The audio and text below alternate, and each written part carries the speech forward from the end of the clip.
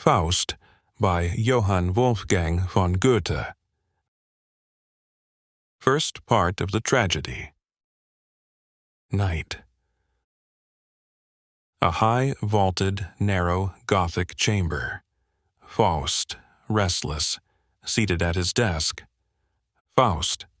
I have, alas, philosophy, medicine, jurisprudence too, and to my cost theology with ardent labor studied through. And here I stand with all my lore, poor fool, no wiser than before.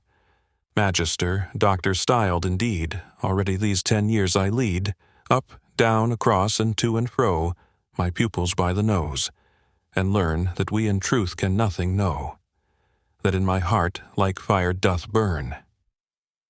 'Tis true, I've more cunning than all your dull tribe, magister and doctor, priest, parson, and scribe. Scruple or doubt comes not to enthrall me, neither can devil nor hell now appall me. Hence also my heart must all pleasure forego. I may not pretend, ought rightly to know, I may not pretend through teaching to find a means to improve or convert mankind. Then I have neither goods nor treasure, no worldly honor, rank, or pleasure. No dog in such fashion would longer live.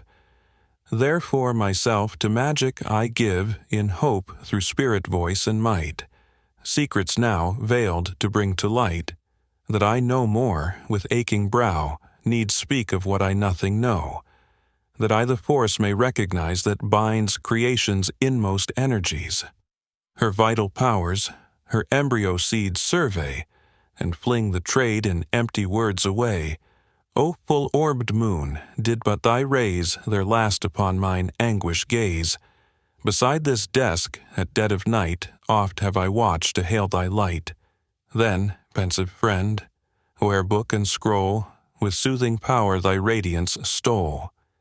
In thy dear light, might I climb freely some mountain height sublime, round mountain caves with spirits ride, in thy mild haze o'er meadows glide, and purged from knowledge fumes renew my spirit, in thy healing dew.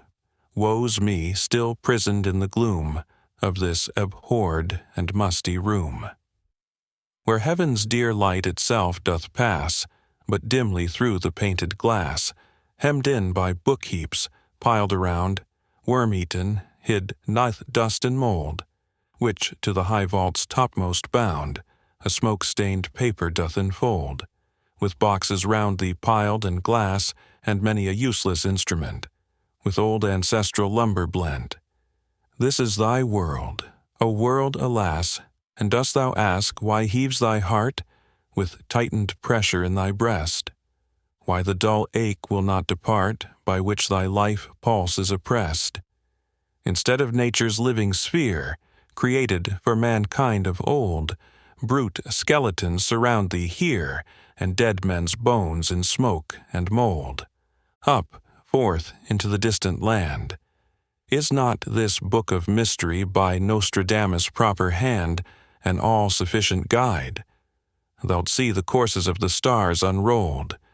When nature doth her thoughts unfold to thee, thy soul shall rise, and seek communion high with her to hold, as spirit doth with spirit speak. Vain, by dull poring, to divine the meaning of each hallowed sign. Spirits, I feel you hovering near. Make answer, if my voice ye hear. He opens the book, and perceives the sign of the macrocosmos. At this spectacle, through every sense, what sudden ecstasy of joy is flowing. I feel new rapture, hallowed and intense, through every nerve and vein with ardor glowing. Was it a God who charactered this scroll, the tumult in my spirit healing, o'er my sad heart with rapture stealing, and by a mystic impulse to my soul, the powers of nature all around revealing? Am I a God? What light intense! In these pure symbols do I see nature exert her vital energy. Now of the wise man's words I learn the sense.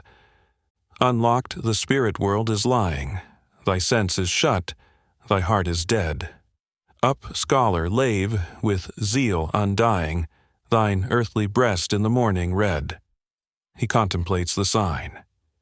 how all things live and work, and ever blending, weave one vast whole from being's ample range. How powers celestial, rising and descending, their golden buckets ceaseless interchange, their flight on rapture-breathing pinions winging, from heaven to earth their genial influence bringing, through the wild sphere their chimes melodious ringing. A wondrous show, but a show alone. Where shall I grasp thee, infinite nature, where? Ye breasts, ye fountains of all life, whereon hang heaven and earth, from which the withered heart for solace yearns, ye still impart your sweet and fostering tides. Where are ye? Where? Ye gush, and must I languish in despair? He turns over the leaves of the book impatiently, and perceives the sign of the earth spirit. How all unlike the influence of this sign! Earth spirit, thou to me art nigher. E'en now my strength is rising higher. E'en now I glow as with new wine. Courage I feel, abroad the world to dare, the woe of earth, the bliss of earth to bear. With storms to wrestle, brave the lightning's glare, and mid the crashing shipwreck not despair. Clouds gather over me, the moon conceals her light, the lamp is quenched, vapors are rising, quivering round my head, flash the red beams.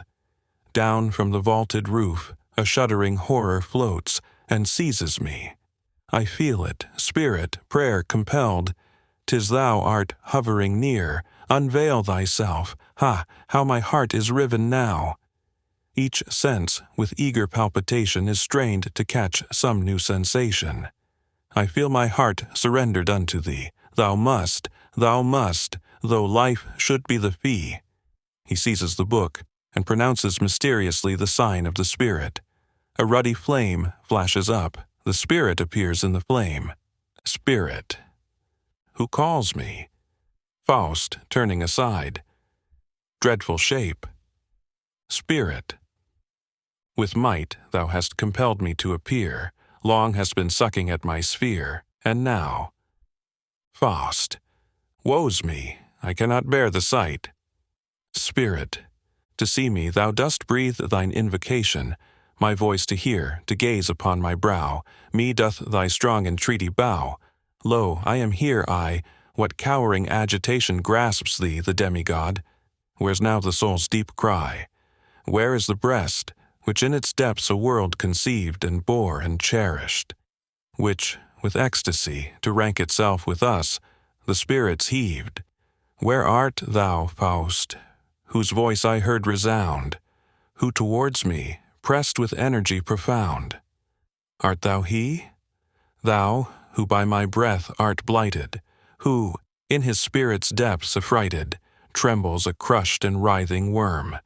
Faust, shall I yield, thing of flame, to thee? Faust, and thine equal, I am he. Spirit. In the currents of life, in action's storm, I float and I wave with billowy motion.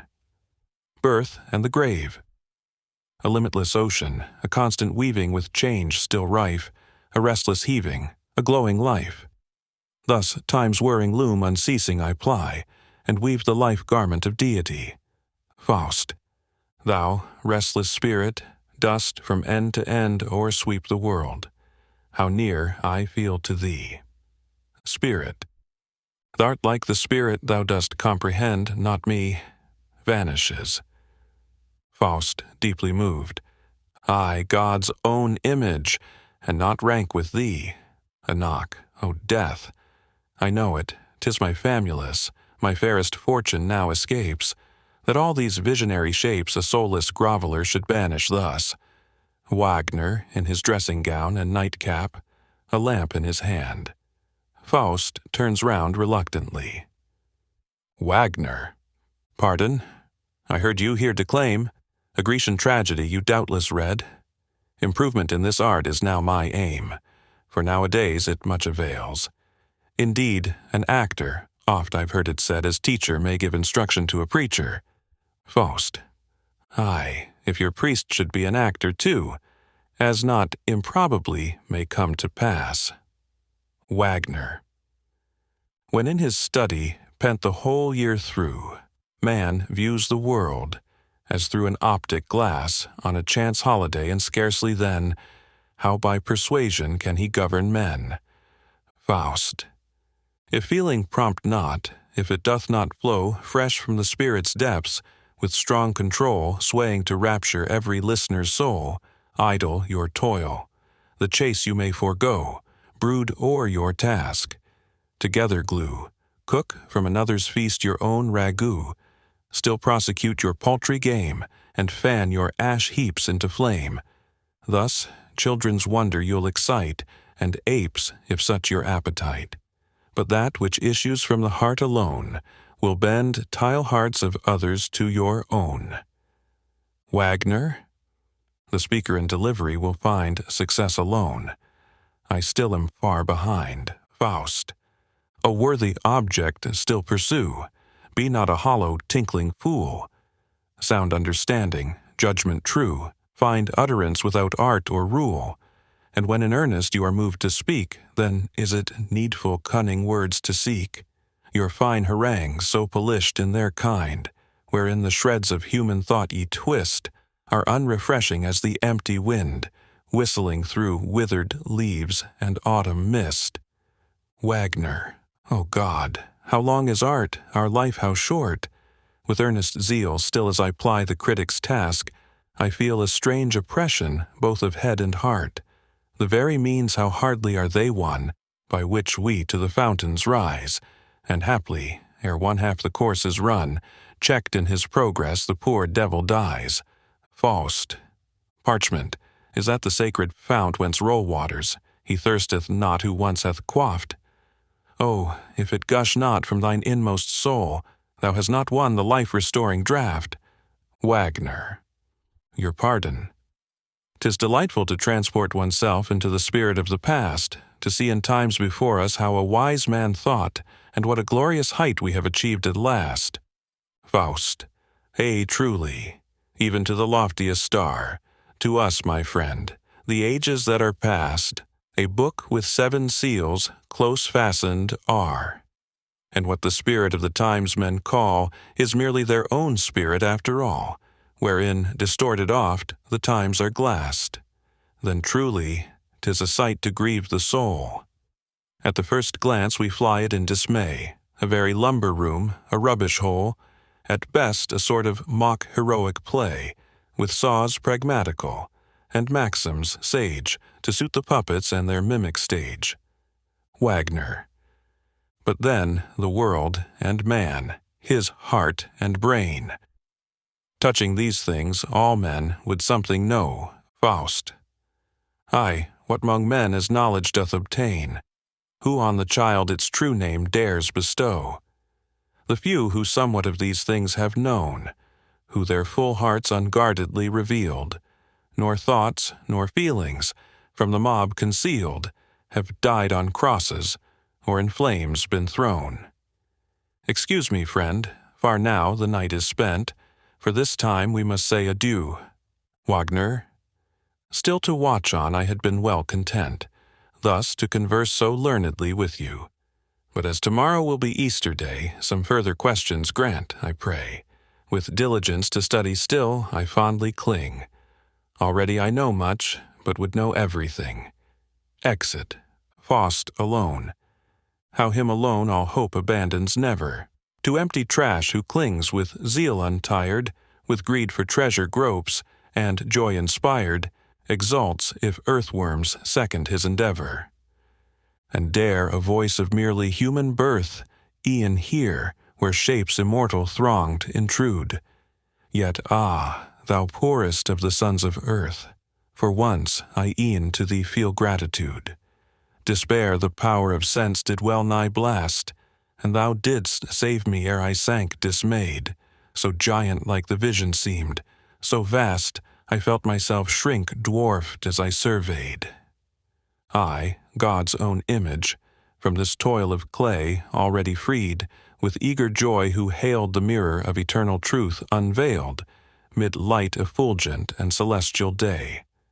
I, more than cherub, whose unfettered soul, with penetrative glance, aspired to flow through nature's veins, and, still creating, know the life of gods, how am I punished now? One thunder word hath hurled me from the goal. Spirit, I dare not lift me to thy sphere. What though my power compelled thee to appear, my art was powerless to detain thee here. In that great moment, rapture fraught, I felt myself so small, so great. Fiercely didst thrust me from the realm of thought back on humanity's uncertain fate. Who'll teach me now?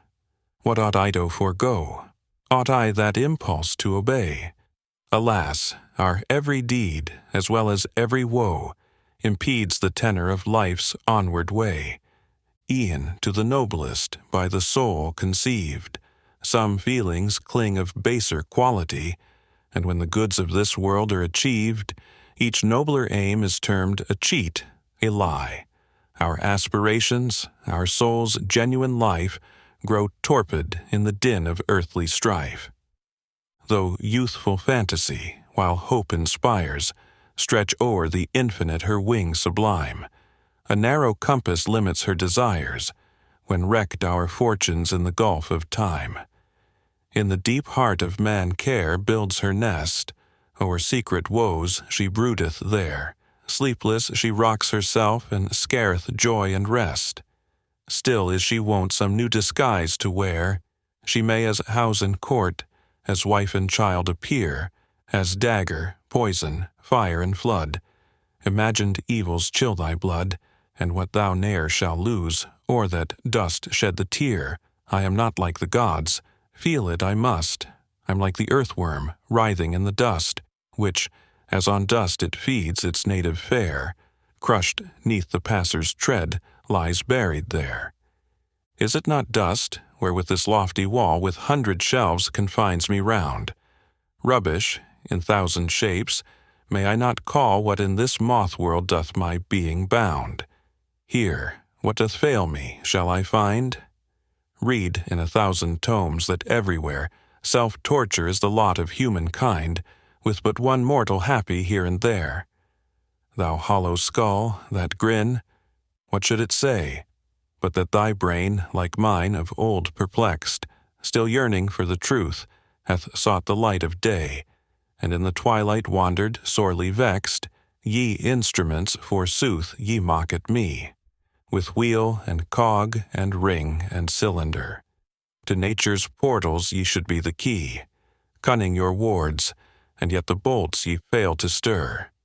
Inscrutable in broadest light, to be unveiled by force she doth refuse. What she reveals not to thy mental sight, thou wilt not wrest me from her with levers and with screws. Old useless furnitures yet stand ye here, because my sire ye served now dead and gone. Old scroll, the smoke of years dost wear, so long as o'er this desk the sorry lamp hath shone. Better my little means hath squandered quite away, than burdened by that little here to sweat and groan. Wouldst thou possess thy heritage essay by use to render it thine own? What we employ not, but impedes our way, that which the hour creates, that can it use alone. But wherefore to yon spot is riveted my gaze? Is yonder flasket there a magnet to my sight? Whence this mild radiance that around me plays, as when, mid-forest gloom, reigneth the moon's soft light? Hail, precious phial! Thee, with reverent awe, down from thine old receptacle I draw. Science in thee I hail, and human art, essence of deadliest powers, refined and sure, of soothing anodyne's abstraction pure. Now in thy master's need thy grace impart. I gaze on thee, my pain is lulled to rest. I grasp thee, calmed the tumult in my breast. The flood tide of my spirit ebbs away. Onward I'm summoned o'er a boundless main. Calm at my feet expands the glassy plain. To shores unknown allures a brighter day. Lo, where a car of fire, on airy pinion, comes floating towards me, I'm prepared to fly by a new track through ether's wide dominion to distant spheres of pure activity. this life intense, this godlike ecstasy, worm that thou art such rapture canst thou earn? Only resolve with courage stern and high, thy visage from the radiant sun to turn. Dare with determined will to burst the portals, past which in terror others fain would steal. Now is the time, through deeds, to show that mortals the calm sublimity of gods can feel, to shudder not at yonder dark abyss, where fantasy creates her own self-torturing brood, right onward to the yawning gulf to press, around whose narrow jaws rolleth hell's fiery flood, with glad resolve to take the fatal leap, though danger threaten thee to sink in endless sleep. Pure crystal goblet, forth I draw thee now, from out thine antiquated case, where thou forgotten hast reposed for many a year. Oft at my father's revels thou didst shine, to glad the earnest guests was thine, as each to other passed the generous cheer. The gorgeous braiding of figures quaintly wrought, which he who quaffed must first in rhyme expound, then drain the goblet at one draught profound, hath nights of boyhood to fond memory brought. I to my neighbor shall not reach thee now, nor on thy rich device shall I my cunning show. Here is a juice, makes drunk without delay, its dark brown flood thy crystal round doth fill. Let this last draught, the product of my skill, my own free choice, be quaffed with resolute will, a solemn festive greeting to the coming day. He places the goblet to his mouth. Two ringing of bells and choral voices, chorus of angels. Christ is arisen. Mortal, all hail to thee, thou whom mortality, earth's sad reality, held as in prison. Faust. What hum melodious, what clear silvery chime, thus draws the goblet from my lips away? Ye deep-toned bells, do ye with voice sublime announce the solemn dawn of Easter Day? Sweet choir, are ye the hymn of comfort singing, which once around the darkness of the grave, from seraph voices, in glad triumph ringing, of a new covenant assurance gave? Chorus of women. We, his true-hearted, with spices and myrrh, embalmed the departed, and swathed him with care. Here we conveyed him, our master so dear. Alas, where we laid him, the Christ is not here. Chorus of angels. Christ is arisen.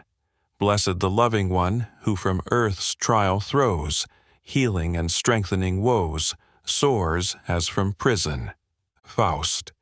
Wherefore, ye tones celestial, sweet and strong, come ye a dweller in the dust to seek. Ring out your chimes, believing crowds among. The message well I hear, my faith alone is weak. From faith her darling, miracle, hath sprung. Aloft to yonder spheres I dare not soar, whence sound the tidings of great joy. And yet, with this sweet strain familiar when a boy, back it recalleth me to life once more. Then would celestial love, with holy kiss, come o'er me in the Sabbath's stilly hour, while, fraught with solemn meaning and mysterious, chimmed the deep-sounding bell, and prayer was bliss. A yearning impulse, undefined yet dear, drove me to wander on through wood and field. With heaving breast and many a burning tear, I felt with holy joy a world revealed. Gay sports and festive hours proclaimed with joyous pealing this Easter hymn in days of old, and fond remembrance now doth me with childlike feeling back from the last the solemn step withhold. O still sound on, thou sweet celestial strain, the tear-drop flows, earth, I am thine again. Chorus of disciples. He whom we mourned as dead, living and glorious, from the dark grave bath fled, or death victorious. Almost creative bliss waits on his growing powers. Ah, him on earth we miss. Sorrow and grief are ours. Yearning he left his own, mid sore annoy. Ah, we must needs bemoan. Master, thy joy, chorus of angels, Christ is arisen, redeemed from decay. The bonds which imprison your souls rend away, praising the Lord with zeal, by deeds that love reveal, like brethren true and leal, sharing the daily meal. To all that sorrow, feel whispering of heaven's wheel. Still is the Master near, still is he here, before the gate. Promenaders of all sorts pass out. Artisans, why choose ye that direction, pray? Others, to the hunting lodge we're on our way. The first, we towards the mill are strolling on. A mechanic, a walk to Wasserhof were best.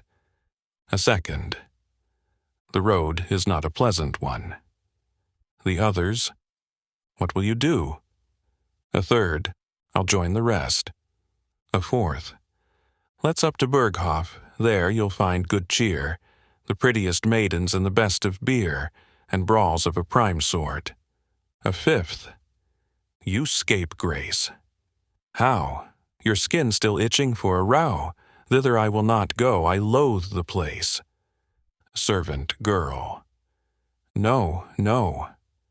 I to the town my steps retrace. Another, near yonder poplars he is sure to be. The first. And if he is, what matters it to me? With you he'll walk, he'll dance with none but you, and with your pleasures what have I to do? The second. Today he will not be alone, he said. His friend would be with him, the curly-head. Student. Why, how those buxom girls step on! Come, brother, we will follow them anon. Strong beer, a damsel smartly dressed, stinging tobacco, these I love the best. Burgher's daughter, look at those handsome fellows there. 'Tis really shameful, I declare, the very best society they shun, after those servant girls forsooth to run. Second, student to the first. Not quite so fast, for in our rear 2 girls well dressed are drawing near. Not far from us the one doth dwell, and sooth to say, do you like her well? They walk demurely, yet you'll see that they will let us join them presently. The first. Not I. Restraints of all kinds I detest. Quick, let us catch the wild game ere it flies. The hand on Saturday the mop that plies will on the Sunday fondle you the best. Burgher. No, this new burgomaster, I like him not, God knows. Now he's in office, daily more arrogant he grows. And for the town, what doth he do for it?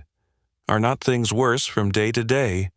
To more restraints we must submit, and taxes more than ever pay. Beggar sings. Kind gentlemen and ladies fair, so rosy-cheeked and trimly dressed, be pleased to listen to my prayer, relieve and pity the distressed. Let me not vainly sing my lay, his heart's most glad whose hand is free. Now, when all men keep holiday, should be a harvest day to me. Another burgher. On holidays and Sundays, not know I more inviting than chatting about war and war's alarms. When folk in Turkey, up in arms far off, are 'gainst each other fighting. We at the window stand, our glasses drain, and watch adown the stream the painted vessels gliding. Then joyful we at eve come home again, and peaceful times we bless, peace long abiding. Third burgher. Aye, neighbor, so let matters stand for me. There they may scatter one another's brains, and wild confusion round them see, so here at home, in quiet all remains. Old woman to the burgher's daughters. Heyday, how smart, the fresh young blood! Who would not fall in love with you, not quite so proud? 'Tis well and good, and what you wish that I could help you to. Burgher's daughter. Come, Agatha, I care not to be seen walking in public with these witches. True, my future lover, last St. Andrew's E'en, in flesh and blood she brought before my view. Another. And mine she showed me also in the glass, a soldier's figure with companions bold. I look around, I seek him as I pass. In vain his form I nowhere can behold. Soldiers, fortress with turrets and walls high in air, damsel disdainful, haughty and fair, these be my prey. Bold is the venture, costly the pay. Hark, how the trumpet thither doth call us, where either pleasure or death may befall us. Hail to the tumult! Life's in the field. Damsel and fortress, to us must yield. Bold is the venture, costly the pay. Gaily the soldier marches away. Faust and Wagner. Faust. Loosed from their fetters are streams and rills, through the gracious springtide's all-quickening glow.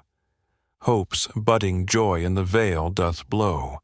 Old winter back to the savage hills withdraweth his force, decrepit now. Thence only impotent icy grains scatters he as he wings his flight, striping with sleet the verdant plains. But the sun endureth no trace of white. Everywhere growth and movement are rife, all things investing with hues of life. Though flowers are lacking, varied of dye, their colors the motley throng supply. Turn thee around, and from this height, back to the town direct thy sight. Forth from the hollow gloomy gate, stream forth the masses, in bright array. Gladly seek they the sun today, the Lord's resurrection they celebrate. For they themselves have risen, with joy, from tenement sordid, from cheerless room, from bonds of toil, from care and annoy, from gable and roof's o'erhanging gloom, from crowded alley and narrow street, and from the church's awe-breathing night, all now have come forth into the light. Look, only look, on nimble feet, through garden and field how spread the throng, how o'er the river's ample sheet many a gay wherry glides along, and see, deep sinking in the tide, pushes the last boat now away. E'en from yon far hill's path-worn side flash the bright hues of garments gay. Hark, sounds of village mirth arise, this is the people's paradise. Both great and small send up a cheer, here am I, man, I feel it here. Wagner. Sir Doctor, in a walk with you. There's honor and instruction too, yet here alone I care not to resort, because I coarseness hate of every sort. This fiddling, shouting skittling I detest. I hate the tumult of the vulgar throng. They roar as by the evil one possessed, and call it pleasure, call it song. Peasants under the linden tree, dance and song, the shepherd for the dance was dressed, with ribbon, wreath, and colored vest, a gallant show displaying. And round about the linden trees they footed it right merrily, yuche, yuche, yuchesa, hesa, he, so fiddle bow was braying. Our swain amidst the circle pressed, he pushed a maiden trimly dressed, and jogged her with his elbow. The buxom damsel turned her head. Now that's a stupid trick, she said. Yuchi, yuki, yukizia, hisa, he, don't be so rude, good fellow. Swift in the circle they advanced, they danced to right, to left they danced, and all the skirts were swinging, and they grew red, and they grew warm. Panting, they rested arm in arm, yuki, yuki, yukesa, hisa, hey, to hip their elbow bringing. Don't make so free. How many a maid has been betrothed and then betrayed, and has repented after. Yet still he flattered her aside, and from the linden, far and wide, yuchi, yuchi, yukesa, hisa, he, rang fiddle-bow and laughter. Old peasant. Doctor, 'tis really kind of you, to condescend to come this way, a highly learned man like you, to join our mirthful throng today. Our fairest cup I offer you, which we with sparkling drink have crowned, and pledging you I pray aloud, that every drop within its round, while it your present thirst allays, may swell the number of your days. Faust. I take the cup you kindly reach, thanks and prosperity to each. The crowd gather round in a circle. Old peasant. Aye, truly. 'Tis well done that you our festive meeting thus attend. You, who in evil days of yore so often showed yourself our friend. Full many a one stands living here, who from the fever's deadly blast your father rescued, when his skill the fatal sickness stayed at last. A young man then, each house you sought, where reigned the mortal pestilence. Corpse after corpse was carried forth, but still unscathed you issued thence. Sore then your trials, and severe. The helper yonder aids the helper here. All. Heaven bless the trusty friend, and long to help the poor his life prolong. Faust. To him above in homage bend, who prompts the helper, and who help doth send. He proceeds with Wagner. Wagner. What feelings, great man, must thy breast inspire at homage paid thee by this crowd? Thrice blessed, who from the gifts by him possessed such benefit can draw. The sire thee to his boy with reverence shows. They press around, inquire, advance, hushed is the fiddle, checked the dance. Where thou dost pass they stand in rows, and each aloft his bonnet throws, but little fails, and they to thee, as though the host came by, would bend the knee. Faust. A few steps further up to yonder stone. Here rest we from our walk. In times long past, absorbed in thought, here oft I sat alone, and disciplined myself with prayer and fast, then rich in hope, with faith sincere, with sighs and hands in anguish pressed, the end of that sore plague, with many a tear, from heaven's dread Lord I sought to rest. The crowd's applause assumes a scornful tone. Oh, couldst thou in my inner being read how little either sire or son of such renown deserves the meed.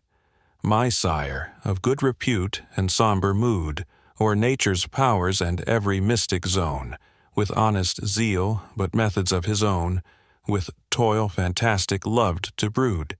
His time in dark alchemic cell, with brother adepts he would spend, and their antagonists compel, through numberless receipts to blend. A ruddy lion there, a suitor bold, in tepid bath was with the lily wed. Thence both, while open flames around them rolled, were tortured to another bridal bed.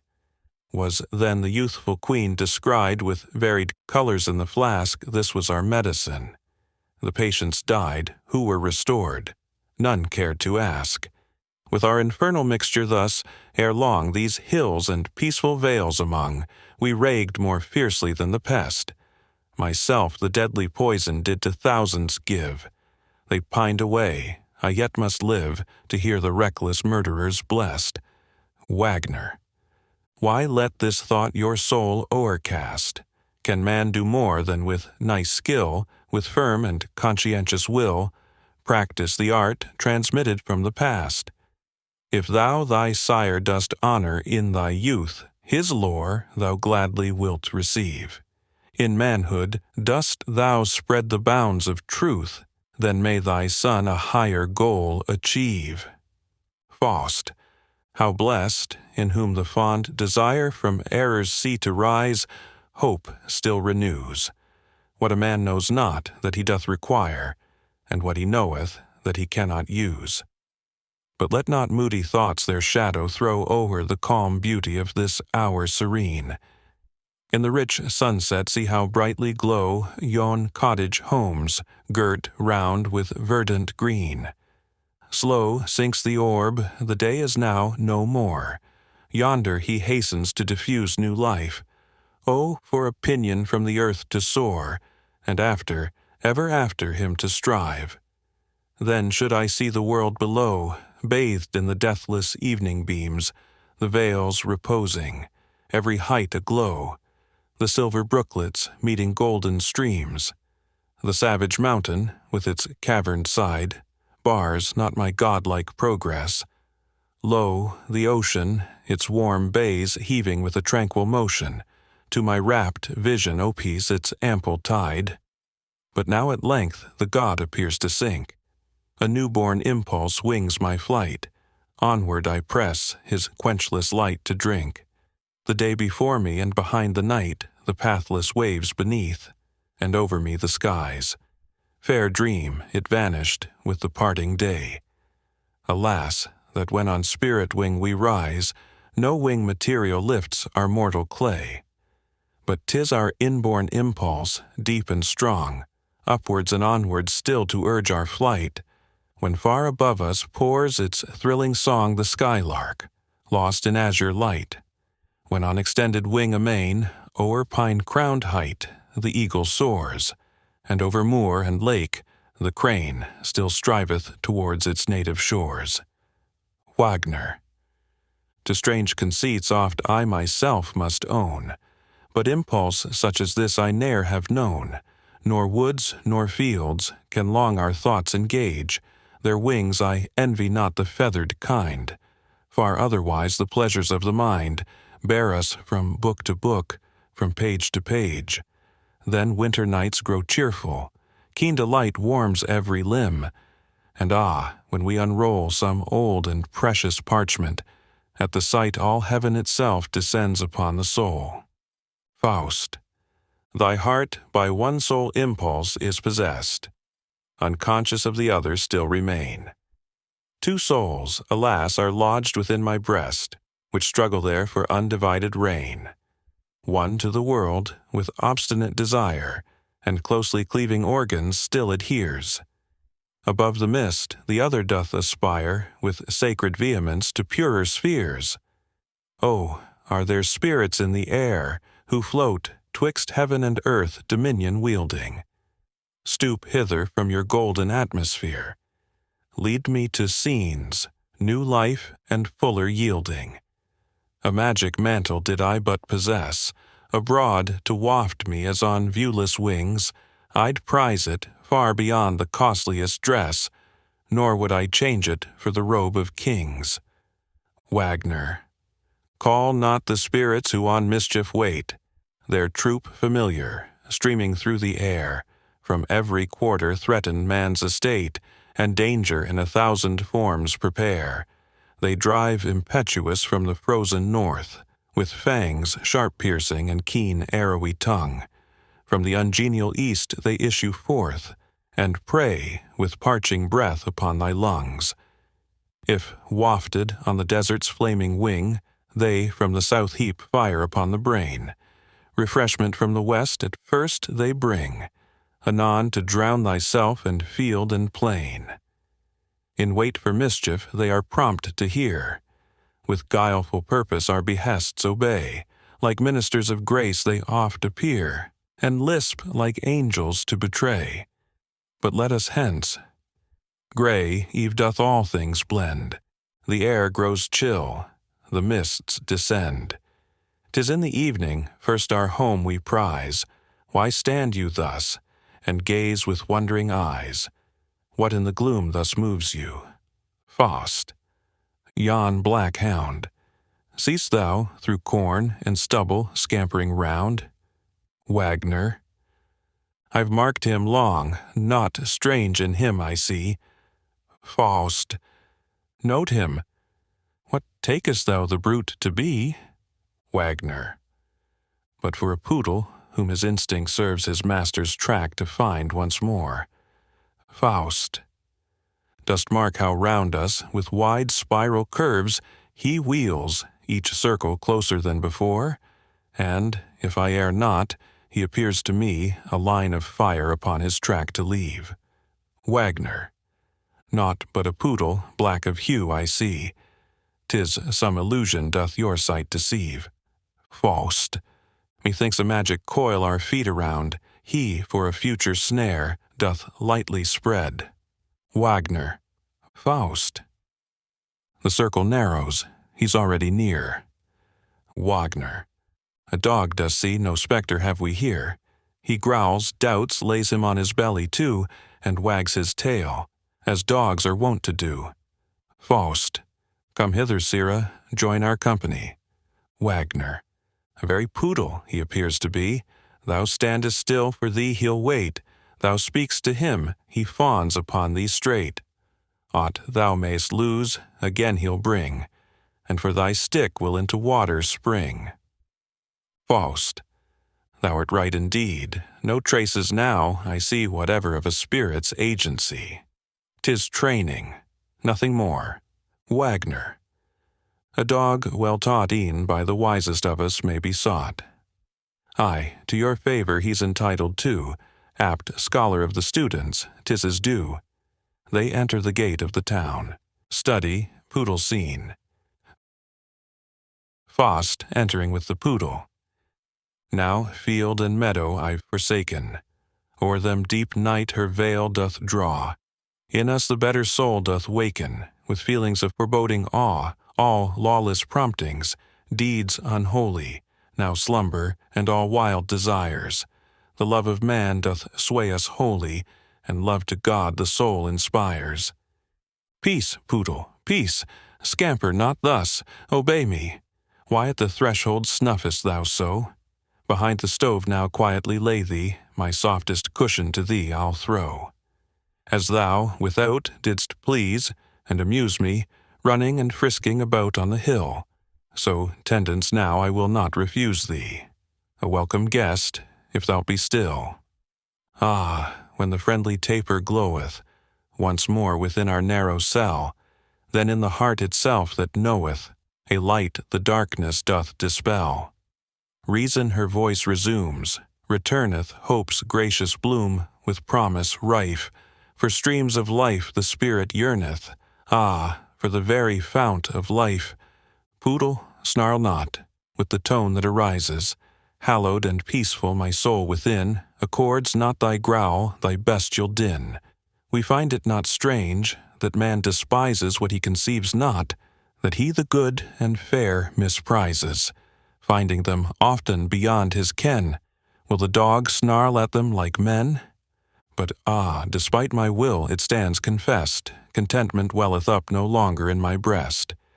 Yet wherefore must the stream, alas, so soon be dry, that we once more athirst should lie? Full oft this sad experience hath been mine, nathless the want admits of compensation. For things above the earth we learn to pine, our spirits yearn for revelation, which nowhere burns with purer beauty blent than here in the New Testament. To ope the ancient text an impulse strong impels me, and its sacred lore, with honest purpose to explore, and render into my loved German tongue. He opens a volume, and applies himself to it. 'Tis writ, in the beginning was the Word. I pause, perplexed. Who now will help afford? I cannot the mere word so highly prize. I must translate it otherwise, if by the Spirit guided as I read. In the beginning was the sense. Take heed, the import of this primal sentence weigh, lest thy too hasty pen be led astray. Is force creative then of sense the dower? In the beginning was the power. Thus should it stand. Yet, while the line I trace, something warns me, once more to efface. The Spirit aids. From anxious scruples freed I write, in the beginning was the deed. Am I with thee my room to share, poodle? Thy barking now forbear, forbear thy howling. Comrade, so noisy, ever growling, I cannot suffer here to dwell. One or the other, mark me well, forthwith must leave the cell.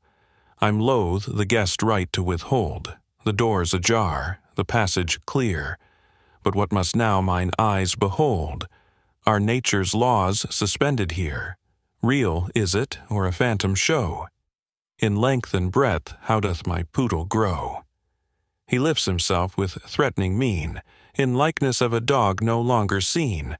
What spectre have I harbored thus, huge as a hippopotamus with fiery eye, terrific tooth? I know thee, sure enough. For such a base, half-hellish brood, the key of Solomon is good. Spirits without captured there within is one. Stay without and follow none. Like a fox in iron snare, hell's old lynx is quaking there. But take heed. Hover round, above, below, to and fro, then from durance is he freed. Can ye aid him, spirits all? Leave him not in mortal thrall. Many a time and oft bath he served us. when at liberty, Faust. The monster to confront at first, the spell of 4 must be rehearsed.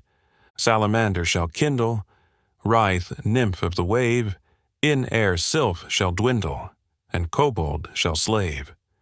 Who doth ignore the primal 4, nor knows aright their use and might, or spirits will he ne'er master be, vanish in the fiery glow, salamander, rushingly together flow.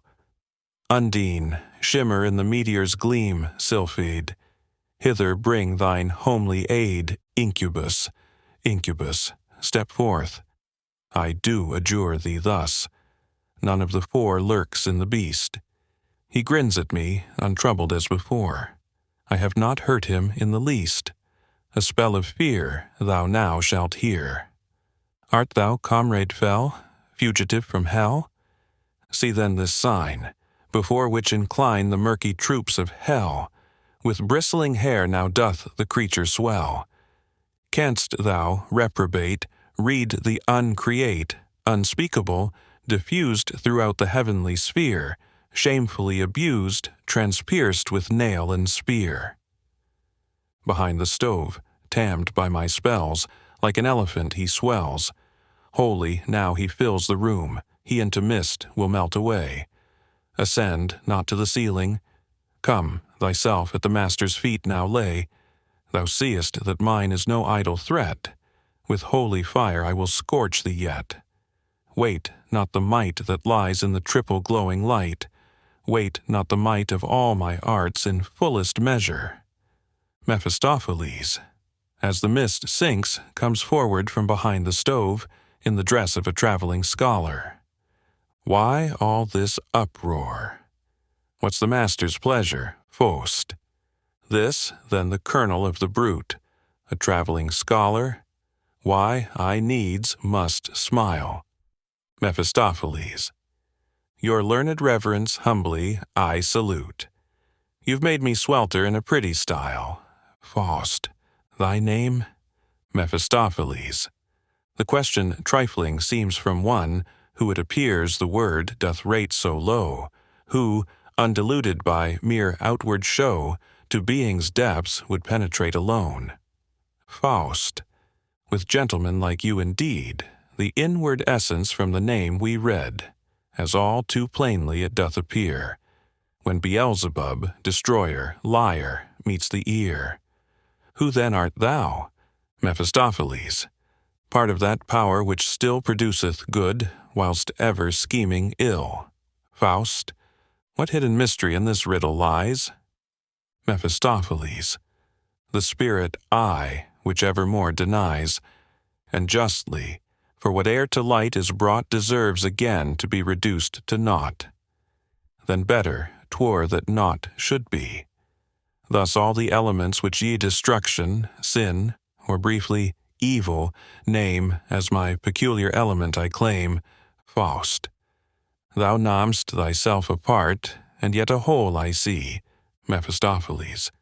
The modest truth I speak to thee, though folly's microcosm man it seems himself to be a perfect whole esteems. Part of the part am I, which at the first was all, a part of darkness which gave birth to light, proud light, who now his mother would enthrall, contesting space and ancient rank with night.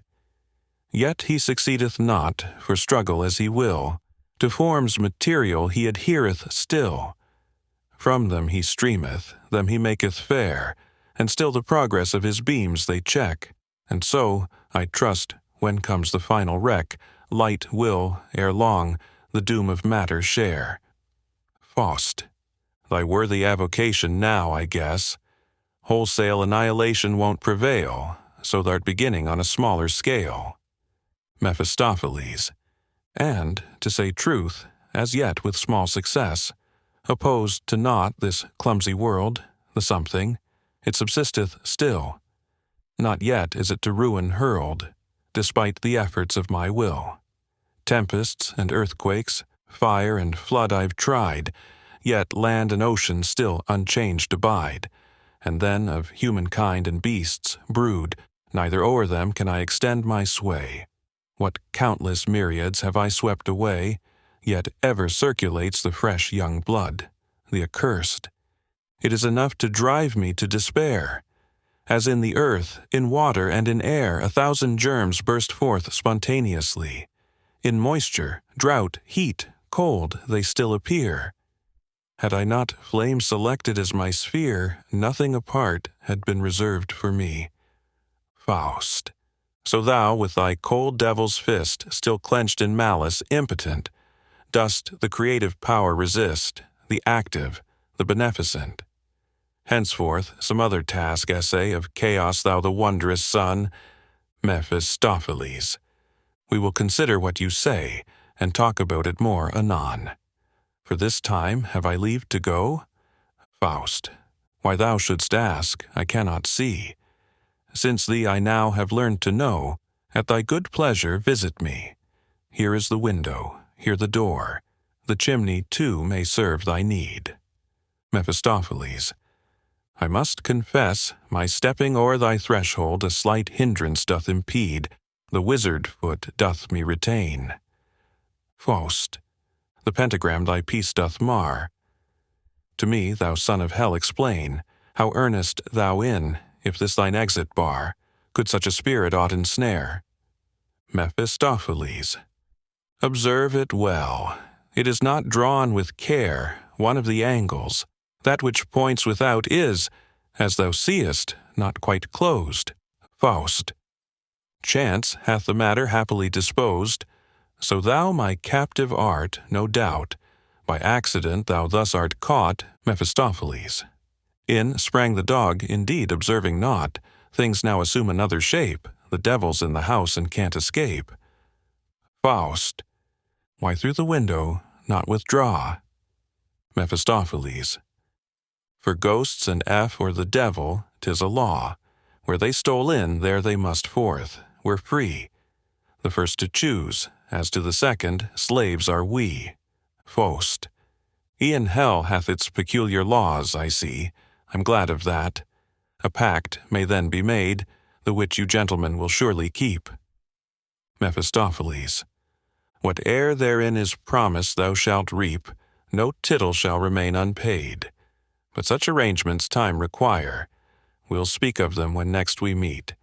Most earnestly I now entreat this once permission to retire. Faust. Another moment. Prithee here remain, me with some happy word to pleasure. Mephistopheles. Now let me go. Ere long I'll come again, then thou mayst question at thy leisure. Faust. 'Twas not toy purpose thee to lime. The snare hast entered of thine own free will. Let him who holds the devil hold him still. So soon he'll catch him not a second time. Mephistopheles. If it so please thee, I'm at thy command. Only on this condition, understand, that worthily thy leisure to beguile, I here may exercise my arts awhile. Faust. Thou'rt free to do so. Gladly I'll attend, but be thine art a pleasant one. Mephistopheles. My friend, this hour enjoyment more intense shall captivate each ravished sense than thou couldst compass in the bound of the whole year's unvarying round. And what the dainty spirits sing, the lovely images they bring, are no fantastic sorcery. Rich odors shall regale your smell, on choicest sweets your palate dwell, your feelings thrill with ecstasy. No preparation do we need, here we together are. Proceed. Spirits. Hence overshadowing gloom, vanish from sight. O'er us thine azure dome, bend beauteous light. Dark clouds that o'er us spread, melt in thin air. Stars your soft radiance shed, tender and fair, girt with celestial might, winging their airy flight. Spirits are thronging, follows their forms of light infinite longing. Flutter their vestures bright o'er field and grove, where in their leafy bower lovers the livelong hour vow deathless love. Soft bloometh bud and bower, bloometh the grove. Grapes from the spreading vine crown the full measure. fountains of foaming wine gush from the pressure. Still, where the currents wind, gems brightly gleam. Leaving the hills behind, on rolls the stream. Now into ample seas spreadeth the flood, laying the sunny leas mantled with wood. Rapture the feathered throng, gaily careering, sip as they float along. Sunward they're steering, on towards the isles of light winging their way, that on the waters bright dancingly play. Hark to the choral strain joyfully ringing, while on the grassy plain dancers are springing. Climbing the steep hill's side, skimming the glassy tide, wander they there. Others on pinions wide wing the blue air, all lifeward tending, upward still wending, towards yonder stars that gleam far, far above. Stars from whose tender beam reigns blissful love. Mephistopheles. Well done, my dainty spirits, now he slumbers. Ye have entranced him fairly with your numbers. This minstrelsy of yours I must repay. Thou art not yet the man to hold the devil fast. With fairest shapes your spells around him cast, and plunge him in a sea of dreams. But that this charm be rent, the threshold past, tooth of rat the way must clear. I need not conjure long, it seems. One rustles hitherward, and soon my voice will hear. The master of the rats and mice, of flies and frogs, of bugs and lice, commands thy presence. Without fear, come forth and gnaw the threshold here, where he with oil has smeared it. Thou comest hopping forth already. Now to work. The point that holds me bound is in the outer angle found. Another bite, so now 'tis done. Now, Faustus, till we meet again, dream on, Faust awaking. Am I once more deluded? Must I deem that thus the throng of spirits disappear? The devil's presence, was it but a dream? Hath but a poodle scapt and left me here. Study, pact. Faust, Mephistopheles. Faust, a knock? Come in. Who now would break my rest? Mephistopheles. 'Tis I, Faust. Come in, Mephistopheles. Thrice be the words expressed. Faust. Then I repeat, come in. Mephistopheles. 'Tis well, I hope that we shall soon agree, for now your fancies to expel. Here, as a youth of high degree, I come in gold-laked scarlet vest, and stiff silk mantle richly dressed, a cock's gay feather for a plume, a long and pointed rapier too, and briefly I would counsel you to don at once the same costume, and, free from trammels, speed away, that what life is you may essay. Faust. In every garb I needs must feel oppressed, my heart to earth's low cares a prey. Too old the trifler's part to play, too young to live by no desire possessed. What can the world to me afford? Renounce, renounce, is still the word. This is the everlasting song in every ear that ceaseless rings, and which, alas, our whole life long, hoarsely each passing moment sings.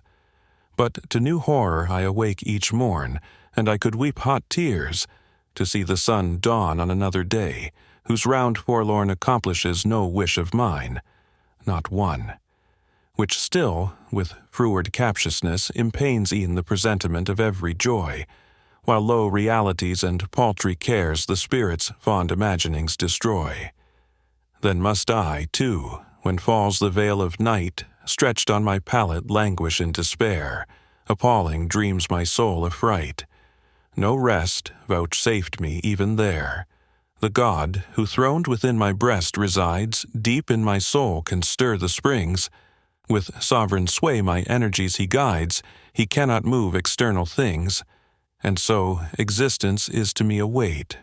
Death fondly I desire, and life I hate. Mephistopheles.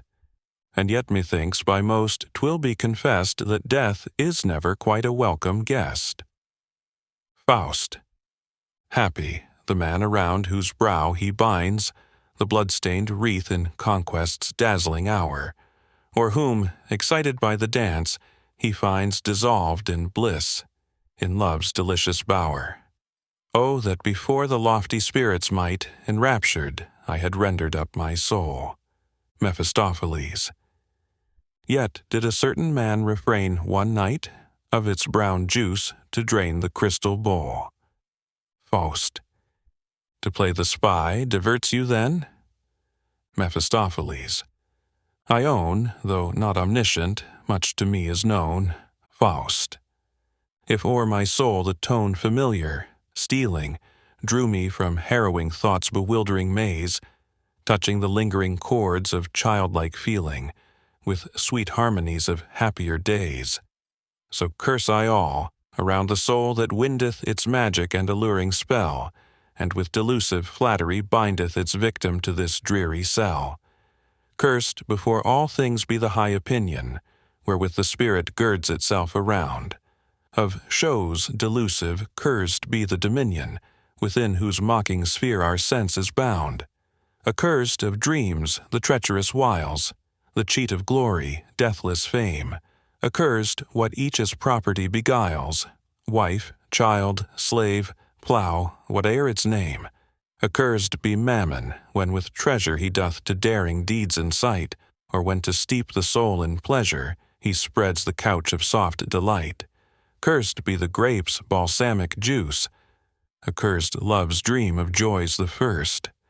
Accursed be hope. Accursed be faith. And more than all, be patience cursed. Chorus op spirits invisible. Woe, woe! Thou hast destroyed the beautiful world with violent blow. 'Tis shivered, 'tis shattered, the fragments abroad by a demigod scattered.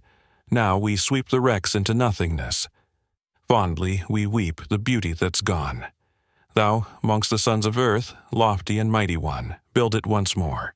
In thine own bosom the lost world restore. Now with unclouded sense enter a new career. Songs shall salute thine ear ne'er heard before. Mephistopheles. My little ones these spirits be, hark with shrewd intelligence, how they recommend to thee action and the joys of sense. In the busy world to dwell, fain they would allure thee hence, for within this lonely cell stagnate sap of life and sense.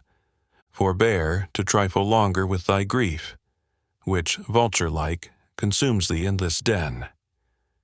The worst society is some relief, making thee feel thyself a man with men. Nathless, it is not meant, I trow, to thrust thee mid the vulgar throng. I to the upper ranks do not belong. Yet if, by me companioned, thou thy steps through life forthwith wilt take, upon the spot myself I'll make thy comrade. Should it suit thy need, I am thy servant, am thy slave indeed. Faust. And how must I thy services repay? Mephistopheles. There to thou lengthened respite haste. Faust. No, no, the devil is an egoist I know, and for heaven's sake, 'tis not his way kindness to anyone to show. Let the condition plainly be expressed. Such a domestic is a dangerous guest. Mephistopheles.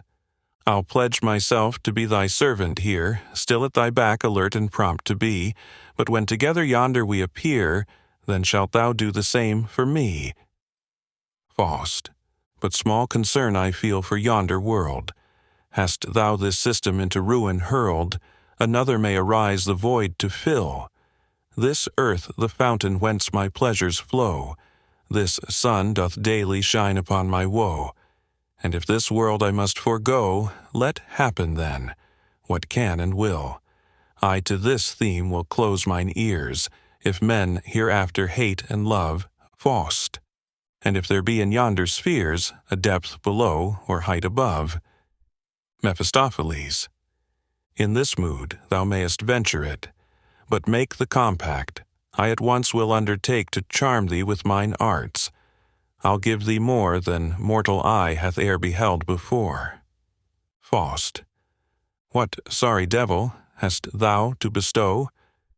Was ever mortal spirit in its high endeavor fathomed by being such as thou? Yet food thou hast which satisfieth never, hast ruddy gold that still doth flow like restless quicksilver away. A game thou hast, at which none win who play. A girl who would, with amorous eyne, e'en from my breast, a neighbour snare, lofty ambition's joy divine, that, meteor-like, dissolves in air. Show me the fruit that, ere 'tis plucked, doth rot, and trees whose verdure daily buds anew. Mephistopheles. Such a commission scares me not. I can provide such treasures, it is true. But, my good friend, a season will come round, when on what's good we may regale in peace. Faust.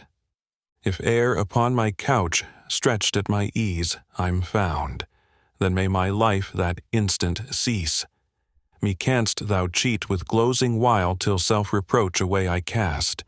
Me with joy's lure canst thou beguile, let that day be for me the last. Be this our wager. Mephistopheles. Settled, Faust, sure and fast. When to the moment I shall say, linger a while, so fair thou art, then mayest thou fetter me straightway, then to the abyss will I depart. Then may the solemn death bell sound, then from thy service thou art free. The index then may cease its round, and time be never more for me. Mephistopheles. I shall remember, pause, ere 'tis too late. Faust. There too a perfect right hast thou. My strength I do not rashly overrate. Slave am I here at any rate. If thine, or whose, it matters not, I trow. Mephistopheles. At thine inaugural feast I will this day attend, my duties to commence. But one thing, accidents may happen, hence a line or two in writing grant, I pray. Faust. A writing, pedant. Dost demand from me? Man and man's plighted word, are these unknown to thee? Is't not enough that by the word I gave, my doom for evermore is cast? Doth not the world in all its currents rave, and must a promise hold me fast? Yet fixed is this delusion in our heart. Who of his own free will therefrom would part? How blessed within whose breast truth reigneth pure! No sacrifice will he repent when made. A formal deed, with seal and signature, a spectre, this from which all shrink afraid. The word its life resigneth in the pen, leather and wax usurp the mastery then. Spirits of evil, what dost thou require? Brass, marble, parchment, paper, dost desire? Shall I with chisel, pen, or graver write? Thy choice is free, to me 'tis all the same. Mephistopheles. Wherefore thy passion so excite, and thus thine eloquence inflame? A scrap is for our compact good. Thou undersignest merely with a drop of blood. Faust. If this will satisfy thy mind, thy whim, I'll gratify. Howsoever absurd. Mephistopheles. Blood is a juice of very special kind. Faust. Be not afraid that I shall break my word. The scope of all my energy is in exact accordance with my vow. Vainly I have aspired too high. I'm on a level but with such as thou. Me the Great Spirit scorned, defied. Nature from me herself doth hide. Rent is the web of thought. My mind doth knowledge loathe of every kind. In depths of sensual pleasure drowned, let us our fiery passions still. Enwrapped in magic's veil profound, let wondrous charms our senses thrill. Plunge we in time's tempestuous flow. Stem we the rolling surge of chance. There may alternate weal and woe, success and failure, as they can, mingle and shift in changeful dance. Excitement is the sphere for man. Mephistopheles. Nor goal nor measure is prescribed to you, if you desire to taste of everything. To snatch at joy while on the wing, may your career amuse and profit too. Only fall to and don't be over coy. Faust. Hearken, the end I aim at is not joy. I crave excitement, agonizing bliss, enamored hatred, quickening vexation. Purged from the love of knowledge, my vocation, the scope of all my powers henceforth be this, to bear my breast to every pang, to know in my heart's core all human weal and woe, to grasp in thought the lofty and the deep, men's various fortunes on my breast to heap, and thus to theirs dilate my individual mind, and share at length with them the shipwreck of mankind. Mephistopheles. Oh, credit me, who still, as ages roll, have chewed this bitter fare from year to year. No mortal, from the cradle to the bier, digests the ancient leaven. No, this whole doth for the deity alone subsist. He in eternal brightness doth exist. Us unto darkness he hath brought. And here, where day and night alternate, is your sphere. Faust. But 'tis my will. Mephistopheles. Well spoken, I admit. But one thing puzzles me, my friend. Time's short, art long. Methinks it were fit that you to friendly counsel should attend. A poet chooses your ally. Let him thought's wide dominion sweep, each good and noble quality upon your honored brow to heap. The lion's magnanimity, the fleetness of the hind, the fiery blood of Italy, the northern's steadfast mind. Let him to you the mystery show, to blend high aims and cunning low, and while youth's passions are aflame, to fall in love by rule and plan. I fain would meet with such a man, would him Sir Microcosmus name. Faust. What then am I, if I aspire in vain the crown of our humanity to gain, towards which my every sense doth strain? Mephistopheles. Thou'rt after all just what thou art. Put on thy head a wig with countless locks, and to a cubit's height upraise thy socks, still thou remainest ever what thou art, Faust. I feel it. I have heaped upon my brain the gathered treasure of man's thought in vain, and when at length from studious toil I rest, no power new-born springs up within my breast.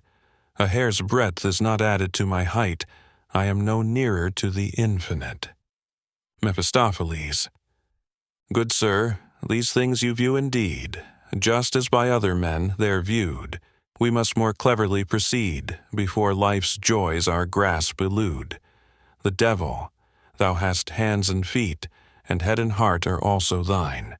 What I enjoy with relish sweet, is it on that account less mine? If for 6 stallions I can pay, do I not own their strength and speed? A proper man I'd dash away, as their 24 legs were mine indeed. Up then, from idle pondering free, and forth into the world with me.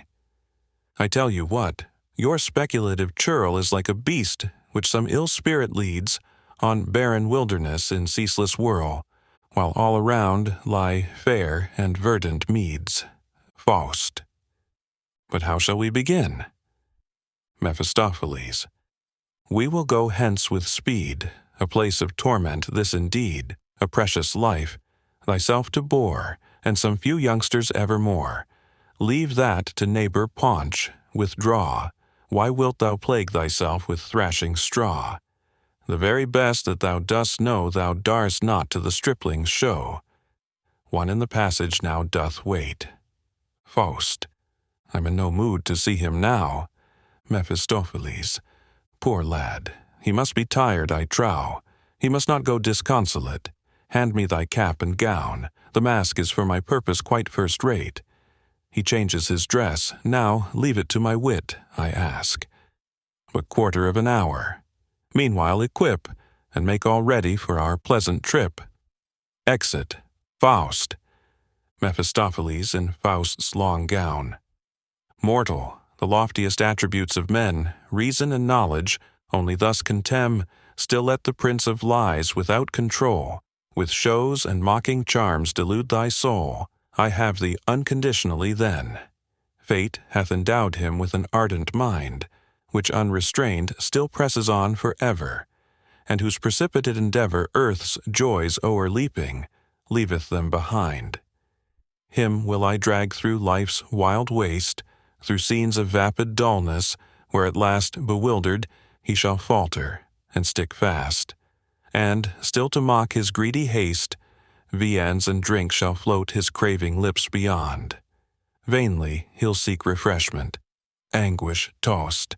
And were he not the devil's by his bond, yet must his soul infallibly be lost. A student enters. Student. But recently I've quitted home. Full of devotion am I come a man to know and hear, whose name with reverence is known to fame. Mephistopheles. Your courtesy much flatters me. A man like other men you see, pray have you yet applied elsewhere? Student. I would entreat your friendly care. I've youthful blood and courage high. Of gold I bring a fair supply. To let me go my mother was not fain, but here I longed true knowledge to attain. Mephistopheles. You've hit upon the very place. Student. And yet my steps I would retrace. These walls, this melancholy room, o'erpower me with a sense of gloom. The space is narrow, nothing green, no friendly tree is to be seen. And in these halls with benches filled, distraught, sight, hearing fail me, and the power of thought. Mephistopheles. It all depends on habit. Thus, at first, the infant takes not kindly to the breast, but before long its eager thirst is fain to slake with hearty zest. Thus, at the breast of wisdom day by day, with keener relish you'll your thirst allay. Student. Upon her neck I fain would hang with joy. To reach it, say, what means must I employ? Mephistopheles. Explain, ere further time we lose, what special faculty you choose. Student. Profoundly learned I would grow. What heaven contains would comprehend. O'er earth's wide realm my gaze extend. Nature and science I desire to know. Mephistopheles. You are upon the proper track, I find. Take heed, let nothing dissipate your mind. Student. My heart and soul are in the chase, though, to be sure, I fain would seize, on pleasant summer holidays, a little liberty and careless ease. Mephistopheles. Use well your time, so rapidly it flies. Method will teach you time to win. Hence, my young friend, I would advise, with college logic to begin. Then will your mind be so well braced, in Spanish boots so tightly laced, that on 'twill circumspectly creep, thought's beaten track securely keep, nor will it, ignis fatuus like, into the path of error strike. Then many a day they'll teach you how the mind's spontaneous acts, till now as eating and as drinking free, require a process. 1, 2, 3. In truth, the subtle web of thought is like the weaver's fabric wrought.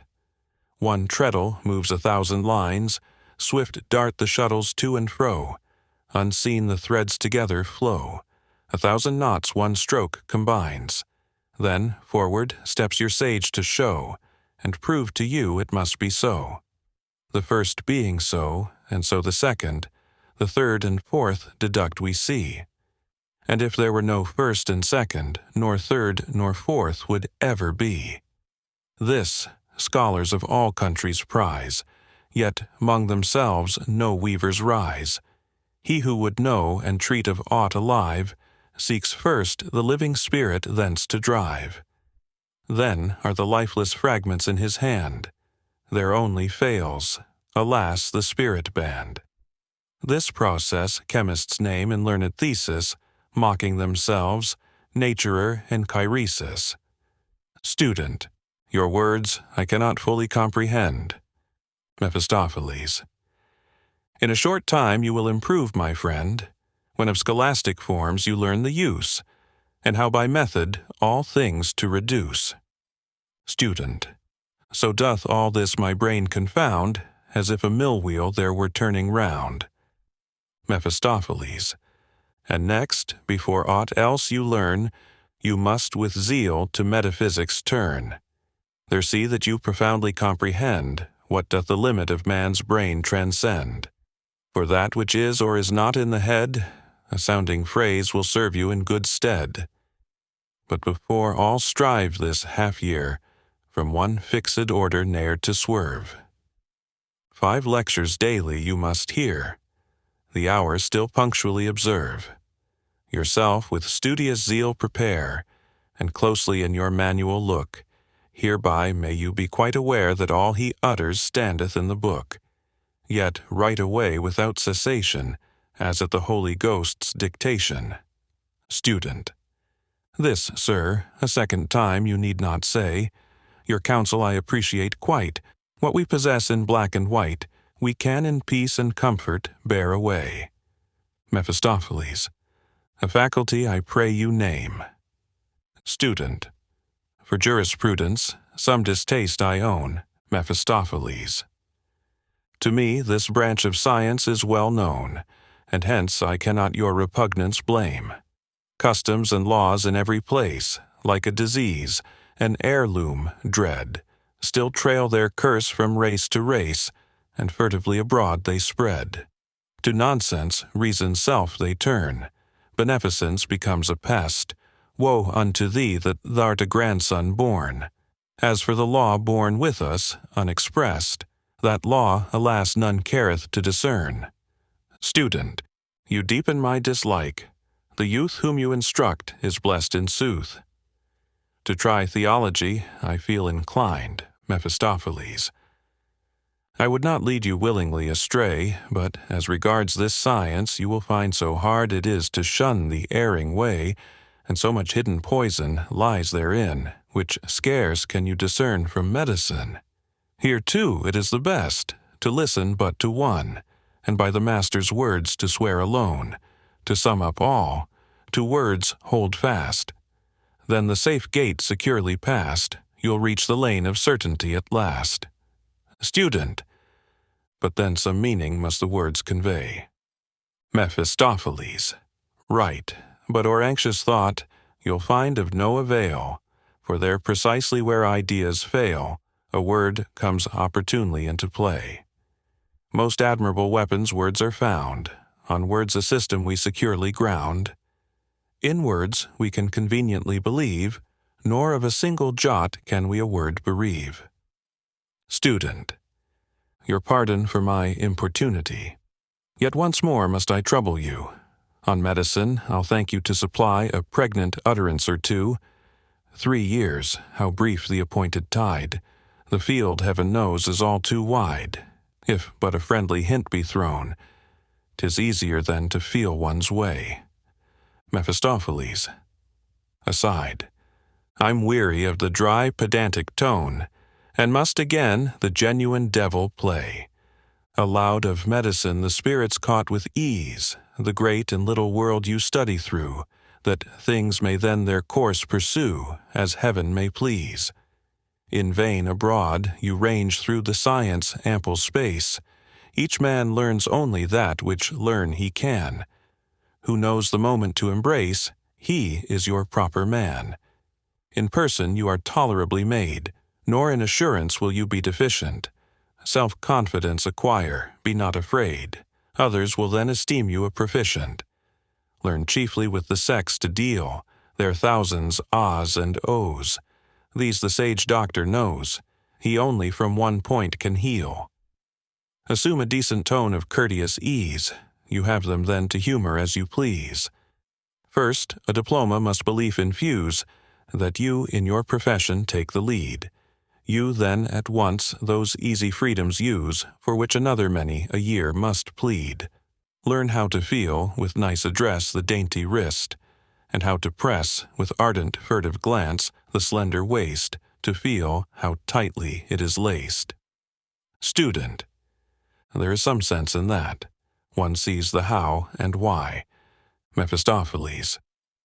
Gray is, young friend, all theory, and green of life the golden tree. Student. I swear it seemeth like a dream to me. May I some future time repeat my visit, to hear on what your wisdom grounds your views? Mephistopheles. Command my humble service when you choose. Student. Ere I retire, one boon I must solicit. Here is my album. Do not, sir, deny this token of your favor. Mephistopheles. Willingly. He writes and returns the book. Student reads. Iritis sicut Deus, scientes bonum et malum. He reverently closes the book and retires. Mephistopheles. Let but this ancient proverb be your rule. My cousin, follow still the wily snake, and with your likeness to the gods, poor fool, ere long be sure your poor sick heart will quake. Faust enters whither away? Mephistopheles. 'Tis thine our course to steer, the little world, and then the great we'll view. With what delight, what profit, too, thou'lt revel through thy gay career. Faust. Despite my length of beard, I need the easy manners that ensure success. Though attempt I fear can ne'er succeed, to mingle in the world I want address. I still have an embarrassed air, and then I feel myself so small with other men. Mephistopheles. Time, my good friend, will all that's needful give. Be only self-possessed, and thou hast learned to live. Faust. But how are we to start, I pray? Steeds, servants, carriage, where are they? Mephistopheles. We've but to spread this mantle wide, 'twill serve whereon through air to ride. No heavy baggage need you take. When we our bold excursion make, a little gas, which I will soon prepare, lifts us from earth. Aloft through air, light laden, we shall swiftly steer. I wish you joy of your new life career. Auerbach's cellar in Leipzig.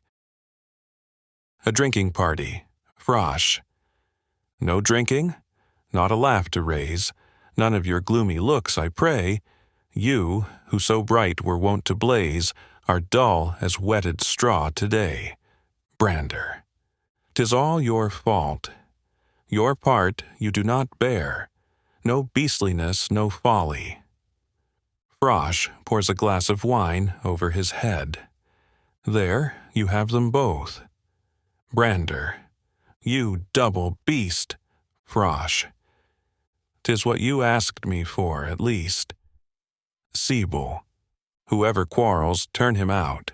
With open throat drink, roar, and shout, Hullo, hullo, ho, Altmayer! Zounds, fellow, cease your deafening cheers. Bring cotton wool.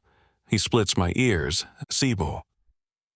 'Tis when the roof rings back the tone, then first the full power of the bass is known. Frosch. Right. Out with him who takes offense. Ah, tara lara day. Altmayer. Ah, tara lara day. Frosch. Our throats are tuned. Come, let's commence. Sings the Holy Roman Empire now. How holds it still together? Brander. An ugly song. A song political. A song offensive. Thank God, every morn to rule the Roman Empire, that you were not born. I bless my stars, at least that mine is not either a Kaiser's or a Chancellor's lot. Yet, 'mong ourselves should one still lord it o'er the rest. That we elect a pope I now suggest. Ye know, what quality ensures a man's success, his rise secures.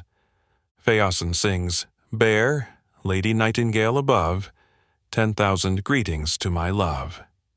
Cecil. No greetings to a sweetheart. No love songs shall there be. Frosch. Love greetings and love kisses. Thou shalt not hinder me, sings undo the bolt. In silly night undo the bolt. The lover wakes. Shut to the bolt. When morning breaks, Sibyl. Aye, sing, sing on, praise her with all thy might. My turn to laugh will come some day.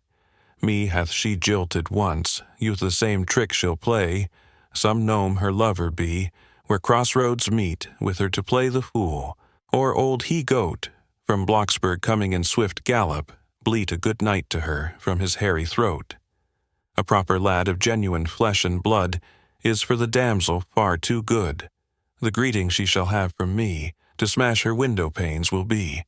Brander, striking on the table. Silence. Attend. To me give ear. Confess, sirs, I know how to live. Some love-sick folk are sitting here. Hence, 'tis but fit, their hearts to cheer, that I a good night's strain to them should give. Hark! Of the newest fashion is my song. Strike boldly in the chorus, clear and strong. He sings, once in a cellar lived a rat, he feasted there on butter, until his paunch became as fat as that of Dr. Luther. The cook laid poison for the guest, then was his heart with pangs oppressed, as if his frame love wasted. Chorus shouting, as if his frame love wasted. Brander. He ran around, he ran abroad, of every puddle drinking. The house with rage he scratched and gnawed, in vain. He fast was sinking. Full many an anguished bound he gave, nothing the hapless brute could save, as if his frame love wasted. Chorus. As if his frame love wasted. Brander. By torture driven, in open day, the kitchen he invaded, convulsed upon the hearth he lay with anguish sorely jaded. The poisoner laughed, "Ha, ha, ha," quoth she, "his life is ebbing fast, I see, as if his frame love wasted." Chorus. As if his frame love wasted. Sibyl. How the dull boors, exulting, shout, poison for the poor rats to strew, a fine exploit it is no doubt. Brander. They, as it seems, stand well with you. Altmayer. Old bald pate, with the paunch profound, the rat's mishap hath tamed his nature, for he his counterpart bath found depicted in the swollen creature. Faust and Mephistopheles. Mephistopheles. I now must introduce to you before aught else this jovial crew, to show how lightly life may glide away. With the folk here each day's a holiday. With little wit and much content, each on his own small round intent, like sportive kitten with its tail. While no sick headache they bewail, and while their host will credit give, joyous and free from care they live. Brander. They're off a journey, that is clear. From their strange manners, they have scarce been here. An hour. Frosch. You're right. Leipzig's the place for me. 'Tis quite a little Paris. People there acquire a certain easy finished air. Sibyl. What take you now these travelers to be? Frosch. Let me alone. O'er a full glass you'll see, as easily I'll worm their secret out, as draw an infant's tooth. I've not a doubt that my two gentlemen are nobly born. They look dissatisfied and full of scorn. Brander. They are but mountebanks, I'll lay a bet. Altmayer. Most like. Frosch. Mark me, I'll screw it from them yet. Mephistopheles to Faust. These fellows would not scent the devil out, e'en though he had them by the very throat. Faust. Sibyl, thanks for your fair salute. Aside, glancing at Mephistopheles. How? Goes the fellow on a halting foot? Mephistopheles. Is it permitted here with you to sit?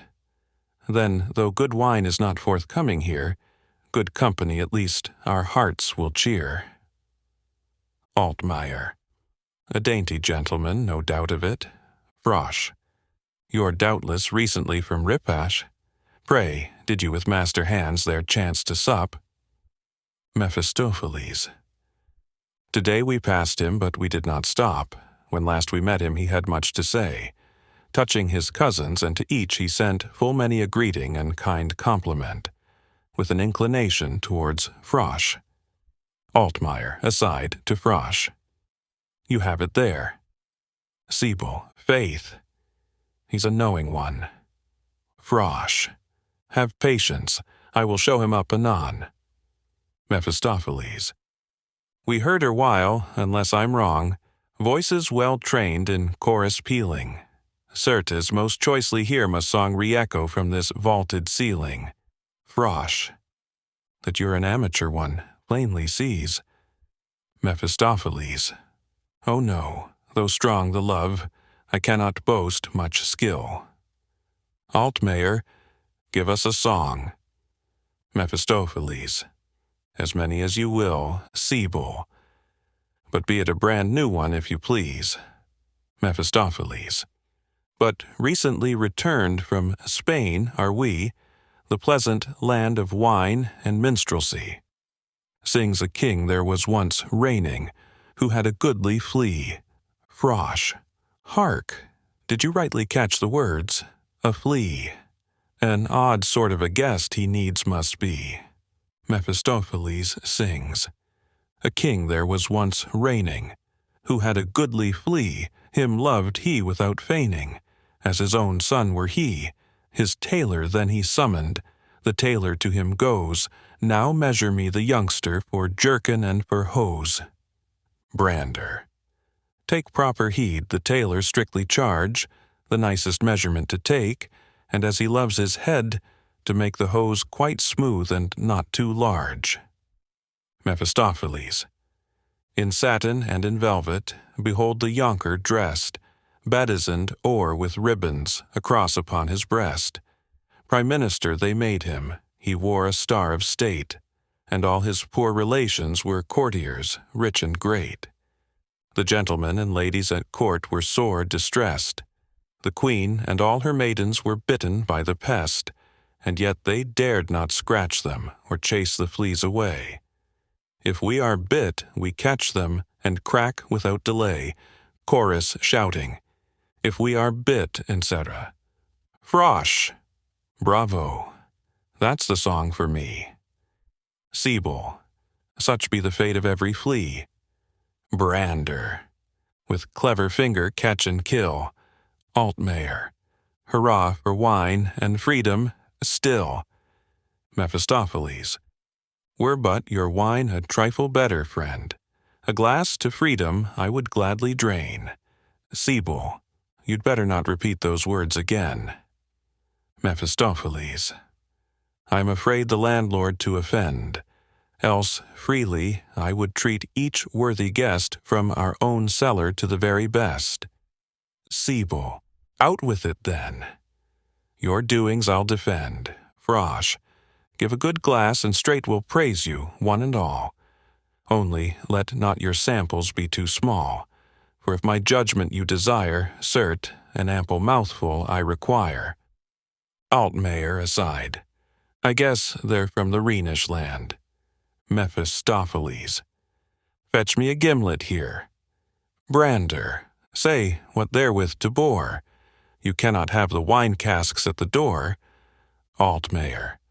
Our landlord's tool basket behind doth yonder stand. Mephistopheles takes the gimlet. To Frosh. Now only say, what liquor will you take? Frosh. How mean you that? Have you of every sort? Mephistopheles. Each may his own selection make. Altmayer to Frosh. Ha ha, ha. You lick your lips already at the thought. Frosh. Good, if I have my choice, the Rhenish I propose, for still the fairest gifts the fatherland bestows. Mephistopheles. Boring a hole in the edge of the table opposite to where Frosh is sitting. Give me a little wax and make some stoppers. Quick! Altmayer. Why, this is nothing but a juggler's trick. Mephistopheles to Brander. And you? Brander. Champagne's the wine for me. Right brisk and sparkling let it be. Mephistopheles bores. One of the party has in the meantime prepared the wax stoppers and stopped the holes. Brander. What foreign is one always can't decline. What's good is often scattered far apart.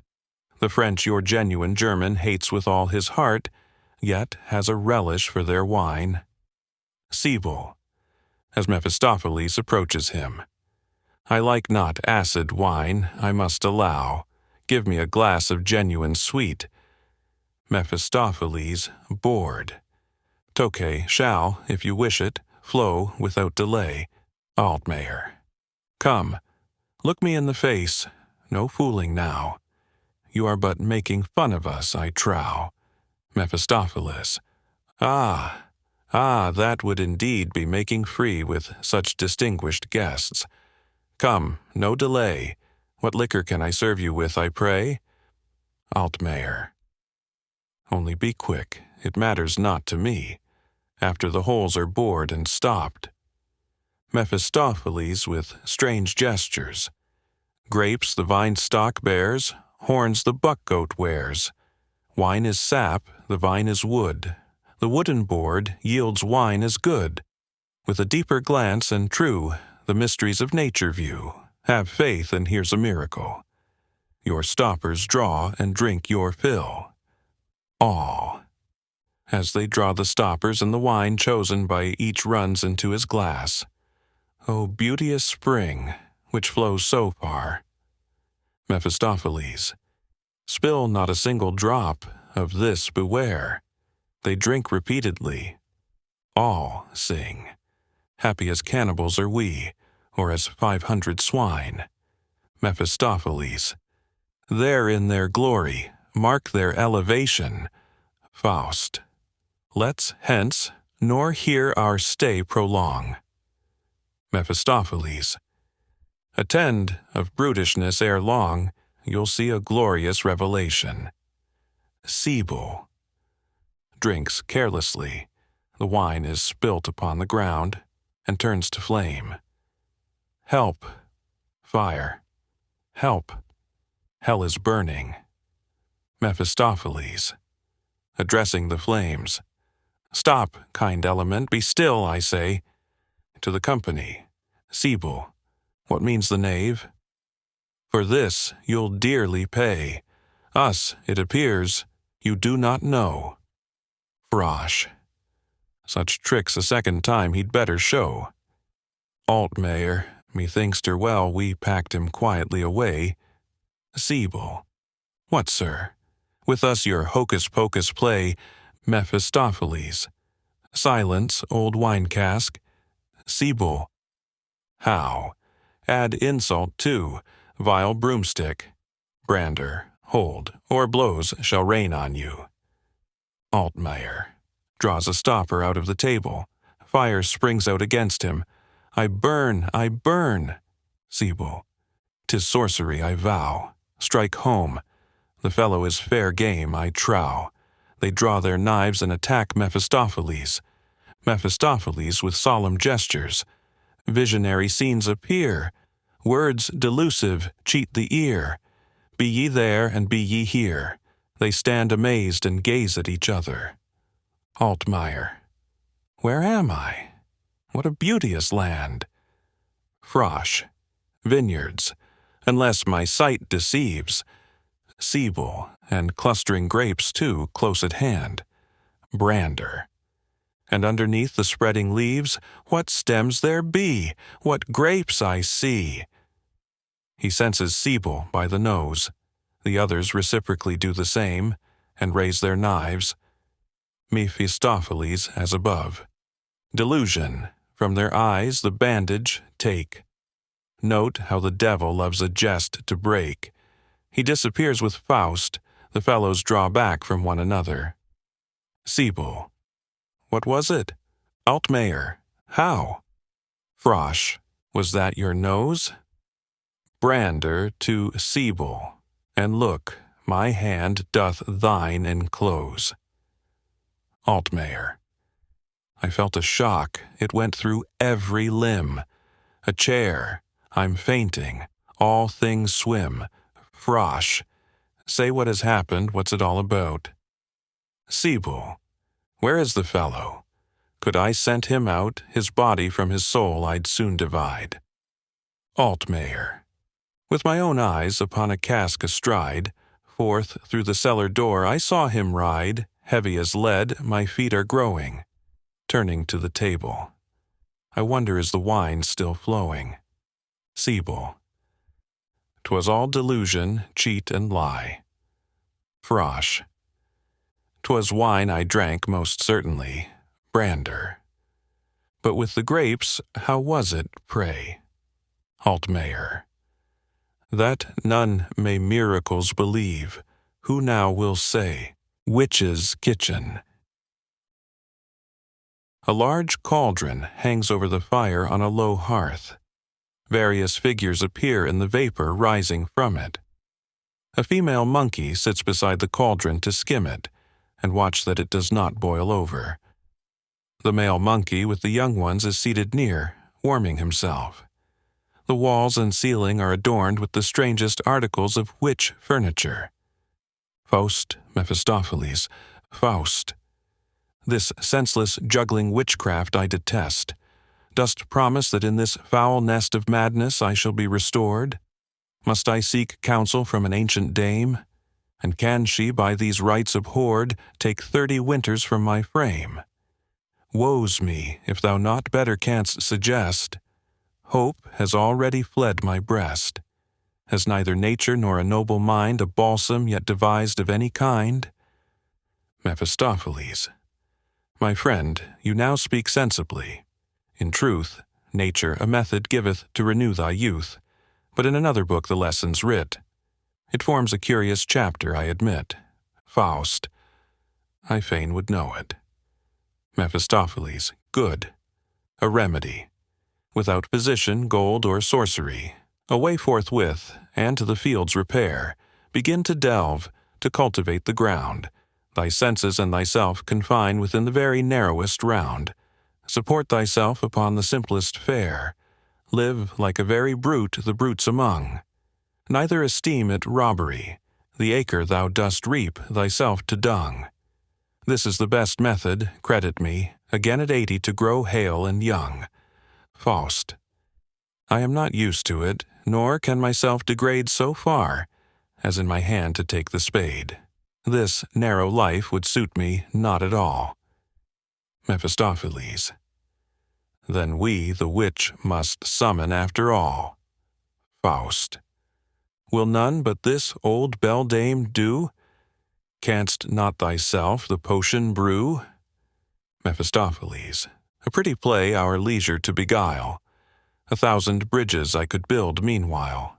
Not science only, and consummate art, patience must also bear her part. A quiet spirit worketh whole years long. Time only makes the subtle ferment strong, and all things that belong thereto are wondrous and exceeding rare. The devil taught her, it is true, but yet the draught the devil can't prepare. Perceiving the beasts, look yonder, what a dainty pair. Here is the maid, the knave is there. To the beasts, it seems your dame is not at home? The monkeys. Gone to carouse, out of the house, through the chimney and away. Mephistopheles. How long is it her wont to roam? The monkeys. While we can warm our paws, she'll stay. Mephistopheles to Faust. What think you of the charming creature? Faust. I loathe alike their form and features. Mephistopheles. Nay, such discourse, be it confessed, is just the thing that pleases me the best. To the monkeys. Tell me, ye whelps, accursed crew, what stir ye in the broth about? Monkeys. Coarse beggars' gruel here we stew. Mephistopheles. Of customers you'll have a rout. The he-monkey approaching and fawning on Mephistopheles. Quick, quick, throw the dice, make me rich in a trice, oh give me the prize. Alas, for myself, had I plenty of pelf, I then should be wise. Mephistopheles. How blessed the ape would think himself, if he could only put into the lottery. In the meantime the young monkeys have been playing with a large globe, which they roll forwards. The he-monkey. The world behold, unceasingly rolled, it riseth and falleth ever, it ringeth like glass. How brittle, alas, 'tis hollow, and resteth never.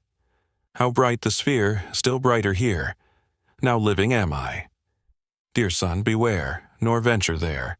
Thou too must die. It is of clay, 'twill crumble away, there fragments lie. Mephistopheles.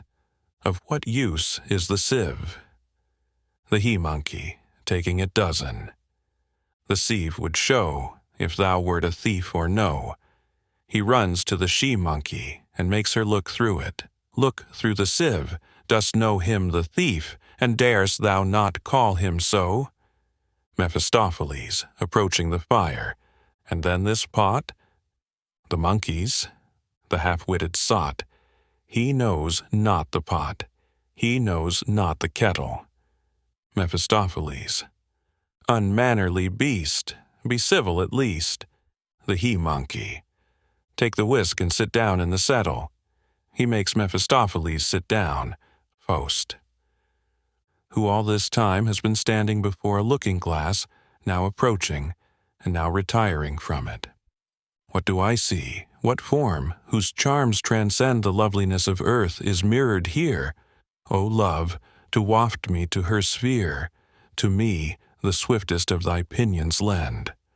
Alas, if I remain not rooted to this place, if to approach more near I'm fondly lured, her image fades, in veiling mist obscured, model of beauty both in form and face.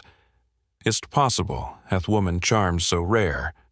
In this recumbent form, supremely fair, the essence must I see of heavenly grace. Can aught so exquisite on earth be found? Mephistopheles. The 6 days' labor of a god, my friend, who doth himself cry bravo at the end, by something clever doubtless should be crowned. For this time gaze your fill, and when you please just such a prize for you I can provide. How blessed is he to whom kind fate decrees to take her to his home, a lovely bride. Faust continues to gaze into the mirror. Mephistopheles, stretching himself on the settle and playing with the whisk, continues to speak. Here sit I, like a king upon his throne. My scepter this, the crown I want alone. The monkeys, who have hitherto been making all sorts of strange gestures, bring Mephistopheles a crown with loud cries. Oh, be so good, with sweat and with blood, the crown to lime. They handle the crown awkwardly and break it in 2 pieces, with which they skip about. 'Twas fate's decree, we speak and see, we hear and rhyme. Faust before the mirror. Woe's me, well nigh distraught I feel. Mephistopheles pointing to the beasts, and even my own head almost begins to reel. The monkeys. If good luck attend, if fitly things blend, our jargon with thought and with reason is fraught. Faust, as above, a flame is kindled in my breast. Let us be gone, nor linger here, Mephistopheles, in the same position. It now at least must be confessed that poets sometimes are sincere. The cauldron begins to boil over. A great flame arises which streams up the chimney. The witch comes down the chimney with horrible cries. The witch, oh, oh, oh, oh, accursed brute, accursed sow. The cauldron does neglect for shame, accursed brute to scorch the dame. Perceiving Faust and Mephistopheles, whom have we here? Who's sneaking here? Whence are ye come? With what desire? The plague of fire your bones consume. She dips the skimming ladle into the cauldron and throws flames at Faust, Mephistopheles, and the monkeys. The monkeys whimper. Mephistopheles, twirling the whisk which he holds in his hand, and striking among the glasses and pots. Dash! Smash! There lies the glass, there lies the slime. 'Tis but a jest, I but keep time, thou hellish pest, to thine own chime. While the witch steps back in rage and astonishment. Dost know me? Skeleton, vile scarecrow thou, thy lord and master dost thou know? What holds me, that I deal not now thee and thine apes a stunning blow? No more respect to my red vest dost pay? Does my cock's feather no allegiance claim? Have I my visage masked today? Must I be forced myself to name? The witch. Master, forgive this rude salute, but I perceive no cloven foot. And your 2 ravens, where are they?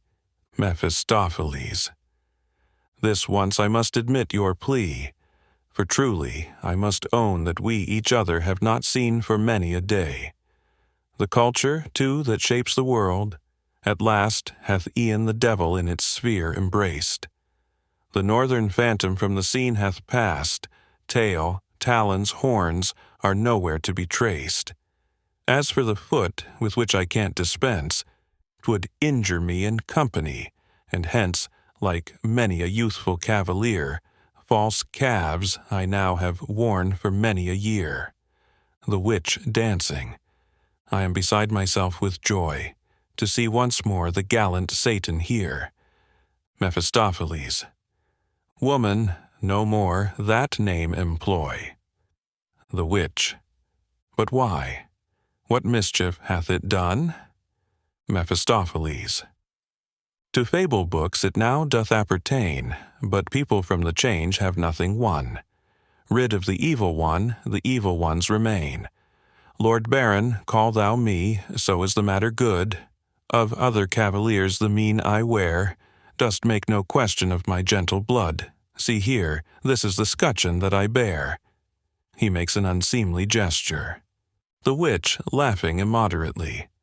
Ha, ha, just like yourself. You are, I ween, the same mad wag that you have ever been. Mephistopheles to Faust. My friend, learn this to understand, I pray. To deal with witches, this is still the way. The witch. Now tell me, gentlemen, what you desire. Mephistopheles. Of your known juice a goblet we require. But for the very oldest, let me ask, double its strength with years doth grow. The witch. Most willingly. And here I have a flask, from which I've sipped myself ere now. What's more, it doth no longer stink. To you a glass I joyfully will give. Aside. If unprepared, however, this man drink, he hath not, as you know, an hour to live. Mephistopheles. He's my good friend, with whom 'twill prosper well. I grudge him not the choicest of thy store. Now draw thy circle, speak thy spell, and straight a bumper for him pour. The witch, with extraordinary gestures, describes a circle, and places strange things within it. The glasses, meanwhile, begin to ring, the cauldron to sound, and to make music. Lastly, she brings a great book, places the monkeys in the circle to serve her as a desk, and to hold the torches. She beckons Faust to approach. Faust to Mephistopheles. Tell me, to what doth all this tend? Where will these frantic gestures end? This loathsome cheat, this senseless stuff I've known and hated long enough. Mephistopheles. Mere mummery, a laugh to raise. Pray don't be so fastidious. She. But as a leech her hocus-pocus plays, that well with you her potion may agree. He compels Faust to enter the circle. The witch, with great emphasis, begins to declaim the book. This must thou ken, of 1 make 10, pass 2, and then make square the 3, so rich thou'lt be. Drop out the 4, from 5 and 6, thus says the witch, make 7 and 8, so all is straight, and 9 is 1, and 10 is none. This is the witch's 1 time 1. Faust. The hag doth as in fever rave. Mephistopheles. To these will follow many a stave. I know it well, so rings the book throughout. Much time I've lost in puzzling o'er its pages, for downright paradox, no doubt. A mystery remains alike to fools and sages. Ancient the art and modern too, my friend. 'Tis still the fashion as it used to be, error instead of truth, abroad to send by means of 3 and 1, and 1 and 3. 'Tis ever taught and babbled in the schools. Who'd take the trouble to dispute with fools? When words men hear, in sooth, they usually believe, that there must needs therein be something to conceive. The witch continues, the lofty power of wisdom's dower from all the world concealed. Who thinketh not, to him I wot, unsought it is revealed. Faust. What nonsense doth the hag propound? My brain it doth well nigh confound. 100,000 fools or more, methinks I hear in chorus roar. Mephistopheles. Incomparable Sybil's cease, I pray. Hand us thy liquor without more delay, and to the very brim the goblet crown. My friend he is, and need not be afraid.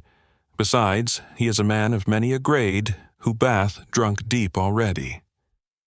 The witch, with many ceremonies, pours the liquor into a cup.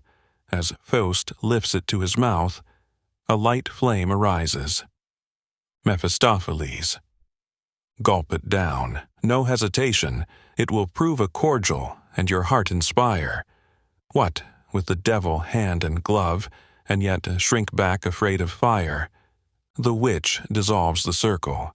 Faust steps out. Mephistopheles. Now, forth at once. Thou darst not rest. Witch. And much, sir, may the liquor profit you. Mephistopheles to the witch. And if to pleasure thee I aught can do, pray, on Walpurgis, mention thy request. Witch. Here is a song, sung o'er. Sometimes you'll see that 'twill a singular effect produce. Mephistopheles to Faust. Come, quick, and let thyself be led by me.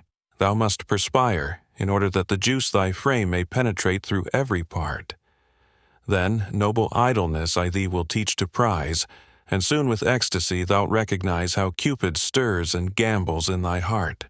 Faust. Let me but gaze one moment in the glass. Too lovely was that female form. Mephistopheles. Nay, nay. A model which all women shall surpass. In flesh and blood ere long thou shalt survey. As works the draught, thou presently shalt greet a Helen in each woman thou dost meet. A street. Faust Margaret passing by. Faust. Fair lady, may I thus make free to offer you my arm and company? Margaret. I am no lady, am not fair, can without escort home repair. She disengages herself and exit. Faust. By heaven, this girl is fair indeed. No form like hers can I recall. Virtue she hath and modest heed, is piquant too and sharp withal. Her cheeks soft light, her rosy lips, no length of time will e'er eclipse. Her downward glance in passing by, deep in my heart is stamped for aye. How curt and sharp her answer too, to ecstasy the feeling grew. Mephistopheles enters. Faust, this girl must win for me. Dost hear? Mephistopheles. Which? Faust. She who but now passed. Mephistopheles. She from confession coineth here, from every sin absolved and free. I crept near the confessor's chair. All innocence her virgin soul, for next to nothing went she there, o'er such as she I've no control. Faust. She's past 14. Mephistopheles. You really talk like any gay Lothario, who every floweret from its stalk would pluck, and deems nor grace nor truth secure against his arts forsooth. This ne'er the less won't always do. Faust. Sir Moralizer, prithee pause, nor plague me with your tiresome laws. To cut the matter short, my friend, she must this very night be mine, and if to help me you decline, midnight shall see our compact end. Mephistopheles. What may occur just bear in mind. A fortnight's space at least I need, a fit occasion but to find. Faust. With but 7 hours I could succeed, nor should I want the devil's wile, so young a creature to beguile. Mephistopheles. Like any Frenchman now you speak, but do not fret, I pray. Why seek to hurry to enjoyment straight? The pleasure is not half so great, as when at first around above, with all the fooleries of love, the puppet you can knead and mold, as an Italian story oft is told. Faust. No such incentives do I need. Mephistopheles. But now, without offense or jest, you cannot quickly, I protest, in winning this sweet child succeed.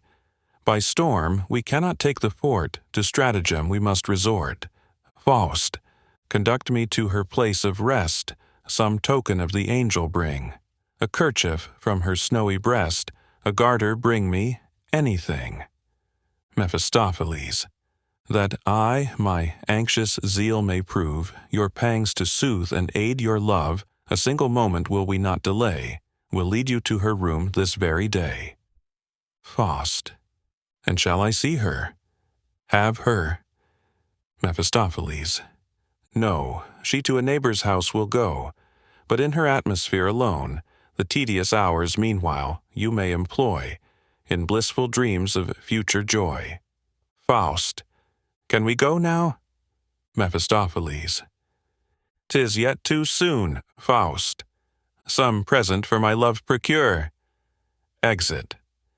Mephistopheles, presents so soon.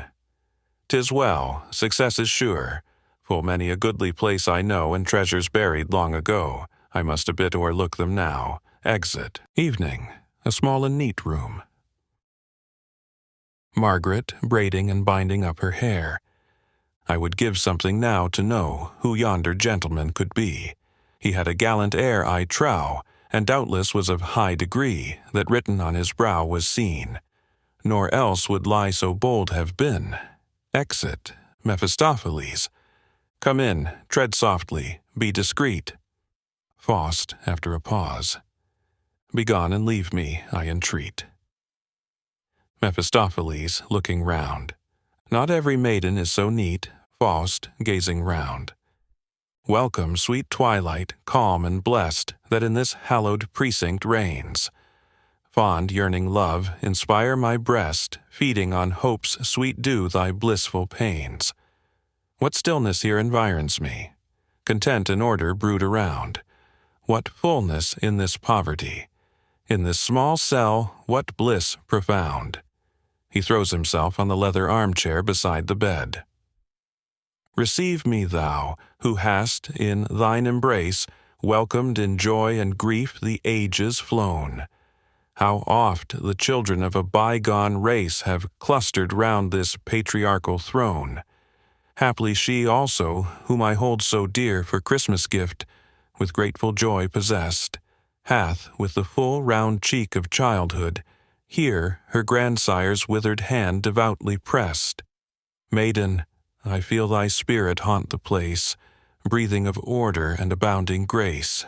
As with a mother's voice it prompteth thee, the pure white cover o'er the board to spread, to strew the crisping sand beneath thy tread. Dear hand, so godlike in its ministry, the hut becomes a paradise through thee, and here he raises the bed curtain. How thrills my pulse with strange delight! Here could I linger hours untold. Thou, nature, didst in vision bright the embryo angel here unfold. Here lay the child, her bosom warm with life, while steeped in slumber's dew. To perfect grace her godlike form, with pure and hallowed weavings grew. And thou, here what seekest thou? How quails mine inmost being now? What wouldst thou here? What makes thy heart so sore? Unhappy Faust, I know thee now no more. Do I a magic atmosphere inhale? Erewhile, my passion would not brook delay. Now, in a pure love dream I melt away. Are we the sport of every passing gale? Should she return and enter now, how wouldst thou rue thy guilty flame? Proud vaunter, thou wouldst hide thy brow, and at her feet sink down with shame. Mephistopheles, quick, quick! Below, I see her there. Faust, away! I will return no more. Mephistopheles, here is a casket with a store of jewels, which I got elsewhere. Just lay it in the press, make haste. I swear to you, 'twill turn her brain. Therein some trifles I have placed, wherewith another to obtain. But child is child, and play is play. Faust, I know not, shall I? Mephistopheles, do you ask? Perchance you would retain the treasure? If such your wish, why then, I say, henceforth absolve me from my task, nor longer waste your hours of leisure. I trust you're not by avarice led. I rub my hands, I scratch my head. He places the casket in the press and closes the lock. Now quick, away, that soon the sweet young creature may the wish and purpose of your heart obey. Yet stand you there as would you to the lecture room repair, as if before you stood, arrayed in flesh and blood, physics and metaphysics weird and gray. Away, exeunt, Margaret with a lamp. Here 'tis so close, so sultry now, she opens the window. Yet out of doors 'tis not so warm. I feel so strange, I know not how. I wish my mother would come home. Through me there runs a shuddering. I'm but a foolish, timid thing. While undressing herself, she begins to sing. There was a king in Thule, true even to the grave, to whom his dying mistress a golden beaker gave. At every feast he drained it, naught was to him so dear, and often as he drained it, gushed from his eyes the tear. When death came, unrepining his cities o'er he told, all to his heir resigning, except his cup of gold. With many a knightly vassal at a royal feast sat he in yon proud ball ancestral, in his castle o'er the sea. Up stood the jovial monarch, and quaffed his last life's glow, then hurled the hallowed goblet into the flood below. He saw it, splashing, drinking, and plunging high the sea. His eyes meanwhile were sinking, and never again drank he. She opens the press to put away her clothes, and perceives the casket. How comes this lovely casket here? The press I locked, of that I'm confident. 'Tis very wonderful. What's in it I can't guess. Perhaps 'twas brought by someone in distress, and left in pledge for loan my mother lent. Here by a ribbon hangs a little key. I have a mind to open it and see. Heavens, only look, what have we here? In all my days ne'er saw I such a sight. Jewels, which any noble dame might wear, for some high pageant richly dight. This chain, how would it look on me? These splendid gems, whose may they be? She puts them on and steps before the glass. Were but the ear-rings only mine. Thus one has quite another air. What hoots it to be young and fair? It doubtless may be very flue. But then, alas, none cares for you, and praise sounds half like pity too. Gold all doth lure, gold doth secure all things. Alas, we poor. Promenade. Faust, walking thoughtfully up and down. To him, Mephistopheles, Mephistopheles, by all rejected love, by hellish fire I curse, would I knew aught to make my imprecation worse. Faust, what aileth thee? What chafes thee now so sore? A face like that I never saw before. Mephistopheles, I'd yield me to the devil instantly, did it not happen that myself am he. Faust, there must be some disorder in thy wit. To rave thus like a madman, is it fit? Mephistopheles, think, only think. The gems for Gretchen brought, them hath a priest now made his own. A glimpse of them the mother caught, and 'gan with secret fear to groan. The woman's scent is keen enough, doth ever in the prayer book snuff. Smells every article to ascertain whether the thing is holy or profane, and scented in the jewels rare, that there was not much blessing there. My child, she cries, ill-gotten good ensnares the soul, consumes the blood. With them we'll deck Our Lady's shrine, she'll cheer our souls with bread divine. At this poor Gretchen 'gan to pout. 'Tis a gift horse at least, she thought, and sure he godless cannot be who brought them here so cleverly. Straight for a priest the mother sent, who, when he understood the jest, with what he saw was well content. This shows a pious mind, quoth he. Self-conquest is true victory. The church bath a good stomach she, with zest, whole countries hath swallowed down, and never yet a surfeit known. The church alone, be it confessed, daughters, can ill-got wealth digest. Faust. It is a general custom, too, practiced alike by king and Jew. Mephistopheles. With that, clasp, chain, and ring, he swept as they were mushrooms, and the casket, without one word of thanks, he kept, as if of nuts it were a basket, promised reward in heaven, then forth he hied. And greatly they were edified. Faust and Gretchen. Mephistopheles. In unquiet mood knows neither what she would or should. The trinkets night and day thinks o'er, on him who brought them dwells still more. Faust. The darling's sorrow grieves me. Bring another set without delay. The first, methinks, was no great thing. Mephistopheles. All's to my gentleman child's play. Faust. Plan all things to achieve my end. Engage the attention of her friend. No milk and water devil be, and bring fresh jewels instantly. Mephistopheles. Aye, sir, most gladly I'll obey. Faust exit. Mephistopheles. Your doting, love-sick fool, with ease, merely his lady love to please, sun, moon, and stars in sport would puff away. Exit. The neighbor's house. Martha alone.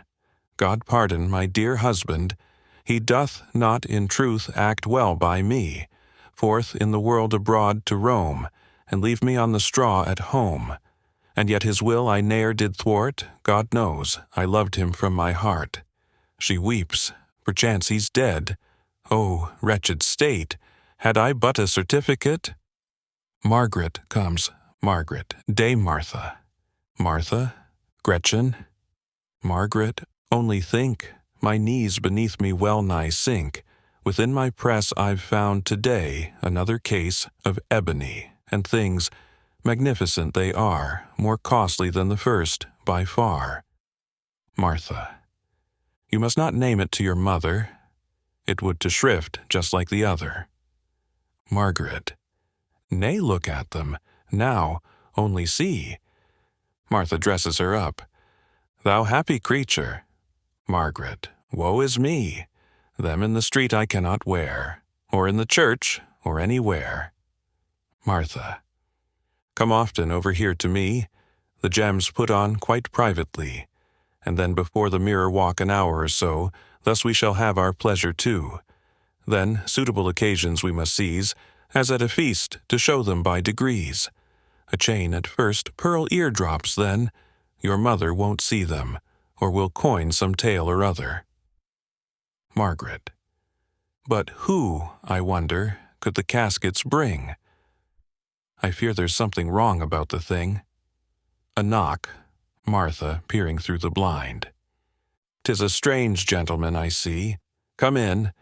Mephistopheles enters. Mephistopheles. I've ventured to intrude today. Ladies, excuse the liberty, I pray. He steps back respectfully before Margaret. After Dame Martha Schwertlein, I inquire. Martha. 'Tis I. Pray, what have you to say to me? Mephistopheles, aside to her. I know you now, and therefore will retire. At present you've distinguished company. Pardon the freedom, madam, with your leave. I will make free to call again at eve. Martha aloud. Why, child, of all strange notions, he for some grand lady taketh thee. Margaret. I am in truth of humble blood. The gentleman is far too good. Nor gems nor trinkets are my own. Mephistopheles. Oh, 'tis not the mere ornaments alone. Her glance and mien far more betray. Rejoiced I am that I may stay. Martha. Your business, sir? I long to know. Mephistopheles. Would I could happier tidings show. I trust mine errand you'll not let me rue. Your husband's dead, and greeteth you. Martha. Is dead? True heart. O misery! My husband dead! Oh, I shall die! Margaret. Alas, good Martha, don't despair. Mephistopheles. Now listen to the sad affair. Margaret. I for this cause should fear to love. The loss my certain death would prove. Mephistopheles. Joy still must sorrow, sorrow joy attend. Martha, proceed, and tell the story of his end. Mephistopheles. At Padua, in St. Anthony's, in holy ground his body lies, quiet and cool his place of rest, with pious ceremonials blessed. Martha. And had you naught besides to bring? Mephistopheles. Oh yes, one grave and solemn prayer. Let them for him 300 masses sing, but in my pockets I have nothing there. Martha. No trinket, no love token did he send. What every journeyman safe in his pouch will hoard, there for remembrance fondly stored, and rather hungers, rather begs than spend. Mephistopheles. Madam, in truth it grieves me sore, but he his gold not lavishly bath spent.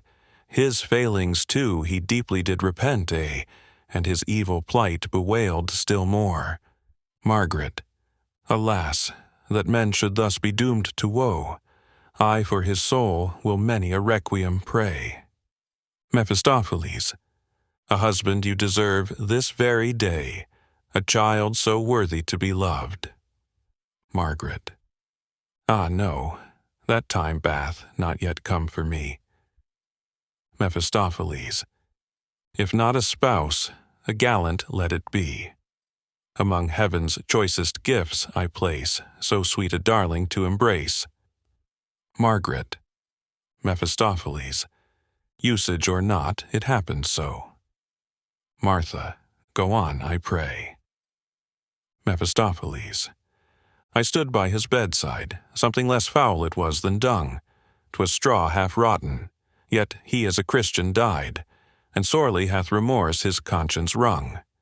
Wretch that I was, quoth he with parting breath, so to forsake my business and my wife. Ah, the remembrance is my death, could I but have her pardon in this life. Martha, weeping. Dear soul, I've long forgiven him indeed. Mephistopheles. Though she, God knows, was more to blame than I. Martha. He lied. What? On the brink of death to lie? Mephistopheles. If I am skilled the countenance to read, he doubtless fabled as he parted hence. No time had I to gape or take my ease, he said, first to get children, and then get them bred, and bred too in the very widest sense, nor could I eat in peace even my proper share. Martha. What, all my truth, my love forgotten quite? My weary drudgery by day and night? Mephistopheles. Not so. He thought of you with tender care. Quoth he, Heaven knows how fervently I prayed for wife and children when from Malta bound.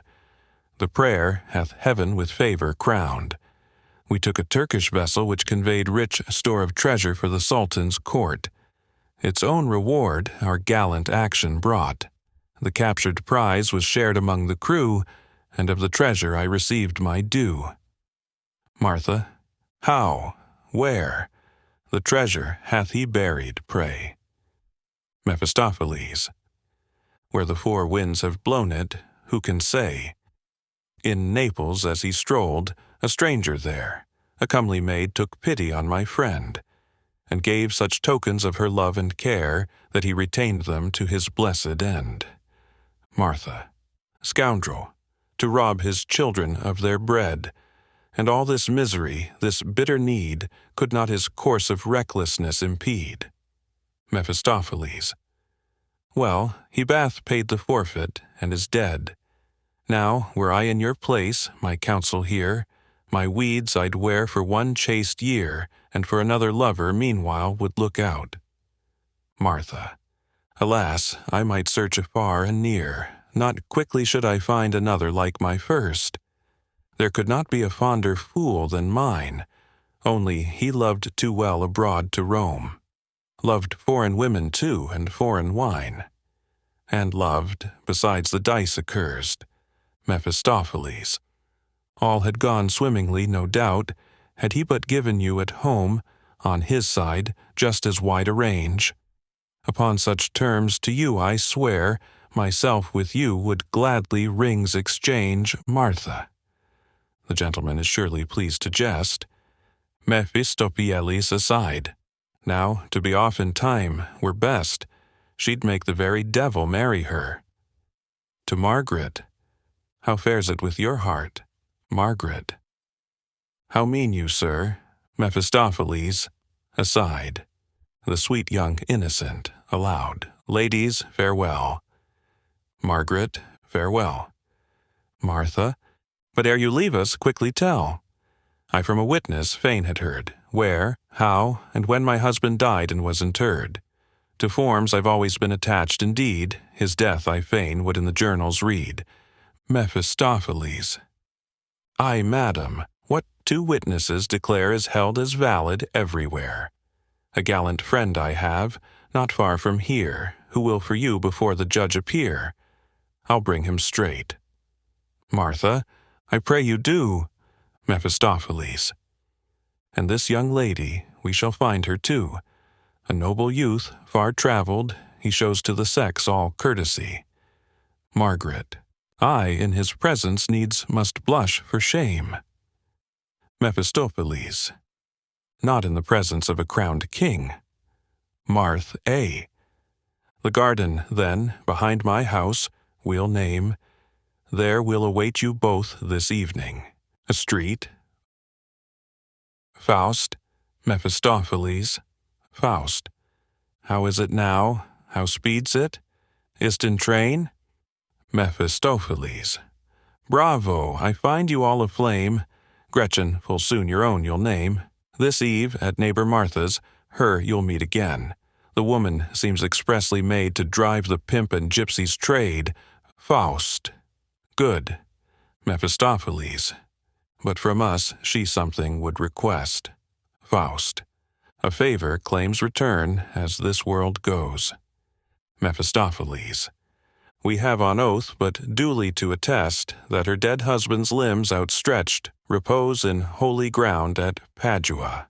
Faust. Sage indeed. So I suppose we straight must journey there.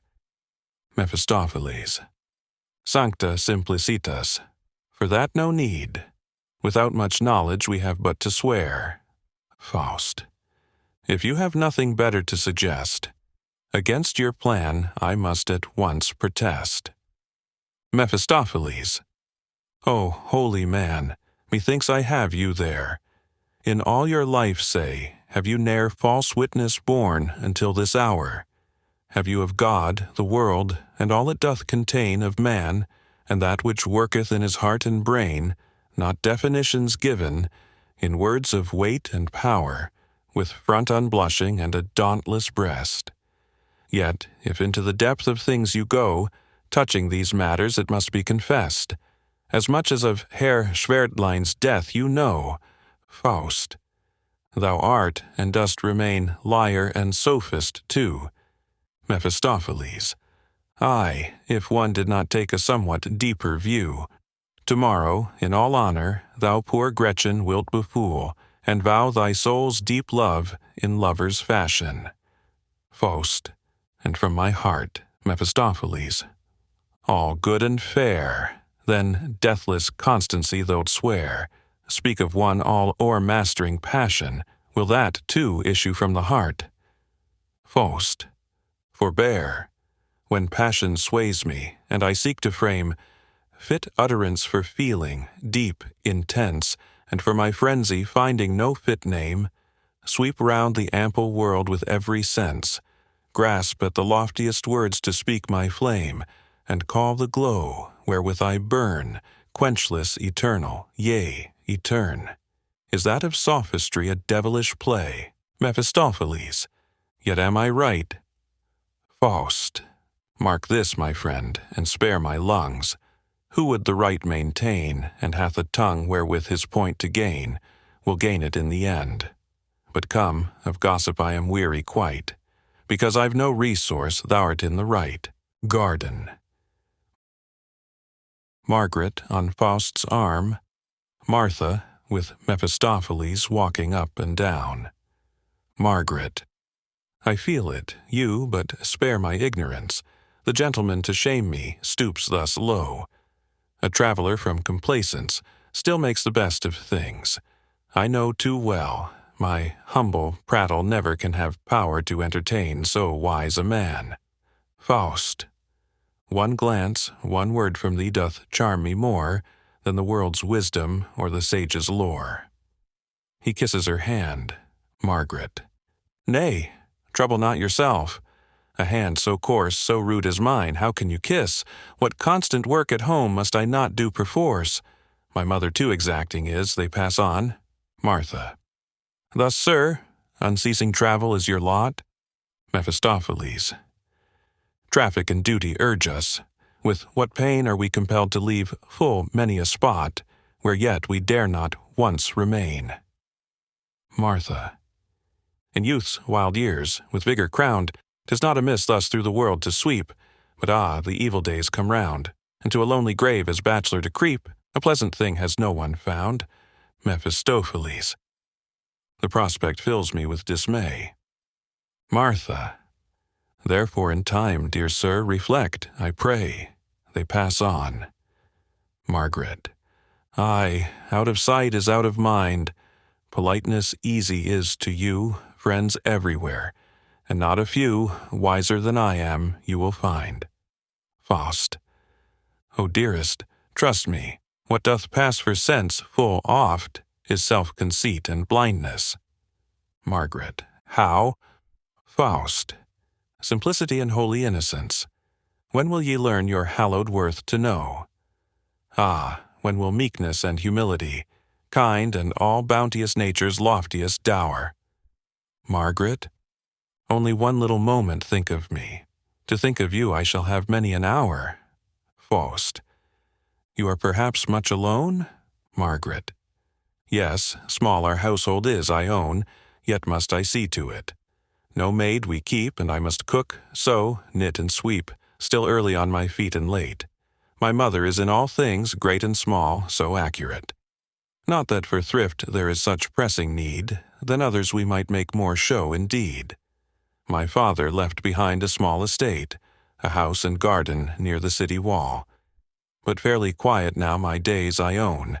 As soldier is my brother gone, my little sister's dead, the babe to rear occasioned me some care and fond annoy, but I would go through all again with joy, the darling was to me so dear. Faust. An angel, sweet if it resembled thee. Margaret. I reared it up, and it grew fond of me. After my father's death it saw the day. We gave my mother up for lost, she lay in such a wretched plight, and then at length, so very slowly, she regained her strength. Weak as she was, 'twas vain for her to try herself to suckle the poor babe, so I reared it on milk and water all alone, and thus the child became as 'twere Roy own. Within my arms it stretched itself and grew, and smiling, nestled in my bosom too. Faust. Doubtless the purest happiness was thine. Margaret. But many weary hours in sooth were also mine. At night its little cradle stood close to my bed, so was I wide awake if it but stirred. One while I was obliged to give it food, or to my arms the darling take. From bed full oft must rise, whene'er its cry I heard, and dancing it must pace the chamber to and fro. Stand at the wash-tub early, forthwith go to market, and then mind the cooking too. Tomorrow like today the whole year through. Sir, thus living, it must be confessed one's spirits are not always of the best, yet it a relish gives to food and rest. They pass on. Martha. Poor women, we are badly off, I own. A bachelor's conversion's hard indeed. Mephistopheles. Madam, with one like you it rests alone, to tutor me a better course to lead. Martha. Speak frankly, sir, none is there you have met? Has your heart ne'er attached itself as yet? Mephistopheles. One's own fireside and a good wife are gold and pearls of price. So says the proverb old. Martha. I mean, has passion never stirred your breast? Mephistopheles. I've everywhere been well received, I own. Martha. Yet hath your heart no earnest preference known? Mephistopheles. With ladies one should ne'er presume to jest. Martha. Ah, you mistake. Mephistopheles. I'm sorry I'm so blind, but this I know, that you are very kind. They pass on. Faust. Me, little angel, didst thou recognize when in the garden first I came? Margaret. Did you not see it? I cast down my eyes. Faust. Thou dost forgive my boldness, dost not blame the liberty I took that day, when thou from church didst lately wend thy way. Margaret. I was confused, so had it never been. No one of me could any evil say. Alas, thought I, he doubtless in thy mien something unmaidenly or bold hath seen. It seemed as if it struck him suddenly. Here's just a girl with whom one may make free. Yet I must own that then I scarcely knew what in your favor here began at once to plead.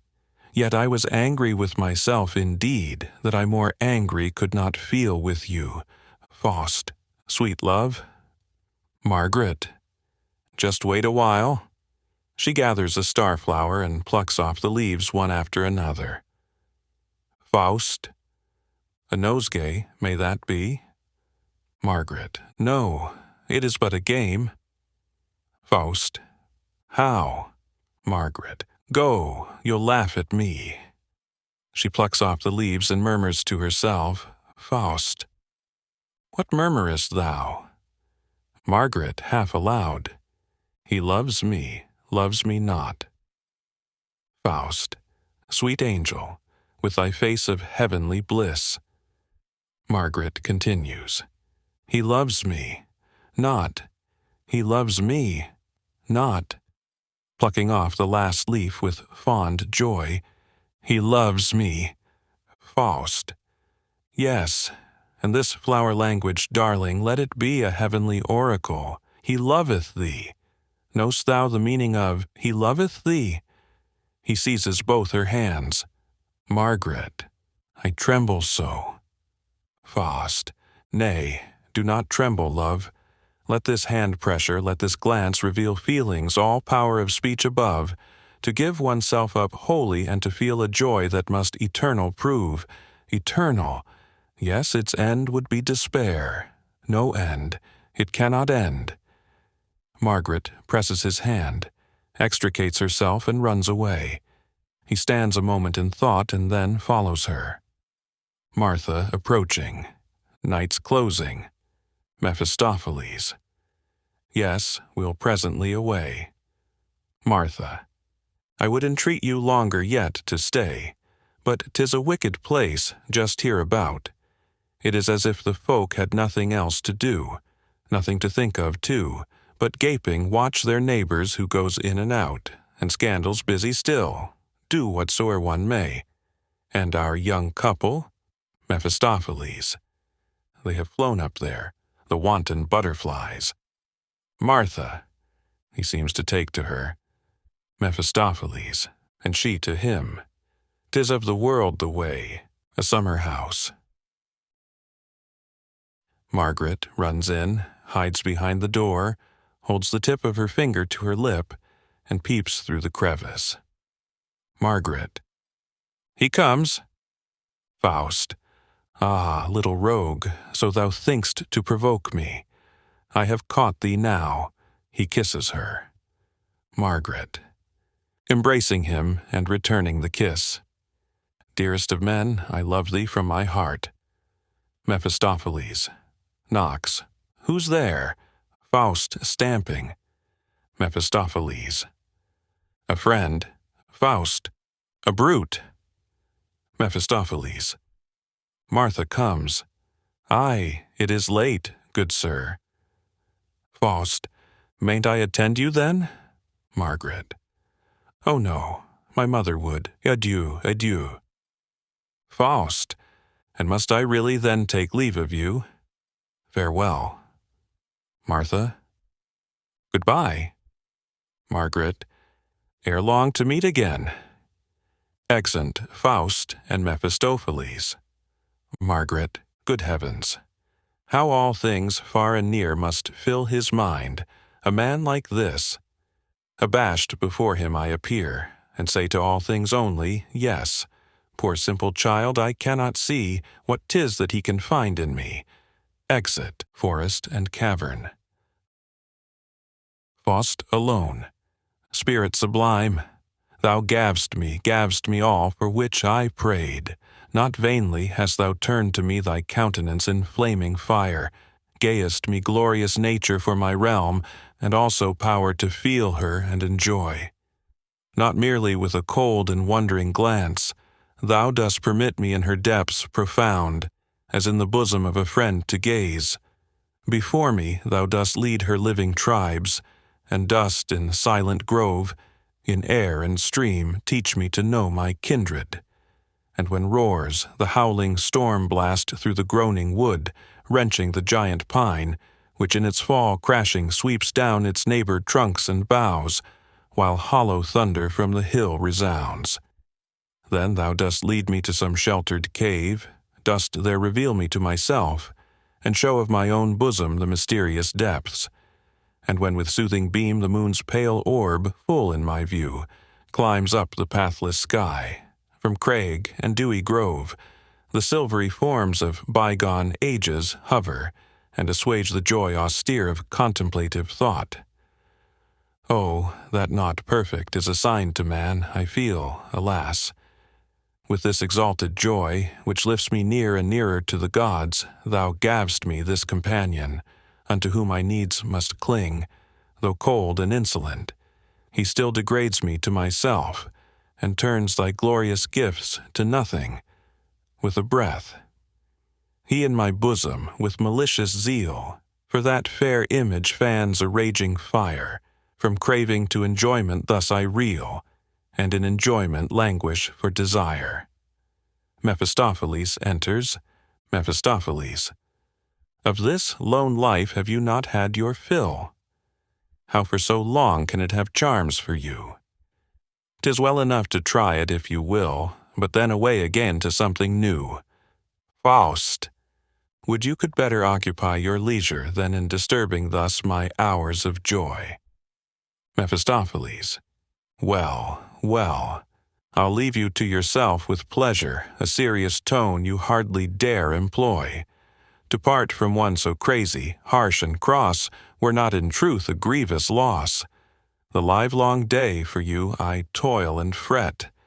Ne'er from his worship's face a hint I get, what pleases him, or what to let alone. Faust. Ay, truly, that is just the proper tone. He wearies me, and would with thanks be paid. Mephistopheles. Poor son of earth, without my aid, how would thy weary days have flown?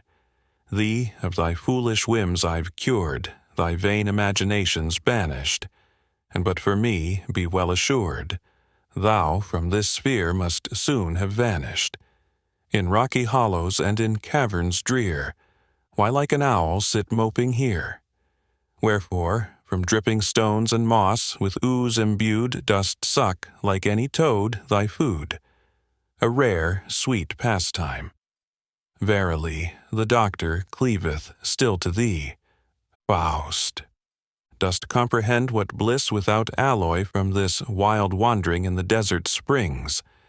Couldst thou but guess the new life power it brings, thou wouldst be fiend enough to envy me my joy. Mephistopheles. What super-earthly ecstasy! At night to lie in darkness on the dewy height, embracing heaven and earth in rapture high, the soul dilating to a deity, with prescient yearnings pierce the core of earth, feel in your laboring breast the 6 days' birth. Enjoy, in proud delight, what no one knows, while your love rapture o'er creation flows, the earthly lost in beatific vision, and then the lofty intuition. With a gesture. I need not tell you how. To close, Faust, fie on you, Mephistopheles. This displeases you? For shame, you are forsooth entitled to exclaim. We to chaste ears, it seems, must not pronounce what, nathless, the chaste heart cannot renounce. Well, to be brief, the joy as fit occasions rise, I grudge you not, of specious lies. But long this mood thou'lt not retain. Already thou'rt again outworn, and should this last, thou wilt be torn by frenzy or remorse and pain. Enough of this. Thy true love dwells apart, and all to her seems flat and tame. Alone thine image fills her heart, she loves thee with an all-devouring flame. First came thy passion with o'erpowering rush, like mountain torrent swollen by the melted snow. Full in her heart didst pour the sudden gush, now has thy brookiet ceased to flow. Instead of sitting throned midst forests wild, it would become so great a lord to comfort the enamored child, and the young monkey for her love reward. To her the hours seem miserably long. She from the window sees the clouds float by as o'er the lofty city walls they fly. If I a birdie were, so runs her song, half through the night and all day long. Cheerful sometimes, more oft at heart full sore. Fairly outwept seem now her tears, anon she tranquil is, or so appears, and lovesick evermore. Faust, snake, serpent vile. Mephistopheles aside, good, if I catch thee with my guile. Faust, vile reprobate, go get thee hence, forbear the lovely girl to name, nor in my half-distracted sense kindle anew the smouldering flame. Mephistopheles, what wouldest thou? She thinks you've taken flight. It seems she's partly in the right. Faust, I'm near her still, and should I distant rove, her I can ne'er forget, ne'er lose her love, and all things touched by those sweet lips of hers, even the very host my envy stirs. Mephistopheles, 'tis well. I oft have envied you indeed, the twin pair that among the roses feed. Faust, pander, avaunt. Mephistopheles, go to. I laugh, the while you rail. The power which fashioned youth and maid well understood the noble trade, so neither shall occasion fail. But hence, a mighty grief, I trow, unto thy loved one's chamber thou, and not to death shouldst go. Faust, what is to me heaven's joy within her arms? What though my life her bosom warms, do I not ever feel her woe?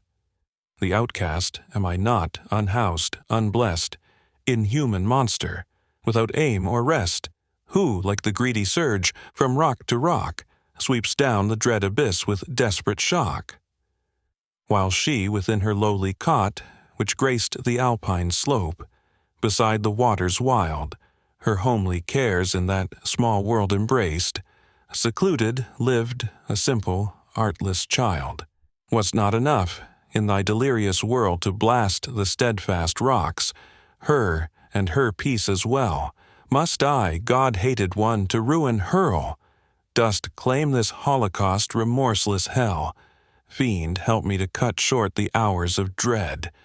Let what must happen happen speedily, her direful doom fall crushing on my head, and into ruin let her plunge with me.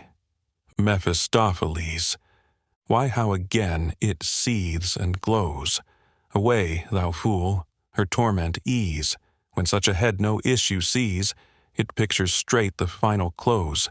Long life to him who boldly dares, a devil's pluck thou'rt wont to show. As for a devil who despairs, nothing I find so mawkish here below. Margaret's room. Margaret alone at her spinning wheel. My peace is gone, my heart is sore, I find it never and never more. Where him I have not is the grave, and all the world to me is turned to gall. My wildered brain is overwrought, my feeble senses are distraught. My peace is gone, my heart is sore, I find it never and never more. For him from the window I gaze, at home, for him and him only abroad I roam. His lofty step, his bearing high, the smile of his lip, the power of his eye, his witching words, their tones of bliss, his hand's fond pressure, and his kiss. My peace is gone, my heart is sore, I find it never and nevermore. My bosom aches to feel him near. Could I clasp and fold him here? Kiss him and kiss him again would I, and on his kisses I fain would die. Martha's Garden. Margaret and Faust. Margaret. Promise me, Henry. Faust. What I can. Margaret. How thy religion fares, I fain would hear. Thou art a good, kind-hearted man, only that way not well disposed, I fear. Faust. Forbear, my child. Thou feelest thee I love. My heart, my blood I'd give, my love to prove, and none would of their faith or church bereave. Margaret. That's not enough, we must ourselves believe. Faust. Must we? Margaret. Could I but thy soul inspire. Thou honorest not the sacraments, alas. Faust. I honor them. Margaret. But yet without desire. 'Tis long since thou hast been either to shrift or mass. Dost thou believe in God? Faust. My darling, who dares say, yes, I in God believe? Question, or priest or sage, and they seem, in the answer you receive, to mock the questioner. Margaret. Then thou dost not believe?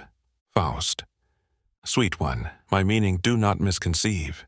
Him who dare name, and who proclaim, him I believe, who that can feel his heart can steel, to say, I believe him not, the all-embracer, all-sustainer, holds and sustains he not, thee, me, himself, lifts not the heaven its dome above, doth not the firm set earth beneath us lie, and beaming tenderly with looks of love, climb not the everlasting stars on high?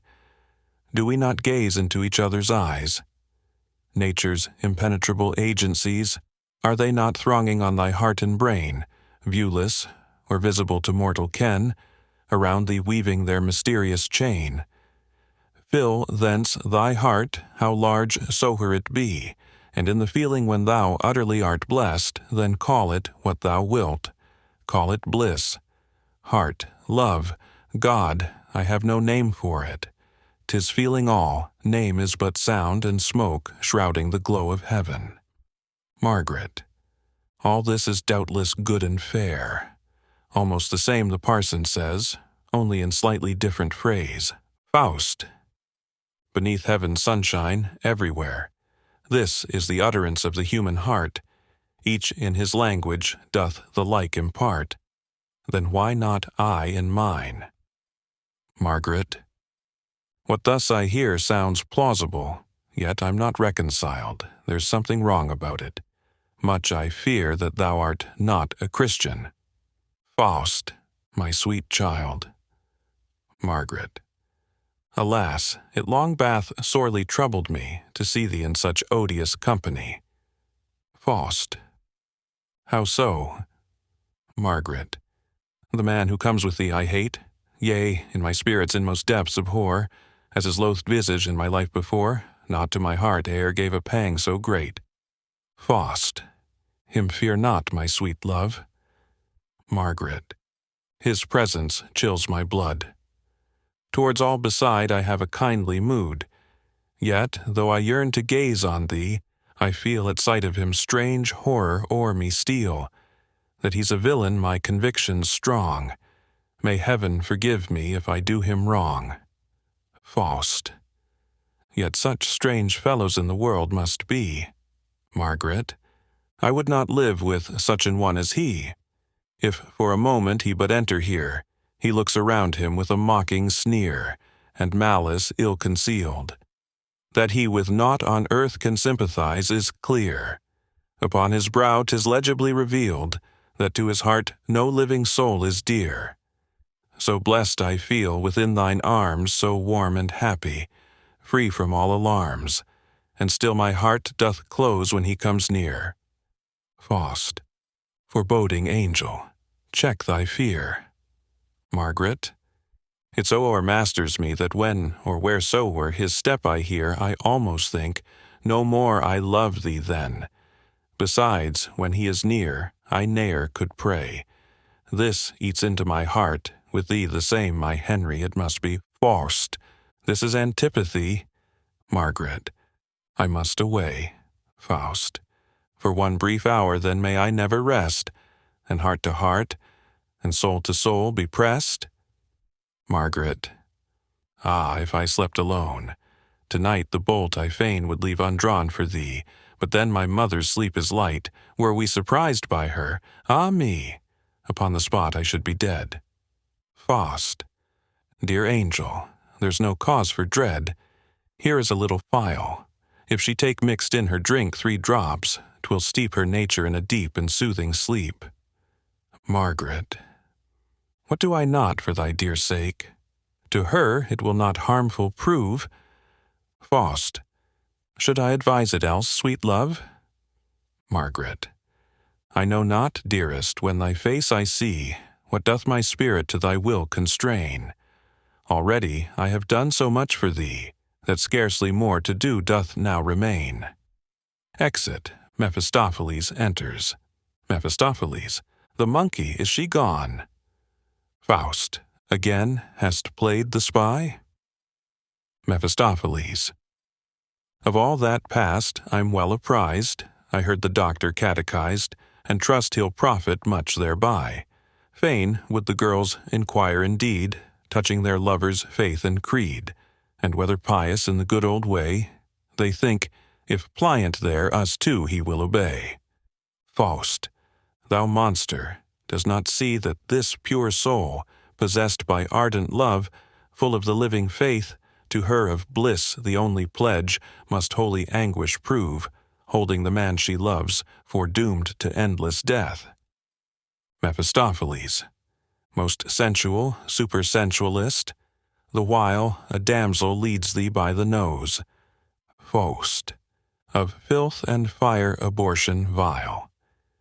Mephistopheles. In physiognomy strange skill she shows. She in my presence feels she knows not how. My mask, it seems, a hidden sense reveals. That I'm a genius she must needs allow. That I'm the very devil perhaps she feels. So then tonight, Faust. What's that to you? Mephistopheles. I've my amusement in it too. At the well. Margaret and Bessie with pitchers. Bessie. Of Barbara? Hast nothing heard? Margaret. I rarely go from home. No, not a word. Bessie. 'Tis true. Sibylla told me so today. That comes of being proud, methinks. She played the fool at last, Margaret. How so? Bessie. They say that too she feedeth when she eats and drinks. Margaret. Alas, Bessie. She's rightly served in sooth. How long she hung upon the youth. What promenades, what jaunts there were, to dancing booth and village fair. The first she everywhere must shine, he always treating her to pastry and to wine. Of her good looks she was so vain, so shameless too, that to retain his presence she did not disdain. Sweet words and kisses came anon, and then the virgin flower was gone. Margaret. Poor thing. Bessie. Forsooth, dost pity her? At night, when at our wheels we sat, abroad our mothers ne'er would let us stir. Then with her lover she must chat, or on the bench, or in the dusky walk, thinking the hours too brief for their sweet talk. Her proud head she will have to bow, and in white sheet do penance now. Margaret. But he will surely marry her? Bessie. Not he. He won't be such a fool. A gallant lad like him can roam o'er land and sea. Besides, he's off. Margaret. That is not fair. Bessie. If she should get him, 'twere almost as bad. Her myrtle wreath the boys would tear, and then we girls would plague her too, for we chopped straw before her door would strew. Exit. Margaret walking towards home. How stoutly once I could inveigh, if a poor maiden went astray. Not words enough my tongue could find, 'gainst others' sin to speak my mind. Black as it seemed, I blackened it still more, and strove to make it blacker than before, and did myself securely bless. Now my own trespass doth appear, yet, what urged me to transgress? God knows it was so sweet, so dear. Zwinger! Enclosure between the city wall and the gate.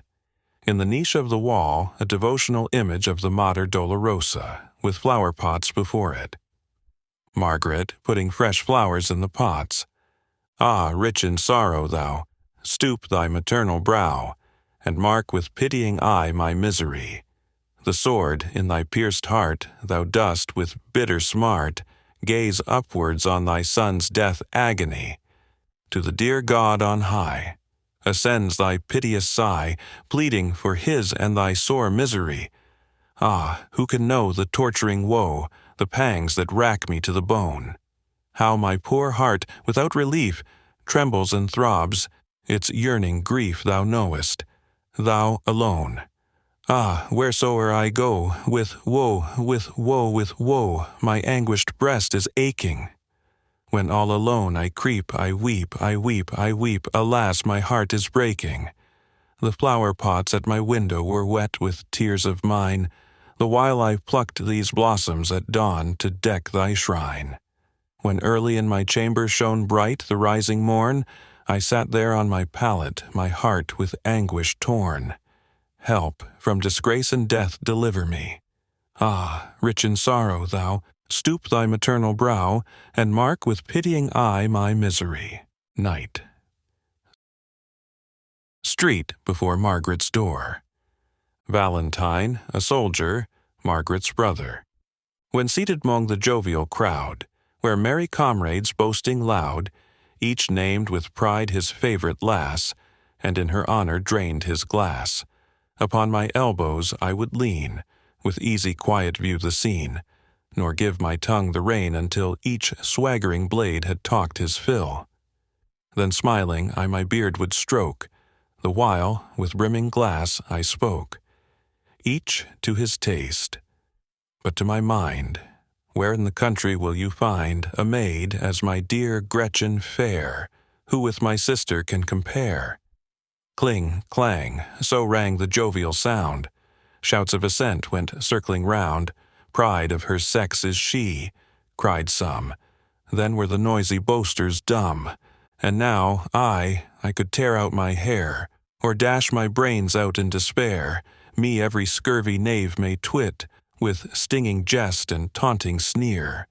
Like skulking debtor I must sit and sweat each casual word to hear. And though I smashed them one and all, yet them I could not liars call. Who comes this way? Who's sneaking here? If I mistake not, two draw near. If he be one, have at him. While I wot alive he shall not leave this spot. Faust. Mephistopheles. Faust. How from yon sacristy, athwart the night, its beams the ever-burning taper throws, while ever waning fades the glimmering light, as gathering darkness doth around it close. So night-like gloom doth in my bosom reign. Mephistopheles. I'm like a tomcat in a thievish vein, that up fire ladders tall and steep, and round the walls doth slyly creep. Virtuous withal I feel, with I confess, a touch of thievish joy and wantonness. Thus through my limbs already burns the glorious Walpurgis night. After tomorrow it returns, then why one wakes one knows aright. Faust. Meanwhile, the treasure I see glimmering there, will it ascend into the open air? Mephistopheles. Ere long thou wilt proceed with pleasure to raise the casket with its treasure. I took a peep, therein are stored of lion dollars a rich hoard. Faust. And not a trinket, not a ring, wherewith my lovely girl to deck. Mephistopheles. I saw among them some such thing, a string of pearls to grace her neck. Faust. 'Tis well. I'm always loath to go without some gift my love to show. Mephistopheles. Some pleasures gratis to enjoy should surely cause you no annoy. While bright with stars the heavens appear, I'll sing a masterpiece of art. A moral song shall charm her ear, more surely to beguile her heart. Sings to the guitar. Katharina say, why lingering stay at dawn of day before your lover's door? Maiden, beware, nor enter there, lest forth you fare, a maiden nevermore. Maiden, take heed, reck well my rede. Is done the deed. Good night, you poor, poor thing. The spoiler's lies, his arts despise, nor yield your prize without the marriage ring. Valentine steps forward. Whom are you luring here? I'll give it you. Accursed rat catchers, your strains I'll end. First, to the devil the guitar I'll send. Then to the devil with the singer too. Mephistopheles. The poor guitar. 'Tis done for now, Valentine. Your skull shall follow next, I trow. Mephistopheles to Faust. Doctor, stand fast, your strength collect. Be prompt, and do as I direct. Out with your whisk, keep close, I pray. I'll parry, I do you thrust away. Valentine, then parry that. Mephistopheles, why not? Valentine, that too. Mephistopheles, with ease. Valentine, the devil fights for you. Why, how is this? My hand's already lamed. Mephistopheles to Faust, thrust home. Valentine falls. Alas, Mephistopheles. There, now the lubber's tamed, but quick, away, we must at once take wing. A cry of murder strikes upon the ear. With the police I know my course to steer, but with the blood-band 'tis another thing. Martha at the window. Without, without. Margaret at the window. Quick, bring a light. Martha as above. They rail and scuffle, scream and fight. People, one lieth here already dead. Martha coming out. Where are the murderers? Are they fled? Margaret coming out. Who lieth here? People. Thy mother's son. Margaret, Almighty God, I am undone. Valentine, I'm dying. 'Tis a soon told tale, and sooner done the deed. Why, women, do ye howl and wail? To my last words give heed, all gather round him. My Gretchen, see, still young art thou, art not discreet enough, I trow. Thou dost thy matters ill. Let this in confidence be said, since thou the path of shame dost tread. Tread it with right good will. Margaret, my brother, God, what can this mean? Valentine, abstain, nor dare God's holy name profane. What's done, alas, is done and past. Matters will take their course at last. By stealth thou dost begin with one, others will follow him anon. And when a dozen thee have known, thou'lt common be to all the town. When infamy is newly born, in secret she is brought to light, and the mysterious veil of night o'er head and ears is drawn. The loathsome birth men fain would slay, but soon, full grown, she waxes bold, and though not fairer to behold, with brazen front insults the day. The more abhorrent to the sight, the more she courts the day's pure light. The time already I discern, when thee all honest folk will spurn, and shun thy hated form to meet, as when a corpse infects the street. Thy heart will sink in blank despair, when they shall look thee in the face.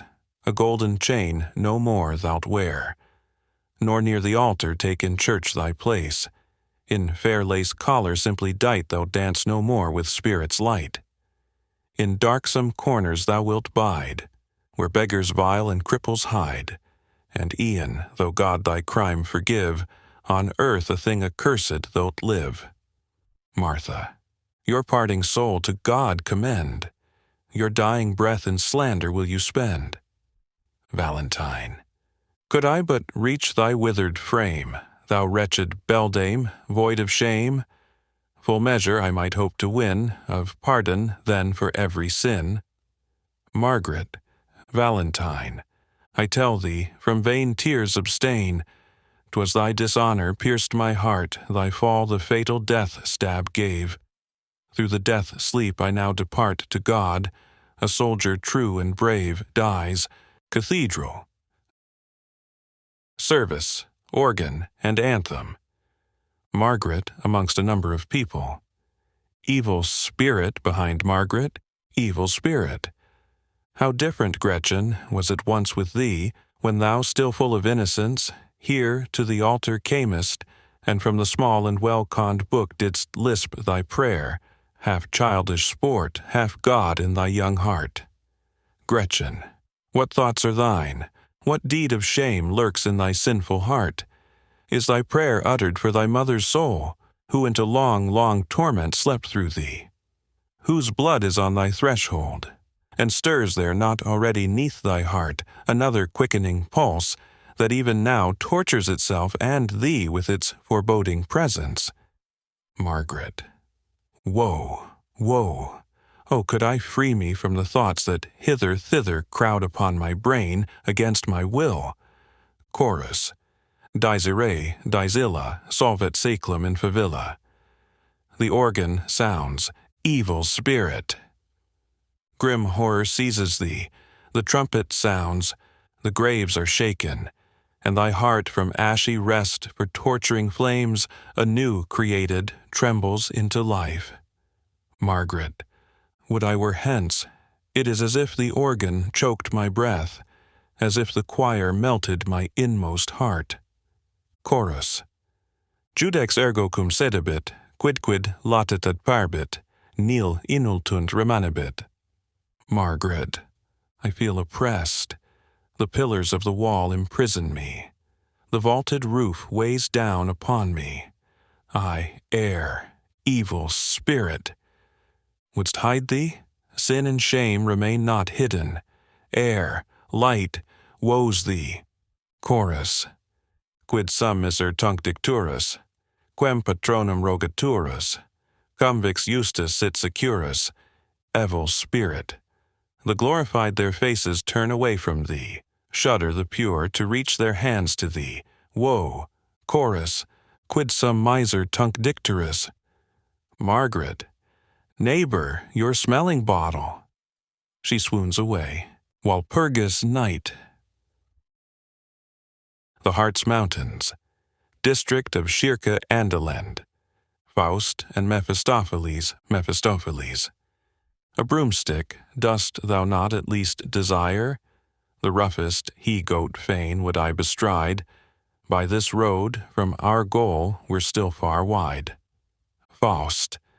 While fresh upon my legs, so long I naught require, except this knotty staff.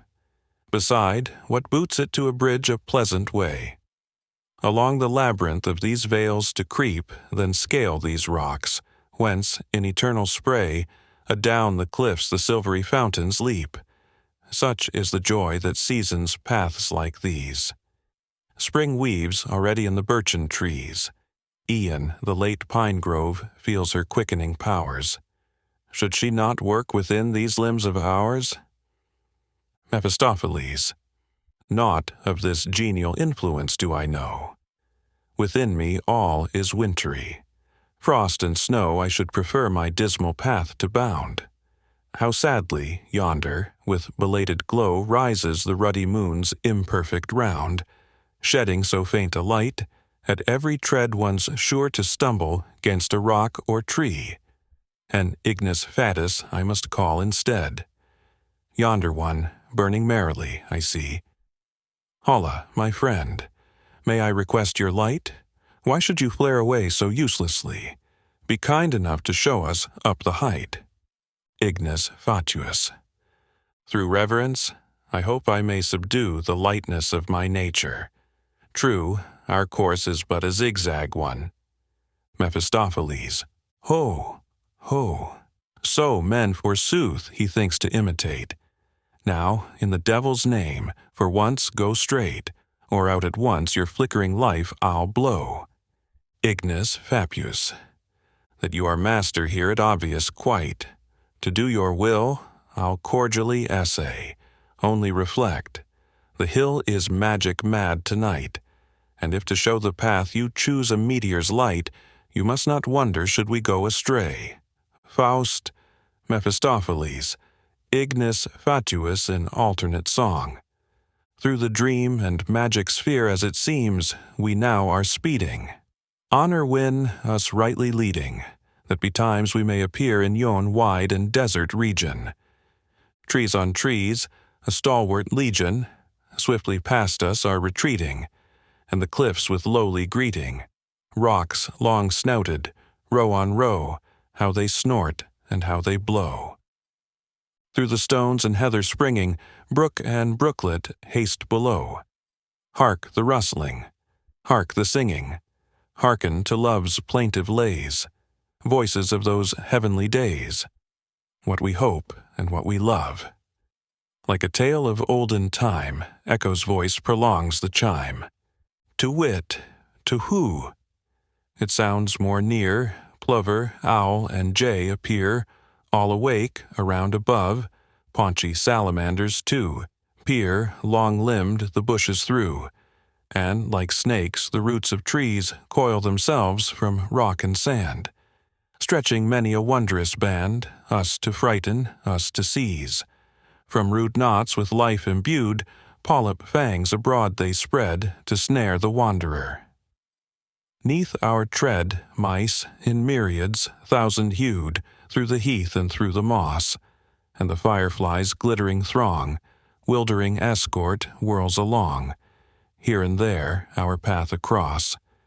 Tell me, stand we motionless, or still forward do we press?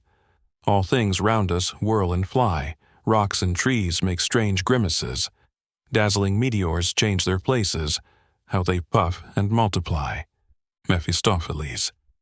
Now grasp my doublet. We at last a central peak have reached, which shows, if round a wondering glance we cast, how in the mountain Mammon glows. Faust. How through the chasms strangely gleams a lurid light, like dawn's red glow, pervading with its quivering beams the gorges of the gulf below. Here vapors rise, their clouds float by. Here through the mist the light doth shine. Now, like a fount, it bursts on high, meanders now a slender line. Far-reaching with 100 veins, here through the valley see it glide. Here, where its force the gorge restrains, at once it scatters, far and wide. Anear, like showers of golden sand strewn broadcast, sputter sparks of light, and mark yon rocky walls that stand ablaze in all their towering height.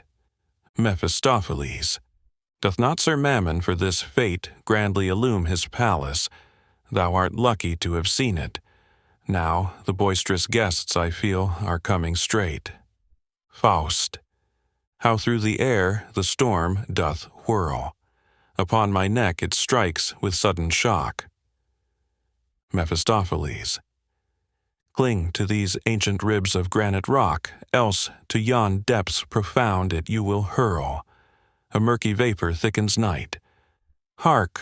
Through the woods the tempests roar. The owlets flit in wild affright. Hark! Splintered are the columns that upbore the leafy palace, green for eye. The shivered branches whir and sigh. Yawn the huge trunks with mighty groan. The roots upriven creak and moan.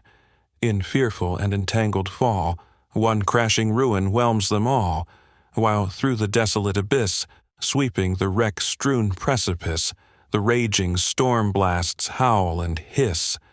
Aloft strange voices dost thou hear? Distant now and now more near? Hark! The mountain ridge along streameth a raving magic song.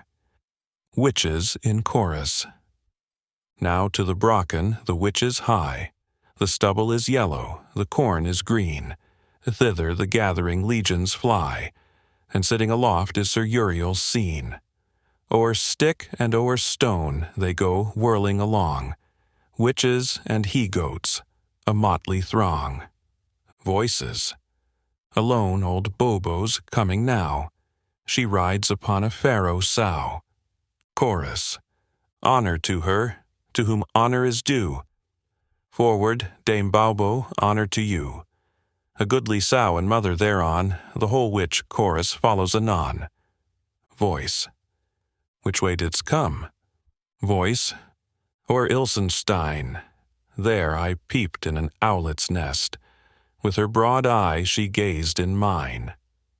Voice. Drive to the devil, thou hellish pest. Why ride so hard? Voice. She has grazed my side. Look at the wounds, how deep and how wide. Witches in chorus. The way is broad, the way is long. What mad pursuit, what tumult wild. Scratches the besom and sticks the prong. Crushed is the mother, and stifled the child. Wizards, half chorus. Like house-encumbered snail we creep, while far ahead the women keep, for when to the devil's house we speed, by 1,000 steps they take the lead. The other half. Not so precisely do we view it. They, with 1,000 steps, may do it, but let them hasten as they can. With one long bound 'tis cleared by man. Voices above. Come with us from Felsensee. Voices from below. Aloft to you we would mount with glee. We wash, and free from all stain are we, yet barren evermore must be. Both choruses. The wind is hushed, the stars grow pale. The pensive moon her light doth veil, and whirling on the magic choir sputters forth sparks of drizzling fire. Voice from below. Stay, stay, voice from above. What voice of woe calls from the cavern depths below? Voice from below. Take me with you, oh, take me too. 3 centuries I climb in vain, and yet can ne'er the summit gain. To be with my kindred I am fain. Both choruses. Broom and pitchfork, goat and prong, mounted on these we whirl along.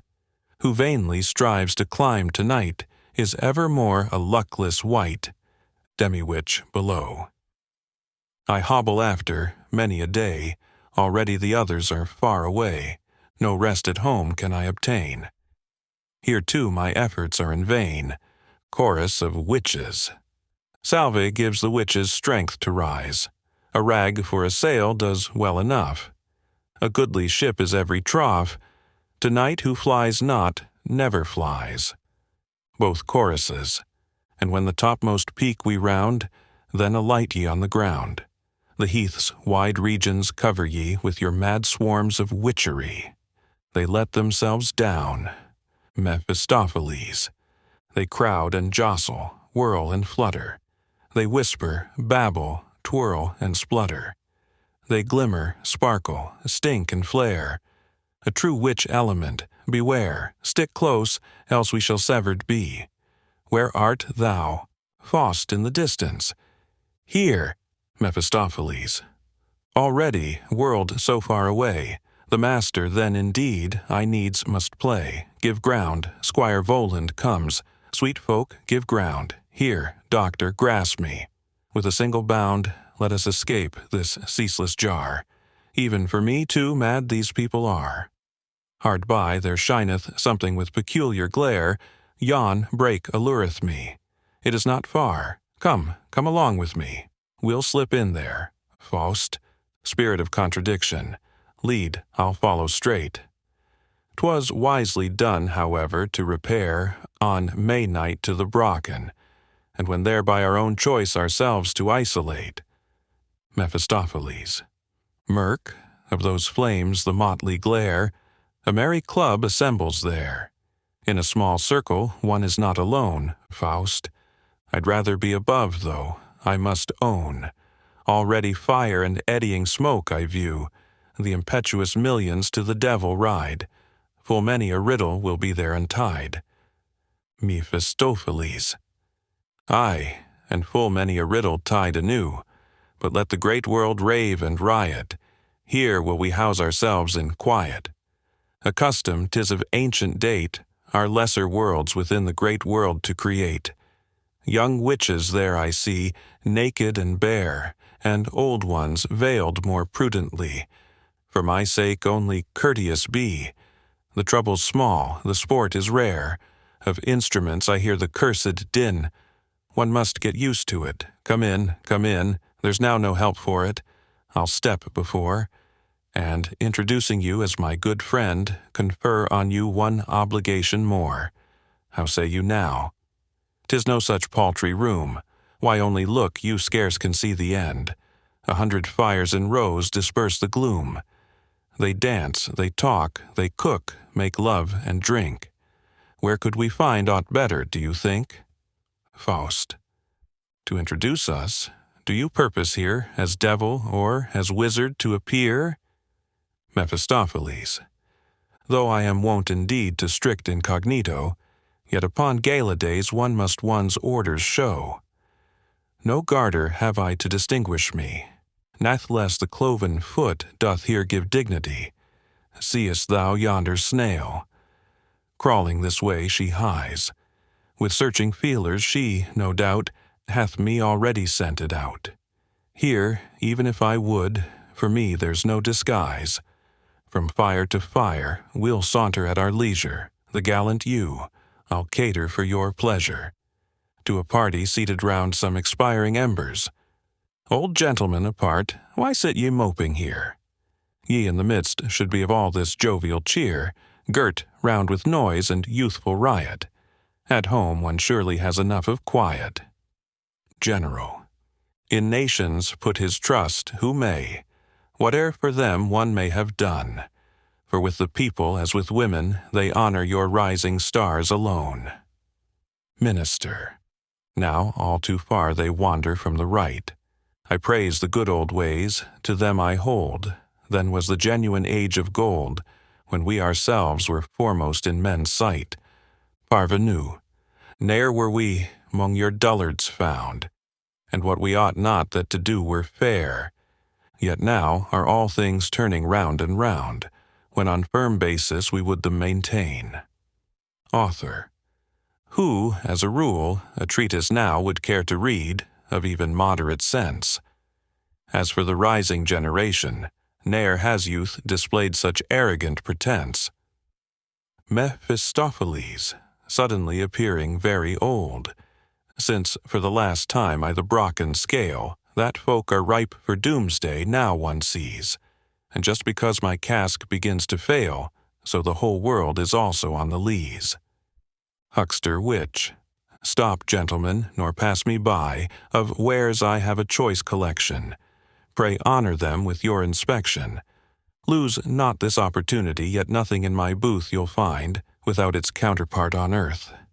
There's naught, which to the world, and to mankind, hath not some direful mischief wrought. No dagger here, which bath not flowed with blood, no chalice, whence, into some healthy frame, hath not been poured hot poison's wasting flood. No trinket, but bath wrought some woman's shame. No weapon but bath cut some sacred tie, or from behind bath stabbed an enemy. Mephistopheles. Gossip. For wares like these the time's gone by, what's done is past, what's past is done. With novelties your booth supply, us novelties attract alone. Faust. May this wild scene my senses spare. This may in truth be called a fair. Mephistopheles. Upward the eddying concourse throng, thinking to push, thyself art pushed along. Faust. Who's that, pray? Mephistopheles. Mark her well. That's Lilith. Faust. Who? Mephistopheles. Adam's first wife. Of her rich locks beware, that charm in which she's paralleled by few. When in its toils a youth she doth ensnare, he will not soon escape, I promise you. Faust. There sit a pair, the old one with the young. Already they have bravely danced and sprung. Mephistopheles. Here there is no repose today. Another dance begins, we'll join it, come away. Faust dancing with the young one. Once a fair vision came to me. Therein I saw an apple tree, 2 beauteous apples charmed mine eyes. I climbed forthwith to reach the prize, the fair one. Apples still fondly ye desire, from paradise it bath been so. Feelings of joy my breast inspire that such too in my garden grow. Mephistopheles with the old one. Once a weird vision came to me. Therein I saw a rifted tree. I had a have ready here, but as it was it pleased me too. The old one. I beg most humbly to salute the gallant with the cloven foot. Let him have ready here, if he does not fear, Proctophantus missed. Accursed mob, how dare ye thus to meet? Have I not shown and demonstrated too that ghosts stand not on ordinary feet? Yet here ye dance as other mortals do. The fair one dancing. Then at our ball, what doth he hear? Faust dancing. Oh, he must everywhere appear. He must adjudge when others dance. If on each step his say's not said, so is that step as good as never made. He's most annoyed, so soon as we advance. If you would circle in one narrow round, as he in his old mill, then doubtless he your dancing would approve, especially if ye forthwith salute him with respect profound. Proctophantus missed. Still here, what arrogance! Unheard of quite.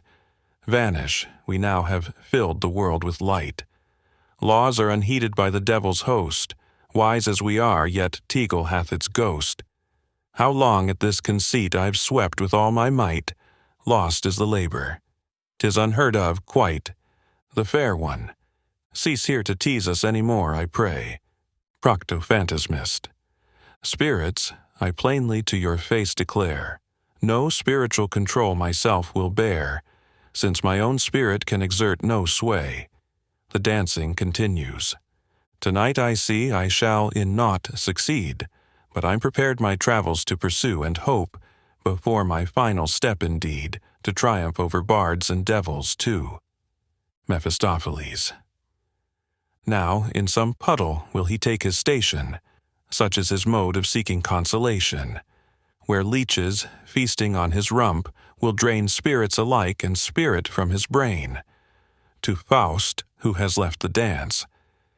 But why the charming damsel leave, I pray, who to you in the dance so sweetly sang? Faust. Ah, in the very middle of her lay, out of her mouth a small red mouse there sprang. Mephistopheles. Suppose there did, one must not be too nice. 'Twas well it was not grey, let that suffice. Who mid his pleasures for a trifle cares? Faust. Then saw I. Mephistopheles. What? Faust. Mephisto. Seest thou there, standing far off, a lone child, pale and fair? Slow from the spot her drooping form she tears, and seems with shackled feet to move along. I own, within me the delusion strong, that she the likeness of my Gretchen wears. Mephistopheles, gaze not upon her. 'Tis not good, forbear, 'tis lifeless, magical, a shape of air and idle. Such to meet with bodes no good. That rigid look of hers doth freeze man's blood, and well nigh petrifies his heart to stone. The story of Medusa thou hast known. Faust. Ay, verily, a corpse's eyes are those which there was no fond loving hand to close. That is the bosom I so fondly pressed, that my sweet Gretchen's form so oft caressed. Mephistopheles. Deluded fool, 'tis magic, I declare. To each she doth his loved one's image wear. Faust. What bliss, what torture! Vainly I essay to turn me from that piteous look away. How strangely doth a single crimson line around that lovely neck its coil entwine. It shows no broader than a knife's blunt edge. Mephistopheles. Quite right, I see it also, and allege that she beneath her arm her head can bear, since Perseus cut it off, but you I swear are craving for illusion still. Come then, ascend yon little hill. As on the Prater all is gay, and if my senses are not gone I see a theatre. What's going on? Servirilis. They are about to recommence. The play will be the last of 7, and spick-span new. 'Tis usual here that number to present. A dilettante did the piece invent, and dilettanti will enact it too.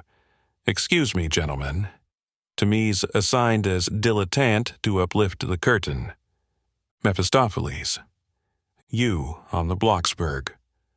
I'm rejoiced to find that 'tis your most appropriate sphere is certain, Walpurgis Nacht's dream. Or Oberon and Titania's Golden Wedding Feast. Intermezzo. Theater manager. Vales where mists still shift and play, to ancient hills succeeding, these are scenes. So we today may rest, brave sons of Miding. Herald. That the marriage golden be, must 50 years be ended. More dear this feast of gold to me, contention now suspended. Oberon. Spirits, if present, grace the scene, and if with me united, then gratulate the king and queen, their troth thus newly plighted. Puck. Puck draws near and wheels about, in mazy circles dancing. Hundreds swell his joyous shout, behind him still advancing. Ariel. Ariel wakes his dainty air, his lyre celestial stringing. Fools he lureth, and the fair, with his celestial singing. Oberon. Wedded ones, would ye agree, we court your imitation? Would ye fondly love as we counsel separation? Titania. If husband scold and wife retort, then bear them far asunder. Her to the burning south transport, and him the North Pole under. The whole orchestra fortissimo. Flies and midges all unite with a frog and chirping cricket, our orchestra throughout the night, resounding in the thicket.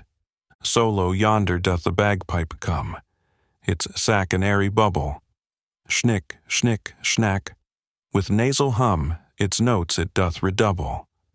Embryo spirit. Spider's foot and midge's wing, a toad in form and feature. Together verses it can string, though scarce in living creature. A little pair. Tiny step and lofty bound, through dew and exhalation. Ye trip it deftly on the ground, but gain no elevation. Inquisitive traveler. Can I indeed believe my eyes is not mere masquerading? What? Oberon in beauteous step among the groups parading. Orthodox. No claws, no tail to whisk about, to fright us at our revel. Yet like the gods of Greece, no doubt, he too's a genuine devil. Northern artist. These that I'm hitting off today are sketches unpretending. Towards Italy without delay, my steps I think of bending. Purist. Alas, ill fortune leads me here, where riot still grows louder, and 'mong the witches gathered here but 2 alone wear powder. Young witch, your powder and your petticoat suit hags, there's no gainsaying. Hence I sit fearless on my goat, my naked charms displaying. Matron. We're too well bred to squabble here, or insult back to render. But may you wither soon, my dear, although so young and tender. Leader of the band. Nose of fly and gnats proboscis, throng not the naked beauty. Frogs and crickets in the mosses, keep time and do your duty. Weathercock towards one side. What charming company I view, together here collected, gay bachelors a hopeful crew, and brides so unaffected. Weathercock towards the other side, unless indeed the yawning ground should open to receive them. From this vile crew, with sudden bound, to hell I'd jump and leave them. Xenian. With small sharp shears, in insect guise, behold us at your revel. that we may tender filial-wise our homage to the devil. Hennings. Look now at yonder eager crew, how naively they're jesting. That they have tender hearts and true, they stoutly keep protesting. Musajet. Oneself amid this witchery, how pleasantly one loses, for witches easier are to me to govern than the muses. See devant genius of the age. With proper folks when we appear, no one can then surpass us. Keep close, wide is the Blocksberg here, as Germany's Parnassus. Inquisitive traveler. How name ye that stiff formal man, who strides with lofty paces? He tracks the game where he can, he scents the Jesuits' traces. Crane. Where waters troubled are, or clear, to fish I am delighted. Thus pious gentlemen appear, with devils here united. Worldling. By pious people it is true, no medium is rejected. Conventicles, and not a few, on Blocksberg are erected. Dancer. Another chorus now succeeds. Far off the drums are beating. Be still. The bitterns 'mong the reeds their one note are repeating. Dancing master. Each twirls about and never stops, and as he can he fareth. The crooked leaps, the clumsy hops, nor for appearance careth. Fiddler. To take each other's life, I trow, would cordially delight them. As Orpheus's lyre the beasts, so now the bagpipe doth unite them. Dogmatist. My views, in spite of doubt and sneer, I hold with stout persistence, inferring from the devils here, the evil one's existence. Idealist. My every sense rules fantasy with sway, quite too potential. Sure, I'm demented if the eye alone is the essential. Realist. This entity's a dreadful bore, and cannot choose but vex me. The ground beneath me ne'er before, thus tottered to perplex me. Supernaturalist. Well pleased assembled here I view of spirits this profusion. From devils, touching angels too, I gather some conclusion. Septic. The ignis fatuus they track out, and think they're near the treasure. Devil alliterates with doubt, here I abide with pleasure. Leader of the band. Frog and cricket in the mosses, confound your gasconading. Nose of fly and gnat's proboscis, most tuneful serenading, the knowing ones. Sans souci, so this host we greet, their jovial humor showing. There's now no walking on our feet, so on our heads we're going. The awkward ones. In seasons past we snatched, 'tis true, some titbits by our cunning.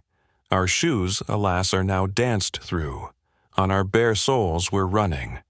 Will-o'-the-wisps. From marshy bogs we sprang to light, yet here behold us dancing. The gayest gallants of the night, in glittering rows advancing. Shooting star. With rapid motion from on high, I shot in starry splendor. Now, prostrate on the grass I lie, who aid will kindly render. The massive ones. Room. Wheel round, they're coming low. Down sink the bending grasses. Though spirits, yet their limbs, we know, are huge, substantial masses. Puck. Don't stamp so heavily, I pray, like elephants you're treading. And 'mong the elves be Puck today, the stoutest at the wedding. Ariel. If nature boon, or subtle sprite, endow your soul with pinions, then follow to yon rosy height through ether's calm dominions. Orchestra pianissimo. Drifting cloud and misty wreaths are filled with light Elysian. O'er reed and leaf the zephyr breathes, so fades the fairy vision. A gloomy day. A plain. Faust and Mephistopheles. Faust, in misery, despairing, long wandering pitifully on the face of the earth and now imprisoned. This gentle hapless creature, immured in the dungeon as a malefactor and reserved for horrid tortures. That it should come to this, perfidious, worthless spirit, and this thou hast concealed from me. Stand, I stand, roll in malicious rage thy fiendish eyes. Stand and brave me with thine insupportable presence. Imprisoned in hopeless misery, delivered over to the power of evil spirits and the judgment of unpitying humanity, I, and me, the while thou wert lulling with tasteless dissipations, concealing from me her growing anguish, and leaving her to perish without help. Mephistopheles. She is not the first. Faust, hound, execrable monster, back with him, O thou infinite spirit, back with the reptile into his dog shape, in which it was his wont to scamper before me at eventide, to roll before the feet of the harmless wanderer, and to fasten on his shoulders when he fell. Change him again into his favorite shape, that he may crouch on his belly before me in the dust, whilst I spurn him with my foot, the reprobate, not the first. Woe! Woe! By no human soul is it conceivable that more than one human creature has ever sunk into a depth of wretchedness like this, or that the first in her writhing death agony should not have atoned in the sight of all pardoning heaven for the guilt of all the rest. The misery of this one pierces me to the very marrow, and harrows up my soul. Thou art grinning calmly over the doom of thousands. Mephistopheles. Now we are once again at our wits' end, just where the reason of you mortals snaps. Why dost thou seek our fellowship if thou canst not go through with it? Wilt fly, and art not proof against dizziness? Did we force ourselves on thee, or thou on us? Faust, cease thus to gnash thy ravenous fangs at me. I loathe thee. Great and glorious spirit, thou who didst vouchsafe to reveal thyself unto me, thou who dost know my very heart and soul, why hast thou linked me with this base associate, who feeds on mischief and revels in destruction? Mephistopheles. Hast done? Faust. Save her, or woe to thee, the direst of curses on thee for thousands of years. Mephistopheles. I cannot loose the bands of the avenger nor withdraw his bolts. Save her. Who was it plunged her into perdition, I or thou? Faust looks wildly around. Mephistopheles. Wouldst grasp the thunder? Well for you, poor mortals, that 'tis not yours to wield. To smite to atoms the being, however innocent, who obstructs his path, such is the tyrant's fashion of relieving himself in difficulties. Faust, convey me thither, she shall be free. Mephistopheles. And the danger to which thou dost expose thyself. No, the guilt of blood shed by thy hand lies yet upon the town. Over the place where fell the murdered one, avenging spirits hover and watch for the returning murderer. Faust. This too from thee, the death and downfall of a world beyond thee, monster. I conduct me thither, I say, and set her free. Mephistopheles. I will conduct thee, and what I can do, here, have I all power in heaven and upon earth. I'll cloud the senses of the warder. Do thou possess thyself of the keys and lead her forth with human hand. I will keep watch. The magic steeds are waiting. I bear thee off. Thus much is in my power. Faust. Tip and sway. Night. Open country. Faust. Mephistopheles. Rushing along on black horses. Faust. What weave they yonder round the Ravenstone? Mephistopheles. I know not what they shape and brew. Faust. They're soaring, swooping, betiding, stooping. Mephistopheles. A witch's pack. Faust. They charm, they strew. Mephistopheles. On. Dungeon. Faust, with a bunch of keys and a lamp before a small iron door. A fear unwonted, or my spirit falls. Man's concentrated woe overwhelms me here. She dwells immured within these dripping walls. her only trespass a delusion dear. Thou lingerest at the fatal door, thou dread'st to see her face once more? On, while thou dalliest draws her death hour near. He seizes the lock, singing within, my mother, the harlot, she took me and slew. My father, the scoundrel, hath eaten me too. My sweet little sister hath all my bones laid, where soft breezes whisper all in the cool shade. Then became I a wood bird, and sang on the spray, fly away, little bird, fly away, fly away. Faust, opening the lock. Ah, she forebodes not that her lover's near, the clanking chains, the rustling straw, to hear. He enters. Margaret, hiding her face in the bed of straw. Woe, woe, they come. Oh, bitter 'tis to die. Faust, softly, hush, hush, be still. I come to set thee free. Margaret, throwing herself at his feet. If thou art human, feel my misery, Faust. Thou wilt awake the jailer with thy cry. He grasps the chains to unlock them. Margaret on her knees. Who, headsman, unto thee this power o'er me could give? Thou comest for me at midnight hour. Be merciful, and let me live. Is morrow's dawn not time enough? She stands up. I'm still so young, and must so early die. Fair was I too, and that was my undoing. My love is now afar, he then was nigh. Torn lies the garland, the fair blossoms strewed. Nay, seize me not with hand so rude. Spare me. What harm have I e'er done to thee? Oh, let me not in vain implore. I ne'er have seen thee in my life before. Faust. Can I endure this bitter agony? Margaret. I now am at thy mercy quite. Let me my babe but suckle once again. I fondled it the livelong night. They took it from me but to give me pain. And now they say that I my child have slain. Gladness I ne'er again shall know. Then they sing songs about me. 'Tis wicked of the throng. An ancient ballad endeth so. Who bade them thus apply the song? Faust, throwing himself on the ground. A lover at thy feet bends low, to loose the bonds of wretchedness and woe. Margaret throws herself beside him. Oh, let us kneel and move the saints by prayer. Look, look, yon stairs below, under the threshold there, hell's flames are all aglow. Beneath the floor, with hideous noise, the devils roar. Faust aloud. Gretchen, Gretchen. Margaret listening.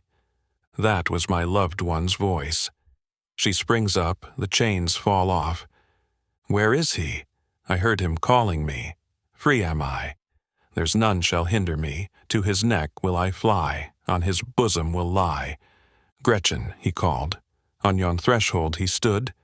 Amidst all the howling of hell's fiery flood, the scoff and the scorn of its devilish crew, the tones of his voice, sweet and loving, I knew. Faust. 'Tis I, Margaret. 'Tis thou. Oh, say so once again, embracing him. 'Tis he, 'tis he. Where's now the torturing pain? Where are the fetters? Where the dungeon's gloom? 'Tis thou. To save me thou art come, and I am saved. Already now the street I see where the first time I caught a glimpse of thee. There too the pleasant garden shade, where I and Martha for thy coming stayed. Faust, endeavoring to lead her away. Come, come away. Margaret, oh, do not haste. I love to linger where thou stayest, caressing him. Faust, ah, haste. For if thou still delayest, our lingering we shall both deplore. Margaret, how, dearest, canst thou kiss no more? So short a time away from me, and yet to kiss thou couldst so soon forget.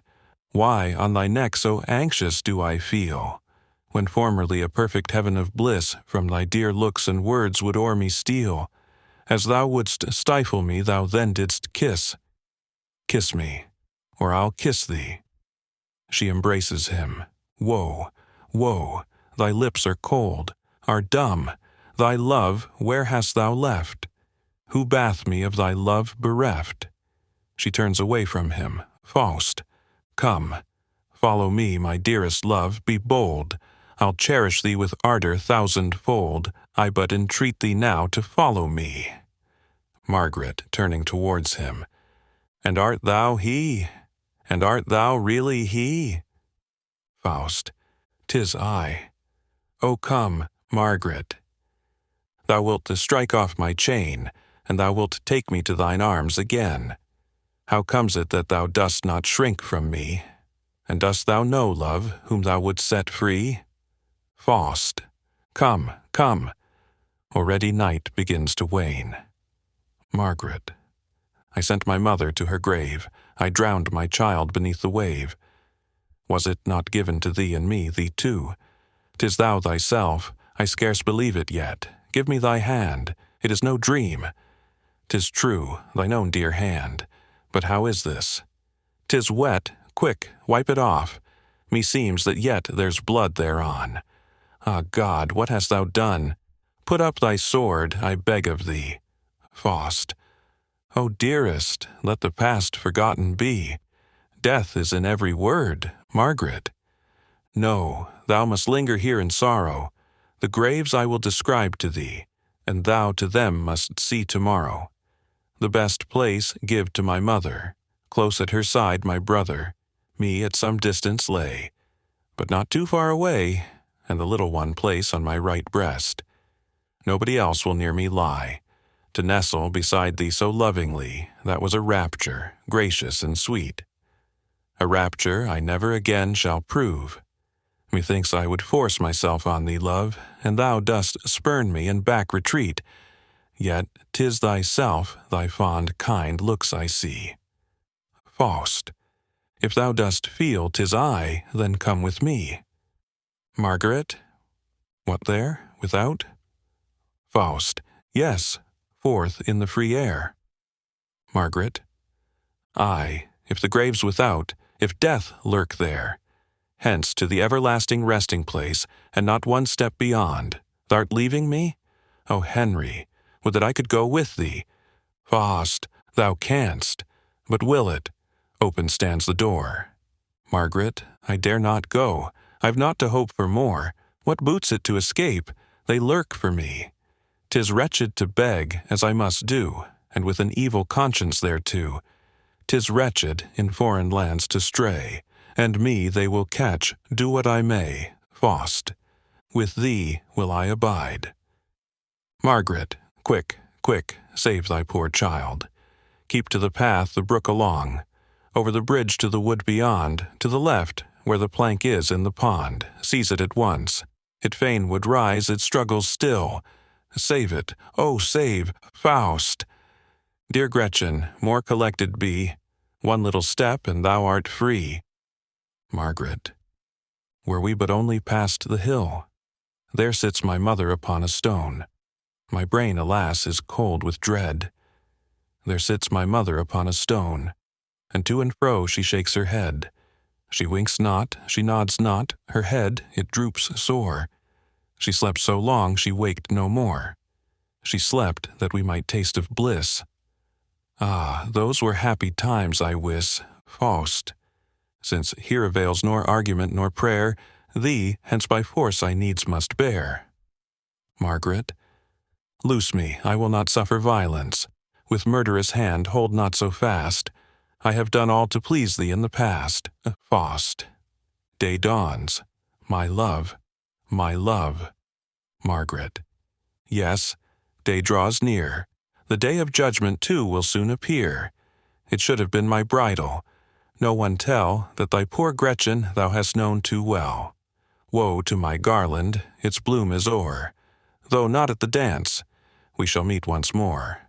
The crowd doth gather, in silence it rolls. The squares, the streets, scarce hold the throng. The staff is broken. The death bell tolls. They bind and seize me. I'm hurried along. To the seat of blood already I'm bound. Quivers each neck as the naked steel. Quivers on mine the blow to deal. The silence of the grave now broods around. Faust, would I had never been born. Mephistopheles appears without. Up, or you're lost. Vain hesitation, babbling, quaking. My steeds are shivering, morn is breaking. Margaret, what from the floor ascendeth like a ghost? 'Tis he, 'tis he, him from my presence chase. What would he in this holy place? It is for me he cometh, Faust. Thou shalt live. Margaret, judgment of God, to thee my soul I give. Mephistopheles to Faust. Come, come, with her I'll else abandon thee. Margaret, Father, I'm thine, do thou deliver me. Ye angels, ye angelic hosts, descend, encamp around to guard me and defend. Henry, I shudder now to look on thee. Mephistopheles. She now is judged. Voices from above. Is saved. Mephistopheles to Faust. Come thou with me. Vanishes with Faust. Voice from within dying away. Henry, Henry. Second part of the tragedy. Act 1. Scene 1. A pleasant landscape. Faust is lying on flowery turf, tired and restless, trying to sleep. A circle of tiny graceful spirits hovers round him. Ariel, chanting, accompanied by Aeolian harps. When the springtime blossoms, falling, shower down, and cover all things, when the fields with greener blessing dazzle all the world of earthlings, little elves, but great in spirit, haste to help where help they can, and be he holy, be he wicked, pity they the luckless man. You, hovering in airy circles round his head, show yourselves in proud elf form. Instead, calm all the fierce resistance of his heart, remove the bitter barbs of sharp remorse, free him from past terrors by your art. 4 are the watches night makes in its course. At once now, mercifully, let the dark depart. Let his head sink down on pillow's coolness, next sprinkle him with dew from Lethe's stream.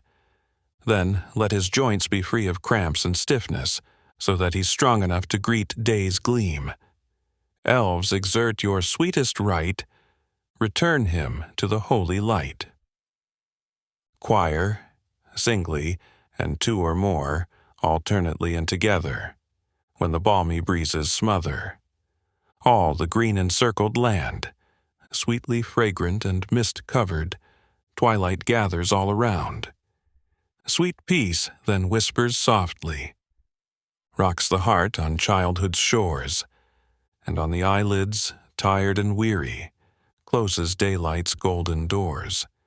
Here the night's already passing, sacred stars set, star by star, great lights, and the lesser glittering, sparkling near and gleaming far, sparkling where the lake reflects her, gleaming bright in cloudless height, protecting the deep bliss of rest. There, moon in splendor rules the night. The hours have vanished now already. Joy and pain have flown away, you are whole. Recover wholly. Trust the sight of breaking day, greening valleys, swelling hills there. Rise from out their shadowy sleep, and drifting in its waves of silver, on to harvest flows the wheat. Wish then to achieve your wishes, gaze up at the brightness there. You are lightly tangled, this is. Sleep, a shell, so now emerge. Don't delay, walk bravely, tall. When the crowd waits, hesitating. The noblest man achieves his all by seeing and then swiftly taking. Ariel. Listen, hear the hour nearing, ringing out to spirit hearing. Now, the new day is appearing. Doors of stone creak and chatter. Phoebus' wheels roll and clatter. What a din the daylight's bringing. Trombone and trumpeting, eyes amazed and ears ringing. The unheard drops out of hearing. Slip into the flower's presence, deeper, deeper. Lie there silent, in the pebbles, where the leaves bend. If it strikes you, you'll be deafened. Faust. Life's pulses beating now, with new existence, greet the mild ethereal half-light round me. You, earth, stood firm tonight, as well. I sense. Your breath is quickening all the things about me, already, with that joy you give, beginning. To stir the strengthening resolution in me, that strives forever, towards highest being. Now the world unfolds in half-light's gleam, the woods alive, its thousand harmonies singing, while through the valleys misted ribbons stream, and heavenly light now penetrates the deep.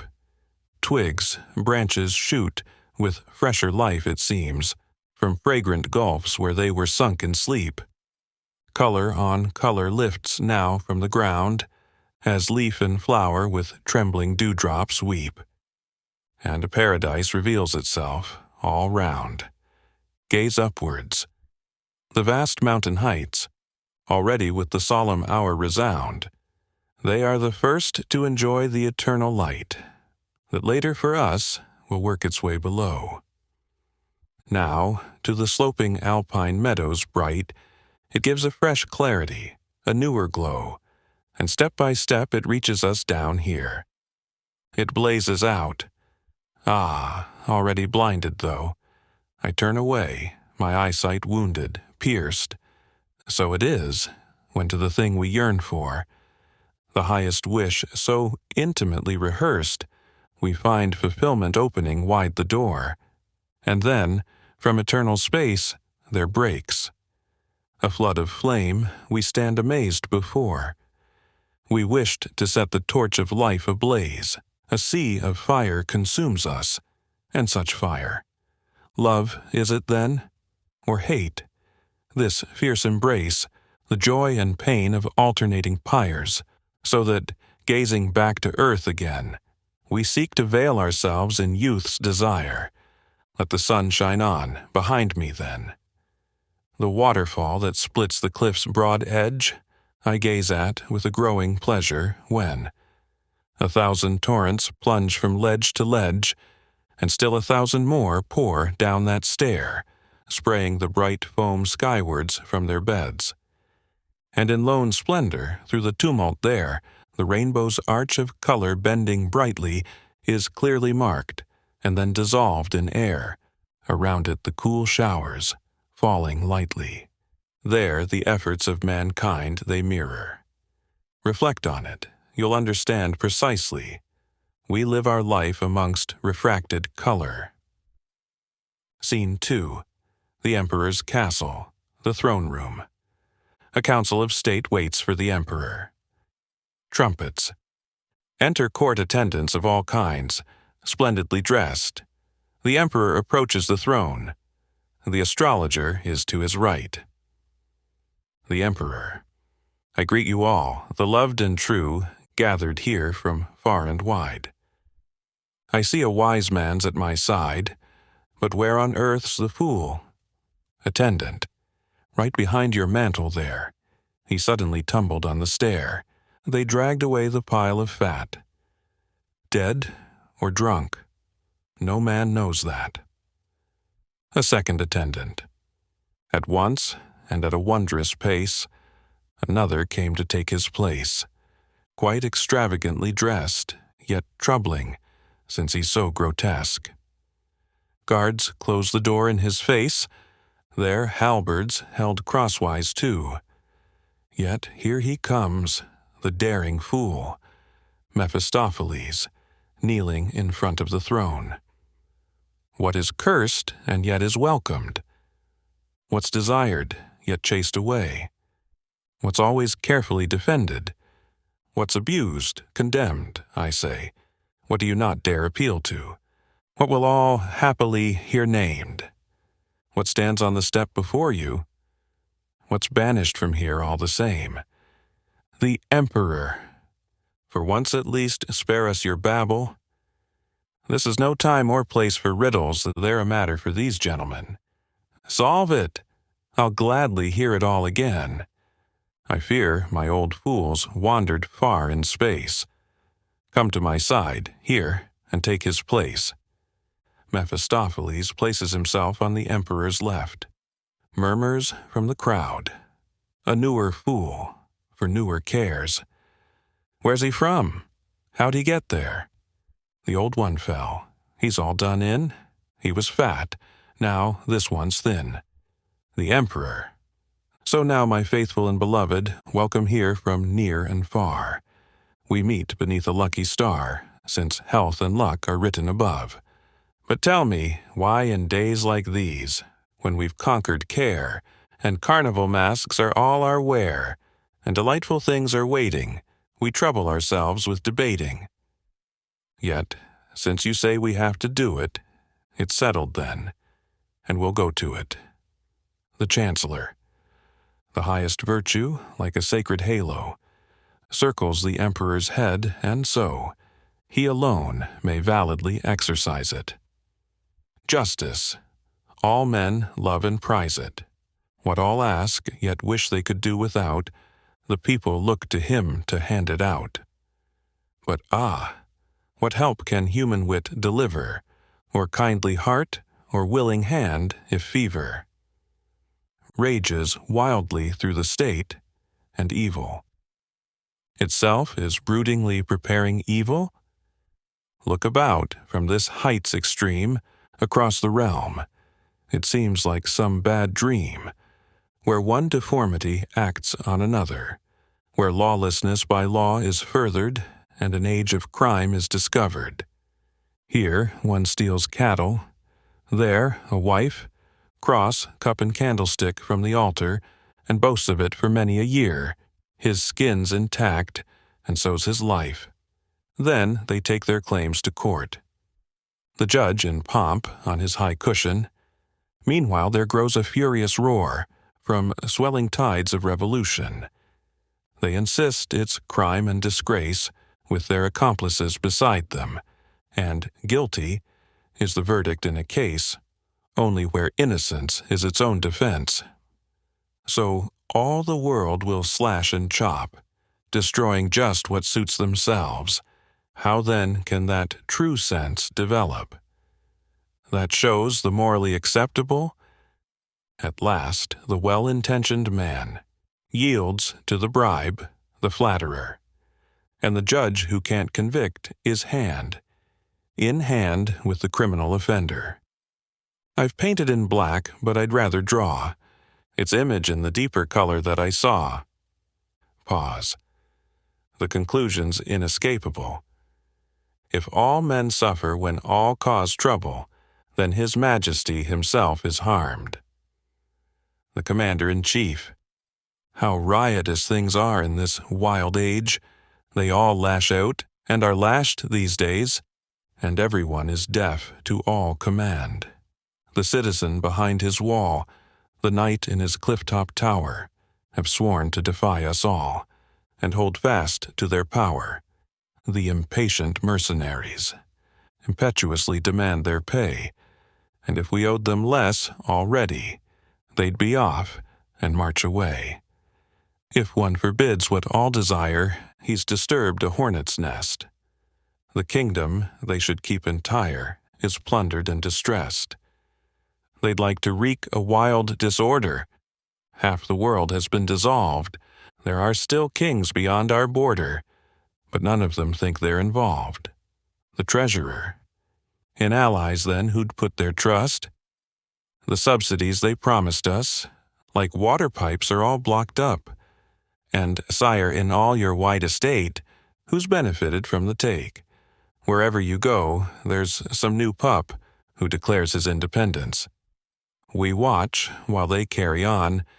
We've given away our rights, and hence, no rights are left for us, not one. Our parties, too, however called, can't be depended on today. They like to praise and blame, it's all. Impartial, both their love and hate, they're resting, they take cover, the Ghibelline and Guelph. Now, who'll help his neighbor? Each man just helps himself. The golden doors are fastened tight.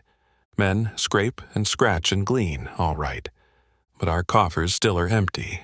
The steward. What evils, too, I must endure. We try to save each day, I'm sure, but every day sees greater need. So, daily, some new torment's mine. The cooks, alas, have all they want. Boar, pheasant, hare, and venison, ducks and peacocks, chickens, geese, payment in kind and guaranteed. They keep coming all the time, but in the end we're short of wine. Though cask on cask once filled the cellar, the best of vintages and names there, these noble lords can drink forever, and haven't left a single drop. The council too must have their fill. They grasp their tankards tight until, under the table, they have to stop. Now I'll count the cost, you'll see. The moneylenders won't spare me. The advances that they give gladly will eat the future years on top. Pigs don't have time to fatten, instead. Men seize the pillows from your bed, even the bread from your table's gone.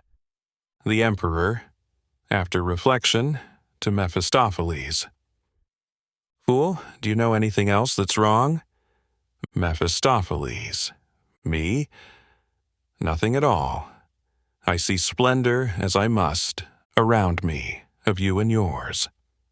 Lack trust, where majesty commands so without question, where ready force scatters the enemy faction, where strong wills with wit to understand, active and various, are all at hand. What, for some evil purpose, could combine?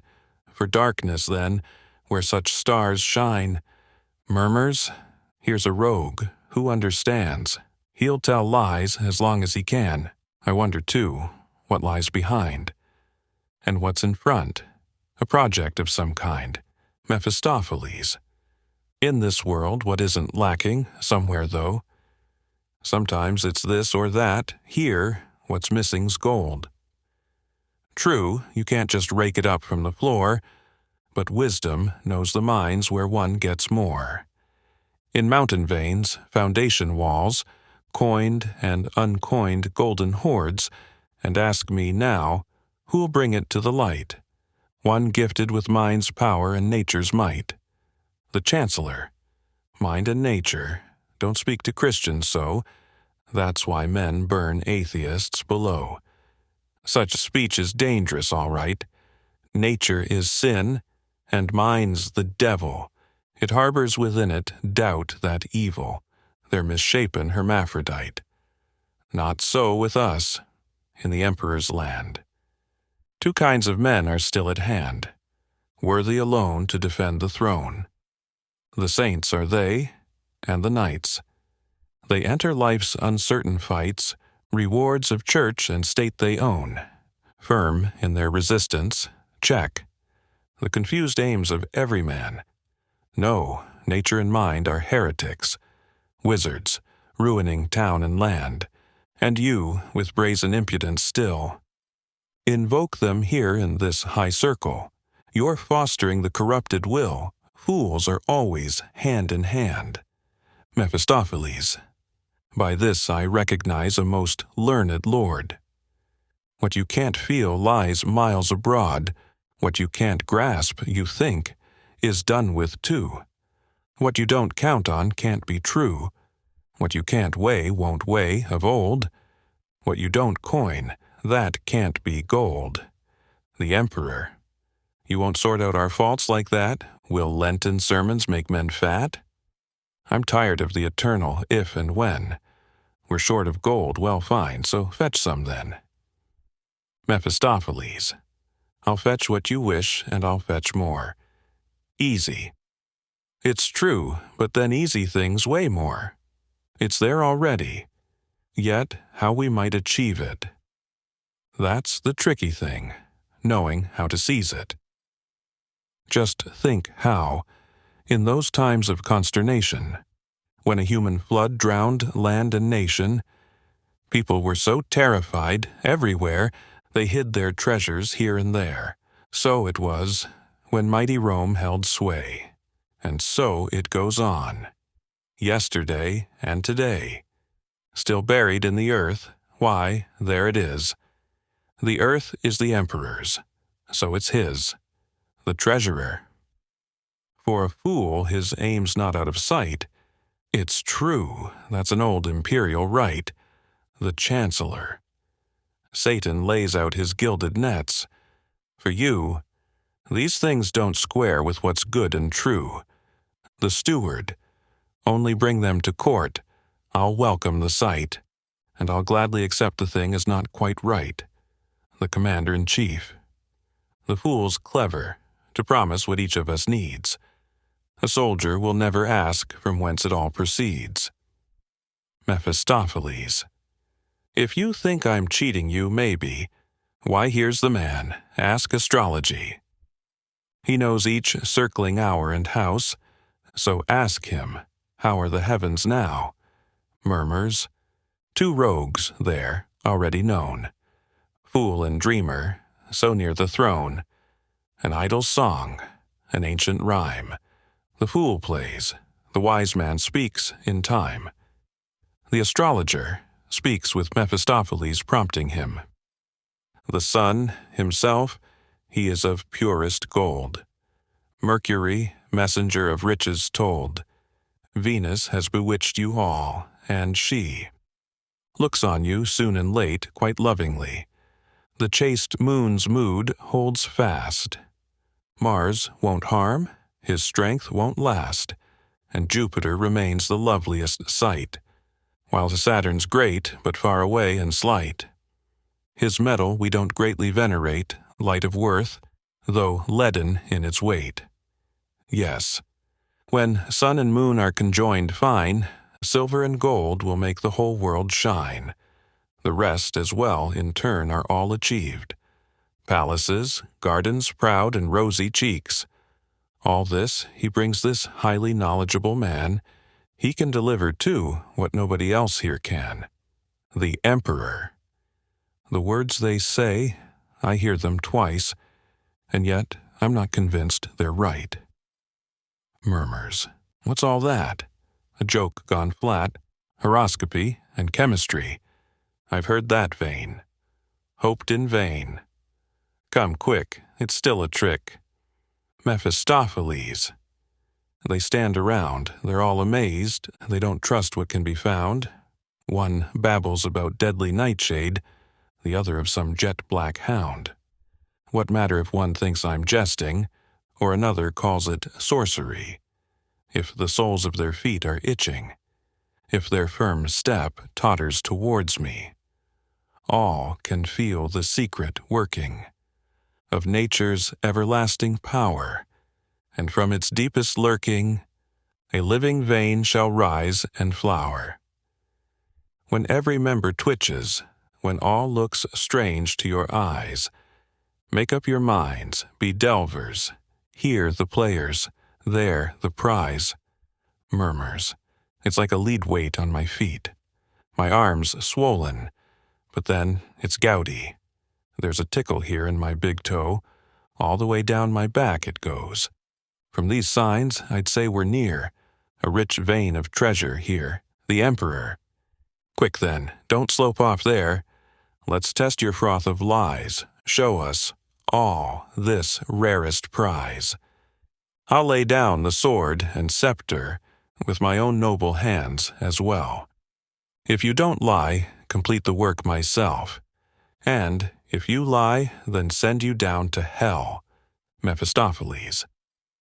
I'll find the way there anyway. Yet I really can't exaggerate. What's lying round ownerless everywhere? The farmer, plowing the furrows, lays bare. A crock of gold the clods unfold, seeks saltpeter from damp limy walls, and finds there golden rolls of gold in his poor hands, frightened by all. What caverns exist to be blown open? Through what shafts and cuttings, then, burrow those gold-divining men, those neighbors of the underworld, secure in vast ancient cellars, find golden plates, bowls, cups for wine, in rows and heaps where they were hurled, goblets fashioned out of rubies. And if they wants to try their uses, beside them there's the ancient fluid. Yet I would trust the expert, though. The wooden casks rotted long ago. The wine makes tartar in the liquid. Not just gold and jewels fine, but the essence then of noble wine.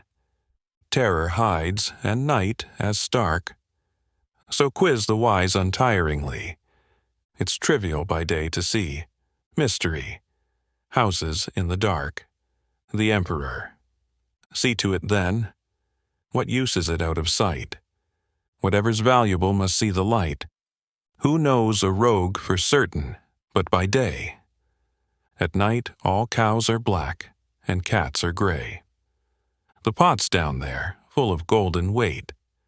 Drive your plow, and plowing excavate. Mephistopheles. Take hoe and spade, and dig yourself. Laboring will make you great. A herd of golden calves you'll help to rise from out their buried state.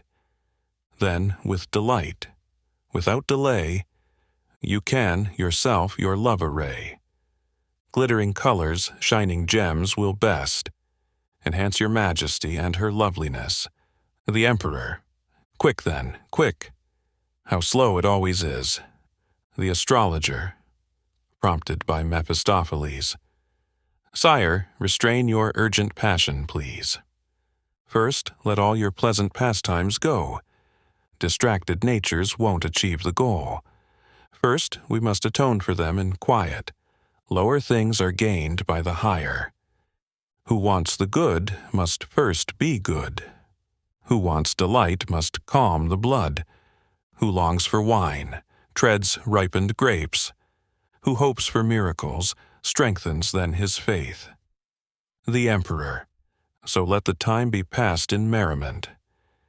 Ash Wednesday will achieve our grave intent, and we can celebrate wild carnival, more riotously, meanwhile, after all. They exit to the sound of trumpets.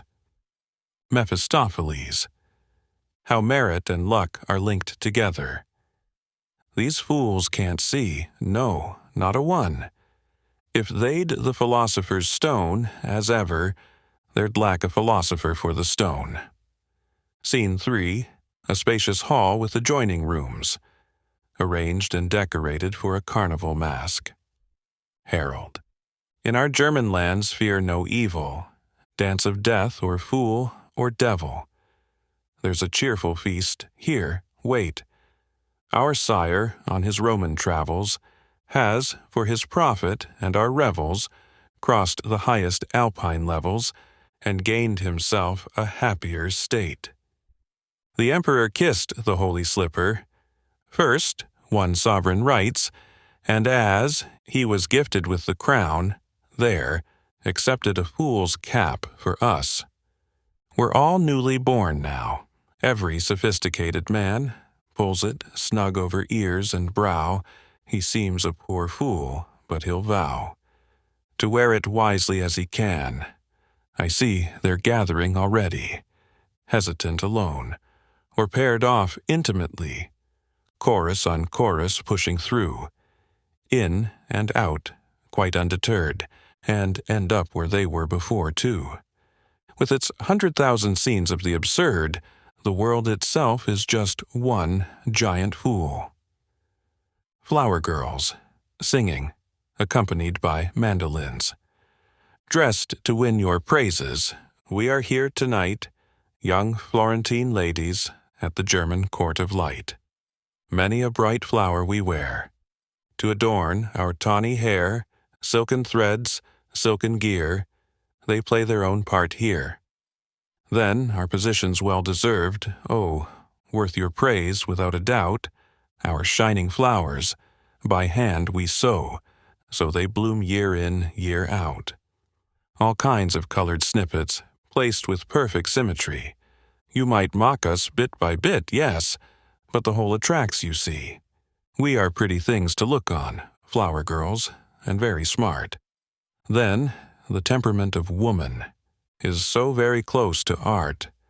Harold, let's see those trays of flowers that you carry on your heads, that paint your arms with colors. What each likes, let her select. Quick in walks and branches, what a garden we will share. They are fit to crowd around us, flower sellers and their wares, the flower girls. Haggle in this cheerful place, but seek no market here. At a quick and witty pace, let all know what you bear. An olive branch with olives. I don't envy flowery ones, every kind of strife I shun. It's unnatural to me. So, I am the sign of nations, and I seal their obligations, mark of peace in any field. I hope I'm worth good luck today, some lovely head I might array.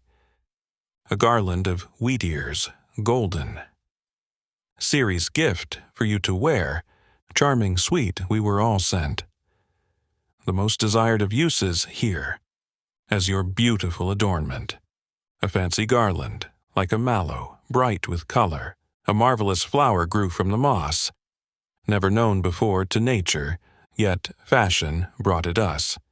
A fancy bouquet. My name's for you to know. Theophrastus couldn't tell you though, yet I hope, if not all do, many of us will still please you.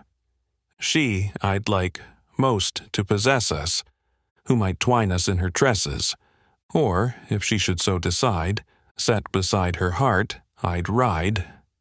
Rosebuds, many-colored fancies may form the fashion of the day, strange and curious of shape, such as nature never made. Stalks of green and bells of gold show in tresses all untold.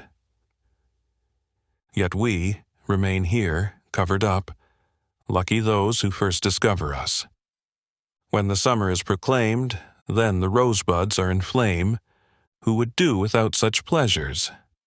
Promises and yielded treasures, that, in the flowery kingdom, rule mind and heart and glances too. The flower girls garland themselves, and show their wares gracefully in the green leafy arcades. The gardeners, singing, accompanied by lutes. See the flowers quietly growing. On your brows sweetly amuse you, and their fruit will not seduce you. One may taste delight in knowing. Sunburned faces offer up peaches, plums, and cherries yet. Buy. Against the tongue and palate, the eye is the worst way to judge. Come, of all this ripest fruit, eat with taste and delight. Poems on roses might still suit, but on the apple man must bite. So then let us join with their flowering youth itself, and we'll dress our riper wares in our neighbor's wealth. Dressed in cheerful garlands there, along this jeweled leafy route, all things can be found together, buds and leaves, and flowers and fruit. Both choruses set out their goods on the flight of steps, with alternating song accompanied by the lutes and mandolins, and offer their wares to the spectators. A mother, with her daughter. Child, when you came to light, I dressed you in your little hat.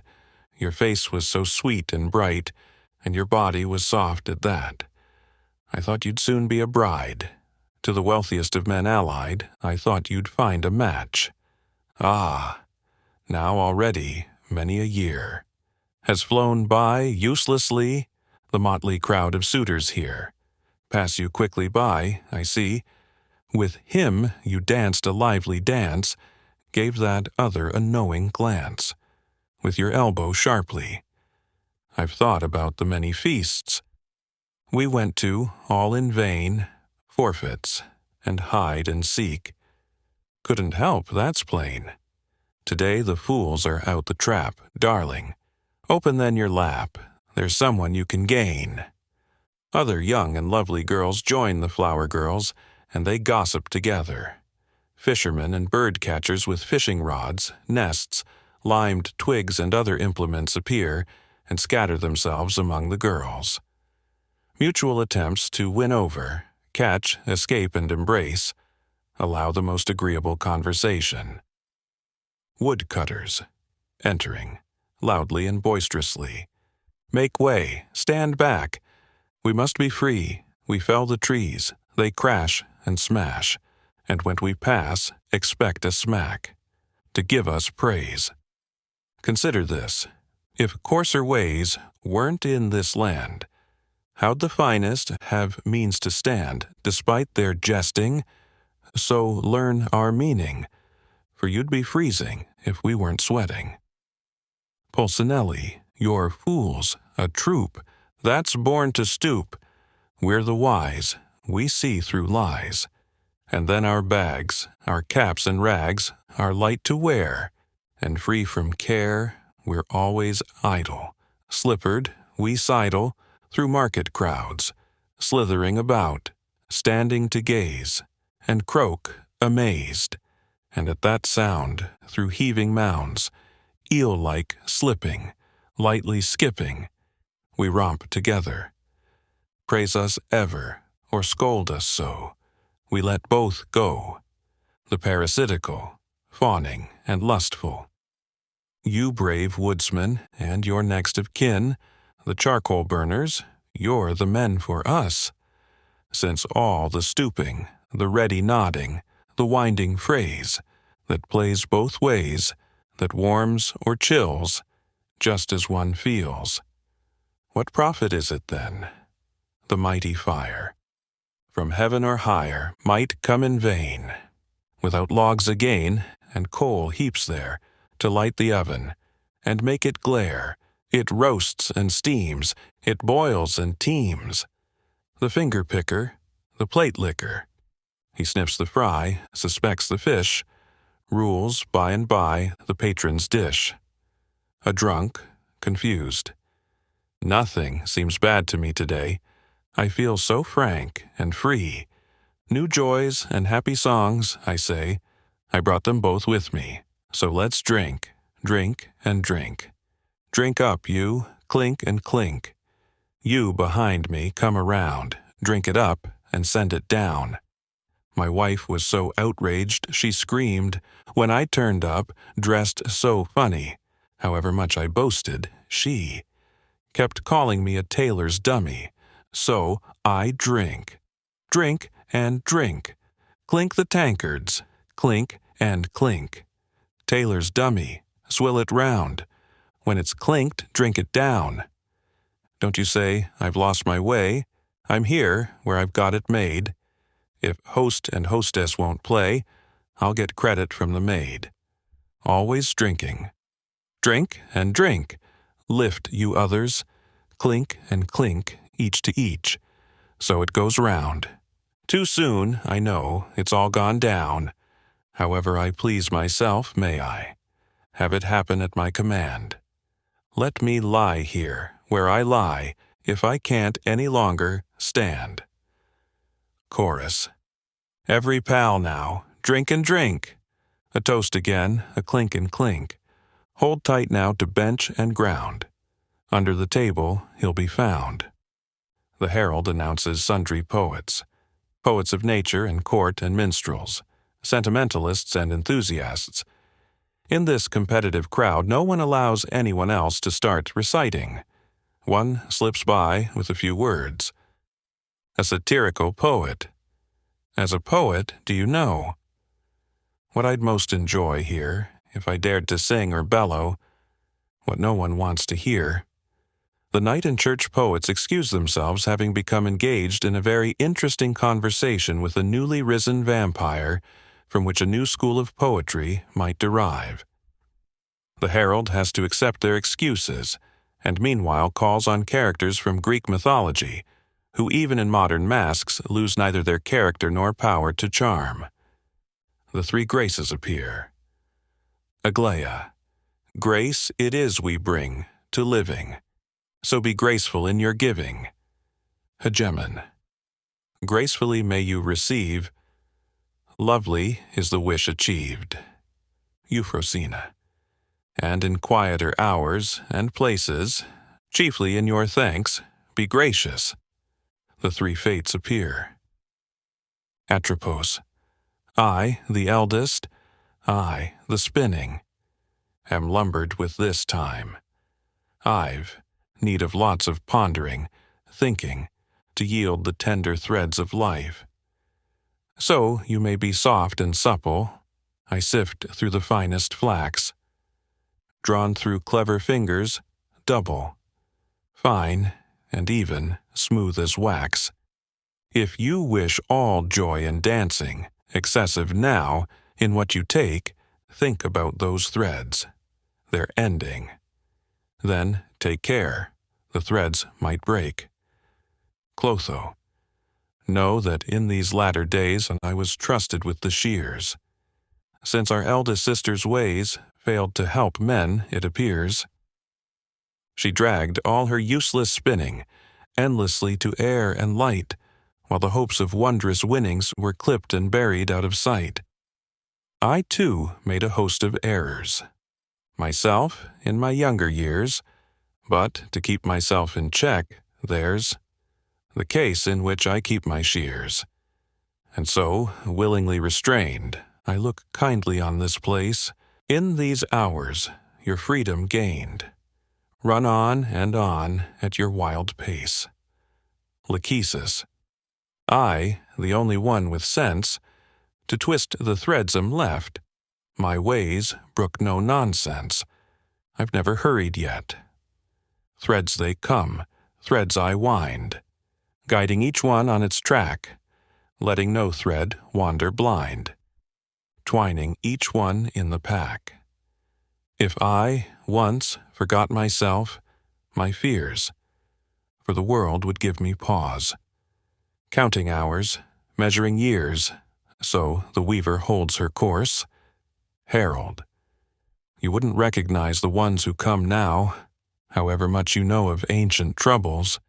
To look at them, the cause of many evils, you'd call them welcome guests and bow. They're the Furies, no one will believe me, pretty, shapely, friendly, young in years. But meet with them, you'll quickly learn I fear, how serpent-like these doves are to hurt freely. Though they're malicious in modernity, where fools now boast about their sinful stories, they too have ceased to want the angels' glories. Confess themselves the plague of land and city. The Furies approach. Electo, what does that matter? You still believe in us? Then we're pretty, young, and fawning kittens. If one of you has a lover with whom he's smitten, we'll tickle his ears at length, sweetly fuss, till it would be safe to tell him, eye to eye, that she waves to him, and him the same. She's thick up top, a crooked back and lame, and married. She'd be no good by and by. We know how to pester the bride-to-be as well. Scarcely a week ago, her lover himself said nasty things to her about herself. They're reconciled, but something rankles still. Megaera, that's a joke. Let them be married anyway. I'll take it up, and know, whatever may befall, through willfulness the sweetest joys will pall. Man's changeable, and changeable the day. And no one holds the desired one in his arms, without longing, foolishly, for the more desired leaves his good fortune, with which he was fired, flies from the sun, and asks the frost for warmth. I know how to give birth to those things. There is Asmodi, who is my faithful servant, to work true mischief at the proper moment, and send to ruin all mankind in pairs. Tisiphone, instead of malice, poison and the knife. I'm mixing, sharpening for that betrayer. Love another, and sooner now or later, ruin itself will penetrate your life. Gall and wormwood they must roam. Through all those sweetest moments. No bargaining here, no bartering, come. The perpetrator must atone. Let no one sing about forgiveness. I cry my cause to the cliffs again, echo, hear. Reply, Avenge! Let him who alters cease existence. The herald, I'll ask you please to move aside, since what comes next is otherwise. You can see here's a mountain coming, decked with princely colored trappings. A tusked head, snaking trunk, there too. A mystery, but I'll reveal the key to you. A delicate and dainty girl sits on its neck, and with a thin wand keeps the beast in check. Another up there, standing, wonderfully, surrounded with light, almost blinding me. Beside it, two girls walk in chains, one fearful, while the other girl seems quite cheerful. One wishes to be, and one feels she is free. Let each of them declare who they might be. Fear. Smoking torches, flares, and lights are burning at the troubled feast. Among all these deceptive sights, I'm held fast by the feet. Away, you ridiculous smilers. I suspect those grins so bright, all my enemies' beguilers, press towards me through the night. Here, a friend becomes a foe, yet I know that mask, I'd say, one that wants to kill me, though. Now unmasked he creeps away, gladly, heedless of direction. I'd escape from out this world, but beyond there roars destruction. In mists of terror I am furled. Hope, I greet you, sisters. Though today, and the whole of yesterday, you enjoyed the masquerade, I know all will be displayed. In the morning you'll unveil, and if, in the torchlight, we don't feel particular delight, yet the days to come so bright, more wholly suited, we shall hail, now as one, now solitary. Through fair fields we'll roam, loose to act or rest, as we choose, and in that carefree way of living, dispense with nothing, go on striving. Guests are welcome everywhere. Confidently, let's appear. Surely the best anywhere must be somewhere here. Intelligence. Two of man's worst enemies, fear and hope, I bind for you, now this country worries me. Make room, I'll rescue you. I lead the living colossus, turret crowned, as you see. Step by step he crosses, the highest passes tirelessly. But above me on the summit is a goddess there who's bearing outspread wings and turns about everywhere to see who's winning. Ringed by splendor and by glory, shining far on every side, she calls herself Victory, goddess of the active life. Zoilothersites, an ugly, dwarfish warrior. Ah, ha! I've come just in time, I hold you all guilty of crime. Yet my goal I assume to be her up there, Queen Victory. With her pair of snowy wings, she's an eagle, she must think, and that whenever she's on hand. To her belong the folk and land. But when famous deeds are done, at once I'm here with armor on, when low is high, and high is low.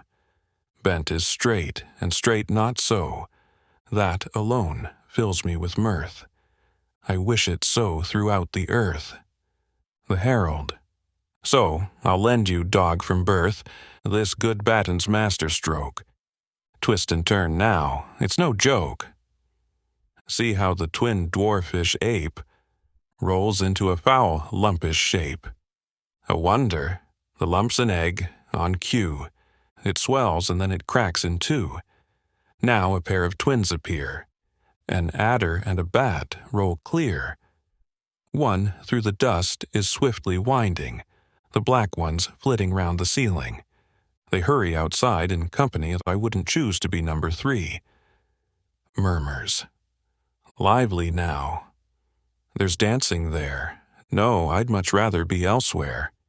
Can't you feel some ghostly race fly about us through this place? Something just rushed through my hair. Round my feet it's flying, where? None of us are injured, though. But we all are frightened so. All the fun is spoilt completely. As those creatures wished, you see, the herald. Since I play the herald's role, as this masquerade unfolds, I watch sternly at the door, in case some devious outlaw to this happy place comes creeping, never yielding, never wavering. Through the window, though, I fear, airborne spectres enter here, from magic and from devilry. Alas, I cannot set you free. All this makes the dwarf suspicious now. From behind a new mask issues, and I must dutifully explain the meaning of the forms again, but I can't easily announce. What cannot be understood, help me explain it, if you would. See it wander through the crowd? A splendid chariot, a four in hand, rolling through them, where they stand. But it doesn't split the people. I see no one's crushed at all. Colors glitter in the distance, sundry wandering stars, for instance, a magic lantern-like performance. It blows along, a storm's assault. Make way there, I shudder, the boy charioteer. Halt! Dragons, your wings restrain. Feel your accustomed reign. Control yourselves, if I control you. Sweep away when I inspire you. Let us do honor to this place. Look round, a widening display of admirers circle now on circle. Herald, now then, as you will, before we leave you all, describe us and say our name. Since we're allegorical, you should know us, plain. Herald. No, indeed, I can't tell your name. I'll try and describe you all the same. The boy charioteer. So try, the herald. I must confess, to young and handsome before the rest. You're a half-grown boy, yet a woman. Would prefer to see you fully grown. You seem to me a wooer, in future, out of her house, a real seducer. The boy charioteer. Let's hear more. Go on, find the riddle's bright solution, the herald. Dark eyes that shine, night-black hair, which brightly jeweled bands enclose, and what a dainty garment flows. From shoulder down to ankle, there, with purple hem its glittering shows. One might take you for a girl, yet, for good or ill, you'd be prized already by any girl. She'd teach you your ABC, the boy charioteer. And he, who like a splendid vision, sits on the chariot enthroned there, the herald. He seems a king, a rich and kind one. Blessed are they who gain his favor. He has no further need to strive. His eyes observe whatever's lacking, and to spread his pure delight is more to him than joy and owning. The boy charioteer. You daren't stop there. What you see, you must describe it precisely. The herald. I can't express all the dignity, but the glowing moon face I see, the full mouth, the bright cheeks then, that shine beneath the jeweled turban, rich comfort in the clothes he's wearing. What shall I say about his bearing? As a ruler he seems known to me, the boy charioteer. Plutus, the god of riches, this is he. He's come himself in all his splendor. The emperor wished greatly he were here. The herald. Explain your own what and how to me. The boy charioteer. I am extravagance. I am poetry. I am the poet who is self-perfected, when his special gift is squandered. Yet I'm immeasurably wealthy, like Plutus, worth as much as he. I adorn, enliven, dance and feast, and whatever he lacks, I complete. Herald. Your boasting makes you handsomer, but let's see all your skill appear. The boy charioteer. Just watch me snap my fingers now. The chariot will gleam and glow. There a string of pearls appear. He continues to snap his fingers in all directions. Golden jewels for neck and ear, flawless combs and diadems, set in a ring, rare, precious gems. I scatter flames, too, here and there, waiting for their chance to flare. The herald. How the dear crowds snatch, I see. The givers soon in difficulty. He snaps out jewels, as in a dream, and they all snatch them in a stream. But now a different trick you see. What each has grasped so eagerly has gained him but a poor reward, the gifts already fluttering skyward. The pearls are loosened from their band, and beetles crawl there in his hand. The poor man shakes them off instead. They're humming now around his head. Another, for some solid thing, catches at a butterfly's wing. That's what the rascal's promise means. He only lends them golden gleams. The boy charioteer. You know how to announce masks. It's true, but it's not the herald's task to search below the outer surface of existence. That requires a keener sense. Still, I'm wary of all disputes. Lord, I'll direct my speech and questioning to you. Turning towards Plutus. Have you not trusted me with the task to stand and guide the tempest of your four in hand? Don't I steer well as you direct? Am I not there when you expect? And don't I know how to win the palm for you on daring wing? When I've fought for you in war, now I've been successful every time. When laurel wreaths adorn your brow, have I not fashioned them with hand and mind? Plutus, if I'm required to be a witness to it, I'd say, you are the spirit of my spirit. You always act according to my wishes. And as I gain myself, you too are richer. To reward your services I value now the green branch higher than my crown. One true word, then, for everyone. I've found delight in you, dear son, the boy charioteer. The greatest gifts from my hand, see, I've scattered them around.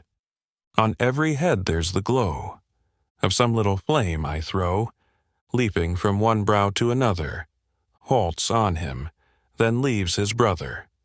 But rarely does the flamelet rise and briefly flower in bright skies. For many, before they know, it's vanished. Sadly, it's burnt out and finished. Women, chatting to each other. Up there, on the four in hand, he's certainly a charlatan, and there's a clown perched behind. By hunger and thirst, he's been refined, like nothing one's ever seen before. Pinch, and he'll feel nothing at all. The starveling. Disgusting women, leave me alone. Not to come here again, I'll know. When women kept to their hearths then. Avaritia, greed, was my name. The houses were fine, all about. Lots came in, nothing went out. I took care of cupboard and chest. That was a burden to top the rest. But now, in this younger age, wives don't know how to save.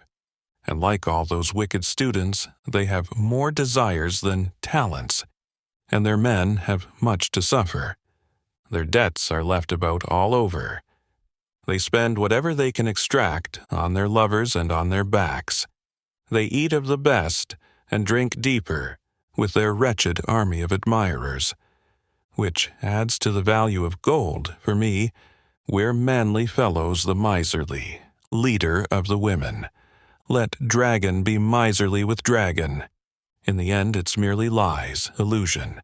Men flock around and turn the charm on, but there's soon annoyance and confusion. The crowd of women, that scarecrow, give him a poke. What's the wooden rake threaten? We'll all shun his ugly looks then. Dragons of wood and paper, a joke. Look lively now and we'll do him in. The herald, by my wand, keep the peace. Though there's no need for my assistance, look at those grim monsters, how each clears round itself a proper distance, unfolding its quadruple wings, the beast. The dragons shake themselves, indignant, with fiery throats, their tails rampant. The place is cleared, the people flee. Plutus descends from the chariot. The herald. He steps down in a kingly manner. He beckons, and the dragons stir. From the chariot bearing avarice and gold, down comes the chest. See, there at his feet it's landed. It's a wonder how it happened. Plutus, to the boy charioteer. Now you've left that troubling burden here, you're free. So, fly now to your own sphere. Not this, where, confused, motley, wild, distorted objects crowd around us, child. No, where you see clear, with sweetest clarity, self-possessed, trusting in your own self. Flee, where goodness and beauty may be viewed, and there create your world, in solitude. The boy charioteer. So, I'll be your worthy envoy then, so I'll love you like my dearest kin. Where you live is plenty, and where I am, all feel they gain in splendor, and often hesitate in life's uncertainty. Should they yield to you, or yield to me? Certainly your followers will have rest. Who follows me, with works forever blessed? My actions are never kept a secret. I only have to breathe, and I'm a parent. Farewell, then. You granted me my joy, but whisper low, and you shall have your boy. He exits as he came. Plutus, Faust in disguise. And now it's time to reveal the treasure. I strike the lock with the herald's wand. It's open. Look, vessels of noblest measure, pour the golden blood through your hands. First it swells, roars, writhes as if it's molten. A jeweled hoard of crowns, rings, and chains. Various shouts from the crowd. Look here, oh there, how rich it flows. The chest, right to the brim it glows. Golden vessels, molten too, rolls of coins, turning too. Minted ducats leaping, oh, how my heart is beating. I see all for which I'm yearning on the floor there, burning. It's offered you, don't be a fool, be rich, you only need to stoop. For, quick as lightning, all the rest will take possession of the chest, the herald. What's this, you fools? Ah, yes, it's no more than a masker's jest. Tonight, don't ask for any more. Think you we'd give you golden ore? In this game there are any amount of pennies, too many for you to count. You clumsy idiots, a fine appearance seems to you truth's naked essence. What is your truth? Hollow illusion. Grasps you with its fool's cap on. Heroic mask, Plutus that conceals. Drive these folk, then, from the field. Plutus, your wand's best by a mile. Lend it me for a little while. I'll dip it, quick, in heat and glow. You maskers all take care then, now. It gleams and bursts and throws off sparks. The wand already shines in the dark. And anyone who gets too near me will be scorched as well, mercilessly. And now I'll sweep with my brand. Shouts and confusion. Ah, we're done for every man. Fly now, whoever can. Back, back, the hindmost man. It's shining brightly in my eyes. On me the wand's hot weight lies. We're all lost, lost for good. Back, back, you masks in flood. Back, back, you senseless mob. If I'd wings, I'd soar aloft. Plutus, the circle backward sinks. Yet no one scorched, I think. The crowd will now give way. They're only scared, I'd say. But to guarantee good order, I'll mark out an unseen border. The herald. You've done a fine job, all right, thanks to your cunning and might. Plutus. Noble friend, you'll still need patience. All kinds of turmoil still threaten us. avarice. Now, if it pleases you, you may. Cast your eye around with pleasure. The women are to the fore as ever, where they can nibble things, or gaze. Still, I'm not completely rusty. A lovely woman's always lovely, and since today it costs me nothing, with confidence I too go wooing. Still, here, in such a crowded space, lest words fall in an idle place, I'll try being clever, attempt success, and in clear mime make my address. Hands, feet, gesturing won't cut the ice, so I'll have to employ a comical device. I'll shape the gold like moistened clay, since the metal's malleable anyway. The herald. What's he up to, that skinny fool? Is there a jest in the starveling, too? He needs the gold, just like dough. It's soft between his hands, although, however he squeezes and forms it all, it still remains a shapeless ball. He turns now towards the women. They all scream and start to run, gesturing in complete disgust. That rascal's up to no good. I fear he'll be in ecstasy. If he can offend morality, I shan't remain silent anyway. Give me the wand. I'll drive him away. Plutus. He doesn't see what we threaten here. Let him pursue his foolishness. There'll be no room left for his excess. The law is great, but necessity's greater. Tumult and singing. The wild crowd come here, specially, from mountain top and wooded valley, shouting forcefully as they can. They celebrate the great god Pan. They know what none can know, and into the empty circle flow. Plutus. I know you well, and your great Pan. Together these daring steps you plan. I know all that no one knows, and clear for you this narrow close. May good fortune follow them too. The strangest things may happen. They don't know where they're going to, since they never look before them. Wild singing. You plaster people, you tinsel show. Rough and coarse is how they go, leaping.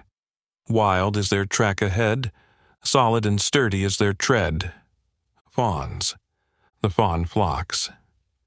In happy dance, oaken garlands, on curling locks, fine pointed ears, through tangled hair, snub noses, faces broad and flat. The women can't fault any of that. When the fawns begin to prance, the loveliest won't scorn the dance. A satyr. The satyr's leaping here behind, goat's foot and lean of thigh, sinewy, skinny he'll go by, and chamois-like, on mountain height, he looks around and takes delight. He's alive in the free air, mocks at man, child, woman there, who deep in the valley's damp flew. Think, cosily, they're living too, while, still pure and undisturbed, to him alone is the upper world. The gnomes. The little crowd trips by there. They don't like to travel in pairs. In mossy clothes with lanterns bright, they pass together, quick and light, each one passing on his own, like glowing ants swarming home, and always busy here and there, industrious and everywhere. Kin to the little people known, as surgeons to the rock and stone. We bleed the mountains high, we drain the deep veins dry, we hurl the metals round, with hearty greetings, luck well found, and it's always kindly meant.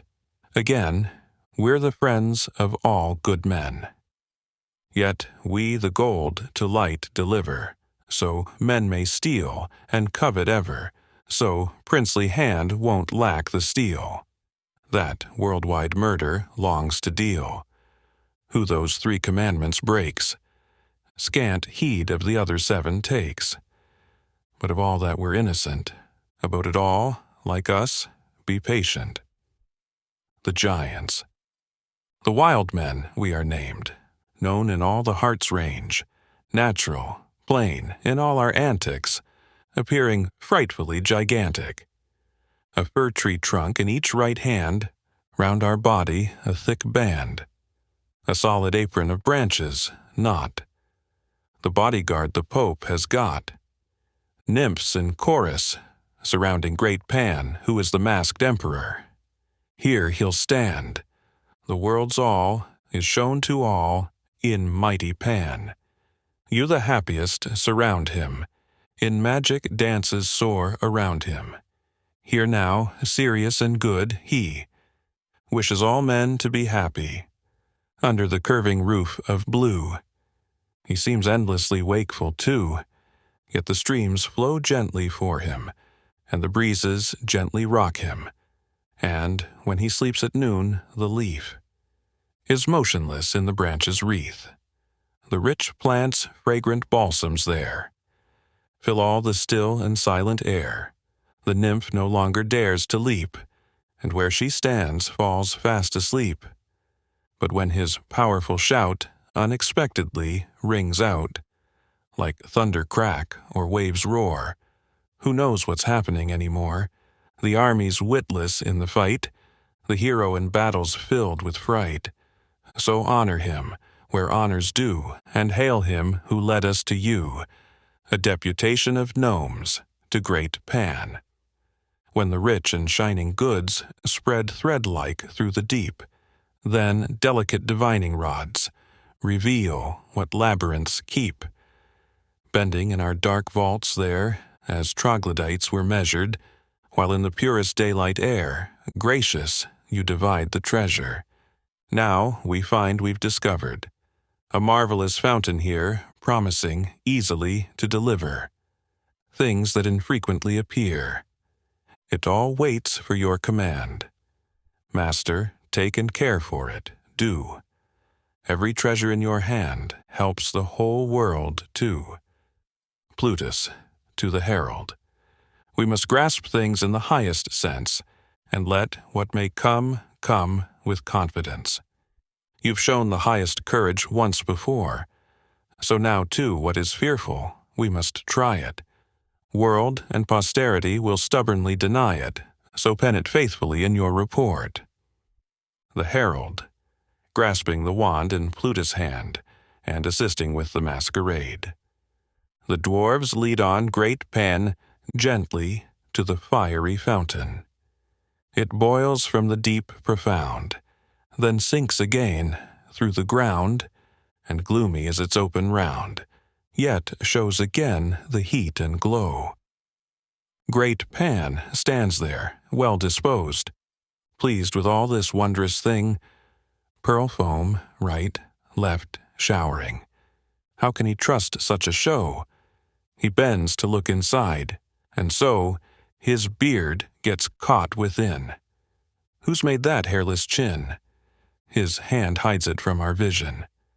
What follows is all clumsy action. The beard, on fire, flies back soon. Scorching garland, chest and head. Delight is turned to pain instead. They rush to quench it all again.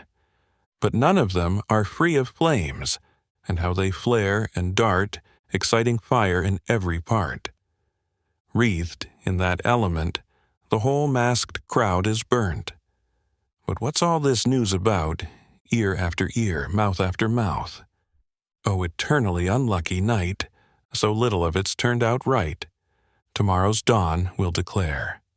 What nobody wants to hear, in every ear will hear it plain. The emperor is in such pain.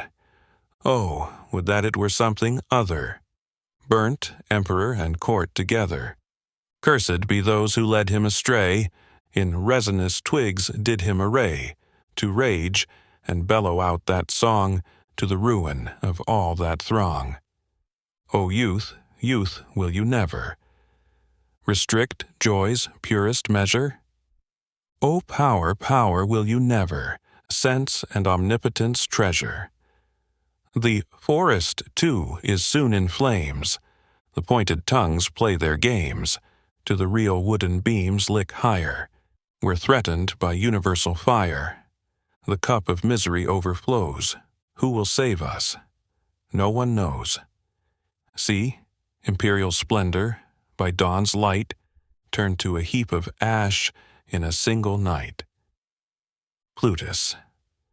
That's enough terror overhead. Let help arrive here instead. Strike, you heavenly wand, with power, so the earth will ring and tremor. You, the wide realms of air, fill with cool fragrance there. Hurry down to sweep around us. Cloudy mists and swelling vapors, quench the thronging flames. Murmuring, trickling, fogs gather, sliding, rolling, softly drenching, slipping everywhere, and quenching. You, the moist, who soothe forever, change them all to gleaming weather, all these empty fiery games. Threatening spirits that would harm, we, by magic, will disarm. Scene 4. A pleasure garden in the morning sun.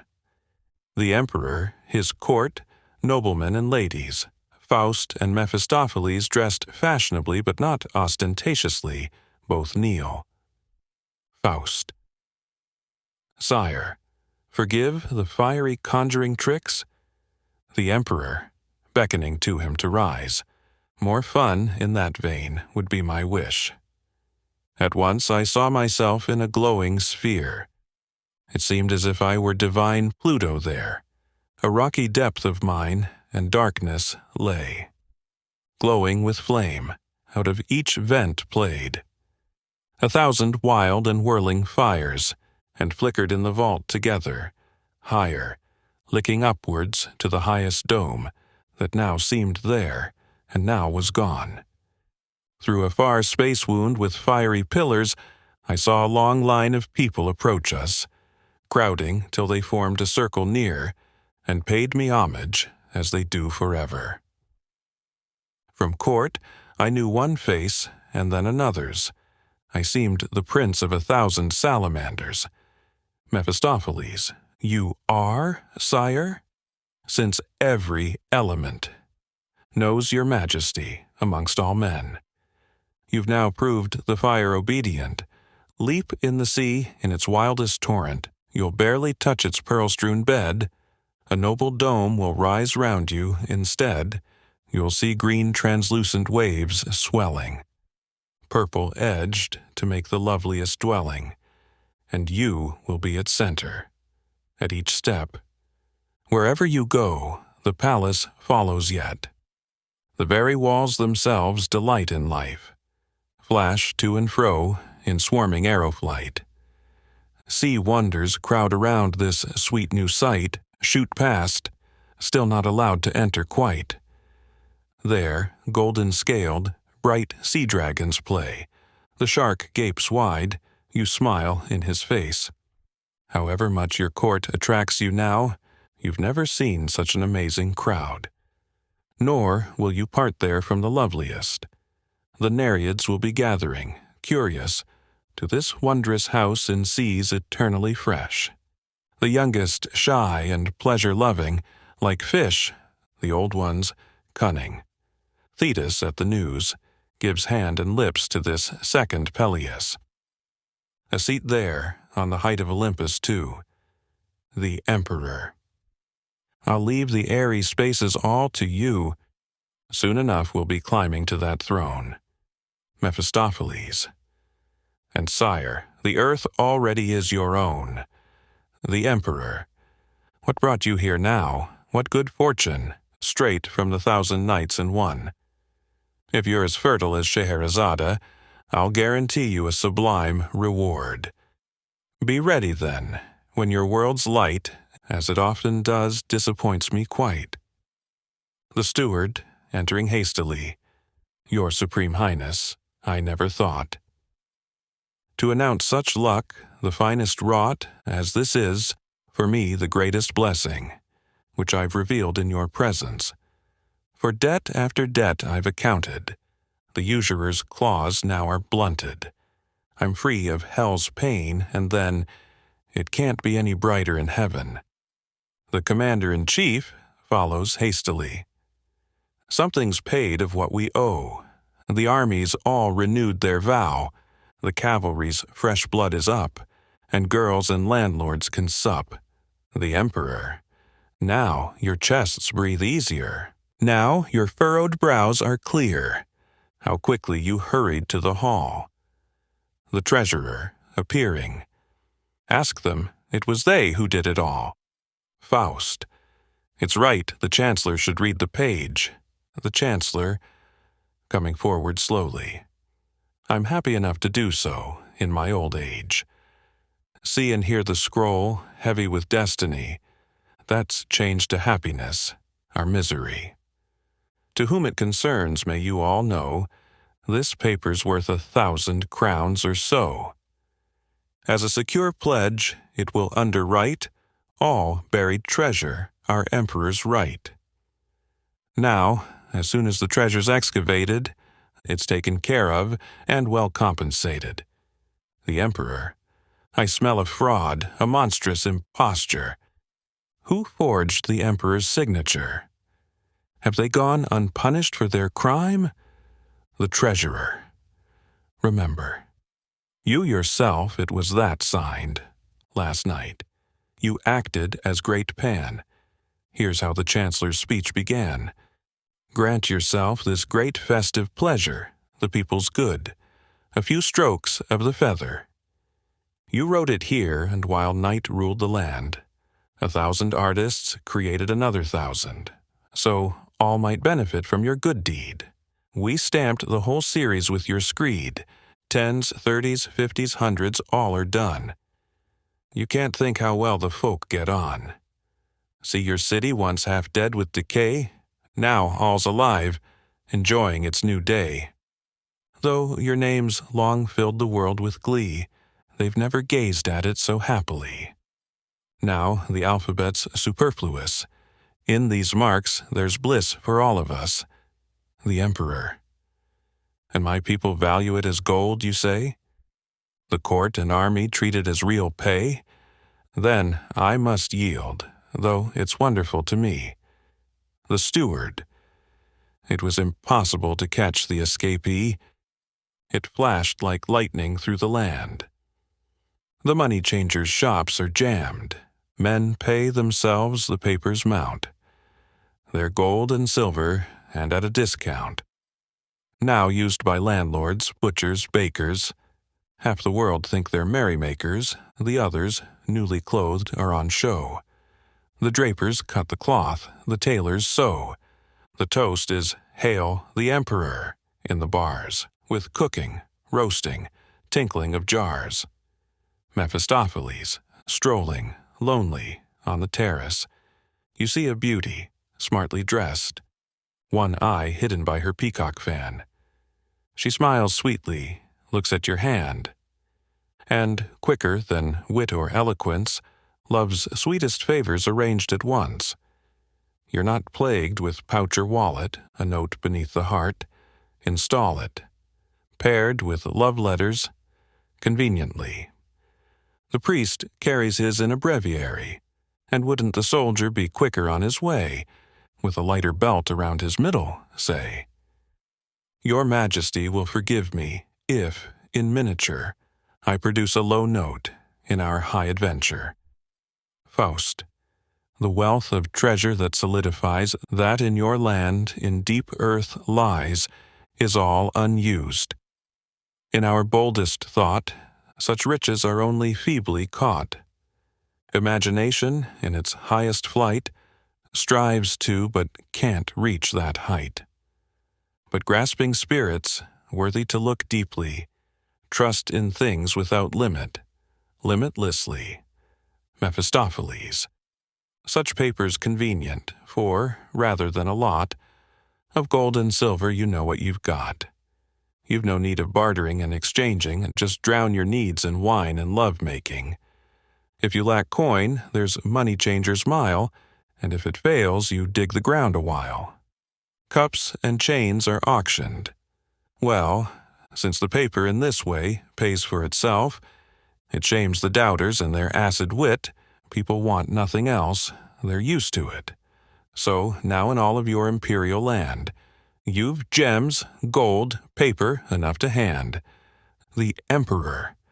The Empire thanks you deeply for this bliss.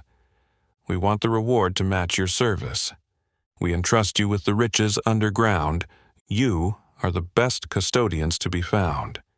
You know the furthest well-concealed hoard, and when men dig, it's you must give the word. You masters of our treasure, then, unite. Accept your roles with honor and delight. They make the underworld and the upper, happy in their agreement, fit together. The Treasurer.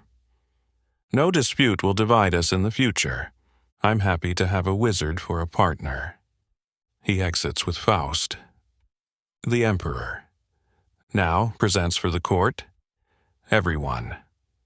Confess to me whatever it is you want. A page accepting his present. I'll live well, happy, have the best of things. Another, also. I'll quickly buy my lover chains and rings. A chamberlain. I'll drink wines that are twice as fine. A second chamberlain. The dice in my pockets itch, I find. A knight, thoughtfully. My lands and castle will be free of debt. A second knight. Its treasure, a second treasure I will get. The Emperor. I hoped for desire and courage for new deeds, but whoever knows you thinks you slight indeed. I see, clearly, despite this treasure and more, you're all the same, still, as you were before. The Fool. Recovered and approaching the throne. You're handing presents out. Give me one, too. The Emperor. Alive again? You drink it all, you fool. The Fool. Magic papers. I don't understand them, truly. The Emperor. That I'd believe. You'll only use them badly. The Fool. Others are falling. I don't know what to do. The Emperor. Just pick them up. Those are all yours, too. The Emperor exits. The Fool. 5,000 crowns I'm holding in my hand. Mephistopheles. You two-legged wineskin, so you still stand? The Fool. I've had my luck, but this is the best yet. Mephistopheles. You're so delighted. Look, it's made you sweat. The Fool. But see here, is it truly worth real gold? Mephistopheles. You've there just what belly and throat are owed. The Fool. And can I buy a cottage, cow and field? Mephistopheles. Why, yes, there's nothing to it. Make a bid. The Fool. A castle, with forests, hunting, fishing. Mephistopheles. Trust me, to see you a proper lord would make me happy. The Fool. Tonight I'll plant my weight on what I'll get. He exits. Mephistopheles. Who doubts now that our fool's full of wit? Scene high five. A gloomy gallery. Faust, Mephistopheles. Mephistopheles. Why bring me here to this dark passage? Isn't there fun enough inside, in the court's colorful tide, opportunities for jests and sharp practice? Faust. Don't give me that. In the good old days, you wore us out in 1,000 ways. And now this wandering there and here is only so I can't catch your ear. But there's something I need done. Commander and Chamberlain egg me on. The Emperor, I must work quickly for him, wants Helen in Paris to appear before him. He wants to see the ideal form of man, clearly revealed to him and woman. Get to work.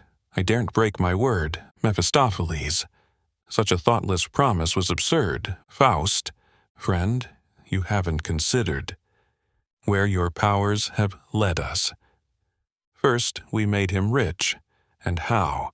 So he wants us to amuse him now. Mephistopheles. You think it's fixed that quickly? We're looking at a deeper track, to the strangest realm, and wickedly, adding new faults to the old. Do you think it's easy to call Helen back, like a pasteboard spirit edged with gold? Witch bitches, ghost hostesses, freely, or dwarf maidens, I'll serve you equally. But devil sweethearts, though you're for them, still you can't, as heroines, applaud them. Faust, still the same old story, every day. With you, things are always difficult. You're the father of all obstacles. For every miracle you want more pay. I know. A little muttering, and it's done. At a blink you'll bring her here.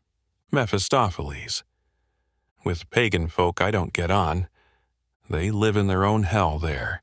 Yet there is a way. Faust. Tell without delay. Mephistopheles. Unwillingly. There's a greater mystery, I say, goddesses, enthroned on high and solitary. No space round them, not even time, only. To speak of them embarrasses me. They are the mothers.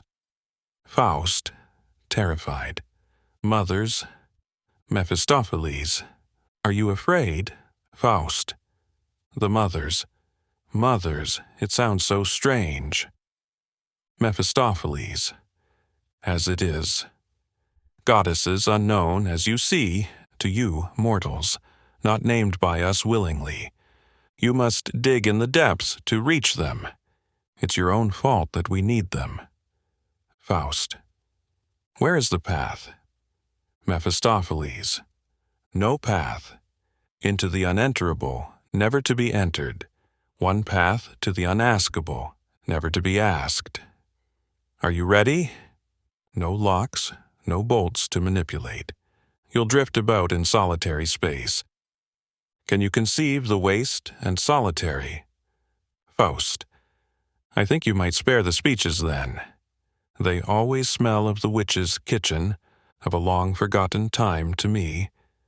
Have I not trafficked with the world? Learned the void unfurled?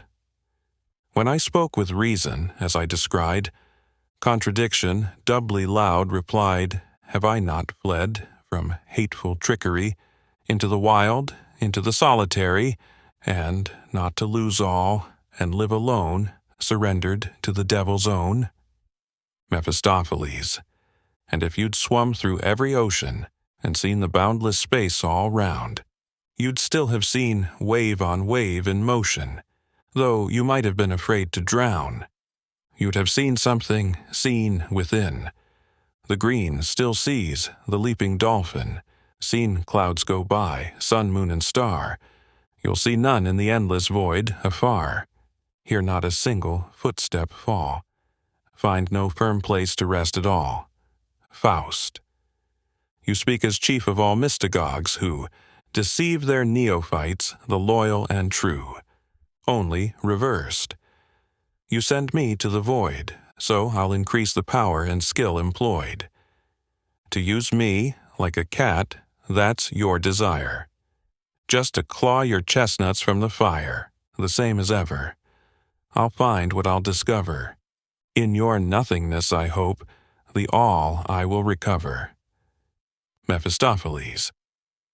I'll praise you, before you separate from me, that you know the devil I can truly see. Here, take this key. Faust, that tiny thing. Mephistopheles. Grasp it.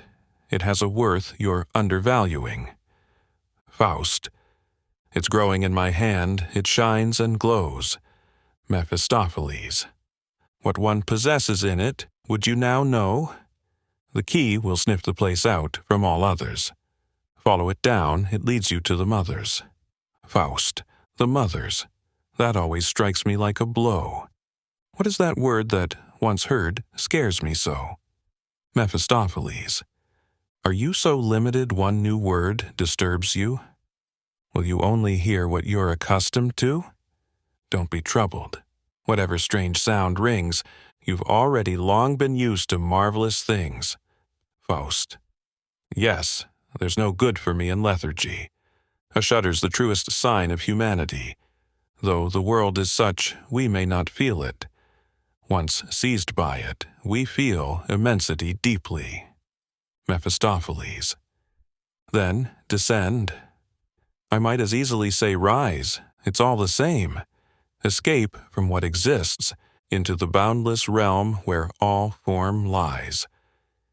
Delight in what's no longer on the list, where turmoil rolls along all cloudily.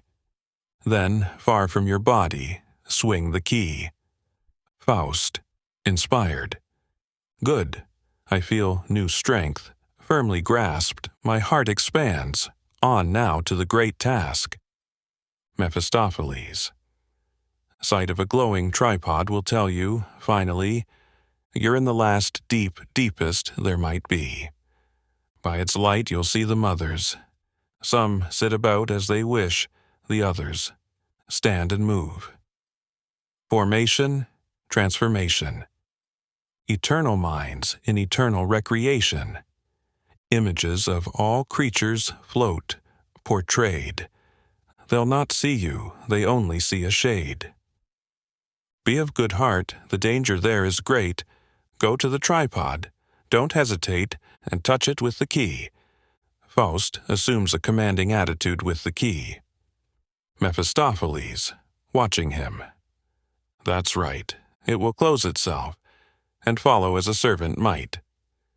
Exalted by your good luck, you'll calmly rise, and be back with it before you've blinked your eyes.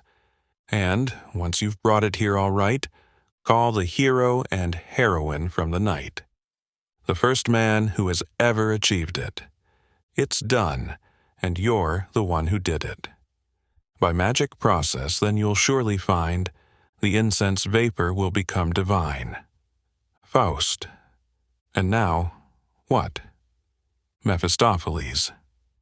Strain with all your being, downward.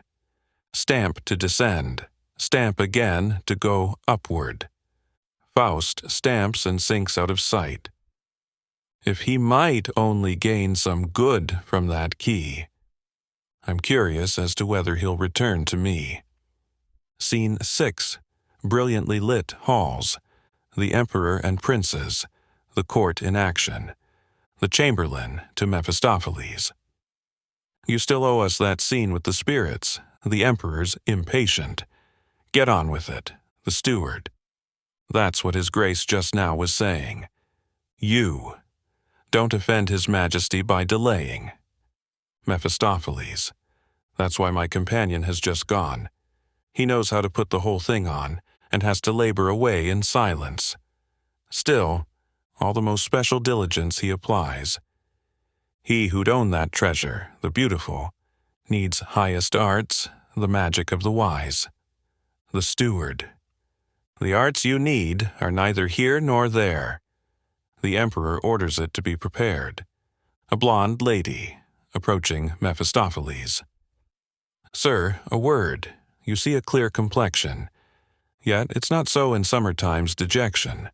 100 red-brown freckles all sprout there, and cover my white skin. I'm in despair. A cure, Mephistopheles. A pity. Such a shining beauty, spotted like a panther cub in May. Take frog spawn, toads' tongues, in cohabitation.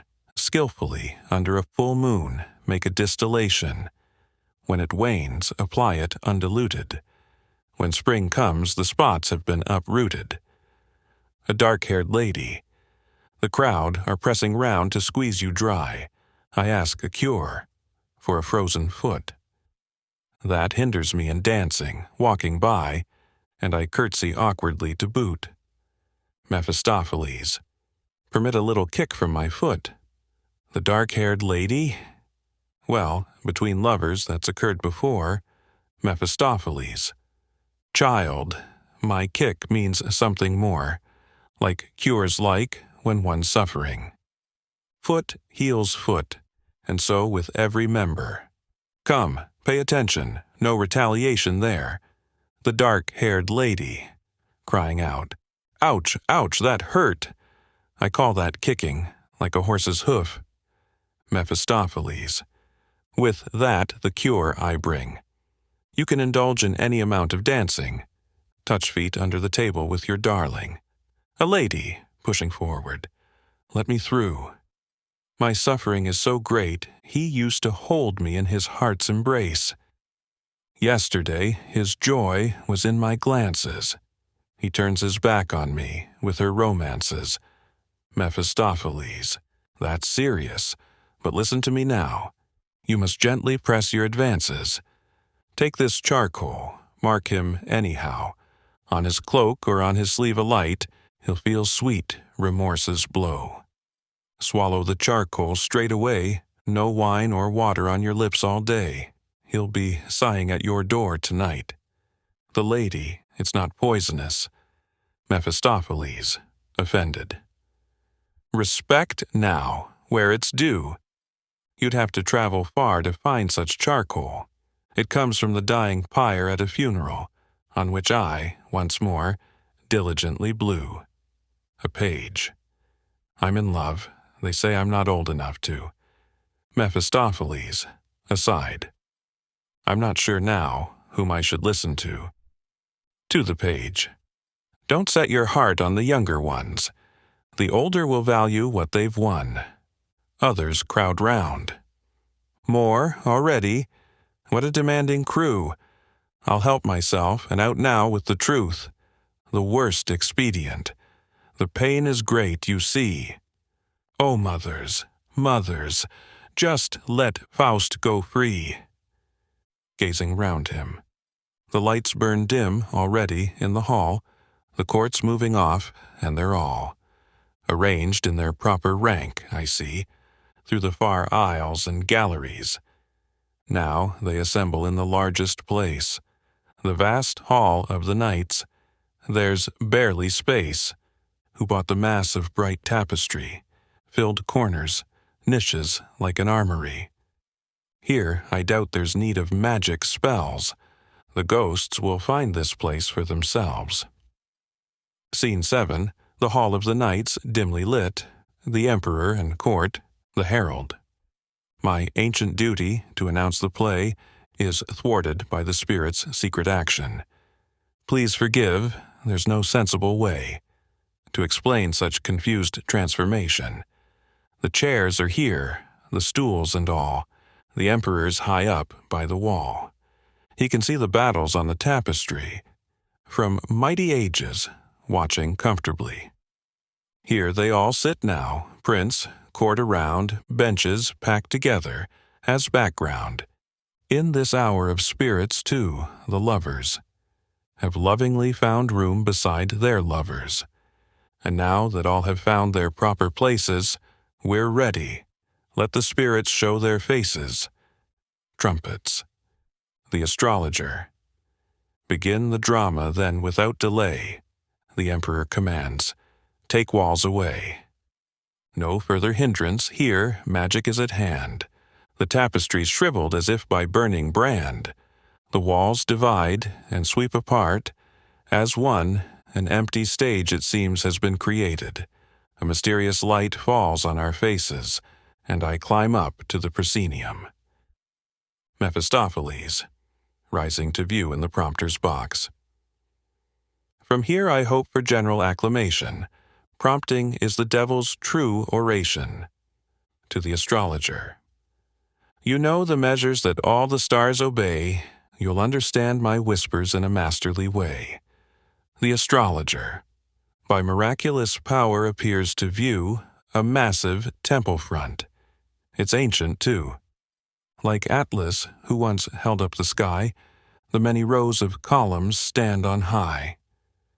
They might well bear the stony weight, since two could raise a building straight. The architect.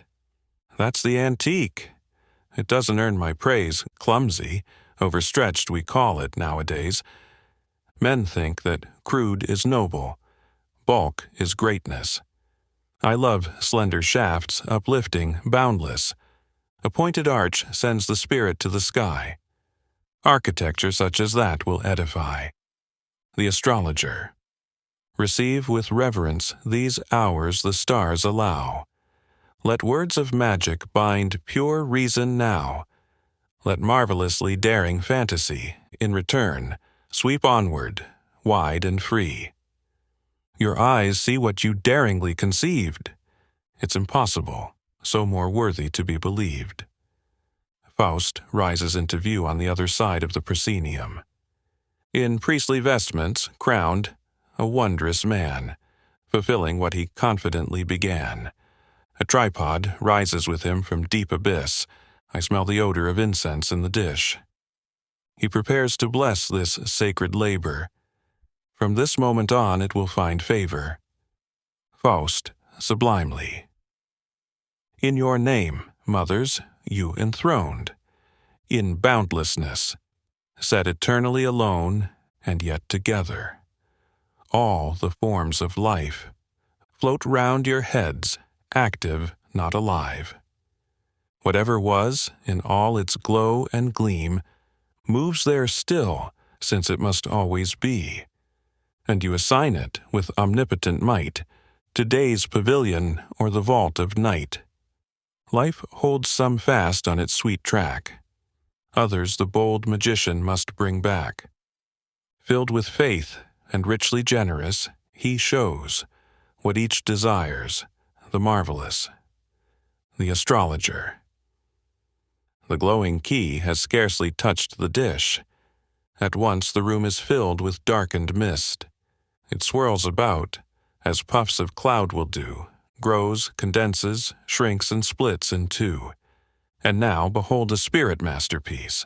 As it moves about, there's music without cease.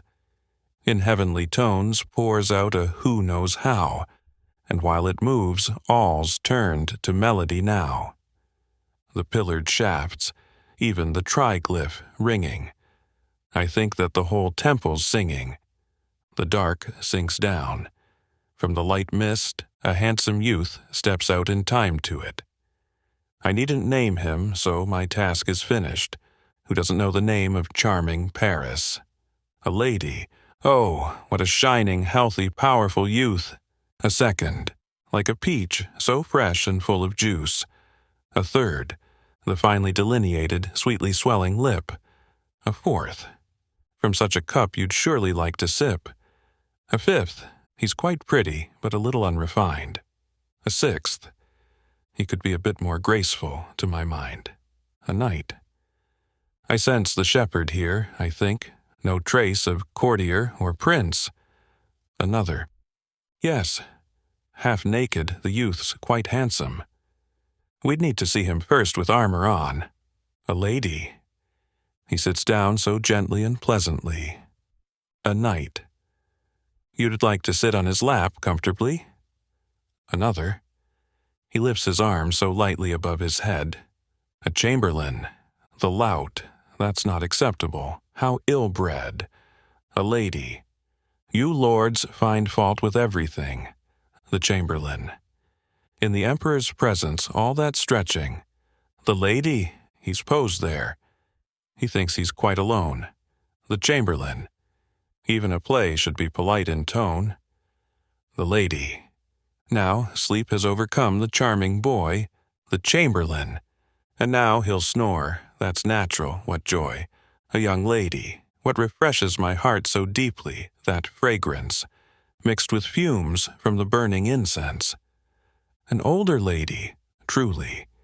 Its breath penetrates one's nature. It comes from him. An elderly lady. It's the sap of nurture. It's generated in youth, like ambrosia, and spreads around in the atmosphere. Helen emerges. Mephistopheles. So that's her. I'd not lose sleep for that. She is quite pretty, true, but doesn't do much for me. The astrologer. There's nothing more now for me to do. As men of honor confess, I confess it too. Beauty comes. If only I'd a tongue of fire. Beauty so many songs has forever inspired. Whom she appears to of self he's dispossessed. Whom she belonged to was too greatly blessed. Faust, is this the fount of beauty? Have I still eyes? What pours here through my mind so richly? My dreadful journey yields a blessed prize. How void the world was, undeveloped for me. What is it now since my priesthood? Desirable, lasting, solid underfoot. The power of my life's breath should fail, if I'm ever again estranged from you. The perfect form that drew me before, delighting me in the magic mirror, was only an airy phantom of such beauty. You are the true embodiment of my passion. Towards you is my power's whole direction. To you, love, feeling, faith, madness are owed. Mephistopheles, from the prompter's box. Calm yourself now, and don't fail in your role. An older lady, tall, well-formed, only the head is small. A younger lady, just look. Could clumsier feet exist at all? A diplomat. I've seen princesses of this kind, though. I think she's beautiful from head to toe. A courtier. Soft and sly, she goes towards the sleeper. A lady. How ugly, near that form, so young and pure. A poet. From her beauty shines towards him. A lady. A picture. Luna and Endymion. The poet. Quite so. The goddess seems to descend, leans above him to drink his breath. Ah, then, enviable. A kiss. The cups full to excess. A duenna. In front of everyone. What utter madness. Faust. A dreadful favor to grant a boy. Mephistopheles. Quiet now. Be still. And let the spectre do what it will. A courtier. She slips away lightly. He awakes. A lady. Just as I thought. That glance she takes. A courtier. He stares. It's wonderful what's happening. A lady. But not so wonderful what she sees in him. A courtier. She turns towards him now with dignity. A lady. I see she'll soon take him through his lesson. At such times men behave quite stupidly. Perhaps he even thinks that's he, the first one. A knight. Let me be worthy, majestically fine. A lady, the trollop.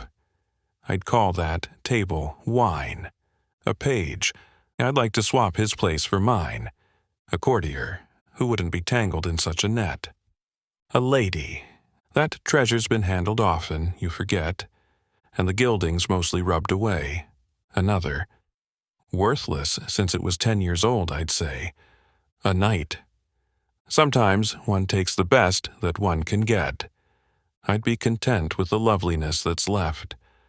A learned man. I see clearly, but I'll confess, quite freely. It's doubtful if that's the true one I see. The presence tempted to exaggerate. I hold to what the ancient texts relate. There I read she gave particular joy to all the gray-bearded men of Troy. And that fits perfectly here too, you see. I'm not young. Still, she gives joy to me. The astrologer. No longer a boy. A daring hero, he. Grasped, she defends herself, but barely. He lifts her high in his strong arms, too. Will he carry her off? Faust. Audacious fool, you dare? Do you hear? Stop. Enough, I say. Mephistopheles. You created the mime these phantoms play. The astrologer. A word. After what we've been given, I'll call this piece The Rape of Helen. Faust. What rape? Am I nothing in this place? Is this key no longer in my hand? It led me through terror, waste and wave, through solitude, to where, set firm, I stand. Here's a foothold, here's reality, where spirit dare with spirits disagree, and prepare itself for its great dual mastery. She was so far. How could she closer shine? I'll rescue her, and she'll be doubly mine. The risk, the mother's, they must grant her. Who knows her once can never live without her. The astrologer. What are you doing, Faust? Faust, with force. He seizes her. The form dims in its course. He turns the key against the youth and then touches him. Ah, gone in a moment, gone. An explosion. Faust falls to the ground. The spirits vanish in mist. Mephistopheles, taking Faust on his shoulders. "You've done it now. Carrying fools, my friend, brings harm to the devil himself in the end." Darkness, tumult. Act 2. Scene. I. A high-arched, narrow, Gothic chamber. Formerly Faust's unchanged. Mephistopheles, entering from behind a curtain. As he holds it up and looks behind him, Faust is seen lying stretched out on an antiquated bed. "Lie there, unlucky man, one tempted by the bonds of a love not readily undone. The man whom Helena shall paralyze won't find it easy to regain his reason." Looking around him. I look upwards, here, around me. All's unaltered and undamaged. Stained glass there shows darkly. Spiders have added to their webs. The ink is dry, the paper's yellow, but everything's still in its place. Even the quill pens here on show, with which Faust and the devil embraced. Yes, deeper in the nib there's still a drop of blood I tempted him to spill. It's a unique piece in my book, so I'll wish the great collector's luck. The old fur robe, on the hook too, reminds me of a joke or two.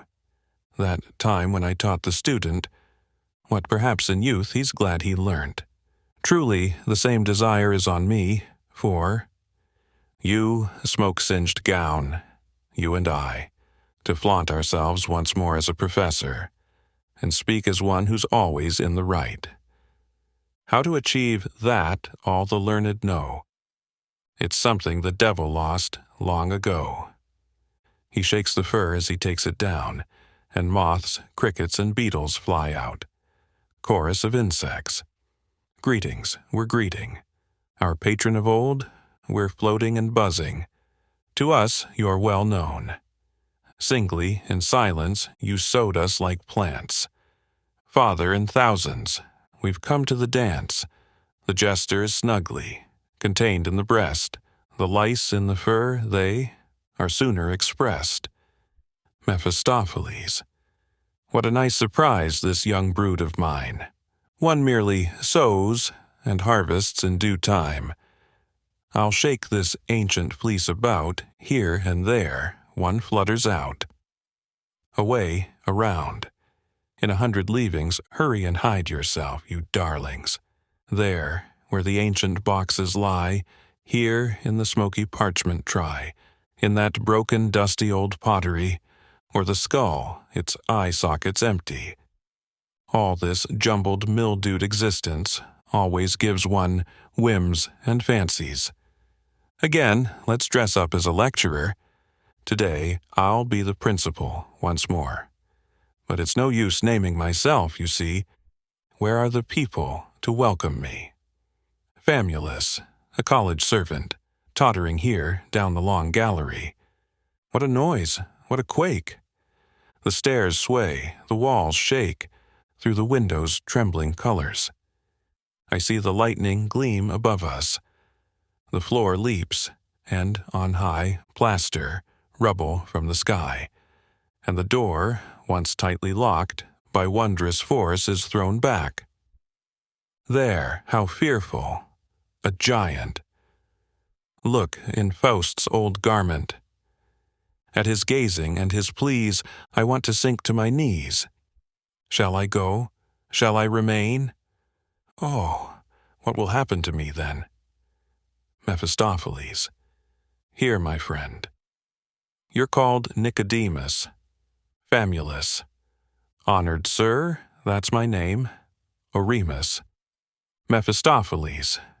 Enough of that. Famulus. How pleased I am you knew me. Mephistopheles, I know you well. A student still I see, Mamasi, sir. After all, a learned man. Studies hard and does the best he can. So one builds a respectable house of cards that greater minds can't finish afterwards. But he's a witty fellow, is your master, who doesn't know the noble Dr. Wagner. He's the first in all the world of learning. He's unique, wisdom, each day increasing. and all of it he still holds together. Crowds around him, panting, gather. Listeners, eavesdroppers, welcome. Alone, he shines there at the rostrum. He holds a key, just like St. Peter, that unlocks the lower and the higher. He glows and sparkles above the rest. No name and fame has wider standing. Even that of Faust has dimmed at best. He's the one who's always inventing. Famulus. Forgive me, honored sir, if I dare to speak and contradict you there. There's no question of that, I must declare, since modesty's his role, as all discern. Discovering nothing of the circumstances, baffled by the great man's disappearance, he seeks all health and comfort in his return. The room waits for its old master. While Dr. Faustus is away, untouched still, as in his day, and I scarcely dare to enter. What can the stars be doing? The walls themselves are frightening me. The door frames quiver, bolts work free, or you yourself couldn't have got in. Mephistopheles. And your great man, where is he? Lead me there, or bring him here to me. Famulus. Oh, his warnings are quite clear. I'm not allowed to interfere. For months I've left him in utter peace, till his great work is complete. He, the most delicate of scholars, his face looks like a charcoal burner's, blackened now from nose to ears, eyes crimson, blowing up the fires, all the while so enthusiastic. Clinking of tongs, that's his music. Mephistopheles, why would he deny an entrance to me? I'm one who'd speed his luck, you see. The Famulus exits. Mephistopheles sits down, gravely. I've hardly taken my seat here, and I see a guest behind my chair. But he's one of the new school's persuasion. He'll be arrogant, I think, on this occasion. Baccalaureus, storming along the corridor. I find the gates and doors are open. Now there's room at last for hope, then, that it won't be merely as before, a live man, acting as a corpse, wasting away and rotting, till he merely dies of living. These walls and these partitions bow and sink towards perdition, and if we don't look about us, their decline and fall will rout us. I'm audacious, no one more so, but no further in do I go. What will I find here today? It's years since I've been this way, where timid and innocent.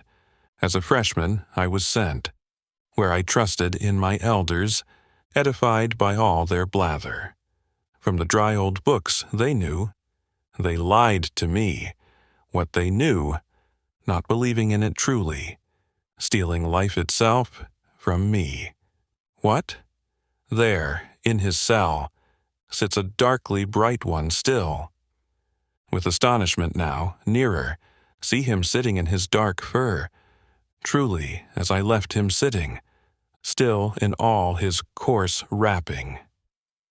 Then he seemed a fount of wisdom, since I didn't understand him.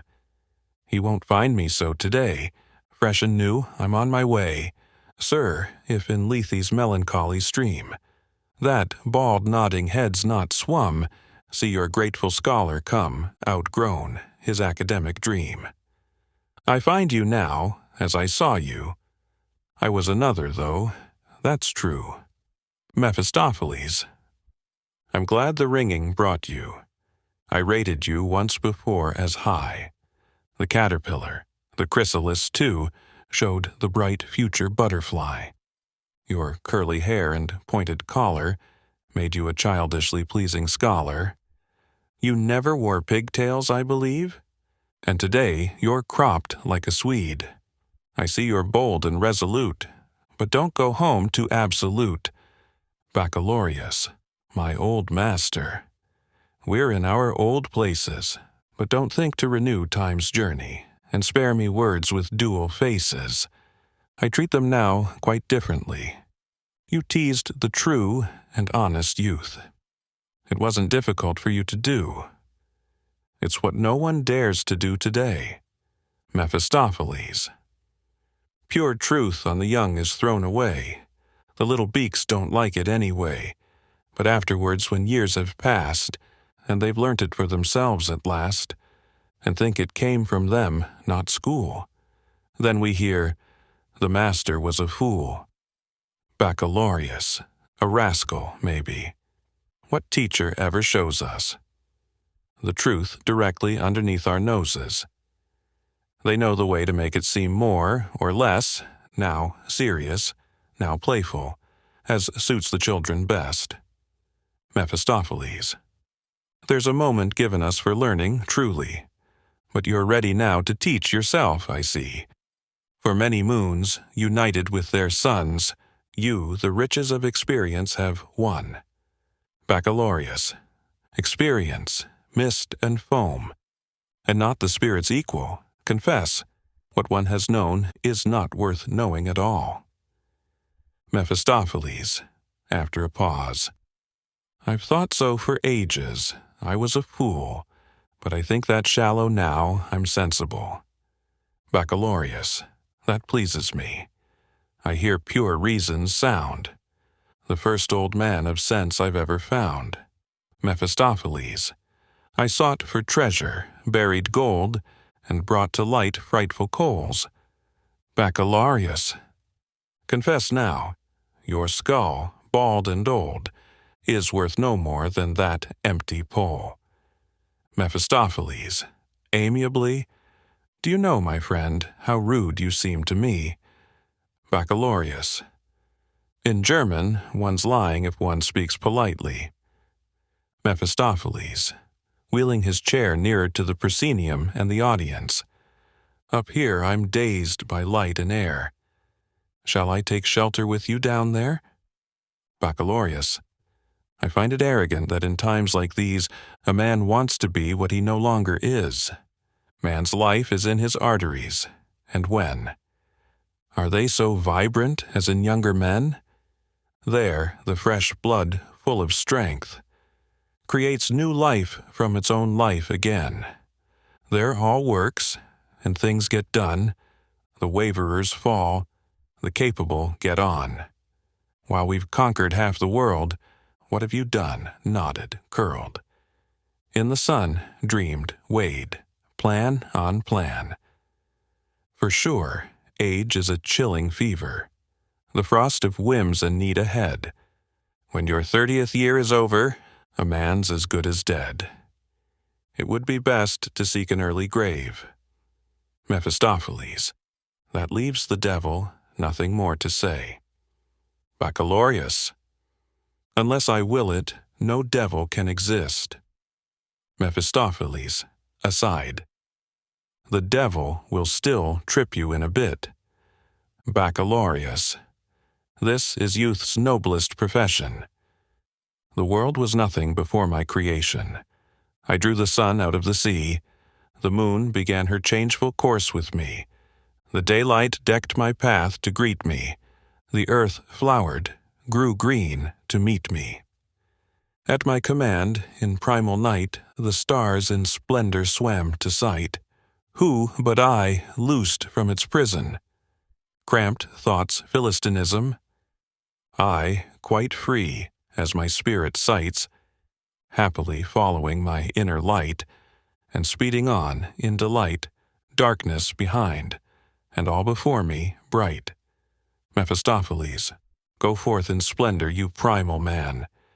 How could insight harm you, ever? Who can think of stupid things or clever that past ages didn't long ago understand? Yet there's no danger from him, you see. He'll think about it differently in time. Even if the grape juice acts absurdly, in the end it changes into wine. To the younger members of the audience who do not applaud. My words have left you cold, I gather. May it be so for you, sweet children, but think, the devil's a lot older, so you need to be old to understand him. Scene 2. A laboratory. In the fashion of the Middle Ages, lots of heavy apparatus for strange purposes. Wagner, at the furnace. The fearful bell is sounding. The soot-black walls shudder. My deepest expectation will be unsure no longer. Soon the dark itself will lighten. Soon in the innermost file it will glow like living fire. Yes, like the noblest rubies glow. Lightning flashing in the shadow. The clearest white light shines now. Ah, not to lose it once more. Oh God, who's rattling at the door? Mephistopheles, entering. Greetings, and kindly meant now. Wagner, anxiously.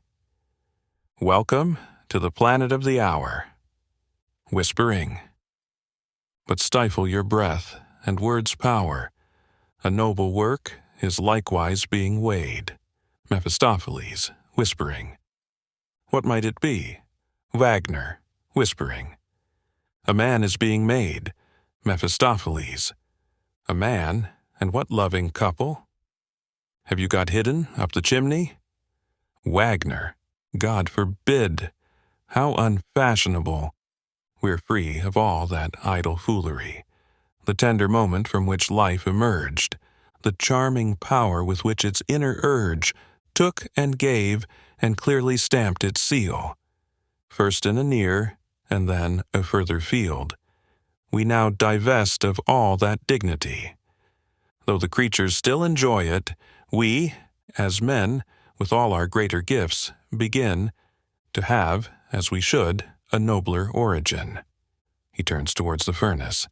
It brightens. See? Now there's a real chance that if from the hundredfold substance by mixing, since mixing makes it happen, the stuff of human life's compounded and distilled in a flask, well-founded and in proper combination, grounded, then the silent work is done. He turns again to the furnace. It will be. The mass is clearer. The proof comes nearer, nearer.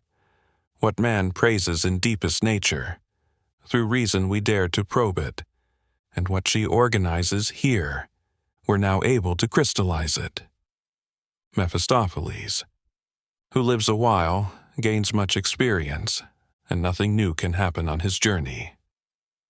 In years of traveling, and in my presence I've seen already crystallized humanity.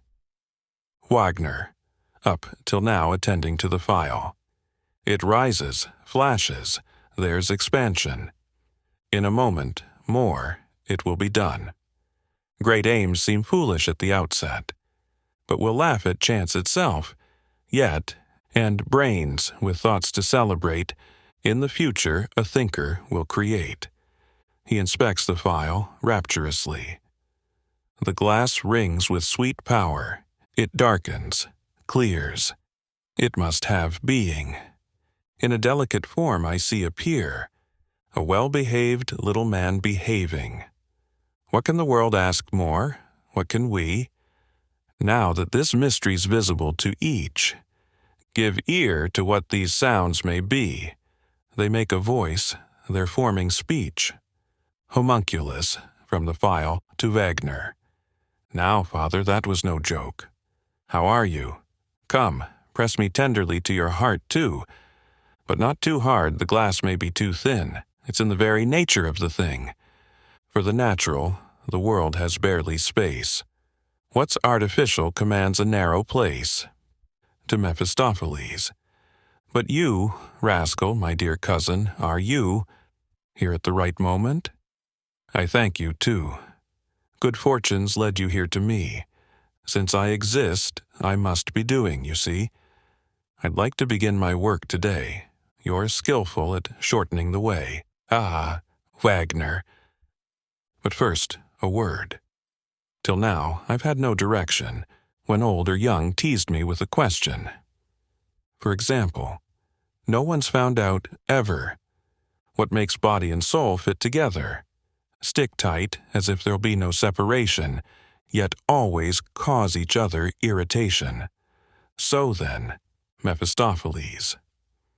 Stop, I'd rather he told me, why married people get by so wretchedly. You'll never discover that, my friend. There's work to do the little man can tend. Homunculus. What work's to do?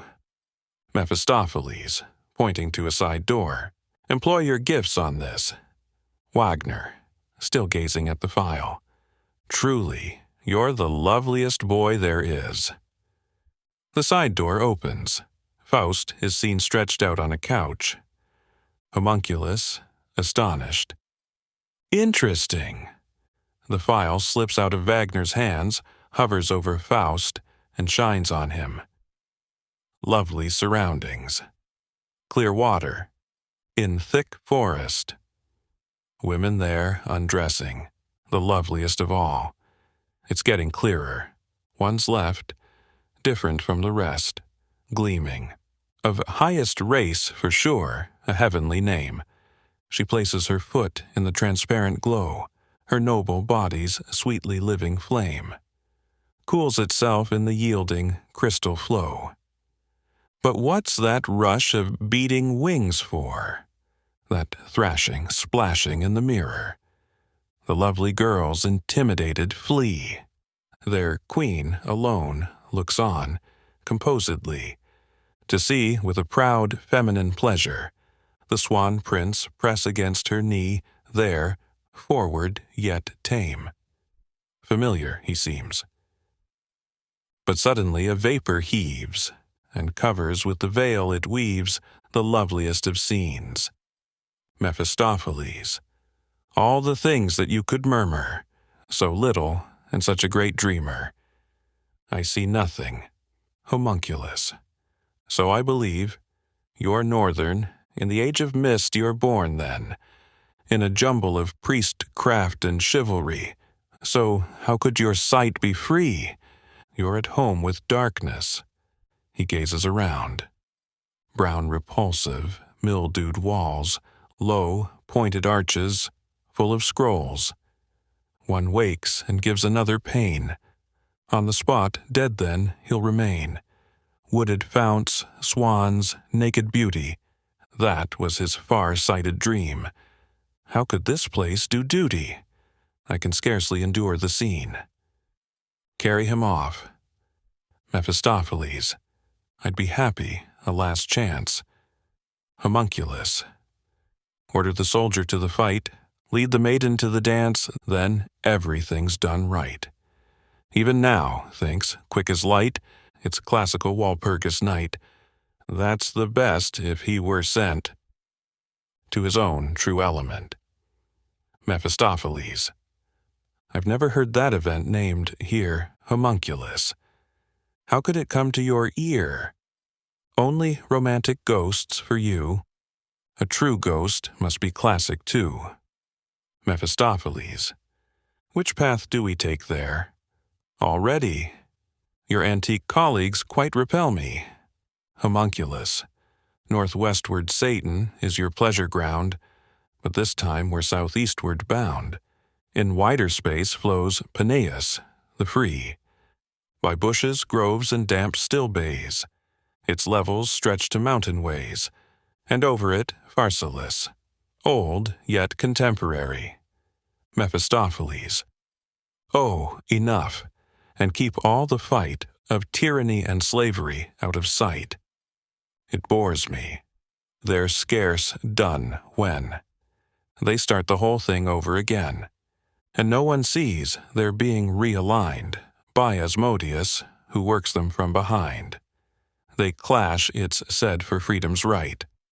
Seen rightly, slave with slave is all the fight. Homunculus. Leave mankind's willfulness to me, then. Each man defends himself as best he can, from childhood till at last he is a man. Just ask how we can get back there again. Have you a method, then? Let's see. If you haven't, leave it all to me. Mephistopheles. There's many a Brocken trick I could display, but I find that pagan bolts have barred the way. The whole Greek race was never that much use. They dazzle with the senses' freer play. It's true, they lure the heart of man to happier sins, while ours one always finds are gloomy things. And now what? Homunculus. Once you weren't so witless. When I spoke about Thessalian witches, I can deliver what I said, just think a little. Mephistopheles, lustfully. Thessalian witches? Good, they're the people. I once inquired about long ago. I don't think it would suit me at all. To live with them night after night, though. Still, a visit and a trial. Homunculus. This mantle here, folded around your night there. As before, the cloak can carry another, one of you along with the other. I'll light the way. Wagner, anxiously, and I? Homunculus. Well, now you, stay home, there are important things to do. Unfold all your ancient parchments, then, by rote, collect life's elements, and place them together with due care. Consider what? More deeply. Consider how. Meanwhile, round the world, a bit, I'll fare, and find the last dot on the I for now. Then the great work will see its final stage. Great effort will merit great reward, you'll see. Gold, honor, fame, a long and ripe old age, and science too, and virtue, possibly. Farewell. Wagner, sadly. Farewell, it gives me pain. Already, I fear, I'll not see you again. Mephistopheles. Now to Peneus, lively, on, Sir Cousins, highly rated, to the audience. In the end, we're dependent on the creatures we've created. Scene 3. Classical Walpurgis night. The Pharsalian fields. Darkness. Erichtho, the Thessalian witch. See Lucan's Pharsalia. This night's awesome feast, as so often in the past, I enter now. I, Erichtho, the gloomy one, not so abominable as the wretched poets. Painted me with excessive slander, they never cease their blame or praise. I see the valley whiten, with waves of tents that gleam grayer in the distance, the after-image of that anxious, fearful night. How often it's repeated, in eternity, acted out again forever. No one gives the realm. To another, to the one whose power won it, whose strength rules. Since each incapable of ruling, his inner self would gladly rule his neighbor's will, in the manner that his proud mind dictates to him. But here a great instance was fought out to the end, of how force may battle against a greater force, freedom's lovely thousand-blossomed garland be torn, and stubborn laurel be wound round the ruler's brow. Here, Pompey dreams of his youth and former greatness. There, Caesar, listening, watches the balance tremble. It settles, and the world knows whom it sinks towards. The watch fires glowing send out their crimson flames. The field exhales those images of squandered blood, and lured by the strange, wondrous splendor of the night, a legion of Hellenic legends gather here. They hover around all the fires uncertainly, or sit nearby, the fabled forms of ancient days. The moon, not full, it is true, but of clearest light, rises, scattering mild radiance everywhere. The ghostly tents vanish, the fires burn bluish now. But over my head, what sudden meteor's this? It shines, illuminates the material globe. I smell life. It's not fitting for me to approach. Closer to the living, since I'm harmful to them. It gives me a bad name and is no benefit to me. It sinks down already. I give way, thoughtfully. She exits. The airy travelers speak from above. Homunculus. Once again, float round the circle. Over flames and shuddering horror, on the ground, and in the veil still. It's quite ghostly, we discover. Mephistopheles. It's the same as through my old window. In the grim and tangled north, really loathsome ghosts below. I'm at home here, and there, of course. Homunculus. See, there's a tall one striding, with gigantic steps before us. Mephistopheles, as if she were afraid now, gliding. Through the air above, she saw us. Homunculus. Let her stride. Right away, set the knight down there. He'll return to life again once he breathes this mythic air. Faust, as he touches the ground. Where is she? Homunculus. We can't say, I fear, but you can probably inquire here. Hurry now before it's daylight. Go and search, from fire to fire. Who found his way to the mother's side won't find this harder to survive. Mephistopheles. On my own behalf, too, I'm here, but I don't know anything better than each to seek, among the fires, the adventure he desires. Then, so that we can reunite, little one, shine your ringing light. Homunculus, it shines like this, and rings. The glass shines and rings out powerfully. Now off to new and wondrous things. Faust, alone, where is she? But no further answer seek. If this is not the soil she trod, nor the wave that bathed her foot, it is the air that spoke her speech.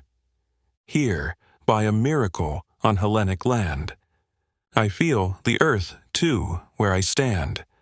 A fresh power glows in me, the sleeper. So I am Antaeus-like in nature. And I find the strangest things lie here. First, let me search this labyrinth of fire. He moves away. On the upper Peneus, Mephistopheles, looking around. And as I wander through these fires, I feel myself a total stranger.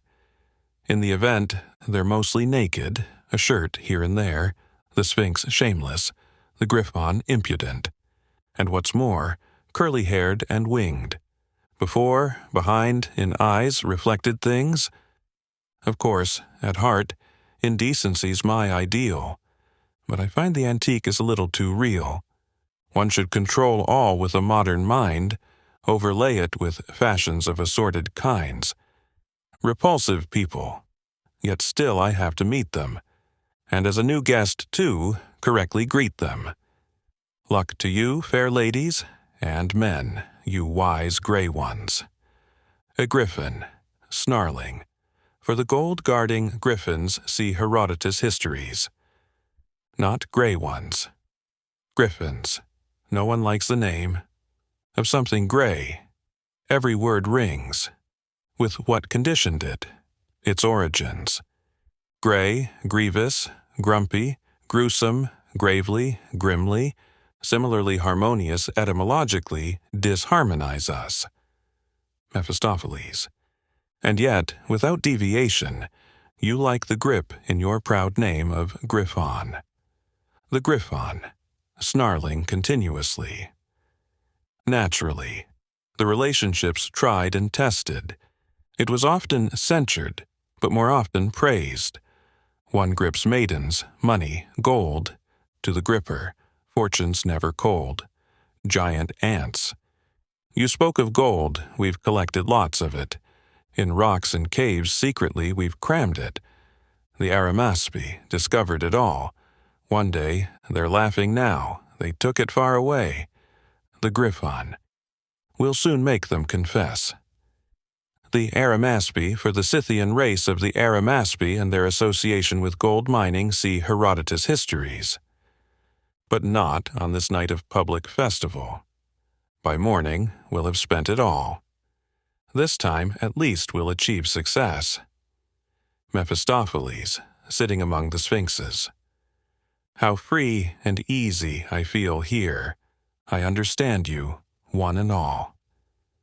Sphinx. We breathe out spirit tones clear, that for you become substantial. Now name yourself, so we can know your fame. Mephistopheles. Men choose to saddle me with a host of names. Are there Britons here? They travel about so much, looking for battlefields and ruined walls, the dullest classical places, Waterfalls. Here's a sight that's worth all their fuss. They spoke of me, too, in their mysteries, and portrayed me there as old iniquity, a sphinx. How so? Mephistopheles. I don't know why that should be. A sphinx. Perhaps you've knowledge of the stars. What do you think of the present hour? Mephistopheles, gazing upwards. Star glides by star, the horned moon shines bright, and I feel happy here in this mournful sight.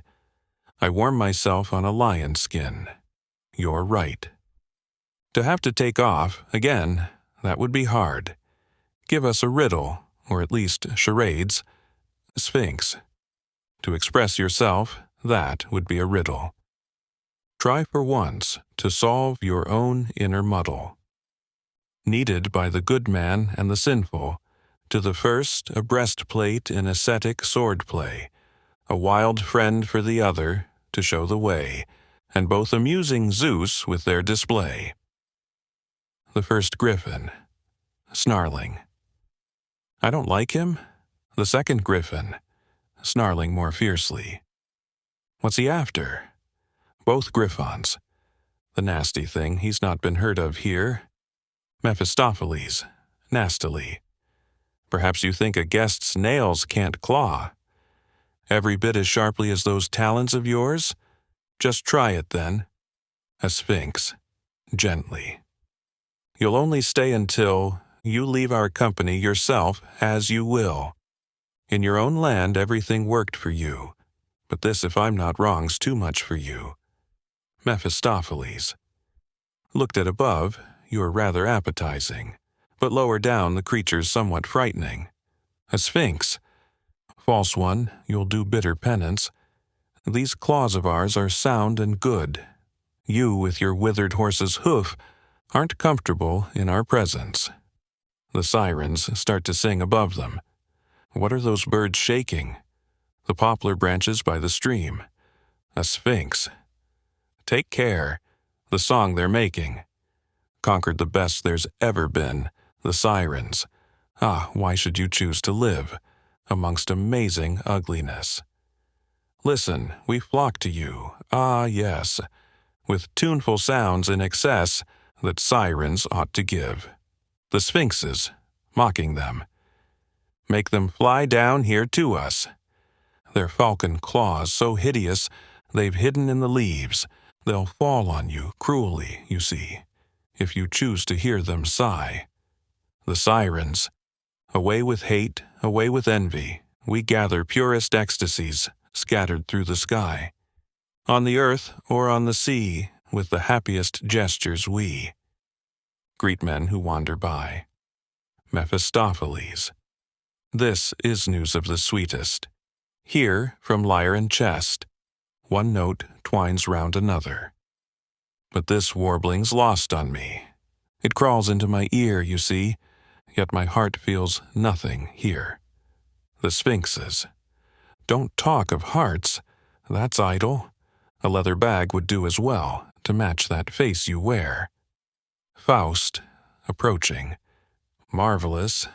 Gazing's enough for me, at grand repulsiveness and solidity. I suspect I'll find good fortune shortly. Where will this serious gazing take me? He points at the sphinxes. Once Oedipus stood in front of them, he points at the sirens. Ulysses writhed in ropes for them. He points to the ants. They gathered a mighty treasure. He points to the griffins. They guarded it in fullest measure. I feel new power flowing through me, mighty these forms, of mighty memory, Mephistopheles. Once you'd have run from things like these, but now they look good to you.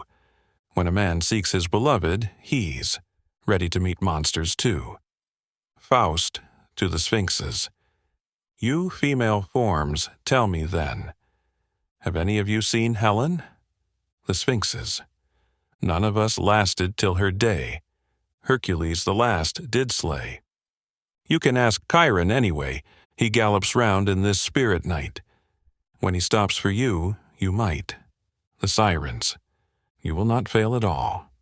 How Ulysses lingered with us, not hurrying scornfully by us. He'd many times recall, all will be shown you, if you make your journey to our fields in the green sea. A sphinx, don't let yourself be deceived. Instead of Ulysses self-bonded, we bind with good advice. On. When you reach noble Chiron, you'll find it's as I promised. Faust wanders off. Mephistopheles. In a temper. What croaks by me on beating wing, so quick that one can't see a thing, and one behind the other flying? Even a hunter would weary of these. A sphinx. That storm, like the winds of winter here, Hercule's arrows could scarce get near. They are the swift stymphalides, and their croaked greetings are well meant, the vulture-beaked and goose-webbed. They'd gladly appear in our place as a closely related race. Mephistopheles, as if intimidated. Something else is having a hissing fit. Sphinx. Don't be worried about those either. They're the heads of the Lernaean hydra, lopped from the trunk, but think they're it. But what's the matter now then? Why all the restless movements? Where are you going? He's gone. I see that chorus over there, that one, has turned your head. You'll get nowhere. Go on. Greet every sweet face there. They're Lamia, the lustful girls, with smiling lips, impudent curls, the race of satyrs all delight in. With them a cloven foot's the very thing. Mephistopheles. Will you stay here? So I can find you again. Sphinx. Yes, mix with the flighty rabble. In Egypt we were accustomed, you know, to rule for 1,000 years or so. And if you respect our location, we'll regulate the days of moon and sun. We'll sit in front of the pyramids to pass judgment on the nations, with changeless faces there amid war and peace and inundations. On the lower Peneus, the river god, surrounded by nymphs and tributary streams. Peneus, stir, you reed beds, whispering, flowing. Sigh softly, slender rushes, bowing lightly, willow bushes, rustling. Lisp, you poplar branches trembling, through the broken dream. Dreadful premonitions wake me. Secret quivering, now, shakes me, in my peaceful wandering stream. Faust, approaching the river. If I heard true, as I believe, from behind the tangled leaves of these shrubs and branches came sounds of human voices. Then the fount seemed to chatter, and the breeze filled with laughter. The nymphs to Faust, just to lie here now, for you would be best, reviving your wearied body with coolness, enjoy here forever. Your fugitive rest, murmuring, trickling, we'll whisper and bless. Faust. I'm awake. Oh, let them linger there, those images without compare, as they reached my sight. I moved so marvelously. Is it dream, or is it memory? Once before, I knew this delight. The waters creep through the freshness, the softly swaying bushes' thickness, without rushing, barely trickling. 100 founts from all sides press, and gather to the purest brightness, fill the pool's shallow ring. Glowing limbs of young girls are reflected by the liquid mirror, and added to the eye's delight. Companionably, bathing joyfully, swimming boldly, wading shyly, crying out at last in watery fight. This sight's enough to renew my eyes with gazing at the view, but ever wider vision strains. My glance cuts sharply through the cover. Rich foliage, green wealth, around her, serves to hide the noble queen. Marvelous. the swans approaching. From the bays come softly swimming, majestically pure their movement, floating calm in sweet society, but how proudly, self-delightedly, head and neck are lifted, bent. One shines out above all others, boasting boldly of his favors, sailing swiftly in their race, his ruffled plumage swelling, wave-like, on the wave he's stirring, he hastens to the sacred place. The others, swimming here and there, with their smooth, shining feathers, soon meet in fine contention, drive away the frightened maidens, not thinking of their service then, but only of their own protection. The nymphs, sisters, bend and set you ears to the riverbank's green turf. If I hear rightly, coming near, that's the sound of hooves on earth. If I only knew who that message might be bringing swiftly to the night. Faust. To me the ground seems ringing too, echoing to some swift stallion's hoof. There gaze my eyes. Good luck is nigh. Will it come to me as well? Oh, wonder without parallel. A rider trots towards us, now, gifted, shines with spirit and power, grafted to a snow-white horse. I know him too, I can't be wrong. It's Philyra's famous son. Halt, Chiron, halt. Hear my discourse. Chiron, the centaur. What then? What is it? Faust. Delay a moment. Chiron. I never rest.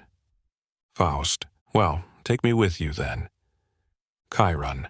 Mount, and I can question you at leisure. Where are you going? You're by the river. I'll carry you through the flood with pleasure. Faust, mounting his back. Wherever you wish. My thanks forever.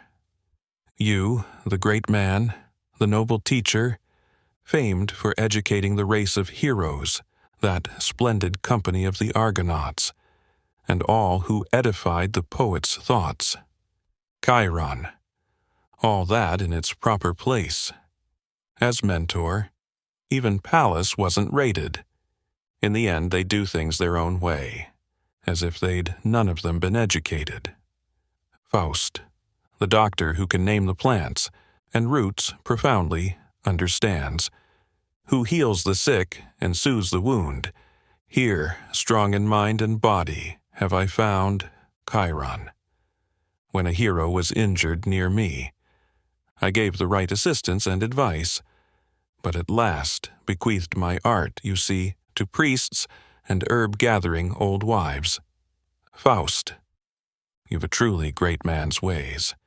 He won't hear a word of praise. He'll modestly defer to us, and act as if all were equals. Chiron, you seem artful at those pretenses, which flatter common folk and princes. Faust, but surely you'd confess today, you saw the greatest of your age among the noblest deeds you trod, and lived life as a demigod. Among those great heroic forms, who was the finest of them all? Chiron. Among the Argonauts, in my day, each was worthy in his own way, and with the powers he inhaled, knew enough when others failed. Castor and Pollux always conquered when youth and beauty were honored. In determination and swift help to others, first was Calais, and Zetes his brother, thoughtful, clever, strong, well-advised. Jason conquered, woman-folk's delight. Then Orpheus, gentle, always brooding, sounding the lyre, quite overpowering. Sharp-eyed Lynceus by night and day, steering the sacred ship past reef and bay. Let such dangers always be faced as brothers. If one achieves, he's praised by all the others. Faust. Of Hercules you say nothing? Chiron. Oh, don't rouse my yearning, never noting how Phoebus, Ares, or Hermes were defined. With my own eyes I saw before us what all men praise as divine. He was born a king, no other, a splendid youth to gaze upon, yielding to his elder brother, and the loveliest of women. Gaia's never known a second, nor Hebe led such on to heaven's zone. In vain for him they sing the songs, in vain for him they carve the stone. Faust. The sculptors never caught his form, however many images they made. You've spoken of the loveliest man, now speak about the loveliest maid. Chiron. What? I won't talk of woman's beauty. It's so often a frozen mask to me. I can only praise that nature truly, flowing freely and cheerfully. Beauty's delighted with itself. Grace makes it irresistible, like Helen whom I carried. Faust. You carried her? Chiron. Yes, on this very back. Faust. Was I not sufficiently aroused? Such a seat now will bring me luck. Chiron. She gripped me by the mane, so, as you are doing. Faust.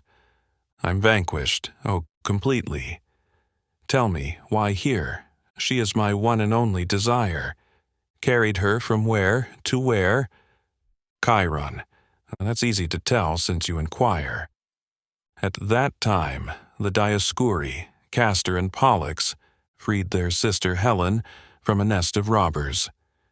The robbers then, not used to being conquered, regained their courage and chased them onward. The sister and brother's hasty course was halted by all the swamps that lie below Eleusis. The brothers waited. I swam over swiftly. Then she sprang off, and stroking gently. My wet mane caressed me, thanked me. Confident, sweetly clever were her ways. She was so charming, youth, delighting age. Faust, only 10 years old. Chiron. The philologists deceive you, I see, while deceiving themselves too. It's strange that with a mythological woman, poets use her, at will, to draw our attention. She can never age, is never old. Cast in the same enticing mold. Seduced when young, in age delights. Enough, no age restricts a poet's flights. Faust. Then let her be as if no age has bound her. As Achilles on Phyrae once found her, beyond all ages. What rare luck, in spite of every fate, to win her love. And shall I, by the strength of my yearning, not draw that unique form towards me living, that eternal being, equal to the divine, great yet tender, kind as she's sublime. You saw her once. Today I too have seen her, lovely in her attraction, as lovely as desired. Now my soul and being is strongly tied. If I can't win her, I shan't survive. Chiron. Ah, stranger, you're enraptured like mankind. Among us spirits you seem maddened, blind. Yet now your fate is to be met with here. Though only for a moment every year, I take the time to call on Manto, there, Aesculapius's daughter, in silent prayer. Imploring her father to add to his fame, enlighten at last each rash doctor's brain, and persuade them never to deal death again. I like her best of all the crowd of Sibyls, free of grimaces, kind and generous. If you stay with her, she's the power too, to heal you totally, with herbs and roots. Faust. I don't need healing. My mind is filled with power. There I'd become as base as others are. Chiron. Don't scorn the healing of the noble fount. We've reached the place, so, quick, dismount. Faust. Tell me, where, through pebbly water, in the gloomy night you've brought us? Chiron. Here, Greece and Rome braved the fight. Olympus to your left, Peneus on the right. The greatest empire lost here to the sand. A king flees, and citizens win the land. Gaze around. Famous Tempe is nearby, eternal, there, under the moonlit sky. Manto, inside, dreaming. Horses' hooves sound. On sacred ground, demigods are nigh us. Chiron, quite right. Just open your eyes. Manto, waking. Welcome. I see you don't keep away. Chiron, and your temple's still here to stay. Ah, Manto. You still gallop round untiringly. Chiron. And you, as ever, sit peacefully, while I enjoy circling round. Manto. I wait, and time circles me I've found. And him? Chiron, the shadowy night, has whirled him to our sight. Helen, he wants to win. Helen's maddening him, and he doesn't know where or how to begin. Above all, he deserves the Aesculapian healing. Manto, I like the ones who want impossible things. Chiron is already far off. Rash man, advance, here's joy for you. This dark path leads to Persephone too. Under Olympus's hollow foot, stealing, she listens for secret, forbidden greeting. I smuggled Orpheus down here once before. Use your chance better. Quick, be sure. They descend. Scene half. On the upper Peneus. Again, the sirens, plunge now in Peneus's flood. Here you can delight in swimming. Song on song, too, harmonizing, does unlucky people good. There's no healing without water. With the shining crowd run we. Quick to the Aegean Sea, where every joy's on offer. An earthquake. The foaming wave sweeps wider, flowing in its bed no longer. Earth shakes and waters roar. Stony banks split once more. We fly on. Come, one and all. We'll not profit from this at all. On, each noble, happy guest, to the ocean's cheerful zest, gleaming, where the trembling waves, lightly heaving, wash the bays, where the moon's reflected light wets with heaven's dew at night. There, a freely flowing life, here, an earthquake's fearful strife. Every clever one, hasten on. This place is a hideous one. Seismos, growling and jolting in the deep. Push again, with power, with your shoulders, tower. So the world above is ours, where all must yield to us, the sphinxes. What a horrid, shuddering, ugly, hideous juddering! What a quivering and swaying, back and forwards, playing! What an intolerable fuss! But we'll not lose our place, even if all hell shakes. Now a dome is lifted, wonderful. He's gifted. It, to us, the Ancient One, Delos Isle was his creation, driven from out the wave to bring Latona aid. He with striving, pushing, pressing, arms straight and shoulders bending, like an atlas in his action, lifts rock and earth in motion, shingle, gravel, sand, the floors. All along our peaceful shores, rips our vale's quiet surface up, crosswise with a single cut. Fiercely and unwearied, a colossal caryatid bears a fearsome weight of boulders, still buried, downwards to his shoulders. But he'll come no further now. The Sphinx's place is here, we vow, Seismos. I myself achieved all this, man should admit it, finally. If I'd not jolted and shaken it, how could the world be so lovely?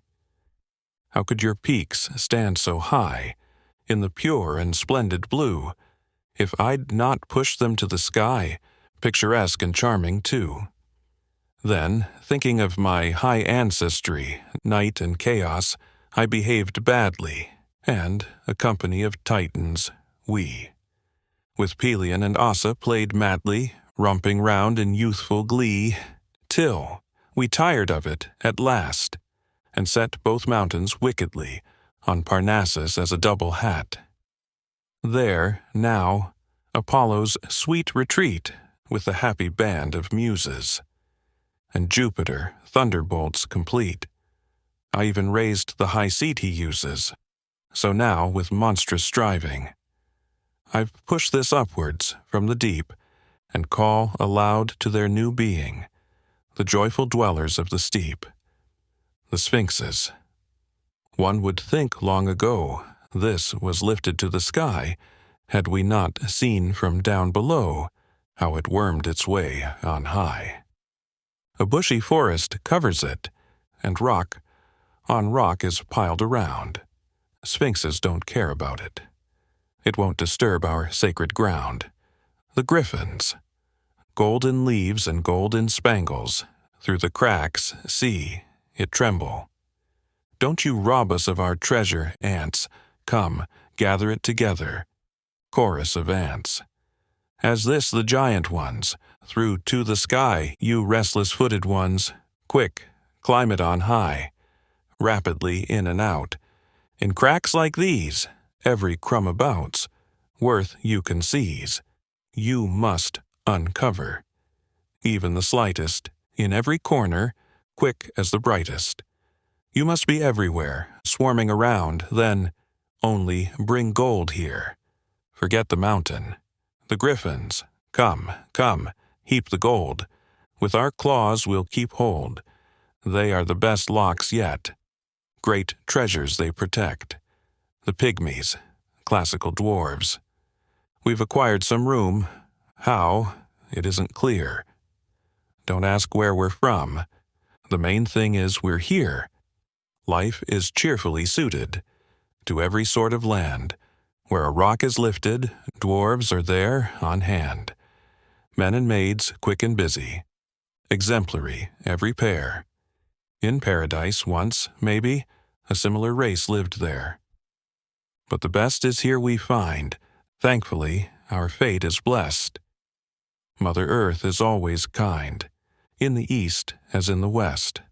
The dactyls, little ironworkers, if she can bring to light the little ones in a night, the littlest ones she can make, and each will still find a mate, the pygmy elders. Hurry, make space, a convenient place, quickly to work. Strength, never shirk. While we're in peace, our smithy increase to furnish the hoard. With armor and sword, all you ant forms moving in swarms, bring us the ore. And all you dactyls, so many, so little, you are commanded to bring us the wood. Heap it up higher, secretive fire. Fetch coals as you should. The pygmy, generalissimo. Look lively, though, with arrow and bow. Shoot me the herons. Out in the ponds, countless their nests. Proud are their breasts. Shoot them together, all in one blow. So we can show. Helmets with feathers, ants and dactyls. Who now can save us? We bring the iron, they forge the fetters. It won't be soon. This thing will end, meanwhile we bend. The cranes of Ibycus, cries of murdered, calls of dying, fearful, fluttering and flying, such deep moans and such groans, carry to our airy zones. All already slaughtered, blood is reddening the water, misshapen dwarfish passions, steal the heron's noblest gems. Now they're waving on their helmets, those fat-bellied, bow-legged serpents. You, our army's members, files of ocean wanderers, you we call to vengeance, to kin-related business. No one spare his strength or blood. Show hatred always to that brood. They disperse, croaking, Mephistopheles on the plain. Northern witches were easily controlled, but over foreign spirits I've no hold. The Blocksberg's a most convenient locale. Wherever you are, you'll find yourself there still. Dame Ilse watches for us from her tall stone, and Heinrich's still awake on his high throne. At Elland the snorers snore away. All's done for 1,000 years and a day. Who knows here if Where he sits, you see, the earth won't swell up beneath his feet. I wander happily through a level valley, and in a moment there, thrown up behind me, a mountain. True, it's hardly to be called one, but high enough to hide the Sphinx's home. Still, the valley breeds many a fire here, and so illuminates this mad affair. The magic sparks of that charming chorus, still enticing, vanishing, hover near us.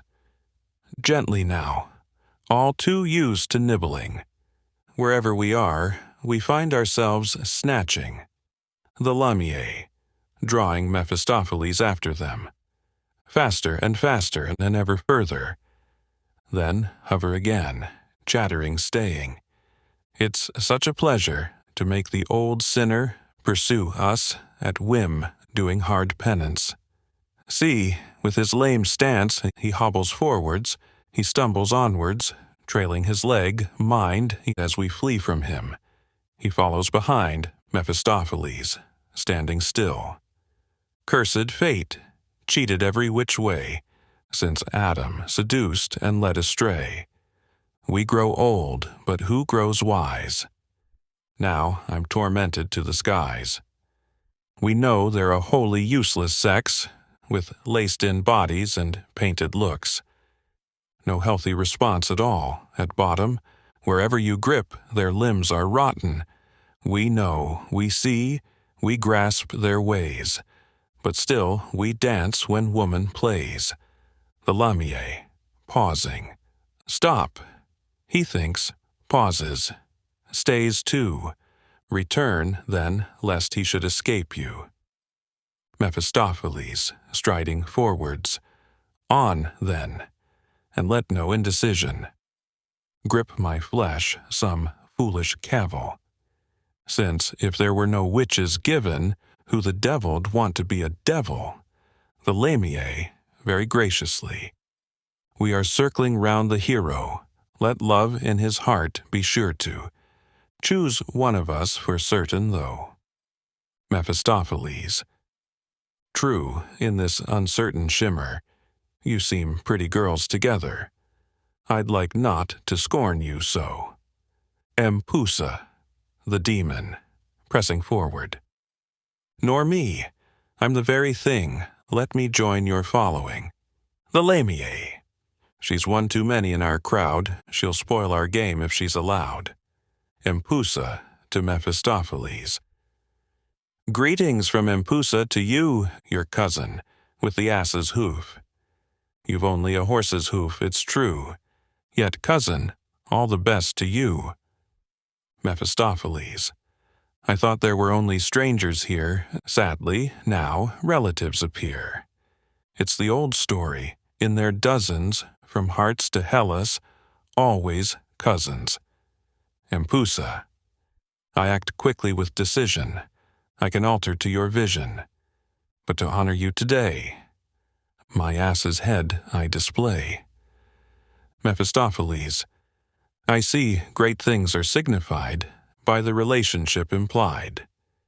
Be that as it may, yet I, the ass's head, will still deny. The lamier.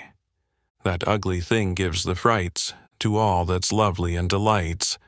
The lovely and delightful before, when she arrives, are so no more. Mephistopheles. These cousins too, so soft and slender, are all suspicious, all that gender, and beneath their cheeks those roses, there too, I fear, are metamorphoses. The lamier. Try us then, we're many. Grasp, and if you're lucky, secure the finest prize. What was all that lusting for? You're a miserable suitor strutting, boasting of your size. Now he's mixing with our crowd. Drop your masks, you're allowed, and bare your being to his eyes. Mephistopheles. I've chosen the loveliest one. Clasping her. Oh, what a skinny broom. Clasping another. And this one? Wizened looks. The lamier. You're worth better? Not in our books. Mephistopheles. That little one might suit my plans. A lizard gliding through my hands, and snake-like are her slippery tresses. I try the tall one to compare. I grip a thyrsus without hair, a pine cone for a head impresses. What next? A fat one, see?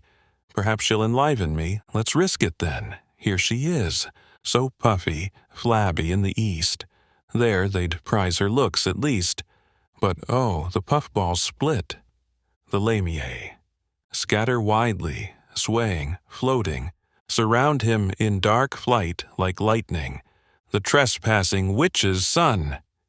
Circles terrifying, winging, bat-like in a silent flickering. He'll be grateful when we've done. Mephistopheles, shaking himself. I'm no cleverer, it seems, at all. Here's absurd, and so's the North. Here and there, the spirit's tricky, poetry and people tacky. Here, too, it's masquerade, I find, as everywhere, the dance of mind. I grasped a lovely masked procession and caught things from a horror show. I'd gladly settle for a false impression, if it would last a little longer, though. He loses his way among the rocks. Where am I now? Where will it wander? There was a path, now it's a horror. I got here by smooth and level ways, and now the scree prevents escape. I clamber up and down in vain. How shall I find the Sphinx again? I've never known anything like it, quite. A mountain range in a single night. I call it a lively witch's ride. They've brought the Blocksberg beside. An Oread, a mountain nymph from the natural rock. Climb up here. My range is old. In primeval forms the peaks unfold. Respect the steep and rocky stair. Pindus's last slopes stretch there. Unshakable, once I stood, as now, when Pompey fled across my brow. Beside me illusion's stones will go, as soon as ever the cock shall crow. I often see such fables thrown on high, and suddenly sink back again and die. Mephistopheles. Honor to you, you noble length, garlanded high with oaken strength. The clearest moonlight never weaves through the darkness of your leaves. I see a light with parting glow through the silent bushes go. How all things come together. Homunculus, it is who's there. Which way now, little fellow? Homunculus. I flit about from hill to hollow, and, in the truest sense, I'd gladly be. I'm so impatient now to smash the glass. Only, so far, given what I can see, I wouldn't want to do it in this pass. But in confidence I confess I was. On the trail of two philosophers, all I heard them say was, "Nature, nature!" I'll not part from them for anything. They must know about earthly being.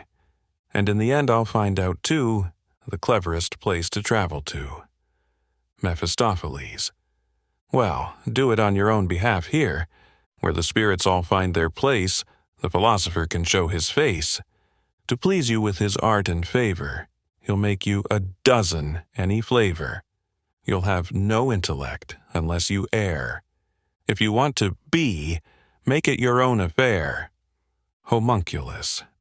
Good advice, too, is not to be disdained. Mephistopheles. Then off with you. I'll look around again. They part. Anaxagoras to Thales. The stubborn mind will never, ever bend. What more do you need to be enlightened? Thales. The waves will gladly bow to every wind, yet far from the jagged cliffs they'll end. Anaxagoras. This cliff came about by fiery vapors. Thales. By moisture, living things were created. Homunculus, between the two. Let me walk beside you, please. I myself desired to be Anaxagoras. Have you, O Thales, in a single night, brought a mount from mud to light? Thales.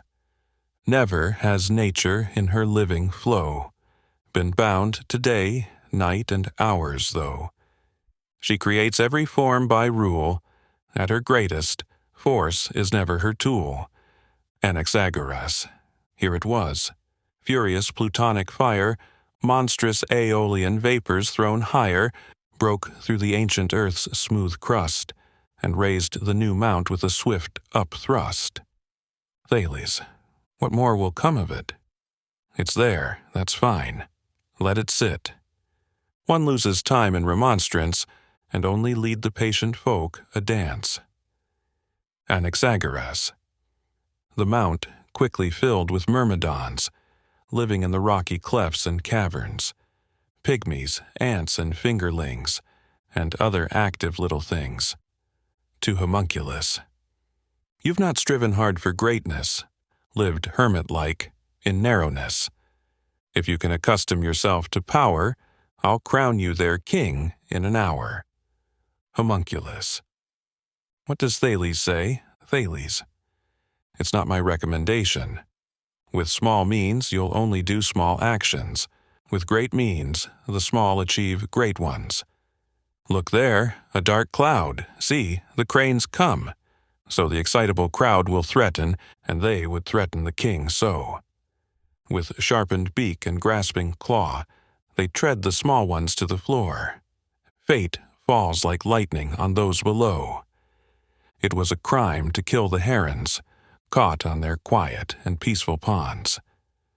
But that rain of arrowed slaughter brings cruel and bloody vengeance after, summons the anger of their kin above to spill the pygmies' guilty blood.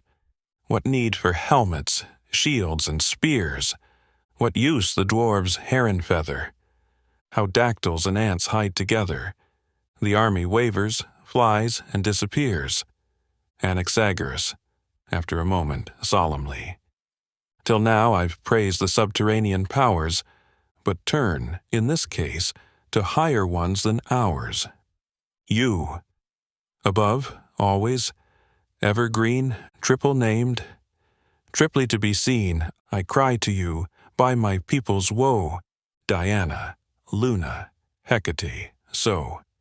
You, in deepest thought, the heartening, you power profound, calmly shining, reveal your dark side's fearful shower, without spells, show your ancient power. A pause. Am I heard so swiftly? Has my cry, to the deep sky, stirred nature's ranks so quickly? Already, greater, greater, nearing, the goddess's orbed throne appearing, monstrous, fearful to the sight, with fires that redden in the night, no closer, threatening disk of power, you'll straight destroy us, sea and shore. So it was true, the Thessalian women, trusted with wicked magic runes, enchanted you from your circling path, wrested evil things from you in wrath. The bright shield now darkens, suddenly splits, flashes, sparkles. What a hissing! What a drumming! Thunder, wind, and rain are coming. Humbled on the steps of your throne. Forgive me, I brought this on alone. He throws himself on his face. Thales, what has this man not heard and seen? I'm not sure what it was that's been. I'm not sensitive to it, like him, I find. We'd confess, these are crazy times. The moon is quivering quite gently.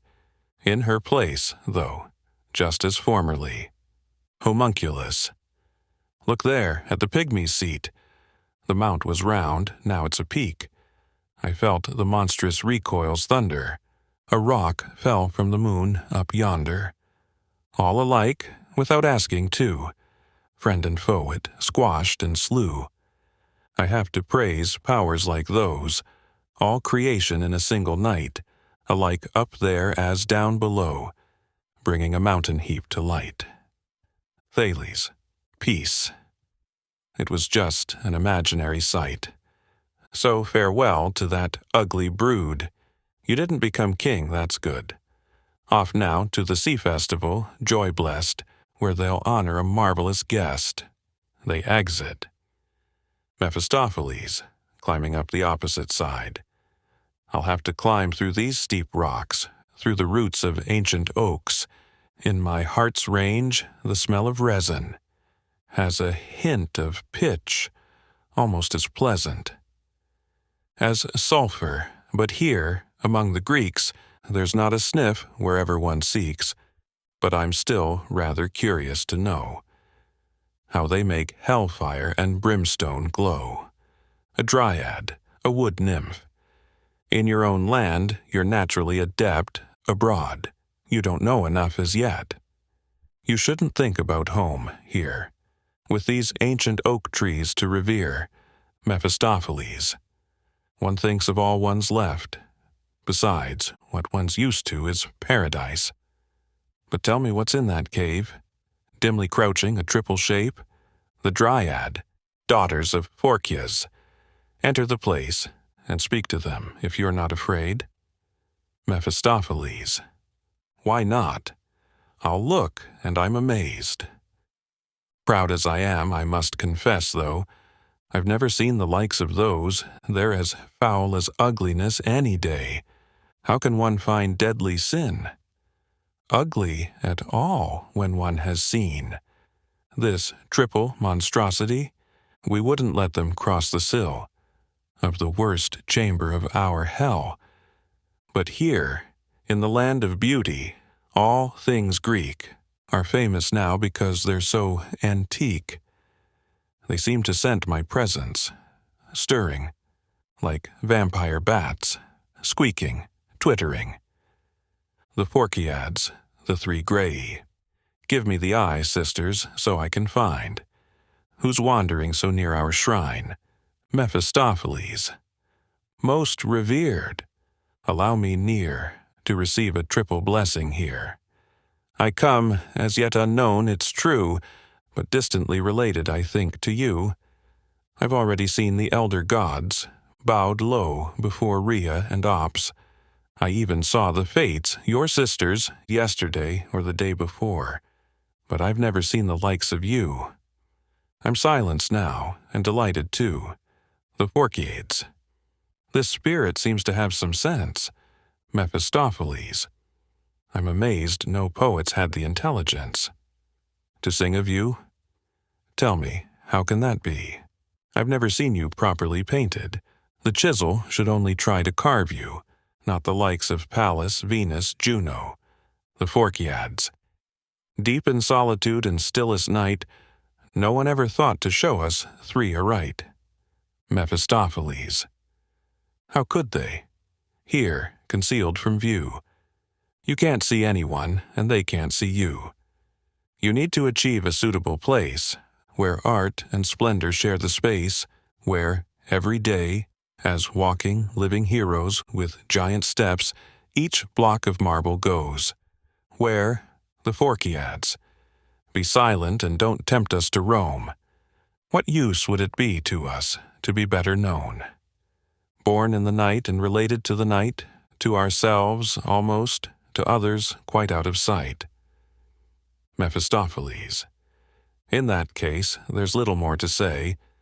One can oneself to others still betray. One eye's enough for three, one tooth as well. Then it should be mythically possible to contain three beings in two, and leave me the third form, too. For a little while, a Phorcyad. What do you think? Shall we try? The others? Let's. But without the tooth and eye, Mephistopheles. Now you've denied me the best features of all. How can I show your strict and perfect form? A Phorcyad. Shut one eye, that's easy to do, let one greedy tooth show too. In profile you'll at once achieve a sisterly likeness to deceive. Mephistopheles. Many thanks. Done. The Phorcyads. Done. Mephistopheles, as a Phorcyad in profile. Already I'm one of Chaos's well-beloved sons, the Phorcyads. We're Chaos's daughters of undisputed right. Mephistopheles. Oh shame, now I'll be called a hermaphrodite. The Phorcyads. What a beauty in our sisterly trio. We've 2 eyes and 2 teeth now. Mephistopheles. I'll hide myself from every eye as well, and frighten devils in the lakes of hell. He exits. Scene 5. Rocky coves in the Aegean Sea. The moon lingering at the zenith. The sirens lying on the cliffs round about playing flutes and singing, though the Thessalian witch women wickedly dragged you down to them with their horrors long ago in the dark, look quietly down now from the ark of night on waves of glittering sparks. Mildly flashing bright crowds, these shine now upon the swelling seas, which raise themselves from the deep. We're sworn to serve you thus, sweet Luna, show grace to us, the Nereids and Tritons, as marvels of the deep. Sound out loud with clearer tones, ringing through the sea's wide zones. Call the peoples of the deep. Before the storm's ravening face, we sank to the stillest place. Now we're drawn by singing. Sweet, see how we've adorned ourselves, in our great delight as well, with our crowns so nobly gemmed, and our belts with spangles hemmed. These spoils now before you we lay, treasures shipwrecked here and swallowed, your enticing songs they followed, you the demons of our bay. The sirens. We know well, in ocean freshness, fishes play in slippery smoothness, flickering lives devoid of pain, yet you festive crowds that stray. We would rather find today that you're more than fish again, the Nereids and Tritons. Before we came to meet you, we were thinking of that too. Speed away now, sisters, brothers. It only needs the slightest journey for most effective proof that we certainly are more than fishes. They swim off. The sirens. They've vanished in a moment. To Samothrace they're bent, gone with a favorable breeze.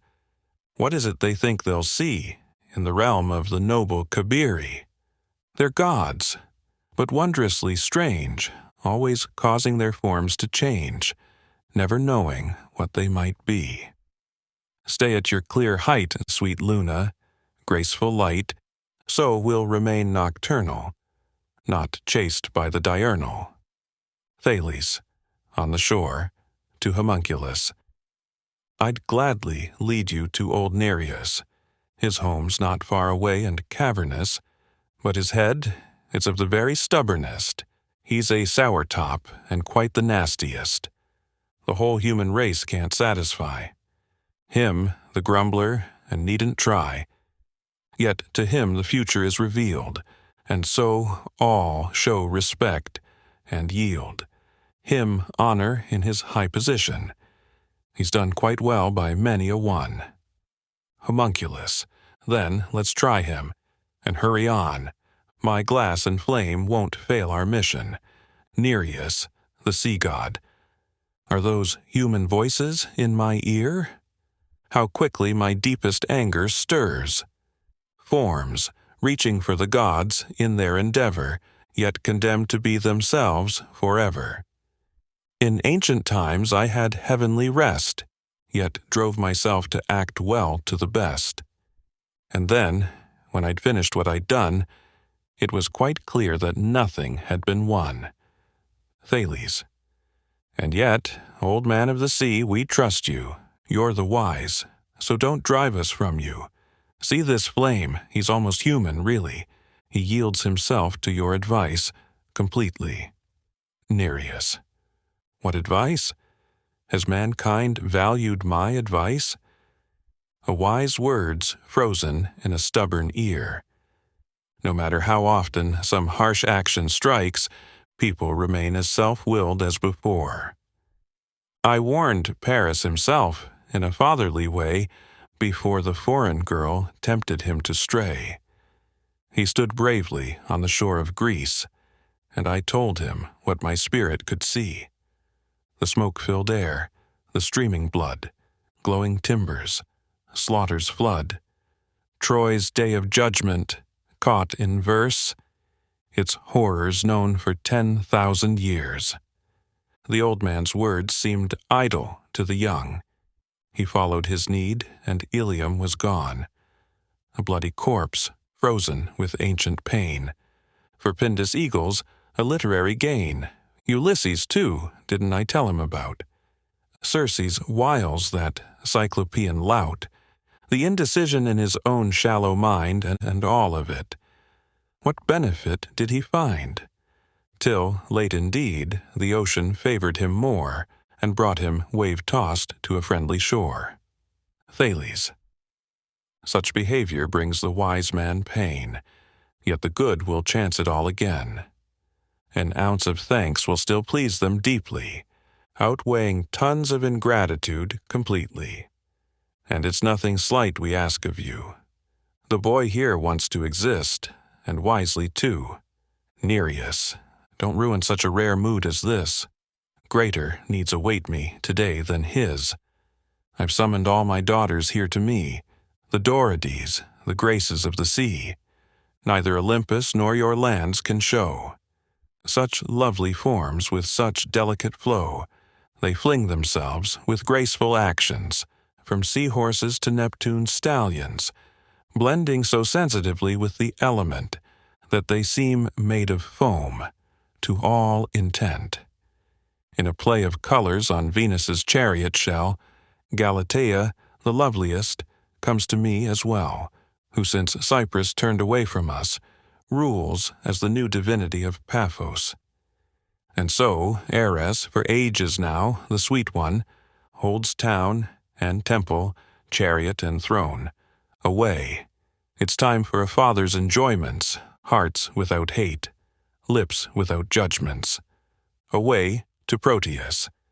Ask that wondrous man, how man exists and changes if he can. He vanishes into the sea. Thales. We'll achieve nothing by that game. Meet Proteus. He'll vanish just the same. And if he stays, he'll only tell you what will amaze you and confuse you. But you've need of such advice. Well, make tracks then, and we'll try. They depart. The sirens on the rocks above. What is it we see whitening? The realms of ocean. Brightening? As when the wind prevails and shows the snowy sails, so the ocean's daughters, transfigured, light the waters. Let us clamber shorewards so we can hear their voices. The Nereids and Tritons. What in our hands we treasure will give you all great pleasure. Chelone's turtle shield, the shining form we wield, on it gods we're bringing. Your noblest songs be singing.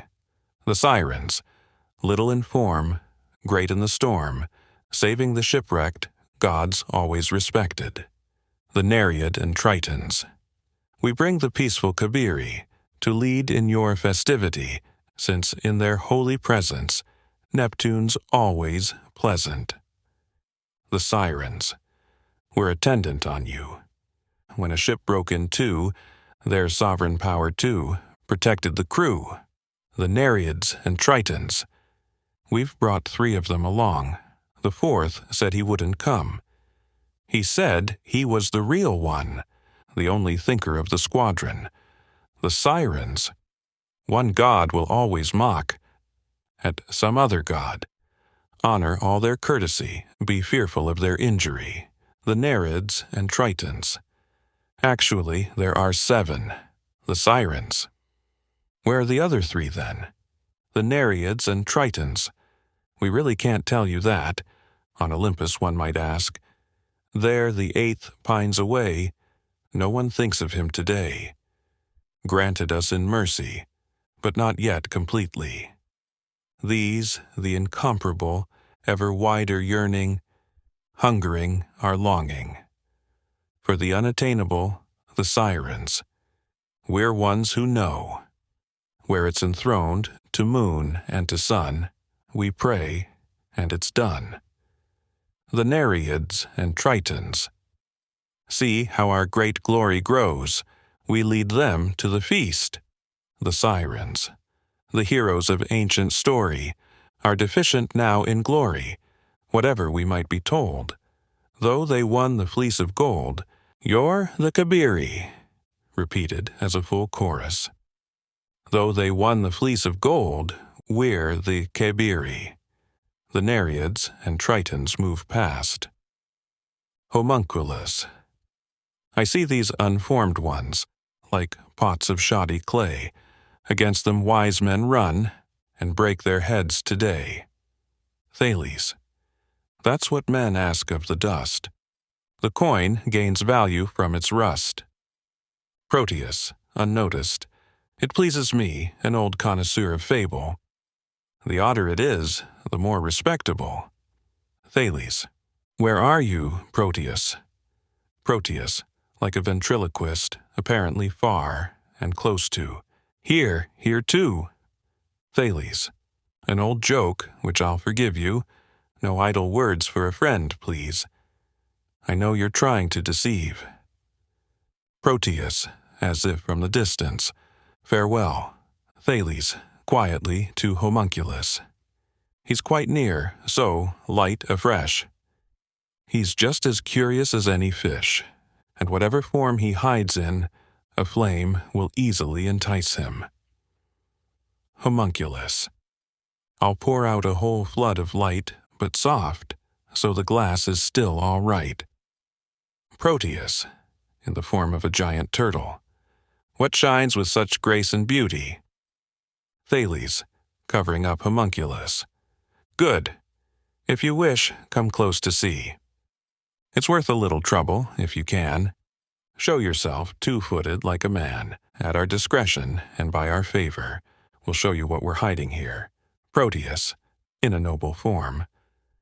You still know all the worldly tricks. Thales. Changing shape is what you still like best. He reveals Homunculus. Proteus, astonished. A shining dwarf. That I've never seen. Thales. He seeks advice and would gladly be. He is, as I've heard him say before, quite miraculously, only half-born. He's not lacking in mental qualities, but short of physical capabilities. Only the glass has given him weight at all. He'd gladly be embodied, first of all. Proteus. You are a true virgin son. Before you should be, you're already one. Thales, whispering. From another point of view, it's critical.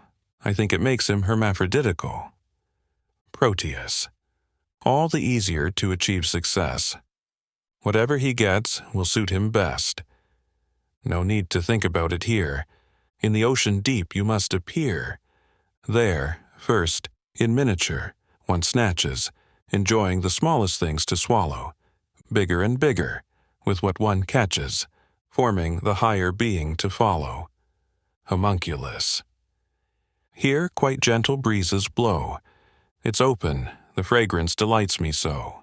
Proteus. I think so too, loveliest of youths. And further on, it's more enjoyable. On that shoreline's slender tooth, the watery halo's indescribable. There we'll see the crowds near to, drifting smoothly to our view. Come with me. Thales, I'll keep you company. Homunculus. A triply odd spirit journey. Scene 6. The Telchines of Rhodes. The Telchines on seahorses and dragons, wielding Neptune's trident. Chorus of Telchines, the 9 dog-headed children of the sea. Oh, we are the ones who once forged Neptune's trident, with which he controls the tumultuous torrent. When the thunder erupts from the heavens and rumbles, Neptune will reply to those terrible grumbles. And however the lightning zigzags above us, breaker upon breaker beneath will splash upwards, and whatever struggles between them in terror, long hurled all about, the deep seas will devour, and that's why he's loaned us his scepter today. Now we float, calm and light in our festive display. The sirens. You, to Helios consecrated, you, with bright day's blessing freighted, greetings to this hour when Luna's high worship rules again. The Telchines, loveliest goddess of all in your sphere above, to hear your brother praised is something you love. To blessed Rhodes lend an ear, now, from the sky, where an endless paean to him rises on high. He begins the day's course, he ends it again, he eyes us all with his radiant, fiery eye. Then, the mountains, the city, the sea, and the strand, please the great God, lovely and bright is the land. No mist drifts above us, and if one appears, a ray and a breeze, and the island shows clear, there the high gods in hundreds of statues displayed, as a youth and a giant, the mild and the grave. We were the first to carve forms, we began. The depiction of gods in the image of man. Proteus. Let them sing on then, and let them boast. To the sun's sacred rays a living host. All their works are an empty jest. They melt and shape untiringly, and once in bronze it's plain to see, they think they've caught the very best. What happens at last to these proud ones? The god statues standing high. An earthquake tosses to the sky. Long since they're all melted down. Earth's toil, whatever else it may be, is nothing still but drudgery. The waves grant a life that's better. I'll bear you to eternal waters, as Proteus dolphin, transforming himself. That's soon done. Now you'll find your fairest luck. I'm carrying you across my back to wed you with the ocean. Thales. Yield to your praiseworthy wish. Start at the beginning with the fish. Be ready for the swiftest working. Be ruled by the eternal norms. Move through 1,000 forms, and you'll ascend in time to man. Proteus. With spirit, join the watery plan, equal in size, where all began, and move here as you wish to do. Don't wrestle with the higher orders.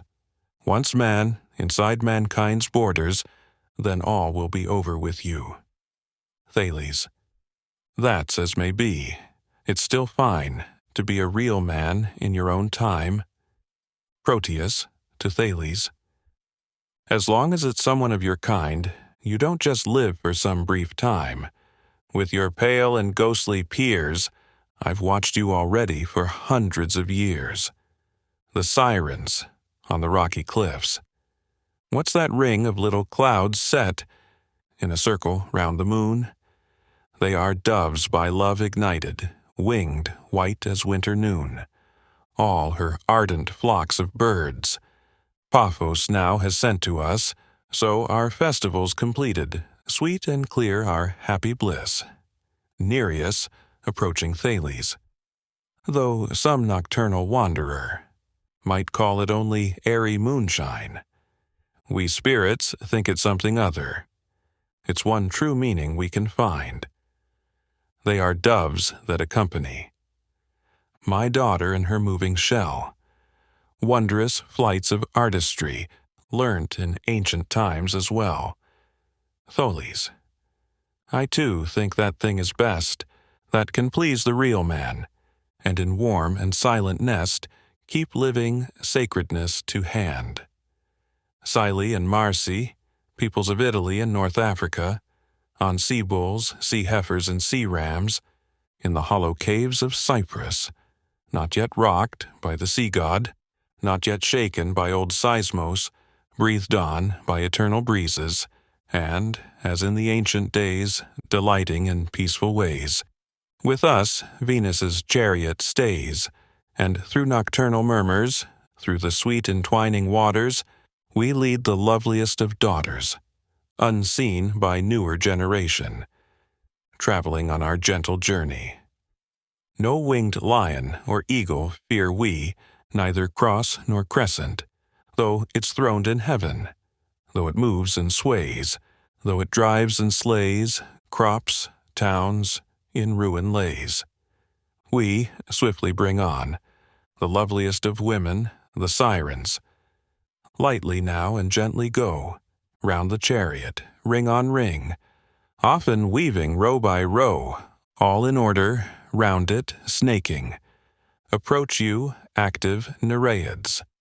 Sturdy women, sweetly wild, tender Dorides bring amidst Galatea, mother's child. Most so goddess-like her calm, worthy of immortality, yet enticing, with her charm, as human femininity. The Dorides, in chorus, mounted on dolphins, passing Nereus. Lend us, Luna, light and shadow, clarity for flowering youth. Charming husbands here we show, plead for them with our father too. To Nereus. They are boys whom we rescued from the breaker's teeth, and then, in the reeds and mosses bedded, warmed them back to life again. Now with glowing kisses they must thank us truly here today. Look with favor now on them. Nereus, here there's a dual prize I find to treasure. You show compassion, and it brings you pleasure. The Dorides. Father, praise our mission, all, and sanction our fond request. Let us hold them fast, immortal, on each young eternal breast. Nereus, be happy with your handsome catch. Accept the youngsters here as men. I can't myself grant what you ask, since Zeus alone can make it happen. The waves that heave and rock you leave no place for love to stand, so when this inclination leaves you, send them quietly back to land. The Dorides. Sweet boys, you are so dear to us, but sadly we must separate. We asked eternal faithfulness, but the gods forbid that fate. The young men. We're the valiant sailor lads. If you'd refresh us further, we've never had it quite so good, and we'll never have it better. Galatea approaches on her shell chariot. Nereus, it's you, my darling. Galatea, oh father, delight. Linger, you dolphins, I'm gripped by the sight. Nereus, past already, they're moving past, wheeling in circular motion. What care they for the heart's deep emotion? Ah, if they'd just take me with them at last. And yet, a single glance gives here something that will last all year. Thales, hail, hail, anew. How happy I feel, too, pierced by the beautiful and true. All things came from the watery view. All things are sustained by water. Ocean, grant us your realm forever. If you didn't produce the clouds, no flowing streams would be allowed. The rivers wouldn't roar and shout. The streams would never bubble out. Where would hill, plain, and world be then? The freshness of life's what you maintain. An echo, a chorus from the collective circles. The freshness of life flows back from you again. Nereus. Floating, turning, they change place, far off. No longer face to face. In extended linking circles, appropriate to the festival. The countless companies weaving. But Galatea's throne of shell, I see it clearly, see it still. It gleams like a star through the throng. A crowd the beloved shines among. Though just as far, it shimmers bright and clear, always true and near, homunculus. In this delightful ocean, whatever I may shine on is all sweet and fair. Proteus. In this living ocean, you light's shining motion, first rings in splendor there. Nereus. At the heart of the throng, what mystery offers itself for our eyes to see? What shines round the shell at Galatea's feet? Now waxing powerful, now gentle and sweet, as if it were fed by the pulses of love. Thales. Homunculus, drawn there by Proteus. Those are the symptoms of imperious yearning. I'd expect now the sound of an anguished ringing. He'll shatter himself on the glittering throne. He glitters, he flashes. Already it's done. The sirens. What fiery wonder transfigures the waves there, as one on another sparkles and breaks there. It flashes and flickers and brightens towards us. The nocturnal tracks of the bodies shine round us, and everything near is surrounded with flame. So, let Eros rule now. Who started the game? Hail to the sea, hail to the waves. Circled now by the sacred blaze, hail to water, hail to fire, hail to the rarest sweet desire. All in chorus, hail the gently flowing breeze, hail hidden caverns of the seas. Be honored now, for evermore, you, the elemental four. Act 3. Scene: I. Before the palace of Menelaus in Sparta. Helen enters with the chorus of captive Trojan women. Pentheus is leader of the chorus. Helen. I, Helen, the much admired yet much reviled, come from the shore, where recently we landed, still drunk with the violent rocking of those waves, that, from Phrygian heights on high arched backs, by Poseidon's favor, and the east wind's power, carried us here to the coast of my native land. There, below us, beside his bravest soldiers, King Menelaus now celebrates his return. But you bid me welcome you the lofty house. Tyndareus my father built when he returned, close by the slope of Pallas Athene's hill. Here, where with Clytemnestra, in sisterhood, I, and Castor and Pollux, grew and happily played. You, more nobly adorned than all Sparta's houses, be greeted by me, you honored double doors. Once Menelaus the shining bridegroom came. To me, through your friendly inviting portals, I, the one singled out from among so many. Open to me once more, so that I might fulfill the king's command truly as a wife should. Let me pass, and let everything be left behind that raged round me till now so full of doom. For since, light in heart, I left this place behind, seeking out Venus' temple, in sacred duty, where instead a Trojan robber abducted me, many things have happened, men, far and wide, gladly tell of, though she's not so glad to hear them, round whom the story grew, and myth was spun. Chorus. O marvelous woman, don't disdain, inheritance of the noblest estate, for the highest fates granted to you alone, the glory of beauty that towers above all. The hero's name sounds his advance, and proudly he strides, but he bows down, most stubborn of men, before conquering beauty in mind and sense. Helen, enough of that. I'm brought here by my husband. I've been sent ahead by him, now, to his city. But what the meaning of it is, I can hardly guess. Do I come as his wife? Do I come as the queen? Or a sacrifice for a prince's bitter pain and the ill fortune long endured by the Greeks? I'm conquered, but am I a prisoner? I can't tell. True, the immortals appointed fame and fate as the two ambiguous, doubtful companions. Of beauty, to stand here at this threshold with me, the gloomy, threatening presences by my side. Even in the hollow ship my husband seldom gazed at me or spoke an encouraging word. He sat in front of me as if in evil thought, but scarcely had the foremost ship's prow greeted. Land, in that deep bay Eurotas' mouth has made, then he spoke to us, as the gods had urged him. Here my soldiers will disembark in ordered ranks. I'll muster them, ranged along the ocean's shore, but you'll go on, ever on along the banks. of sacred Eurotas, shining with bright orchards, guide the horses through gleaming water meadows, till of your lovely journey you make an end, where Lacedaemon, once a rich, spreading field, surrounded by austere mountains, was created. Walk through the high-towered house of princes, and summon the capable old stewardess.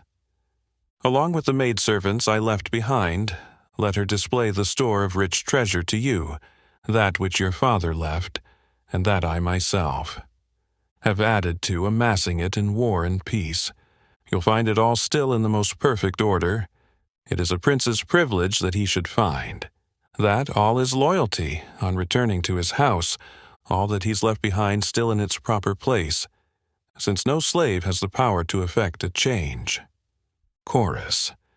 Let this treasure, so steadily massed, bring you delight now in eye and breast.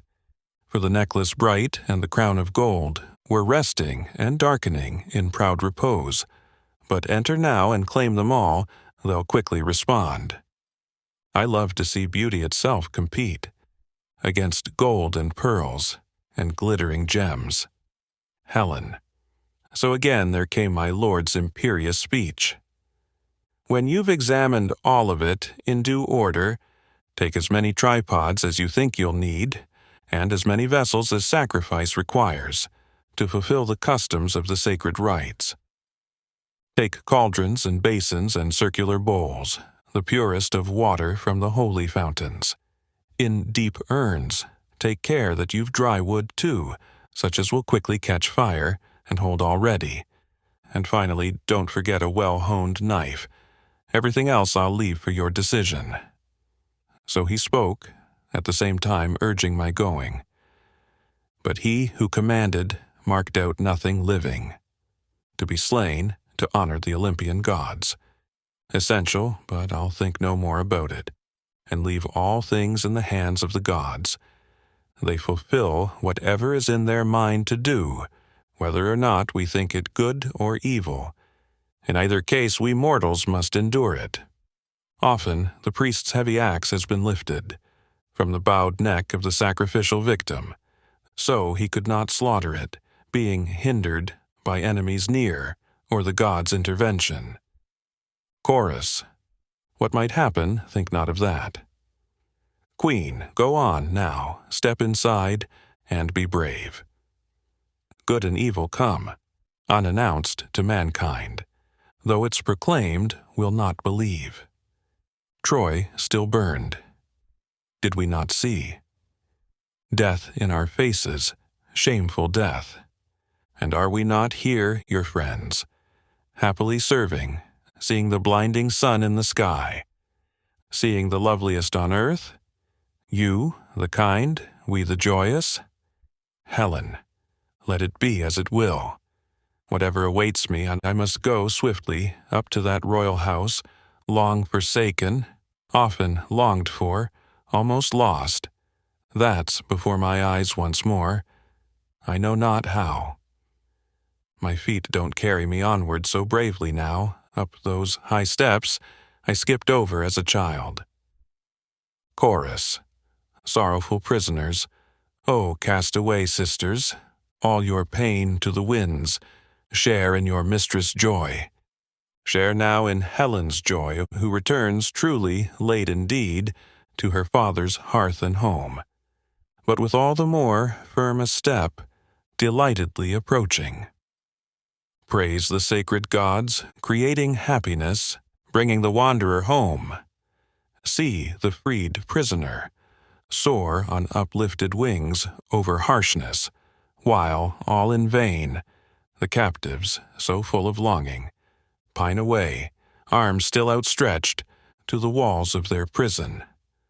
But a god snatched her up, then, the far exiled, and from Ilium's fall carried her back once more home.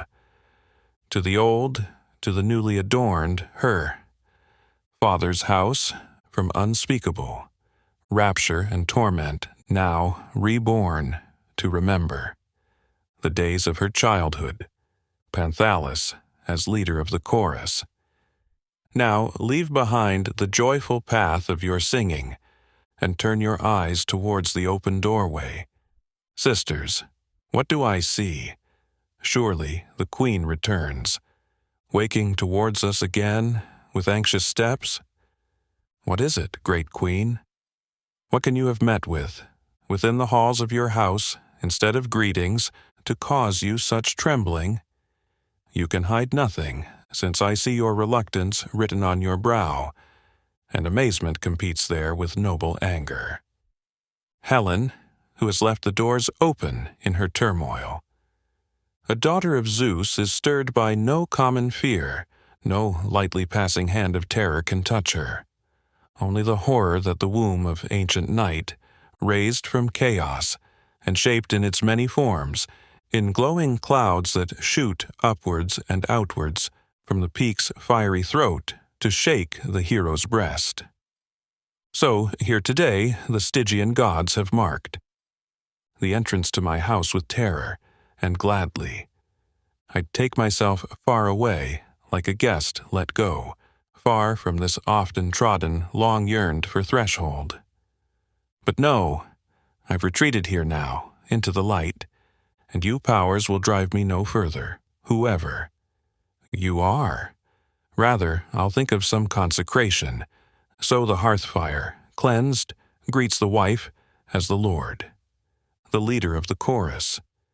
Noble lady, reveal to your maidservants here, who help you reverently, what has happened. Helen, you'll see what I saw yourselves, with your own eyes, if ancient night has not straightway swallowed it, that shape of hers, withdrawn it to her heart's depths. But I'll picture it to you in words, so you'll know. As, with those recent orders in mind, I trod gravely through the palace's innermost room, awed by the silence of the gloomy corridors, no sound of busy labor greeting my ears, no sound of prompt, diligent effort meeting my eye. No stewardess appeared, and no maidservants, no courtesy such as usually greets the stranger. But as I approached closer to the hearthstone, beside the glowing ashes that remained, I saw a veiled woman, vast shape, seated on the floor, not like one who's asleep, but one deep in thought. I summoned her to work with words of command, thinking she was the stewardess whom my husband had placed there perhaps with foresight when he left. But she still sat there, crouched and immovable. At last, stirred by my threats, she raised her arm, as if she gestured me away from hearth and hall. I turned aside from her, angrily, and sped to the steps where the thalamus is adorned. On high, and close beside it, the treasure house. Suddenly, that strange shape sprang up from the floor, barring my way imperiously, showing herself, tall and haggard, with hollow blood-colored gaze, a shape so weird that mind and eye were troubled. But I talked to the wind, for words weary themselves, trying to conjure forms vainly, like some creator. See for yourselves, she even dares the daylight. Here am I, mistress, till the king my lord shall come. Phoebus, beauty's friend, drives the horrid spawn of night to caverns underground, or he binds them fast. Phorcys appears on the threshold between the doorposts. Chorus. Much have I learned, although the locks curl youthfully still across my temples. Many the terrible things I've seen, the soldier's misery, Ilium's night, when it fell. Through the clouded and dust-filled turmoil, the press of warriors, I heard the gods. Calling terribly, heard the ringing. Iron voice of discord through the field, city wards. Ah, they still stood there, Ilium's. Walls but the glow of the flames. Soon ran from neighbor to neighbor, ever spreading hither and thither, with the breath of their storm over the darkening city. Fleeing through smoke and heat, I saw, amid the tongues of soaring fire, the fearful, angry presence of gods, marvelous, those striding figures, like giants they were through the gloom, the fire-illumined vapor. Did I see that confusion, or did the fear-consumed spirit create it? Never will I be able to say, but I'm truly certain, of this that here I see her monstrous shape to my eyes. My hand could even touch her, if terror did not restrain me, saving me from danger. Which of the daughters?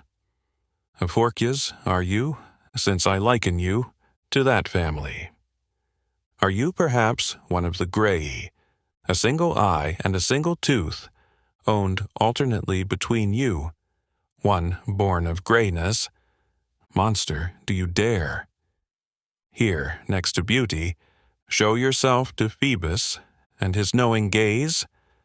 Then step out before him regardless, since he'll not look at what's ugly, just as his holy eye has never seen shadow. Yet we mortals are compelled, by unfortunate gloomy fate, to the unspeakably painful sight. She, reprehensible, ever ill-fated, provokes in the lover of beauty. Yet hear me then, if you boldly encounter us. Hear the curse. Hear the threat of every abuse from the condemnatory mouth of the fortunate, whom the gods themselves have created. Phorcys, the transformed Mephistopheles. The saying is old, with meaning noble and true, that beauty and shame together, hand in hand, never pursue the same path over green earth. Such ancient, deep-rooted hatred lives in both, that whenever they meet by chance on the way, the one will always turn her back on her rival. Then quickly and fiercely each goes on, again, shame downcast, but beauty mocking in spirit, till in the end Orcus's dark void shall take her, if age hasn't, long before then, tamed her pride. So now I find you, impudent, come from abroad, with overflowing arrogance, like the cranes, their noisily croaking ranks, high overhead, their long cloud sending its creaking tones down here, tempting the quiet traveler to look upwards. Yet they pursue their way, while he follows his, and that's the way it will be with us as well. What then are you, wild Maenads or Bacchanti, that dare to rage round the great royal palace? Who are you, then, who howl at this high houses? Stewardess like a pack of bitches at the moon? Do you think it's hidden from me what race you are? You brood, begotten in battle, raised on slaughter, lusting for men, the seducers and the seduced, draining the soldiers and the citizens' powers, to see your crowds like watching a vast swarm of locusts settle here, darkening the fields, you the wasters of others' labor, nibbling, destroying the ripening crops of prosperity, defeated, bartered, sold in the market, you. Helen.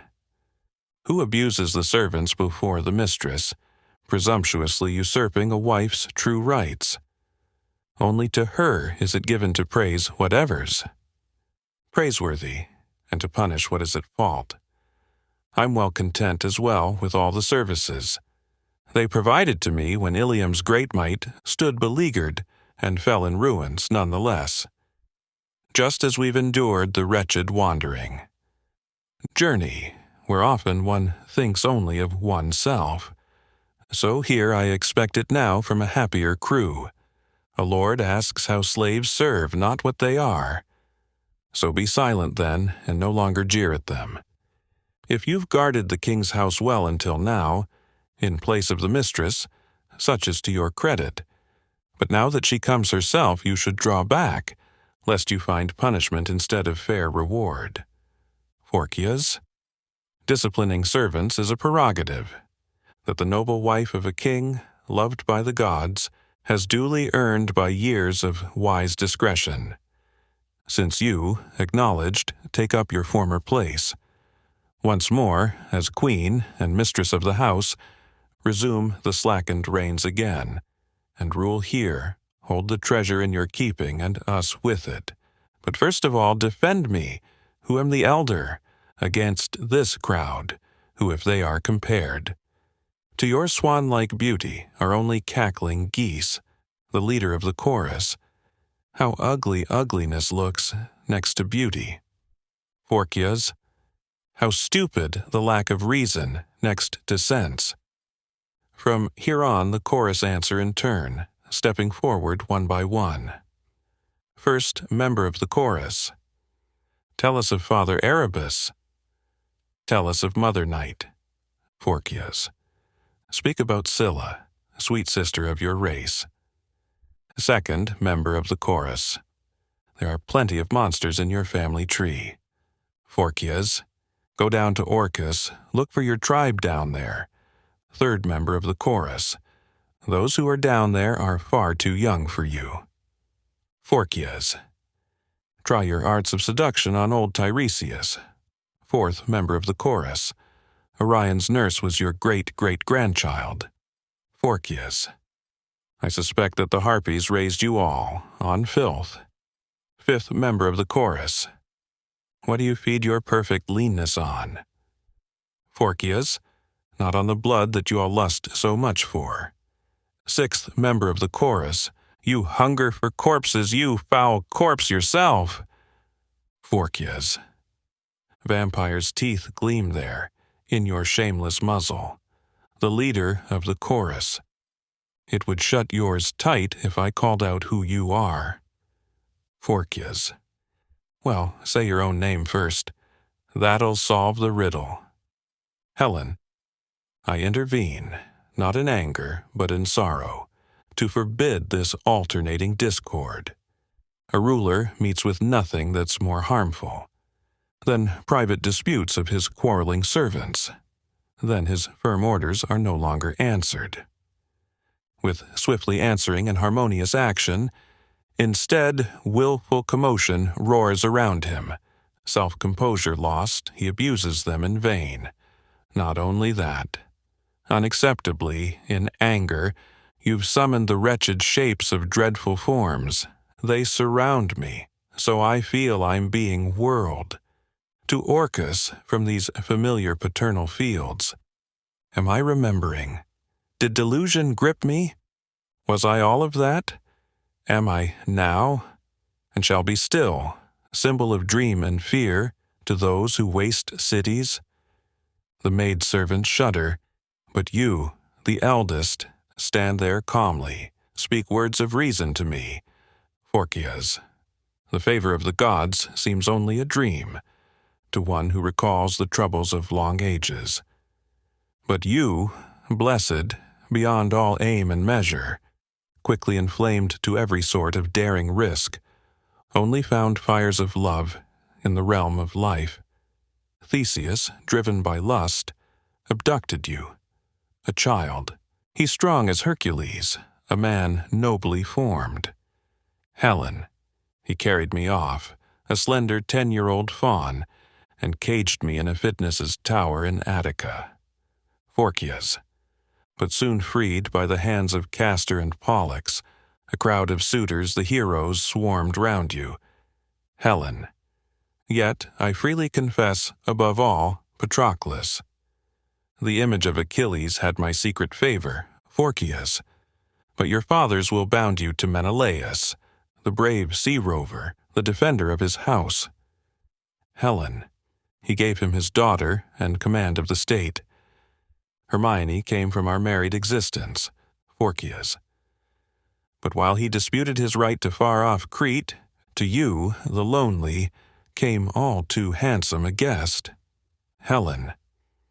Why do you recall that semi-widowhood, and all the terrible ruin it caused around me, Phorkys? To me, a freeborn Cretan, his same journey, brought captivity and years of slavery. Helen. He ordered you here at once, as stewardess, entrusting the fortress and his treasure to you. Phorkys, which you abandoned for Ilium's high city, and the inexhaustible delights of love. Helen, not delights, be sure, all too bitter a sorrow, was poured endlessly over my head and breast. Phorkys, yet they say that you appeared in dual form, seen in Troy, and at the same time in Egypt. Helen, don't confuse my clouded, wandering mind completely. To this moment I don't know which of them I am. Phorkys. Then they say, Achilles became your companion, came, burning, from the empty realm of shadows. He loved you before, opposing fate's command. Helen. As phantom, I bound myself to a phantom. It was a dream, as the tales themselves tell. I fade now, become a phantom to myself. She sinks into the arms of the chorus. Silence. Silence.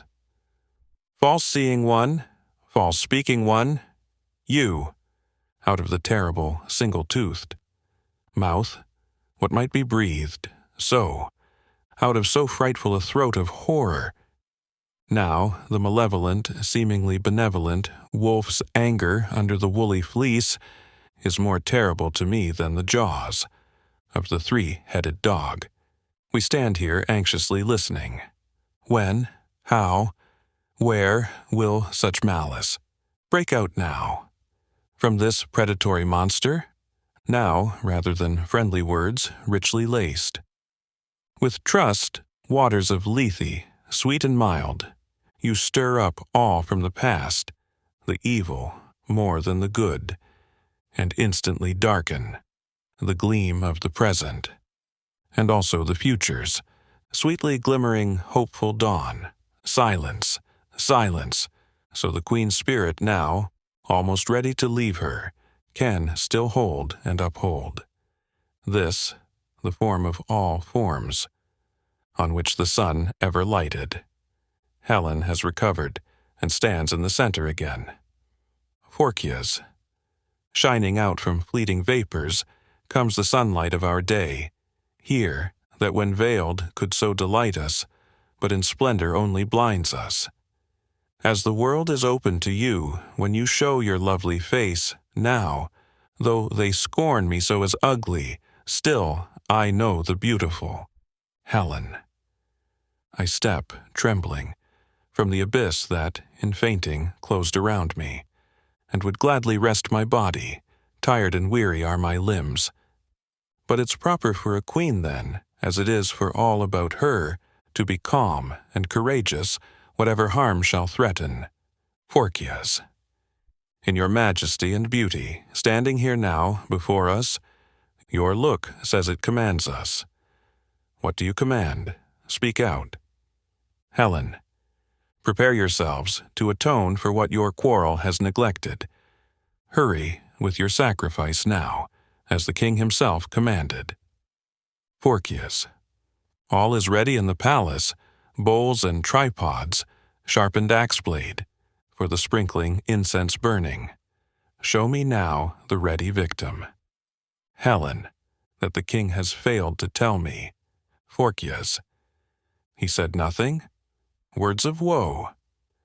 Helen, what's this woe that overcomes you? Phorkys. Queen, it means you must be slaughtered. Helen. I, Phorkys, and them. Chorus. Oh, pain and suffering. Phorkys, you will fall beneath the axe. Helen. Presaged, though still dreadful. I, alas. Phorkys. There's no escaping. Chorus. Oh, and us? What happens to us? Phorkys. She will die a noble death then, but you'll hang in rows together, struggling, all along the rafters, holding up the gabled roof there as bird-catchers dangle thrushes. Helena and the chorus stand stunned and alarmed in striking composed groups. Phantoms, frozen images, you stand, parted, from that light you can't belong to in your terror. Men, and the tribe of phantoms you resemble, will never willingly forgo the sunlight, But none are saved from their fate, or can defer it. All know it's true, but only a few accept it. Enough, you're lost. Now, quickly, start the work. She claps her hands. Muffled dwarfish forms appear in the doorway, and quickly carry out her orders. This way, you spheres, shadowy rounded forms. Roll over here, and do what harm you wish. Set up the gold-horned altar that you carry. Let the gleaming axe lie there on the silver rim. Fill the urns with water to wash away all the hideous stains of darkened blood. Spread the rich carpets out here over the dust, so the sacrifice can kneel in royal manner and be wrapped around once the head is severed, and buried decently there and with due honor. The leader of the chorus. The queen stands here beside us deep in thought. The maidservants wither away like mown grass. I think that I, as the eldest, am bound in sacred duty to barter words with you, the eldest of all by far. You're wise, experienced, and seem well disposed, and though this foolish crowd baited you in error, speak of a way to escape this fate if you know it. Phorkys. That's easily done. It depends on the queen alone to save herself, and you her followers with her. But decision is required, and of the swiftest. Chorus. Most honored of fates, wisest of sibyls you. Hold the gold shears apart. Bring both aid and light. Already we feel ourselves swinging, struggling, fearful. For our limbs would rather be dancing, and afterwards rest soft on our lover's breast. Helen. Let them be afraid. I feel pain but no terror. Yet, if rescue's possible, I gladly accept. To the wise, far-seeing mind, the impossible is often revealed as possible. Speak, say, on, chorus. Speak, and tell us quickly, how we might escape the terror. Dreadful nooses that still threaten, like some kind of evil necklace. Wound around our tender necks, already we, oh, wretched creatures, feel the choking, suffocating if you, Rhea, the great mother, of the gods won't show us mercy. Phorkys. Have you the patience to listen, too long-winded? Speeches, in silence, the history's endless. Chorus, patience enough. While we're listening, we're alive. Phorkys. He who stays at home to guard his noble wealth, and secures the high walls of his lofty dwelling, and maintains his roof against the driving rain, will prosper in all the days of his long life. But whoever, in guilt, crosses the square-cut stones of the sacred threshold swiftly, with fleeing steps, will, indeed, find the ancient place on their return, but altered in every way, if not overthrown. Helen. Why recount these familiar sayings here? If you'd relate things, don't provoke annoyance. Phorkys. It's simple fact, in no way a criticism. Menelaus sailed from bay to bay, looting, skirted the coast and islands, aggressively, returned with the spoils that are rusting there. Then he spent 10 long years there in front of Troy, and I don't know how many more on the way home. And how are things now with this place where we stand, Tyndareus's noble house, and the region round? Helen. Do you embrace all scorn so completely? You can only open your mouth to criticize. Phorkys.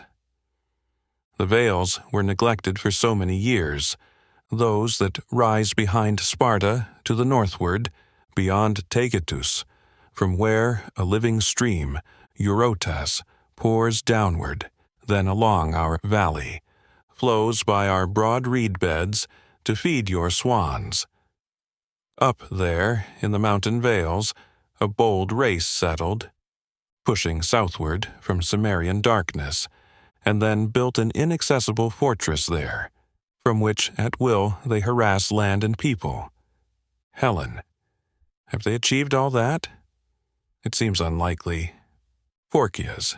They've had time, perhaps 20 years in all. Helena. Is there a leader? Are they a band of robbers? Phorkys. Not robbers, but one of them acts as leader. I don't curse him, though he attacked me too. He might have taken all, but was satisfied. With gifts, not tribute, as he called them. Helen. How did he look? Phorkys. Less than evil. He pleased me well. He's vigorous, daring, and sophisticated. An intelligent man, as few among the Greeks. They call his race barbarians, but I'm doubtful. If they are any crueler than those heroes who proved such devourers of men before Troy. I respected his greatness and confided in him, his fortress. You should see with your own eyes. It's a great deal more than the clumsy masonry. Your father rolled together, higgledy-piggledy, cyclopean as a cyclops, piling raw stone over raw stone. There, instead there, it's all. Plumb line and balance, it's laid out by rule. Look from outside. It rises straight to the sky, so firm, tightly jointed, smooth as a steel mirror. To climb, that even your thoughts slide off. And, inside, great courts with plenty of room, ringed by buildings of every use and nature. There you'll see pillars, columns, arches, quoins, balconies, galleries, facing inwards and outwards, and coats of arms. Chorus. What arms are those? Phorkys. Ajax carried, a writhing snake on his shield. You yourself saw it. The 7 against Thebes also bore their symbols, on each of their shields replete with meaning. There you saw moons and stars in the night sky, heroes and goddesses, torches, ladders, swords, and whatever fierce weapons threaten fine cities. Our heroic band carries such images too, in bright colors, bestowed by our ancestors. There you see lions, eagles with beaks and claws, horns of oxen, wings, roses, and peacocks' tails, bands too made of gold, black, silver, blue, and red. The like of these hang in their halls, row on row. In spacious halls as wide as the whole wide world. You could dance there. Chorus. Say then, are there dancers there? Phorkys. The best. A lively crowd of golden-haired youths, the fragrance of youth. Paris was fragrant thus when he grew close to the queen. Helen. You mistake your role. Completely. Now speak your closing lines to me. Phorkys. No, you speak the last. Grave and distinct say, yes, and I'll surround you with that fortress. Chorus. Oh, speak that one short word, and save both yourself and us. Helen. What? Do I fear King Menelaus would commit such a cruel offense as to make me kill myself? Phorkys. Have you forgotten how he wreaked mutilation, unheard of, onto Phoebus, dead Paris's brother, because he stubbornly claimed you, the widow, and prized you? He cropped both nose and ears, and disfigured him there. It was terrible to see. Helen. Yes, he did that, and he did it for my sake. Phorkys. Because of it now, he'll do the same to you. Beauty is indivisible. He who owns it destroys it rather than share a part of it. Trumpets sound in the distance. The chorus starts in terror. As a trumpet call pierces the ear to grip and tear the innards, jealousy drives her claws into the breast of him who can never forget what once he had and lost and no longer has. Chorus. Don't you hear the trumpets calling? Don't you see the flash of swords? Phorkys. King and master, now be welcome. Gladly I'll offer my account. Chorus. But what of us? Phorkya's. In truth, you know that her death's before your eyes. Find your own death there within them. There's no hope left for you. A pause. Helen. I ponder this simple thing that I might try. You are a hostile demon. I feel it deeply. I'm fearful you'll still make evil out of good. But then, I'll follow you to that fortress there. I know the rest, but what the queen might conceal, concerning it mysteriously in her heart, be unknown to all. Now, old one, lead the way. Chorus. Oh, how gladly we're going, on hurrying feet. Death is behind, before us again, towering fortress. Inaccessible walls, though they guard us as well. As Ilium's citadel, still in the end it fell through the basest of ruses. Mists rise and spread, obscuring the background, and the nearer part of the scene at will. What is this? How? Sisters, look round. Wasn't it loveliest day? Strips of vapor hover about, rise from Eurotas's holy stream, already the loveliest. Reed-wreathed shore has vanished from sight, and the proud, free, graceful, gentle glide of the swans. Swimming in sociable joy, I, alas, see no more. Yet still, I hear them calling, in hoarse tones, calling afar. Proclaiming death, they are speaking. Ah, that to us they may not. Instead of salvation promised, proclaim our ruin at last. To us, the swan-like, long, lovely, white-throated, and ah, our queen, born of the swan, woe to us, woe! All's hidden already, vapors swirling around. Now we can't see one another. What's happening? Are we moving? We're hovering with, straggling steps along the ground. Can't you see? Isn't that Hermes, soaring ahead? Doesn't his gold wand gleam, beckoning us, ordering us back again? To the wholly joyless and grayly twilit, intangible, phantom-filled, overcrowded, ever-empty Hades? Yes, at once now, all is darkening.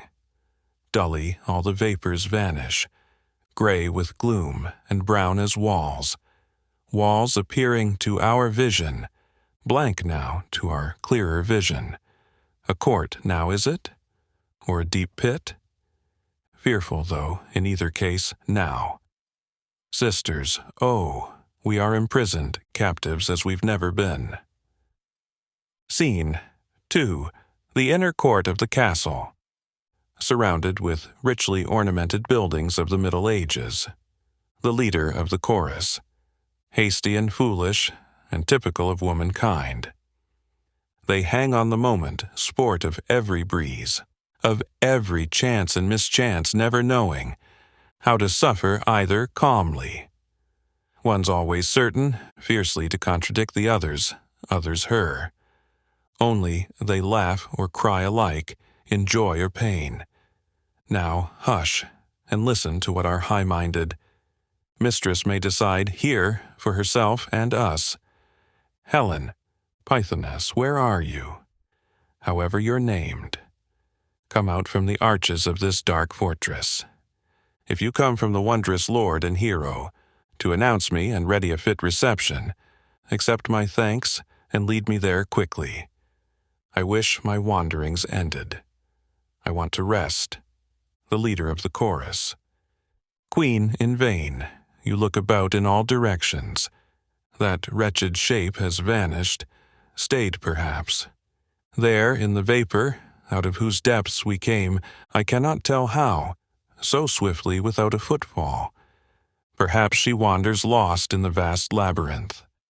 Of these, many castles wondrously merged in one, seeking high and princely greeting from her lord. But see, there a crowd moves about in readiness. Along galleries at windows through the doors, come a crowd of servants, scurrying to and fro, It proclaims a noblest welcome for the guest. Chorus. My heart is eased. Oh, see over there, how a company of handsome youths approach. With lingering step, in dignified order, marching in ranks, who gave out the command to marshal them, and so quickly arranged. All this youthful team of so handsome a race. What shall I admire most? Is it the graceful step, or the curls of hair on the palest of brows, or the rounded cheeks with a peach's blushes, and like it also in their silkiest down? I'd gladly bite, yet I'm frightened to try it, since in a similar case, and I shudder to say it, the mouth was as suddenly filled with ashes, but the handsomest. Come to us now. What do they carry?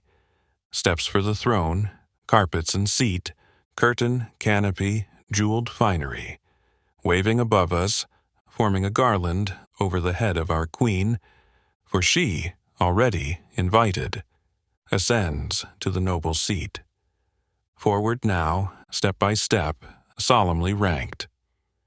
Worthy, O worthy, triply worthy, let such a reception be blessed. What the chorus has described takes place. After the boys and squires have descended in long procession, Faust appears above, at the top of the staircase, in the costume of a knight of the Middle Ages, and then descends slowly and with dignity. The leader of the chorus, observing him closely. If indeed the gods have not, as they often do, only lent this man brave form, for an instant, exalted his dignity and charming presence, as a temporary act, then whatever he does, he'll succeed, whether it's warring with men, or in the lesser struggles with lovely ladies. Truly, I prefer him to hosts of others, whom my eyes have seen the highly praised. I see the prince approach, with slow, solemn step, restrained by reverence. Queen, turn towards him. Faust, approaching, a man in chains at his side, instead of the usual calm greeting. Instead of a reverential welcome, here I bring a wretch bound fast with chains, who failed so in his duty, I failed mine. Kneel here, so this noble lady may hear a prompt confession of your guilt. This, royal mistress, is the man selected, because of his keen vision to gaze about, from the high tower, and to look keenly at heaven's spaces and the breadth of earth, to report whatever moves here or there, from the encircling hills to the castle, whether a transit of the woolly flocks or soldiers, so we can protect the first, attack the others. Today, negligence. You came here. He had nothing to report. We failed in the reception you deserved, in honor of the guest. Now he forfeits his guilty life and would have shed his blood. In a merited death, but only you alone shall pardon him or punish as you wish. Helen, such great power you choose to grant me, as judge as mistress too, though I suspect you intend it as a kind of test. Yet I'll employ a judge's first duty, to give the accused a hearing. Speak out, Lynceus, the warden of the tower. Let me kneel, and let me see her. Let me live, or let me die. Already I'm devoted to her, heavenly lady from on high. Waiting for the dawn's advances, gazing at her eastern house, suddenly the sunlight dances, marvelously in the south.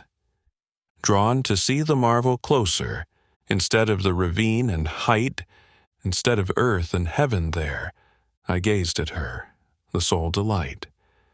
I was granted powers of vision, like the lynx high in the tree, but now I peered in indecision, as in a dark and clouded dream.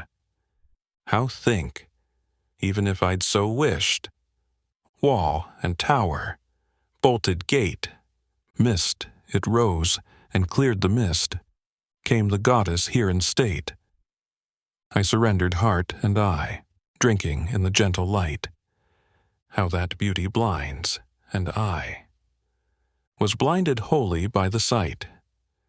I forgot the watchman's duty, and the promised trumpet call, threaten then, now, to destroy me. Anger lies in beauty's thrall. Helen, I cannot punish this evil that I brought here with me. Ah, me, what a fierce fate it is, pursues me, so that everywhere I possess the hearts of men, and that they neither spare themselves nor anything else of worth. They steal, seduce, fight, rushing to and fro, demigods, heroes, gods, even demons, led me in my wanderings here and there. Alone I've confused the world, doubly so. Now I bring threefold, fourfold woe on woe. Take this innocent away, let him go.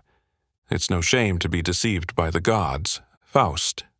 O Queen, amazed, I see them both together, the certain archer and the stricken prey. I see the bow from which the shaft was loosed, that wounded him. Arrow after arrow now strikes me, imagining the feathered whir of arrows crossing every court and hall. What am I now? My walls you make unsafe. My most faithful servants you make rebels. Already I fear my army too obeys. A victorious and unconquered lady, what's left to do but add myself as well, and all that I have vainly imagined mine? Freely and loyally, before your feet, let me acknowledge you as mistress, whose presence wins you throne and ownership. Lynceus, carrying a chest, with men bringing others. Queen, once more I advance. The rich man begs a glance. He sees you, and at a glimpse, he's a beggar and a prince. What am I now? What was I once? What's to be willed? What's to be done? What use the eye's clearest sight? It glances from your royal might. From the eastwards we pressed on, and suddenly the west were gone. So wide and long the people massed. The first knew nothing of the last. The first rank fell, the next stood fast. The third rank's lances unsurpassed. Each man was like 100-fold. Thousands died there, all untold. We pressed forwards, we stormed on. We were masters, then were gone. And where I ruled as chief today, tomorrow robbed and stole away. We looked, and rapid was that look. The loveliest women there we took. We took the oxen from the stall. We took the horses, took them all. But my delight was to discover the rarest things I could uncover, and what other men might grasp, to me was only withered grass. I was on the trail of treasure, whatever my sharp eye could measure. In every pocket I could see, every chest was glass to me. Heaps of gold, they were mine, and the noblest gems I'd find. Yet now the emeralds alone are worthy to adorn your throne. Sway there now, twixt ear and lip, you pearly spheres from ocean's deep, a place the rubies dare not seek, so pale beside your rosy cheek. And so the riches, every prize, I set down here before your eyes. Before your feet I gladly yield the spoils of many a bloody field. As many chests as I've brought you, I've many iron caskets too. Let me follow your path still, and your treasure chambers fill. You'd scarcely mounted to the throne, when all bowed down to you alone, wisdom, riches, worldly power, before your grace, that very hour. I held it all fast, that is true, but now it's loosed and all for you. I thought its worth was plain to see, but now it's nothing much to me. Everything I've owned will pass, from me like mown and withered grass. Oh, give me just one brightening glance, and all the values in its dance. Faust, quickly, remove the heap that boldness won, and take no blame for it, but seek no praise. All is hers already, that the castle hides in its lap. You offer these few things.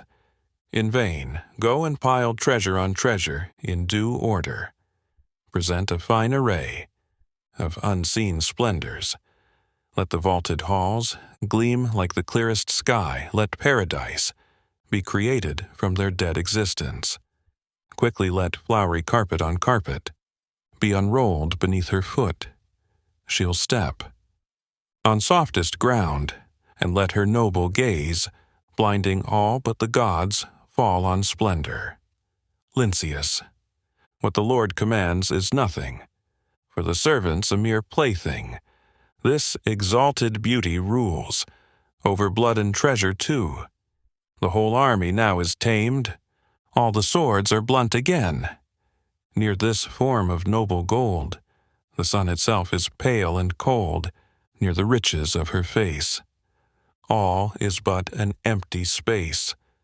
Helen, to Faust. I wish to speak to you. Come here then, beside me, for the empty place invites its lord, and so secures this place for me.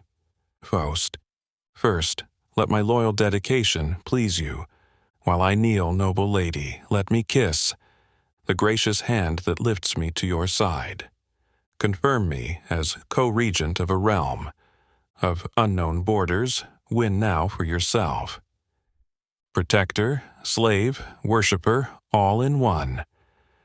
Helen, so many wonders do I see and hear. Amazement grips me, there's much I would know.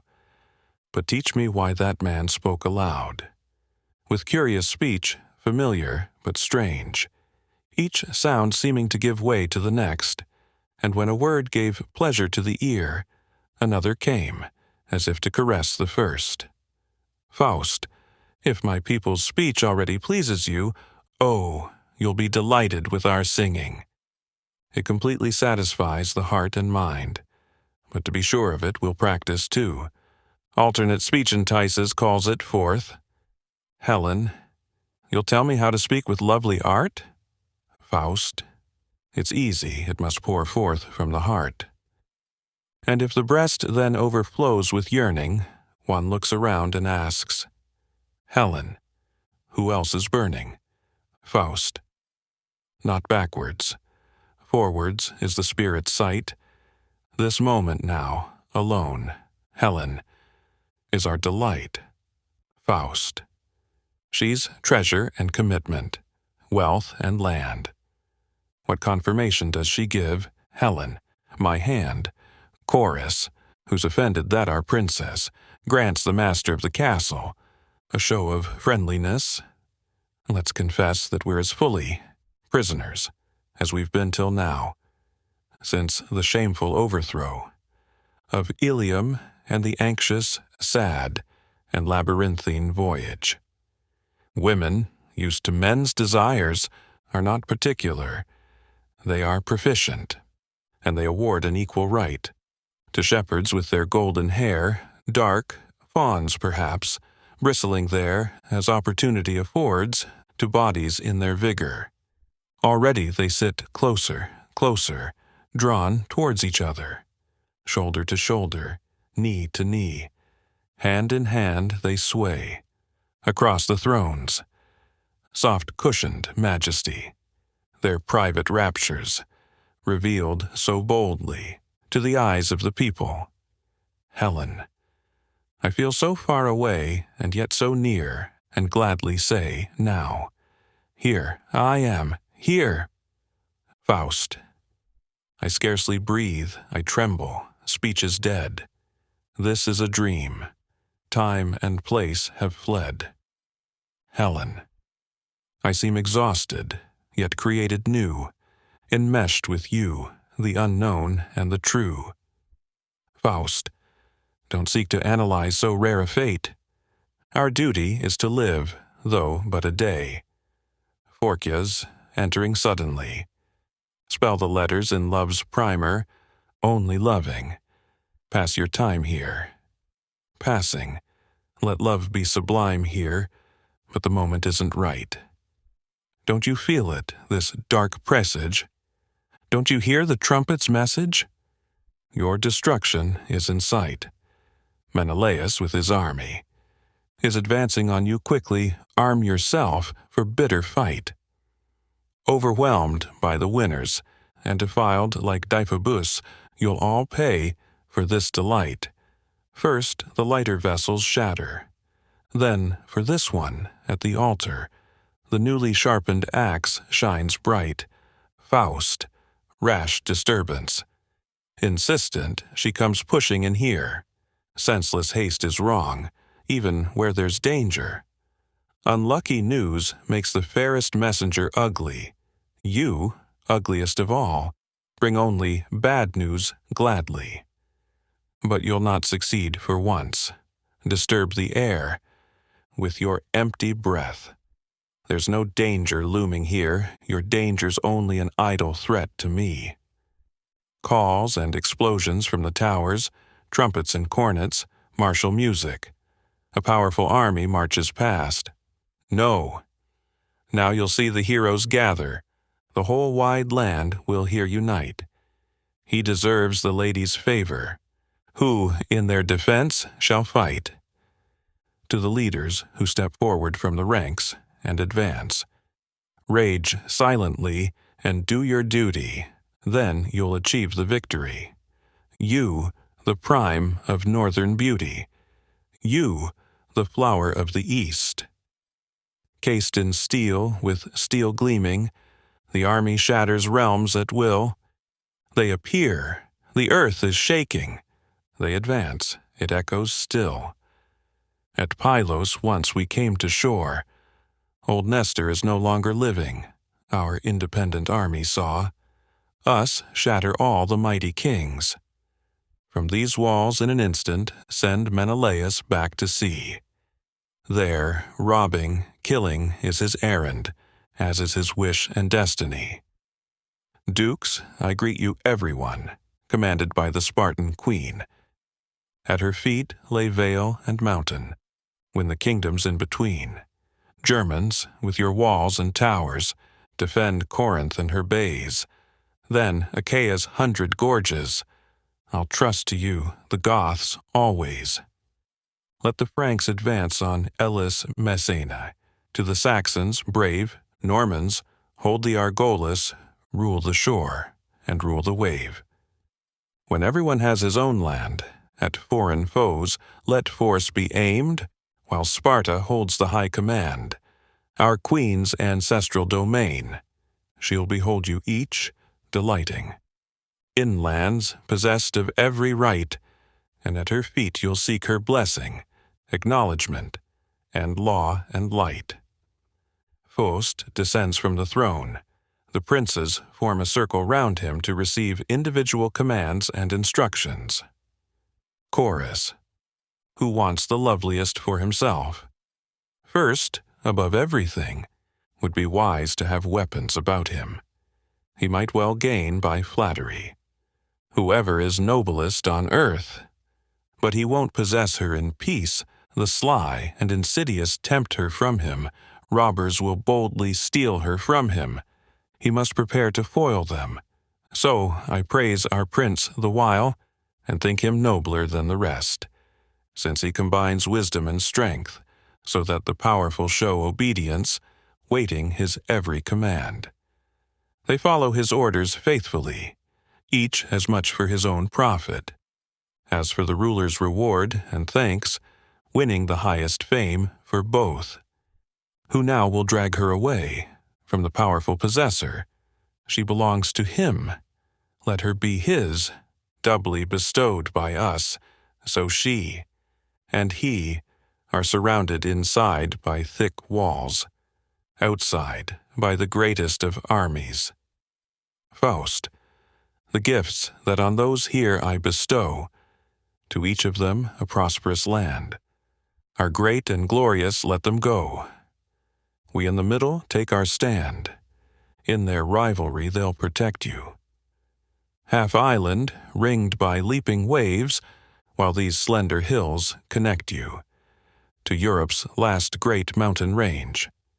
This land, that outshines every land, be blessed for every race forever, delivered to my queen's command, that long ago now wondered at her. There, by Eurotas's whispering light, she broke radiant from the shell, that brightness dazzling the sight. Of siblings, Leda's eyes as well. This land now turns to you alone, offering you its noblest flower. Oh, though the whole world is your own, let your country hold you in its power, and though you may endure the sun's cold arrow. Up there, on the mountain's jagged height, see how the rocky hillsides green below, now, where the goat may crop its meager right. The sources leap, all streams rush down as one. Gorge, slope, and meadow are already green. On 100 hills, rock-folded, steep and broken, the scattered woolly flocks are clearly seen. Spread all around, with cautious measured stride, the horned cattle tread the dizzy edge. But here there's shelter that the caves provide, hundreds to hide them all on the rocky ledge. Pan guards them too, and lively nymphs live there, in the damp, fresh space of bushy clefts, and, yearning upward to the higher air, the crowded tree its slender branches lifts. Primeval woods, the mighty oaks their cap, whose stubborn boughs stick out from them in state, while kindly maples, pregnant with sweet sap, soar cleanly upward, toying with the weight. Pure mother's milk, in that still realm of shadows, flows rich, in readiness for lamb and child. Fruits not lacking, gift of fertile meadows, and from the hollow trunk drips honey mild. Here well-being's granted all the race, cheek and lips both to joy consent. Each one is immortal in their place, and all there are healthy and content. And thus the lovely child of purest days grows and achieves his father's strength. We're amazed, the question still, always, are these gods, or are they truly men? When Apollo took a shepherd's form, the fairest of them was like the sun, since, where pure nature is the norm, then all the worlds must move as one, taking his seat beside her. So, this have you, and this have I achieved. Let the past fade behind us. It is gone. Oh, know yourself from highest gods conceived, to the first world, alone then you belong. No solid fortresses shall ring you round. In eternal youth stands as it stood, so our stay with all delight be crowned. Arcadia in Sparta's neighborhood. Lured here to tread this blessed ground, you fled towards a happy destiny. Let our thrones as arbors now be found, our joy be Arcadian and free. The scene is completely transformed. Bowers are built against a range of rocky caverns. A shadowy grove runs to the foot of the rocks that rise on all sides. Faust and Helen are not visible. The chorus lie scattered about in sleep. Phorkys. I'm not sure how long these women have been sleeping, nor do I know whether they allowed themselves to dream what I saw clearly with my own eyes. Therefore, I'll wake them. The young will be amazed, you bearded ones too, who sit waiting there below, to understand the meaning of these wonders. Wake, wake, and shake the dew from your hair, the slumber from your eyes. Don't blink so, but hear me. Chorus. Tell us, quickly, quickly, all the wonders that have happened. If we can't believe them, we'll enjoy them with more pleasure, for we're wholly weary sitting staring at these empty stones. Phorkys. You've hardly rubbed your eyes, yet you're already weary, children? Well, listen. In these caverns, in these grottos, in these arbors, shade and shelter have been granted to the two idyllic lovers, our master and our mistress. Chorus. What, within there? Phorkys. Sweetly sundered. From the world, alone, they summoned me to grant them quiet service. At their side I stood there, honored, yet still, as one who's trusted. always gazed at something other, turning here and there at random, looked for roots and bark and mosses, being skilled in all the potions, and so they were left alone. Chorus. You speak as if a whole world's space were hidden there inside, now, woods and fields and lakes and rivers. What a fantasy you spin! Phorcys, it's true, you're inexperienced, and its depths are unexplored. I felt, lost in contemplation, hall on hall there, court on court. In an instant, laughter echoes through the cavernous recesses. There I see a boy is springing, from his mother to his father, from his father to his mother, all is dandling and caressing, and a foolish, a fond teasing, shouts of play, and cries of joy, alternate there, and I'm deaf.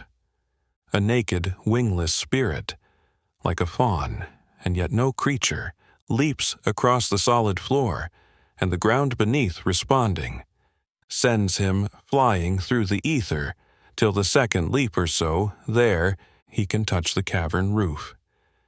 Anxiously his mother's calling, leap as often as you like, dear, but all flying is forbidden, so beware of taking flight. And his loyal father warns him, in the earth's the power of swiftness, that will quickly send you flying. Touch the ground then with your toe, and like that son of earth's Antaeus, you'll soon find strength again. So he leaps the rocky masses of the cavern, from a cornice to another and around then, as a ball does when it's thrown. But suddenly he's vanished in a crevice of the cavern, and it seems he's lost. His mother grieves for him, father comforts. I stand there, wondering anxiously, but there again's the vision. Do buried treasures lie there, robes embroidered all with flowers, he has fittingly assumed. Tassels tremble from his shoulders, ribbons flutter round his chest. In his hand a golden lyre, like a miniature Apollo. He steps happily to the overhanging brink. Amazing. And the parents in delight clasp each other to their hearts. What's that shining round his temples? It's hard to see what's gleaming. Is it gold and gems or flames, now, of the Spirit's supreme power? So he moves as if the stately boys proclaimed to us already. The future Lord of Beauty, in whose members the eternal. Melodies are stirring, and so you too will also hear him, and you too will also see him with the rarest show of wonder. Chorus. Do you call this a marvel Crete has begotten? Can you never have listened? To what poetry teaches? Have you never once heard Ionia's? Have you never listened to Hellas? Most ancient of legends, of the gods and heroes, all things that happen. In this present age are mournful echoes of our ancestors' nobler times, and your story can't equal. That loveliest of lies, easier to believe than truth, that they sang of Maia's son, that delicate and strong yet. Scarcely born, suckling child, would you swaddle him in purest down, clothe him in costly jeweled bindings, the crowd of chattering nurses.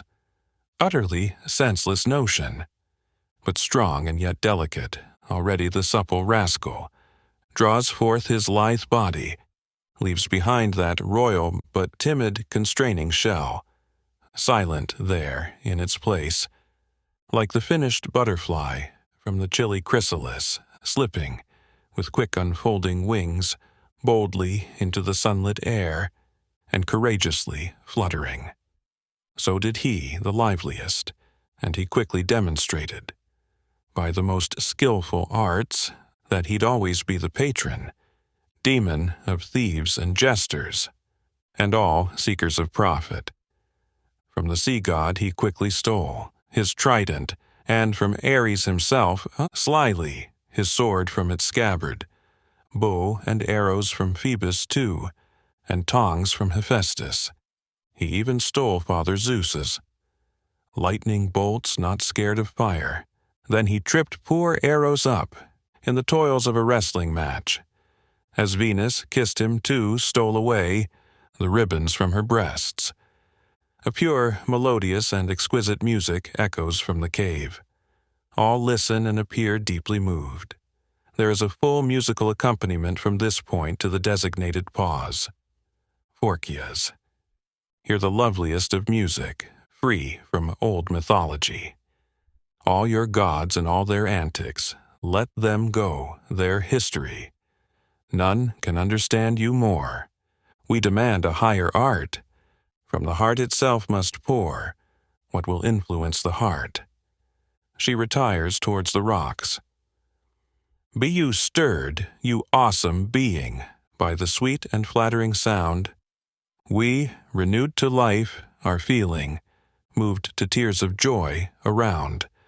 Let the sun be lost from heaven. So its daylight in the soul we'll discover in the heart, then, what the earth fails to hold. Helen, Faust, Euphorion, in costume as previously described. Euphorion. Hear the song of childhood sung now, its delight belongs to you. See me leap about in time now. Let my parents' hearts leap too. Helen. It requires two noble hearts, for love to bless humanity, but to be a thing apart. They must make a precious three. Faust. All we sought is now discovered. I am yours, and you are mine. And we two are bound together. There's no better fate to find. Chorus. They'll delight for many years. In this child's tender glow, ah, this partnership of peers, how its beauty moves me so. Euphorion, now let me leap, oh, now let me spring. High in the air, go, circling all things, that's the desire, that's driving me on. Faust, yet gently, gently, not into danger, lest a chance downfall awaits the ranger, straightway grounds you, our darling son. Euphorion, I can't stick fast to the ground any more. Let go my hands and let go my hair, let go my clothes, they are all mine. Helen, oh think, please think, whom you belong to, how it would grieve us, how you'd destroy, too, that sweet achievement, yours, his and mine. Chorus. I fear this unity soon will unwind. Helen and Faust, calm yourself. Calm excess to please your parents, too great a liveliness, impulsive violence. In rural peacefulness brighten the plain. Euphorion. If that's what you wish, yes, I'll stop, I'll restrain. He winds, dancing, through the chorus and draws them along with him. I'll hover here, lightly, lively the crew. Is this the melody, and measure two? Helen. Yes, that is neatly done. Lead all the fairest on, through intricacy. Faust. Would it were over then? Such entertainment won't delight me. Chorus, with Euphorion, dancing nimbly and singing, in interlinking ranks. When your arms equally are charmingly lifted, your curling hairs brightly, loosened and shifted. When, with a foot so light, over the earth in flight, thither and back again, step upon step you reign, then your goal is in sight, loveliest child. All of our hearts, beguiled with yours unite. Pause. Euphorion. You're like so many light-footed fawns. Now to new games we are quickly reborn. I'll be the hunter, you be the prey. Chorus. If you would catch us. Don't be so eager, we too are anxious. When all is over, to clasp the form you so sweetly display. Euphorion. Now through the vale, up hill and down dale. What I gain easily is tedious to see, only what's forcibly. One delights me, Helen and Faust. How wild he is now, and how stubborn. There's little hope of moderation. That's the sound of blowing horns, through the woods and valley ringing. What noise and what confusion! Chorus, entering one by one in haste. He is running from us swiftly, scorning us and always mocking. Now he drags one from the crowd, she, the wildest of us all. Euphorion, dragging along a young girl. Here I'll drag the little quarry, to enforce my wish entirely. For my joy and my desire, press her wilful heart on fire, kiss her stubborn mouth at length, and proclaim my will and strength. The girl, let me go, since there's a strong, resistant spirit in this body. My will, like yours, if I'm not wrong, says I'm not taken easily. You think I'm in any danger? Force of arms is it, you claim? Hold me fast, you foolish ranger, and I'll scotch your little game. She turns to flame and flashes into the air. Follow me through flowing air. Follow me through caverns bare. Catch your fleeing prey again. Euphorion, shaking off the flames. Rocks all around me here, deep in the forest view. Make me a prisoner, though I'm still young and new. Breezes are blowing fair. Waves now are breaking there. I hear both far away. I'd gladly be there today. He leaps further up the rocks.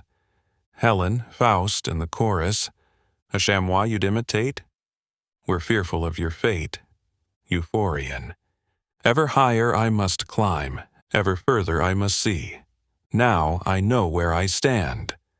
Amidst this semi-island, amidst Pelops' country, earth, kindred to the sea. Chorus.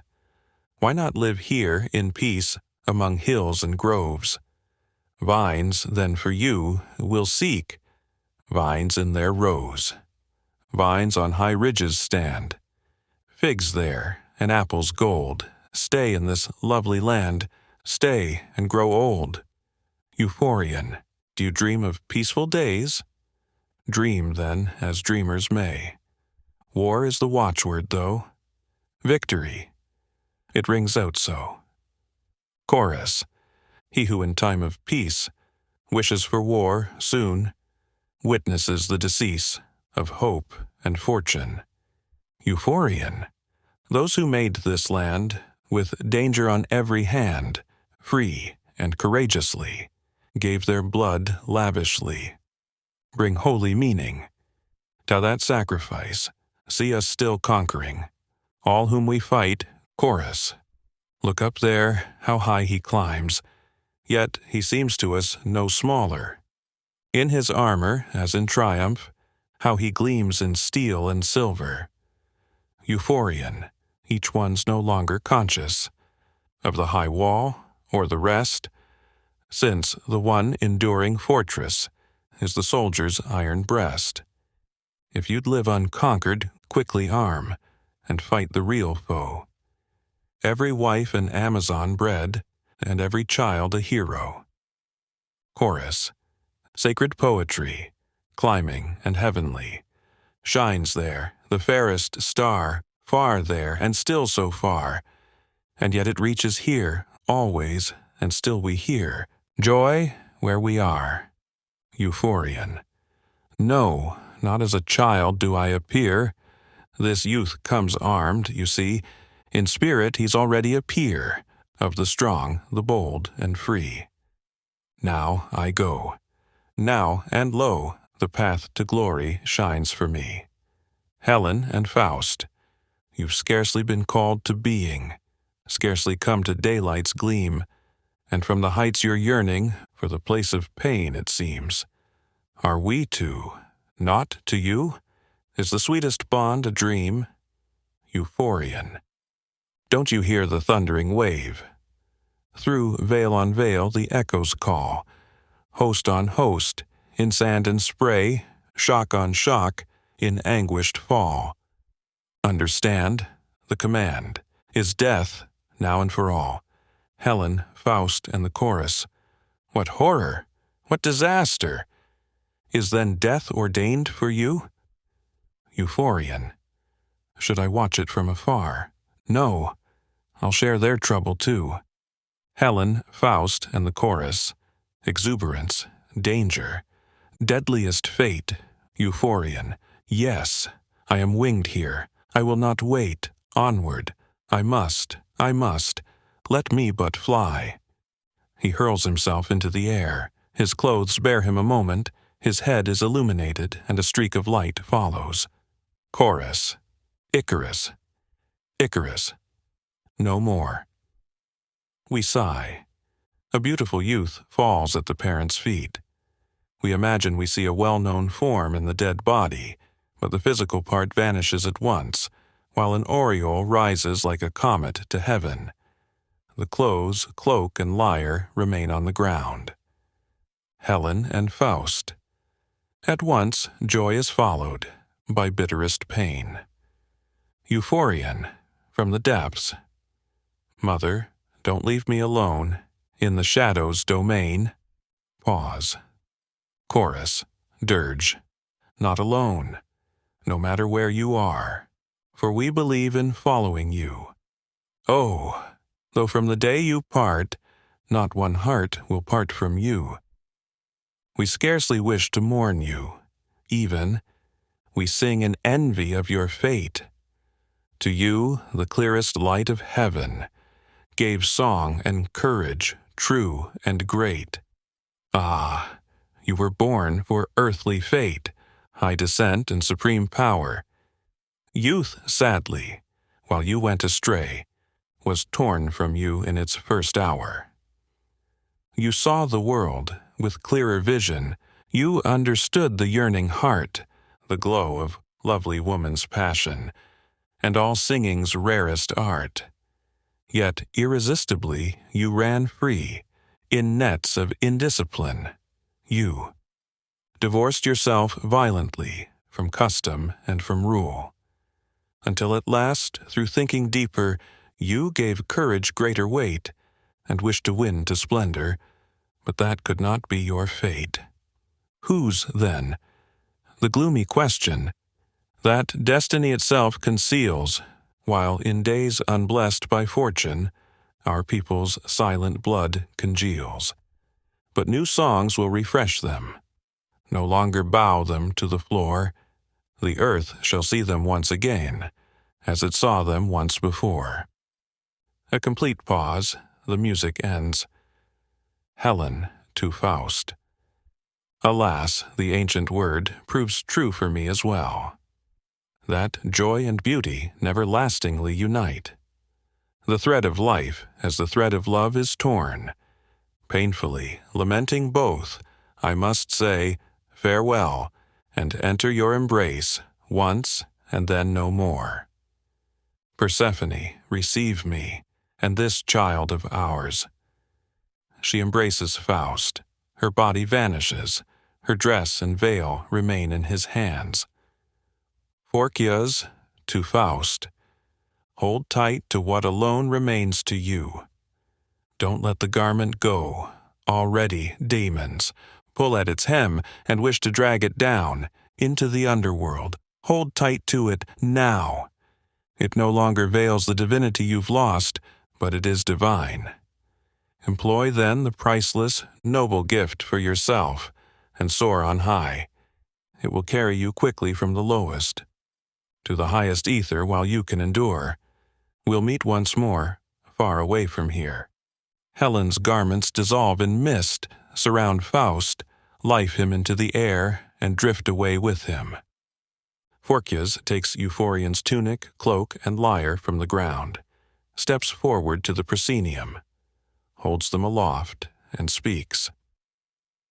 As always, I've discovered something good. The flame itself has gone, that's understood, yet, for the world, I can't be truly sad. Here's enough to fuel the poet's regiment, stir their guild to envy, make them mad, and if I still can't lend them any talent, at least I'll have a costume for the lad. She seats herself on a low column in the proscenium. Panthales. Quick now, girls. We're all free of the magic now, that old Thessalian woman's enthralling spell, that jangling dizziness of confusing sound, troubling the ear, and more the inner sense. Down to Hades. Since, with solemn step the queen descended swiftly, let her faithful servants. Footsteps follow her downward path without delay. We'll find her beside the unfathomable throne. Chorus. Of course, queens are happy anywhere. Even in Hades they're on top, associating proudly with their peers, Persephone's intimate company. But for us then, in the background of the asphodel meadow depths, with their long rows of poplars, their fruitless crowds of willows, what fun is there for us, piping like bats at twilight, in cheerless, ghostly whispers? Panthalus. Who wins no name and wills no noble work, belongs to the elements. So away with you.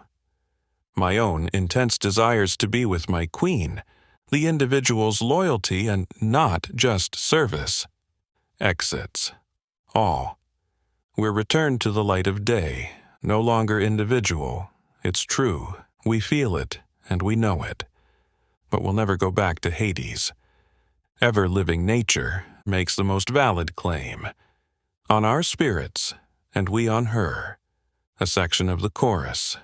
We in all the thousand branches whispering tremors, swaying murmurs, sweetly rocked, will lightly draw the root-born founts of being upwards to the twigs, and now with leaves, and now with the exuberant blossom, we'll adorn their floating tresses, freely thriving in the breezes.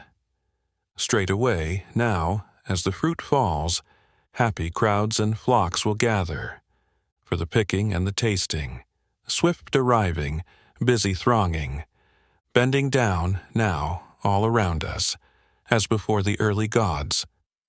A second section of the chorus. We, against the rocky cliff face, by the smooth, far-gleaming mirror, we will nestle, softly moving, in the gentle waves that flatter, listening, hearing every echo, birdsong, now, or reedy fluting. To the fearful voice of Pan, too, will provide a ready answer. To the murmuring, send a murmur, to the thunder roll our thunder, in earth-shaking repetition, in threefold or tenfold echo. A third section of the chorus. Sisters, we, of nimbler senses, hurry onwards with the waters. For the richly covered, far-off mountain ranges each entice us. Ever deeper, ever downward, in meandering curves will water. First the meadows, then the pastures, then the house and the garden, where the slender tips of cypress, over banks and watery mirror, over all the landscape, mark it, soaring skywards in the air. A fourth section of the chorus. Wander where you please, you others. We will circle, we will rustle. Round the densely planted hillside, where the vine stalks growing green. There, each day, we'll pay attention to the cultivator's passion. Watch his diligence and care, there. Watch for its uncertain outcome. How he hoes, how he digs there, how he heaps, and prunes and ties, praise to all the gods above him, most of all, praise to the sun god. The effeminate one, Bacchus, gives scant thought to faithful servants, rests in arbors, lolls in caverns, flirting with the youngest fawn. Whatsoever he might need there, for his half-befuddled dreaming, is left for him in wineskins, stored around in jars and vessels, right and left, in cool recesses, gathered through the endless ages. But when the gods, that's Helios, we mean before all others, cooling, wetting, warming, heating, fill the vineyard's horn of plenty, where the silent grower labored, suddenly it's all enlivened, and in every leaf there's rustling. rustling now from vine to vine. Baskets creaking, buckets rattling. The tubs are carried groaning, all towards enormous vats there, to the lusty treader's dance. So, then, all the sacred bounty of the pure-bred, juicy harvest, fiercely trodden, spurting, foaming, mingled there, is crudely squashed. Now the cymbals' brazen clamors ringing boldly in our ears, as Dionysus from his mysteries is unveiled and is revealed. Here with his goat-foot satyrs, whirling goat-foot satyresses, and Silenus's unruly, long-eared ass that brays amongst them.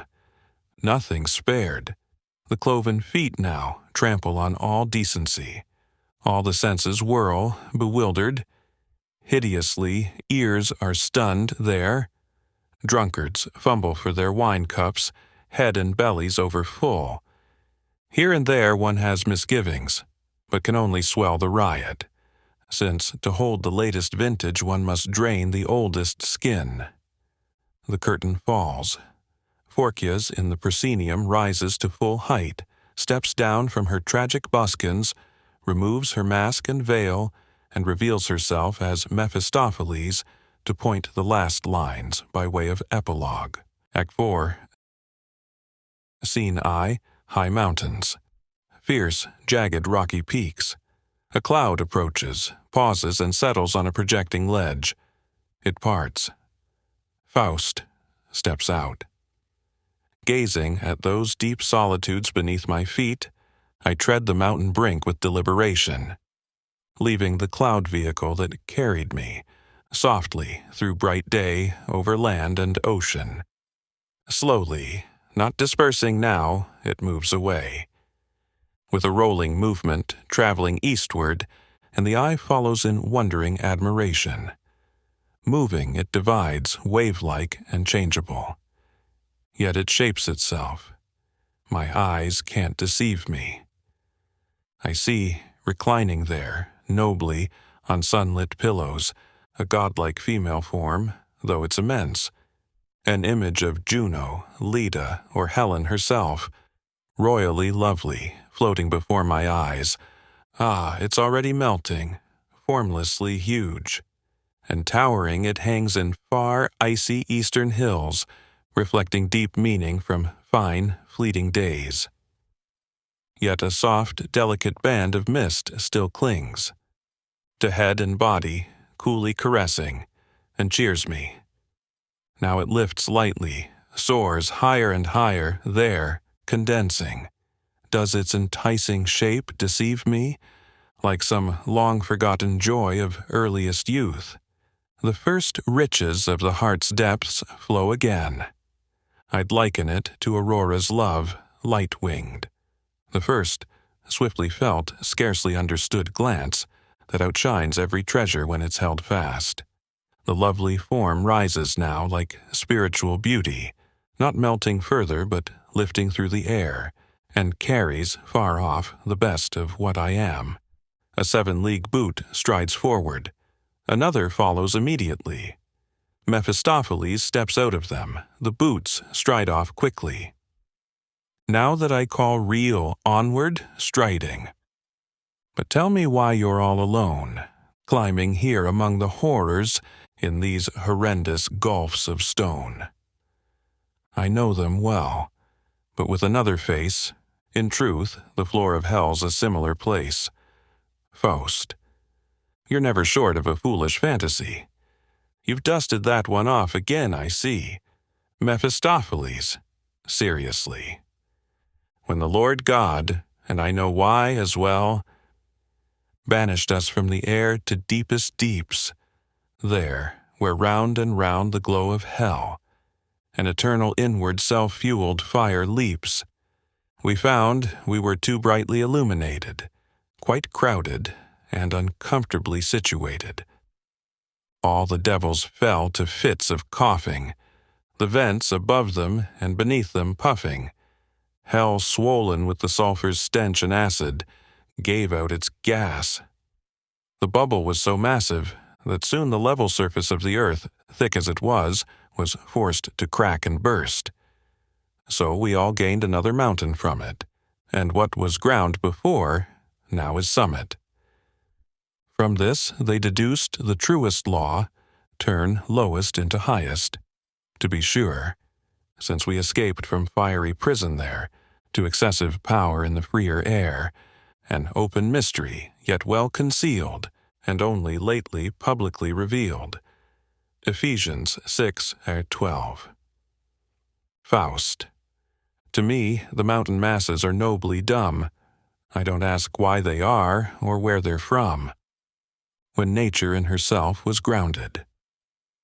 The ball of earth she neatly rounded, delighting in the mountains and the deep, setting rock on rock, and peak on peak, sloping the hills conveniently downward, softening them to vales gently bounded. They grow green, and joyfully she ranges, without the need for any violent changes. Mephistopheles. Yes, so you say. It's clear as day to you, but he knows otherwise who saw it too. I was there, while the void seethed below, enduring all that swollen, fiery tide. When Moloch's hammer forged cliffs at a blow, and flung the ruined mountains far and wide. Those foreign boulders scattered through the land. Who knows what forces left them high and dry? Philosophers all have failed to understand. The rocks are there, and we must let them stand. We've damaged them already where they lie. Only the true believers, the people, know, and nothing will shake their fond opinion. They, since their wisdom ripened long ago, say it's due to Satan's wonderful dominion. The traveler climbs with faith's crutch over ridges, across the devil's rocks, and devil's bridges. Faust. Yet it's still worth noting, since every feature reveals what it is the devil sees in nature. Mephistopheles. What's that to me? Let nature be what she is. The devil was there, that's what I'd have you notice. We're the folk, you see, who achieve great things. The signs are tumult, force, and what nonsense brings. But shall I make myself understood at last? It's best. Did nothing at all of ours please you in the slightest? You've looked down, from immeasurable heights, on the riches of the world and its splendid sights.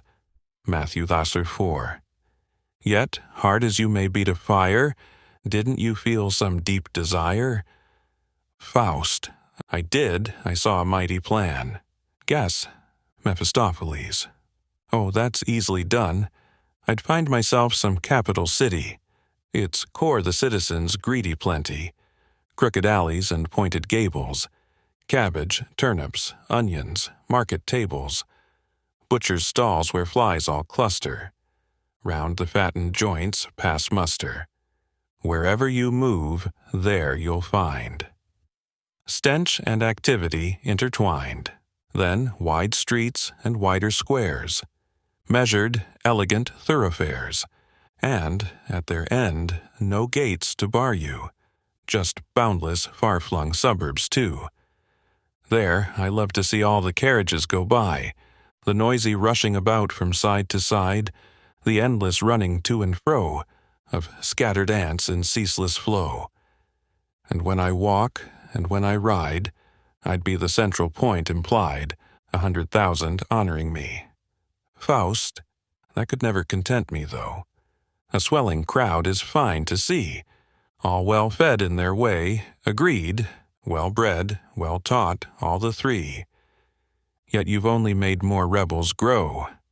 Mephistopheles. For myself, I'd deliberately create a pleasure house in a pleasant place. Woods, hills, fields, meadows, open ground, with splendid gardens all around.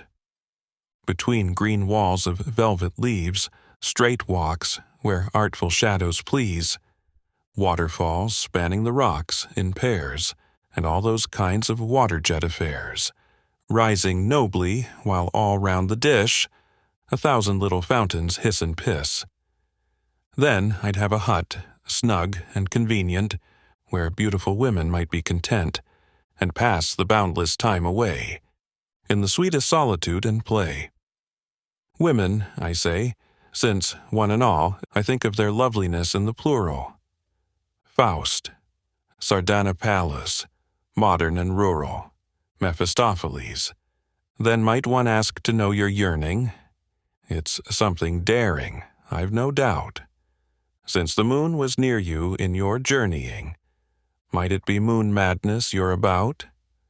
Faust? Not at all. This earthly round grants a space for some mighty thing. We'll attempt what's astonishing. New strength for daring work I've found.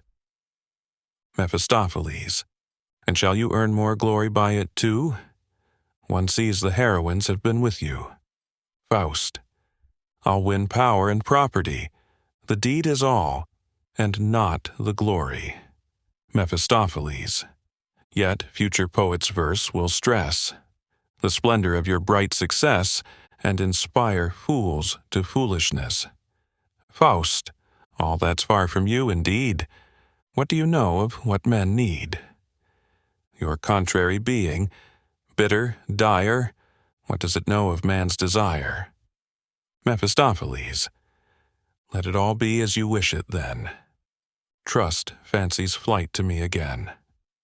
Faust. My eyes were drawn towards the deepest ocean. It swelled and heaped itself upon itself, then ebbed and shook its waves again in motion, storming towards the wide shore's level shelf. And that annoyed me, as the exuberance of a free spirit that values all its rights will transmit uneasy feelings to the dance of the passionate blood that it excites. I thought it chance. I gazed more intensely. The waves paused, rolled away from me, far from what they'd reached in their pride. Time passes, and then once more comes the tide. Mephistopheles, to the audience. There's nothing new in that to greet my ears. I've known it for 100,000 years. Faust, continuing passionately. It sweeps along, to whatever thousand ends. Fruitless itself, it fruitlessly extends. It swells and rolls and breaks and overwhelms the empty stretches of its barren realms. There, wave rules, power-inspired wave, again. Draws back, and yet still there's nothing gained. If anything makes me despair of my intent, it's the aimless force of that wild element. Then my spirit dared to soar high above. Here I must fight, and this I must remove, and it's possible. However tides may flow, at last they nestle round the hills below. So they are tamed in their exuberance. A modest height tops their proud advance. A modest depth draws them forcefully on. Quick through my mind leapt plan after plan. Let rich enjoyment be mine for evermore. To keep the noble ocean from the shore. To channel all the wide and watery waste, and urge it backwards to its own deep place. Step by step I know how to design it. That's my desire, so be brave and promote it. On the right, from the distance behind the audience, the sound of drums and military music. Mephistopheles, that's trivial. Can you hear the distant drums? Faust, war again. The wise man hates it when it comes. Mephistopheles. War or peace? It's wise to seize the chance and gain advantage from the circumstance. One waits, one notes each favorable moment. Opportunities about, so Faust, be ardent. Faust, spare me all your riddles, if you please. Once and for all, say, what am I to seize? Mephistopheles. Nothing was hidden from me on my journey. The noble emperor's consumed by worry. You know him. While we both supplied him, those illusory riches in his hand beside him, The whole world then was open to him. Young, the throne was granted to him, and it pleased him to assume, wrongly, that he could easily combine the two, enjoy the essential and the lovely too, both government and pleasure jointly. Faust, a fatal error. He who wishes to command must make command his joy, and though his mind is full of all the noblest plans, what he intends must let no other know. What he whispers then in some faithful ear is done, and the world will be amazed to hear. So he'll remain supreme, above them all, and noblest. Pleasure comes before a fall. Mephistopheles. That's not the man. He enjoyed himself, and how? Meanwhile, anarchy brought the empire down, while great fought little, and orders crossed, and brothers fought with brothers and were lost, castle with castle, city against city, the guilds at war with the nobility, the bishops with their congregation, no friends, and only a hostile nation. In churches, death and slaughter, through the gate, every merchant and trader swift to his fate. Now, everywhere, man's audacity shows. The word is, defend your life. And so it goes, Faust. So it goes. It stumbles, falls, and stands again, then tumbles headlong and lies there in pain. Mephistopheles. None dared to criticize the situation. Each could and would improve his station. Even the smallest wished to be great enough. But for the best it proved a step too much. The capable declared, with energy, he who brings peace can have the mastery. The emperor can't and will not. Let us choose. A new emperor, who'll inspire the realm anew. While each man achieves security, in a world that's recreated freshly, let peace and justice there be wedded too. Faust. That smacks of priesthood. Mephistopheles. The priests were there, yes, defending their well-fed stomachs with the rest, and they were more involved than all the others. The rebels swarmed, and were blessed as brothers. Then the emperor, whom we had made happy, advanced for his last battle. That's as may be. Faust. I'm sorry for him. He was so frank and open. Mephistopheles. We'll watch. While there's life, there's hope again. Let's set him free from this narrow valley. He's 1,000 times saved if they would rally. Who knows how the dice might fall? If so, good luck, and he'll have treasures to bestow. They cross over the middle range of hills and view the army in the valley. Drums and military music sound from below. The position they've taken there looks fine. We'll join them. Victory in the nick of time. Faust. And what should I expect to see? A hollow show, blind magic, trickery, Mephistopheles, strategy and how to win a battle. Think hard and be on your mettle. Keep dreaming of your mighty aim. If we return the emperor his land, you can kneel and make a claim in payment for the boundless strand. Faust. You've managed all the other thing, so win the battle and what it brings. Mephistopheles. No, you'll win it. There, beneath, you'll be their commander-in-chief. Faust. That's a somewhat glorified position. Knowing nothing, to command the mission. Mephistopheles. Leave it to the general staff to care, and see a field marshal newborn there. I know all about uncouncils of war. Form your war council, quickly therefore, from ancient hills ancient human power. Bless those who can pile peaks in a tower. Faust. What do I see? What warriors approach? Have you truly roused the mountain folk? Mephistopheles. No. But like Shakespeare's Peter Quince, I've picked the very best of what there is. The 3 mighty warriors appear. Here are my lads arriving now. You see, they're all of different ages, and clothes and armor too. allow, that you'll be fine when battle rages. To the audience, every child today loves to see. Knights in armor take the floor. Allegorical though they may be, they'll delight them all the more. Bully boy, young, lightly armed, plainly clothed. If someone meets me face to face, I'll shake a fist right there in his ugly mug, and when the yellow belly runs away, I'll grasp his hair and give a nasty tug. Grab quick, mature, well-armed, richly dressed. Such idle brawling's foolishness. That's how to ruin the day. Don't be slow first to possess, then afterwards you'll get your way. Hold tight, older, heavily armed, without a cloak. But that's the path where little's won. Great possessions quickly gone, vanishing in the stream of life. It's fine to take, but best to hold. Let gray hairs command the bold, and you'll lose nothing in the strife. Scene 2. On the headland.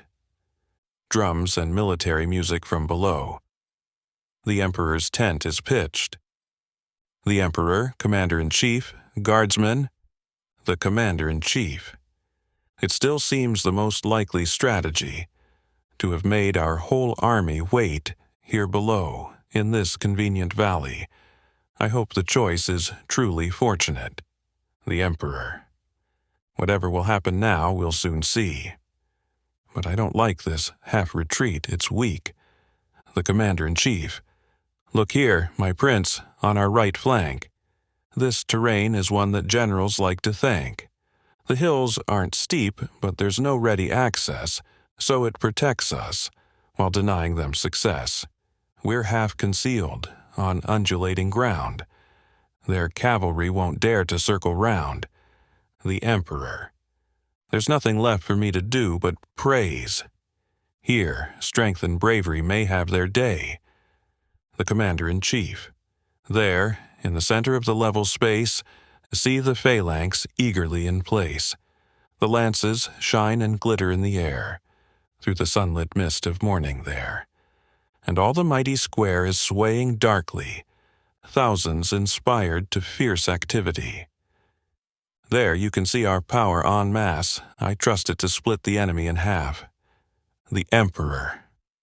This is the first time I've ever gazed on such a sight. Forces like these are worth double when they fight. The commander-in-chief. I've nothing to report about our left. Valiant heroes hold the rocky cleft. Weapons gleam across the rocky dale. A vital pass protects the narrow vale.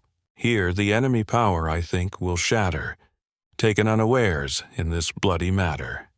The emperor.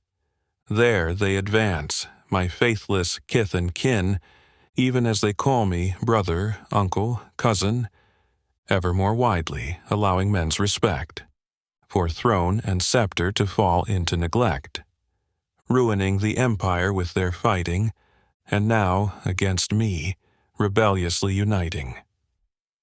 The mob is swayed, uncertain in its mind, then, wherever the stream flows, flows behind. The commander-in-chief. A faithful soldier hastens towards us. Look, one sent for news, perhaps he's had some luck. First scout. Luckily, we met success, brave and cunning in our skill, probing, out to east and west, yet bring you bad news still. Many swear their loyalty, many a faithful company, yet all idly apologetic, quailing inwardly, apathetic. The emperor. From selfishness they learn self-preservation, not honor, affection, gratitude, dedication. No one thinks that when time brings the reckoning, the neighbor's house ignites theirs while it's burning. The commander-in-chief. The second scouts approaching slowly, on stumbling legs, a man full weary. Second scout. At first, we easily detected the nature of their wild plan. Then, suddenly and unexpected, a second emperor was at hand, and in a calm and orderly manner withdrew the army from the deep. unfurling his deceitful banner. They all followed him, like sheep, the emperor. A second emperor's fortunate for me, since I'm the emperor plain as plain can be. Now, as a soldier, I'll dress myself, again, in armor, dedicated to this higher aim. My entertainments, fine as they all were, lacking in nothing, never brought me danger. While you suggested something innocent, my heart longed to fight the tournament. And had you not dissuaded me from war, I'd have shone in glorious deeds before. But when I was mirrored in that realm of fire, I felt my heart was mine, and made entire. The fierce element entered in my fate, only a dream, and yet the dream was great. I've thought confusedly of fame and glory, yet all was my own neglect, an evil story. The heralds are sent to challenge the rival emperor to single combat. Faust enters in armor, with half-closed visor. The three mighty warriors appear armed and dressed as previously described. Faust. We're here, and hope our presence is accepted. Though needless, caution's often well respected. You know how hill folk consider and explore. They study nature and the mountain's lore. The spirits drawn from out the level valley are happier than ever in the wide hill country. They still work the labyrinthine masses, among metallic fumes of noble gases, intent on separating, proving, blending, their only aim some innovative finding. With gentle touch and spiritual power, they build transparent forms by the hour. Then, in eternal silence, in the crystal, they watch the destiny of all things mortal. The Emperor. I've heard it said, and I believe it's true. But gallant soldier, what's all that to you? Faust. Your true and honorable servant there is that Sabin, the Norsean necromancer.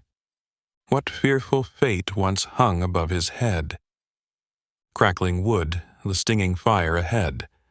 Dry timber packed already round his feet, with rolls of pitch and brimstone all complete.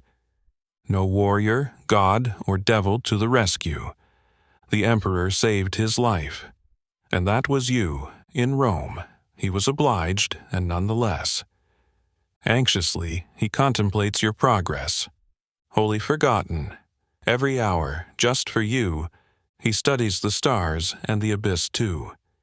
He sent us on, by the swiftest path, to help you. Great is the mountain craft. There nature works omnipotent and free, though foolish clerics call it wizardry. The Emperor. On joyful days, when we greet our guests, who gather pleasantly with happy jests, it gives us pleasure, when they pull and push, and fill the halls and chambers with their crush. Yet the brave man meets with noblest welcome, when in fierce support he deigns to come, at the dawning of some perilous day, when fate's balance holds us in its sway. Yet, while some time this moment can afford, hold back your strong hand from the eager sword. Honor the instant when thousands march, for or against me, taking up the torch. Self's the man. Who claims the crown and throne must be worthy of the honor on his own. May the phantom now that stands against me, who calls himself the emperor of my country, the army's leader, and the Lord's crowned head, be hurled by my own fist among the dead. Faust. Whatever the need to finish what you've started, it would go ill if you and your head were parted.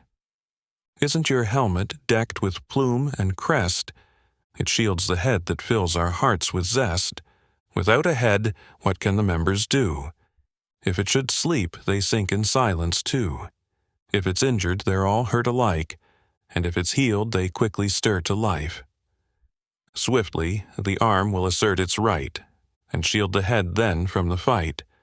The sword at once perceives its duty, strikes again, and parries strongly. The brave foot, owning its luck again, plants itself on the necks of the slain. The Emperor. Such is my wrath, that's how I'd use the fool, and set his head in front of me for a stool. Heralds, returning.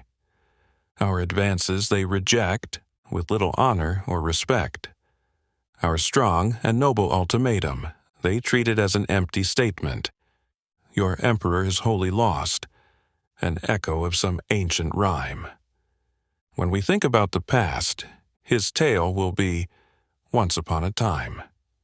Faust. It's come to pass as the best of men demand, those firm and true at your right hand. There is the foe, your men stand by us. Order the advance, the time's propitious. The emperor. I hereby relinquish the command to the commander-in-chief. Prince, I entrust the duty to your hand. The commander-in-chief. Then let the right wing start its assault. The enemy left's ascending even now, and in a moment will be forced to halt. To our young faithfuls they will have to bow. Faust. Let this brave hero straightway join your ranks without delay, so that in your ranks he might make a brave show in the fight. He points to the mighty warrior on the right. Bully boy, coming forward. He who shows his face to me won't turn. Before his front and back teeth shatter, he who shows his back to me will earn a blow to make his head much flatter. And if your soldiers then advance, with sword and mace, together, man after man, the foe will dance, and in their own blood quickly smother. He exits. The commander-in-chief. Let the central phalanx follow slowly. Engage the enemy with force and cunning. There on the right, they're almost ready. To surrender, you can see them running. Faust, pointing to the central warrior. Let this man follow at your command. He's quick and grabs with either hand. Grab quick comes forward. The thirst for plunder now will greet the emperor's troops' advancing feet, and all will gather with intent at the rival emperor's tent. He won't linger on his throne. I'll lead the phalanx on my own. Swift plunder, a camp follower fawning on him. Although he and I aren't wed, he's my sweetheart. Here instead, autumn ripens for the bold. Woman's fierce when she takes hold, merciless in a plundering crowd. Forward to victory, all's allowed. They exit together. The commander-in-chief. As I anticipated on our left flank, they hurl their right in force at last. We'll resist their furious ranks and keep them from the narrow pass. Faust, beckoning to the warrior on the left. Prince, take note of this man too. No shame if the strong are stronger than you. Hold tight, coming forward. Let the flanks forget their fear. I seize the ground where I appear. In me are born the powers of old. No lightning splits what I shall hold. Mephistopheles, descending from above. Now see how from the hinterland of this rocky jagged land an armed host bursts forth. On narrow pathways from the north, with sword and helmet, shield and spear, forming a rampart in our rear. They wait for the signal to charge on, aside to the knowing ones. You mustn't ask me where they're from. I've gathered them from everywhere. The armories all around are bare. They stood on foot and sat astride, like lords of earth on every side. They were emperors, knights, and kings. Now they're the empty shells of things. I've dressed so many spirits for the strife. It's like the Middle Ages come to life. Whichever little devils are inside, they'll have enough effect to turn the tide. Aloud.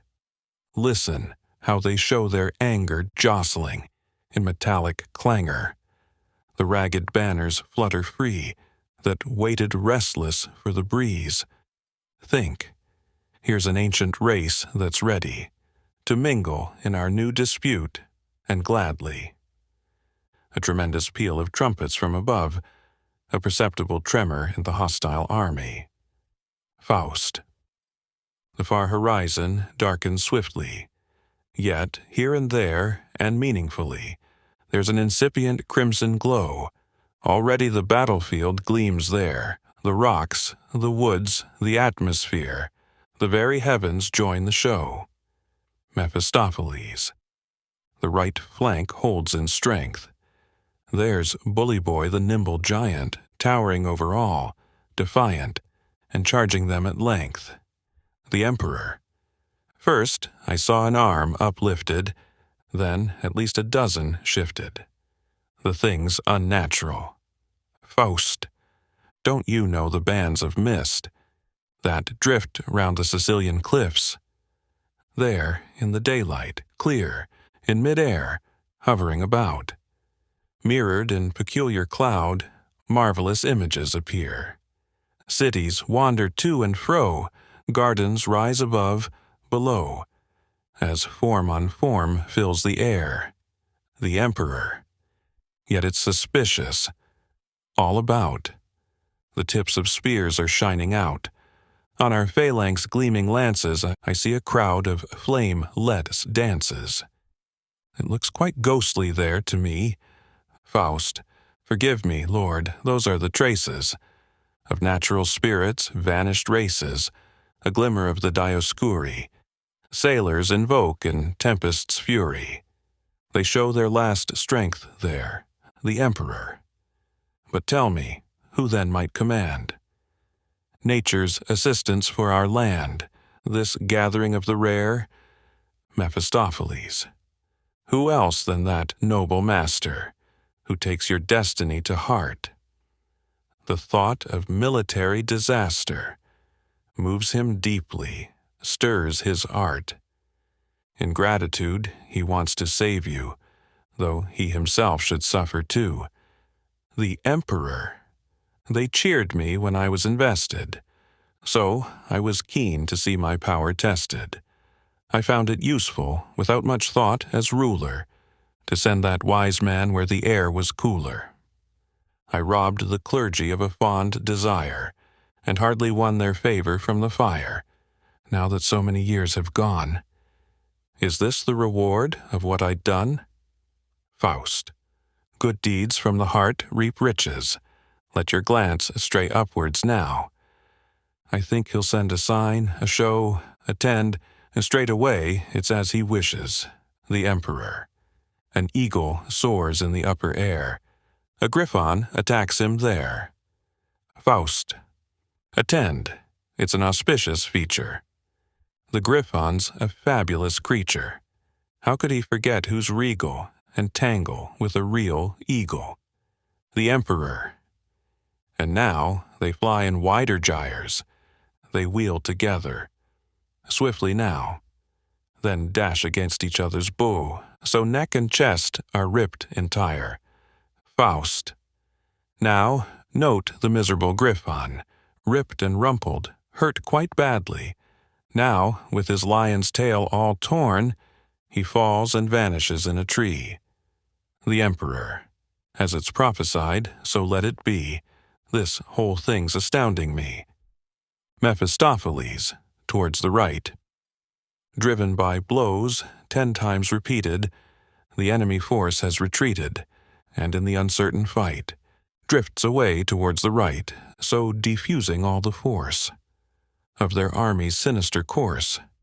Our phalanx with its spears tightening, moves to the right, and like lightning, strikes them in the weakest place. Now, like the storm-driven waves, they roar with opposing force, wildly on their dual course. Gloriously, all sound dies away, and victory is ours, I'd say. The Emperor, on the left, to Faust. See? Something looks suspicious. Our position's inauspicious. Not a stone's hurled in the air. The cliffs below are taken there, bear the narrows to the pass. Now, the enemy en masse are ever nearer to the sun. Perhaps we're already overrun. An end to this unholy strife. Your arts won't save my life. Pause. Mephistopheles. See, my 2 ravens come winging. What news might they be bringing? I fear we're in trouble here. The Emperor! What do they mean, these wretched birds?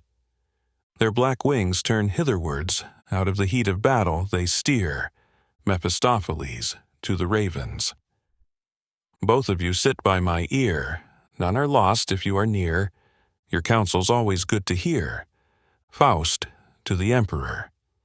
You'll know about homing pigeons, ones that return from distant regions, to their nest, and food, and young. Here's a slightly different kind. Pigeon, post in peace is fine. Raven, posts to war belong. Mephistopheles. The birds announce a dreadful fate. Beware the enemy at the gate, near our hero's rocky wall. They've attained the narrow height. If they gain the pass and fight, our position's critical, the Emperor. So, I'm betrayed at last. Into your net I'll be cast. I shudder as it entangles me. Mephistopheles. Courage, now! Not yet their victory. Patience and skill unties the knot. It's often fiercest at the end. The pair of messengers we've got. Command me, I'll command them. The commander-in-chief, who has arrived meanwhile. You've united with this pair, tormenting me while I was there. No luck comes from wizardry. I can't fathom now how to win. Those should finish, that begin. Take this baton away from me, the Emperor. Keep it for another day, one better, and blessed with better fortune. I shudder at this messenger and his company of ravens. To Mephistopheles. I'll not grant the baton to you. You're not the proper man. Give commands. Free us too. Do whatever it is you can. He exits into his tent with the commander-in-chief. Mephistopheles. Let that blunt stick protect the man. It's of small use in anyone's hand. It has a cross, too, painted on. Faust. What can we do? Mephistopheles. It's already done. Now, dark cousins, hurry from the scene. To the mountain lake, greet the Undines, and beg from them their gleaming flood. Their female arts, those difficult of knowing, can divorce appearances from being, and all still swear it's being that they're seeing. Pause. Faust. With flattery our pair of ravens have so charmed those water maidens, that trickling flows at once begin, and many a bald, dry ridge of mountain becomes a swollen, rushing fountain. The enemy can no longer win. Mephistopheles. It's not a greeting to which they're used. The bravest climbers appear confused. Faust. Now, powerfully, streams pour on streams, sweeping from gorges with redoubled gleams. A river now throws up an arching veil, pours over the rocky level in a tide, runs foaming down on every side, and stepwise hurls itself into the dale. What use their fine heroic resistance? The vast wave roars and fills the distance. I shudder myself at this wild waterfall. Mephistopheles. I can see nothing of these watery lies, they only serve for fooling human eyes. I delight instead in wonders that befall. In companies their men plunge down. The fools imagine that they'll drown, while free to breathe on solid ground. With swimming strokes they run around. It's bewildering them all. The ravens return. I'll praise you to the noble master. But see, if you'd like to display your own mastery, hurry to the glowing smithy, where the dwarf folk never weary, hammering sparks from steel and stone. Ask for, once you've chattered first, a fire to shine, sparkle, and burst, the finest that man's ever known. It's true that far off lightning flashes, and stars that fall in sudden dashes can happen any summer's night. But lightning in the tangled bushes, and stars that fizzle in the rushes, they're not such a common sight. Don't trouble about my command. Ask first, then afterwards demand. The ravens fly off. All takes place as ordered. Darkness cloaks the enemy. Their footsteps meet uncertainty. Everywhere are wandering flares, and those sudden blinding glares. It's all beautiful indeed. Now some noise is what we need. Faust. The empty armor from each vaulted room feels itself stiffen in the airy gloom. There it rattles, clatters all around, a marvelous and deceptive sound. Mephistopheles. That's it. They no longer feel constrained. Already their blows fall unrestrained, as in the nobility of their former life. Breastplates and helmets gleam. As Guelph and Ghibelline, they quickly renew eternal strife. Locked in hereditary bile, they prove themselves unreconciled. Far and wide the noise is rife. In the end, by all the devils, yes. Partisan hatred's still the best, till final ruin ends the tale. Here rise the sounds of utter panic, and others bitter and satanic terrify along the vale. Warlike tumult from the orchestra, finally changing to a lively martial air. Scene 3. The rival emperor's tent. A throne amongst rich trappings. Grab quick and swift plunder. Swift plunder. We're the first ones here, I see. Grab quick, no raven flies as fast as me. Swift plunder. Oh, look at the treasure there on top. What will I grab? How shall I stop? Grab quick. The whole place is still full of loot. I don't know where to start, in truth. Swift plunder. This fur rug, this'll go far. Often my bed's far too hard. Grab quick. Here's a morning star in steel. I've always longed for one, I feel. Swift plunder. This red mantle, trimmed with gold, is like the one my dream foretold. Grab quick. Taking a weapon. With this, the deed is swiftly done. You strike him dead, and then move on. You've already packed so much stuff, and yet you've nothing good enough. Leave your plunder in its place, and put a casket in the space. The army's pay is what they hold, in their fat bellies, purest gold. Swift plunder. What a murderous weight it is. I can't lift, I can't carry it. Grab quick, bend down, quick, you'll have to bow. I'll strap it to your back for now. Swift plunder. Oh, now it's in front too. The weight's broken my cross in two. The chest falls and bursts open. Grab quick. There's the red gold in a heap. Quickly now, take and keep. Swift plunder, crouching. Quickly then, just fill my lap. There'll still be enough perhaps. Grab quick, that's enough, now off you go. Swift plunder rises. Oh, your apron has a hole. Wherever you walk or stand, you're sewing gold on every hand. Guardsman of the true emperor.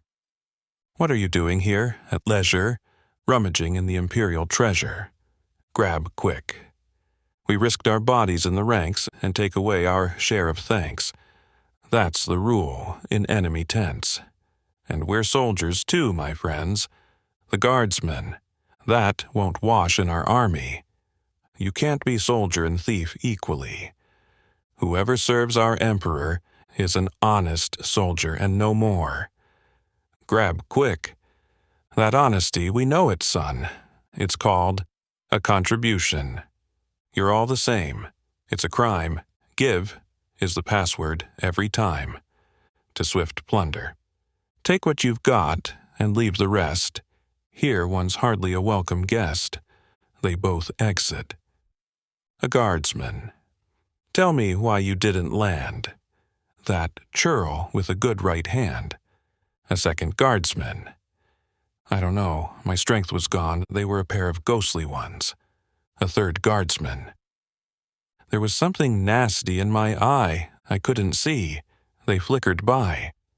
A fourth guardsman. I don't know what to say. It was sweltering hot today. So sultry, so close as well. One man stood, another fell. You staggered around and struck. In one, at every blow you killed someone. There was a mist in front of your eyes. Then a buzz and rustle and hiss went by. So it went on. And here we are, now. I don't know what happened, anyhow.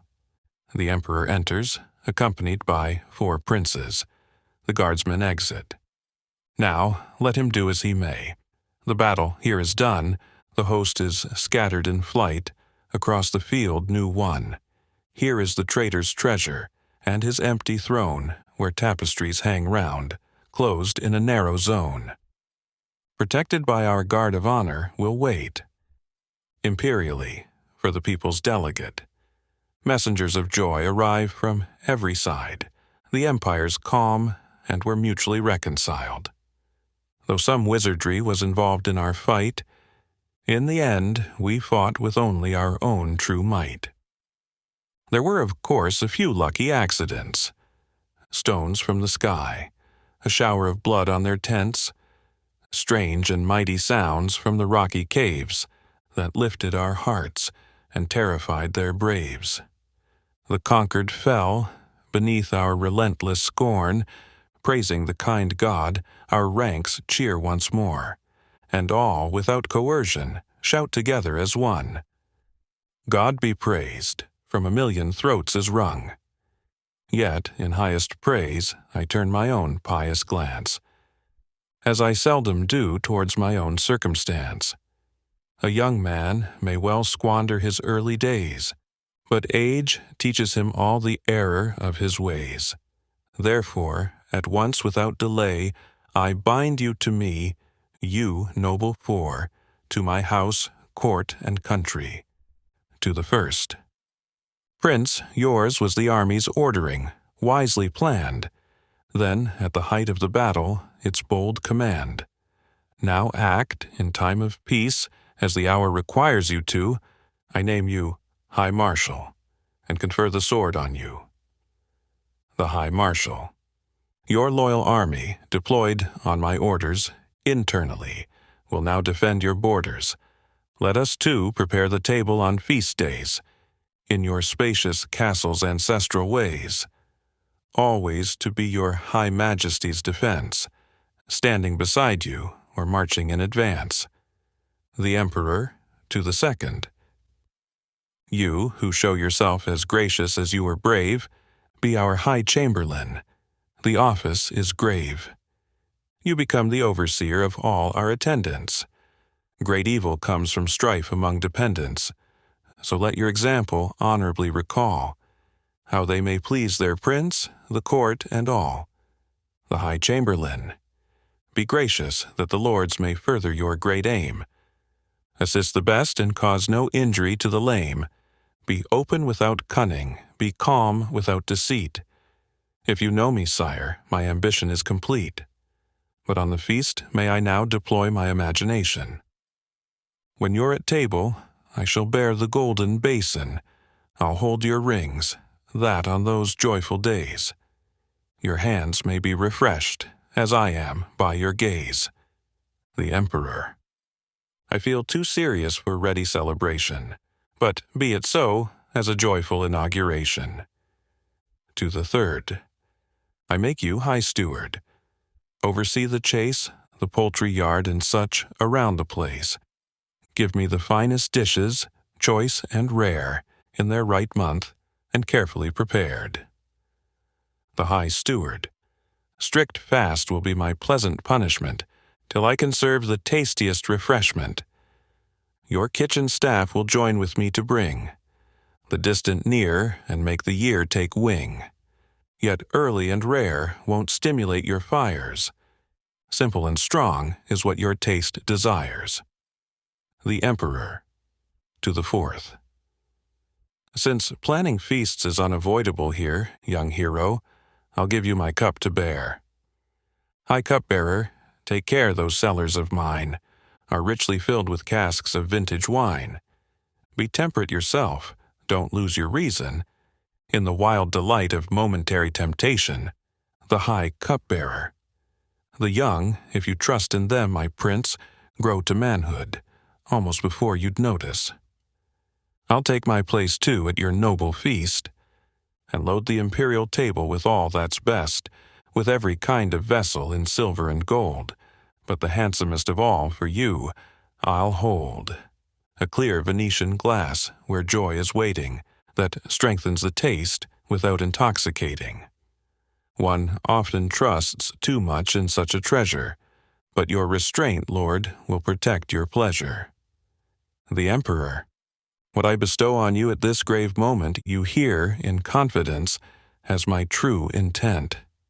The Emperor's word is great, his gift is sure, but to be enacted it needs his signature, his noble mark. Here's the right man I see.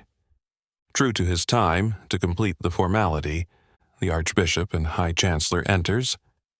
If the arch can trust the keystone's part, then it's raised securely, with lasting art. You see 4 princes here, and I've explained how my house and court must be sustained. Now, what the empire holds within its bounds is placed with weight and power in your hands. You'll outshine all others in your estates. So, I've extended your walls and gates with the lost possessions of our enemy.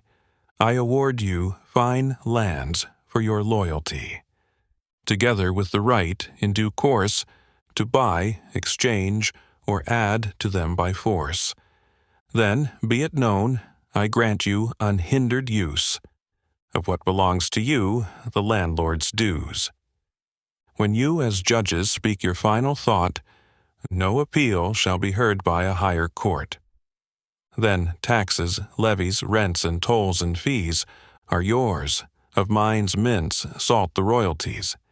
And to display my gratitude completely, I've raised you all to highest majesty, the Archbishop.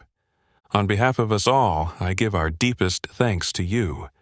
You make us strong and sure, increasing your power too. The Emperor. To you 5, still higher favors will I give. I live for my empire, and I still wish to live, yet ancient noble ties draw the careful thinker, from present things to those that follow after. I too, in time, must leave all I still hold dear. It's your duty then to name a new ruler here. At our holy altar, crown and raise him high. What war begins ends peacefully by and by. The High Chancellor. With pride at heart, yet humble in gesture too, we, the earth's noblest princes, bow to you. So long as blood fills our loyal veins, then still are we the body that obeys your every will. The Emperor. Now, to conclude, let everything we've enacted be set down for the future as we've contracted. As lords, you hold your possessions, free in fact, with this condition that they remain intact. And what you have from us, whatever else is won, shall descend in due measure to the eldest son, the High Chancellor. I'll entrust it to parchment straightway, this weightiest statute to bless us, and the state. The Chancery will provide fair copy and reveal. You, as confirmed, my lords, by sign and seal, the Emperor. And so I dismiss you that you may deliberate, together, concerning this great day for our state. The secular princes exit. The Archbishop. The Chancellor leaves, the Bishop remains here, with this grave warning to offer in your ear. His paternal heart anxiously fears for you, the Emperor. Speak in this happy hour, what cares on view? The Archbishop. With what bitter pain I find that even at this hour, your hallowed head still toys with Satan's power. True, you've secured the throne now, yet it seems, sadly, scorning God and the Pope's great schemes. When he learns of it, swift punishment he'll bring, and destroy your sinful realm with holy lightning. He's not forgotten how, at that earlier time of coronation, you freed the wizard in crime. With your diadem you injured Christianity, striking a cursed head with the first act of mercy. Now beat your breast, and from your guilty measure give back to the holy shrine a little treasure. You, taught humility, devote to pious use and good the spacious stretch of hills where your tent stood, where evil spirits gathered for your protection, and the prince of liars secured your attention. Grant mount and forest deep, as far as they extend, and heights the green slopes adorn without end. Clear lakes rich in fish, countless streams that flow, winding swiftly, that rush to the valleys below. Then the broad vale itself, meadow, lawn, and hollow, show your remorse, gain the mercy that must follow. The Emperor. I'm deeply fearful of this, my heavy sin. Yourself, mark out the borders of the scheme.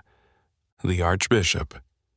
First, then, the place profaned by such sinfulness. Dedicate that to the service of heavenliness. Thick walls rise quickly at the mind's desire. Already the sun's dawn glance lights the choir. The growing building takes the cross's structure. The nave long and high, a delight to each believer. Already as they press eagerly through the doors, a first peal rings through hills, down valley floors, from the high tower that's striving towards heaven.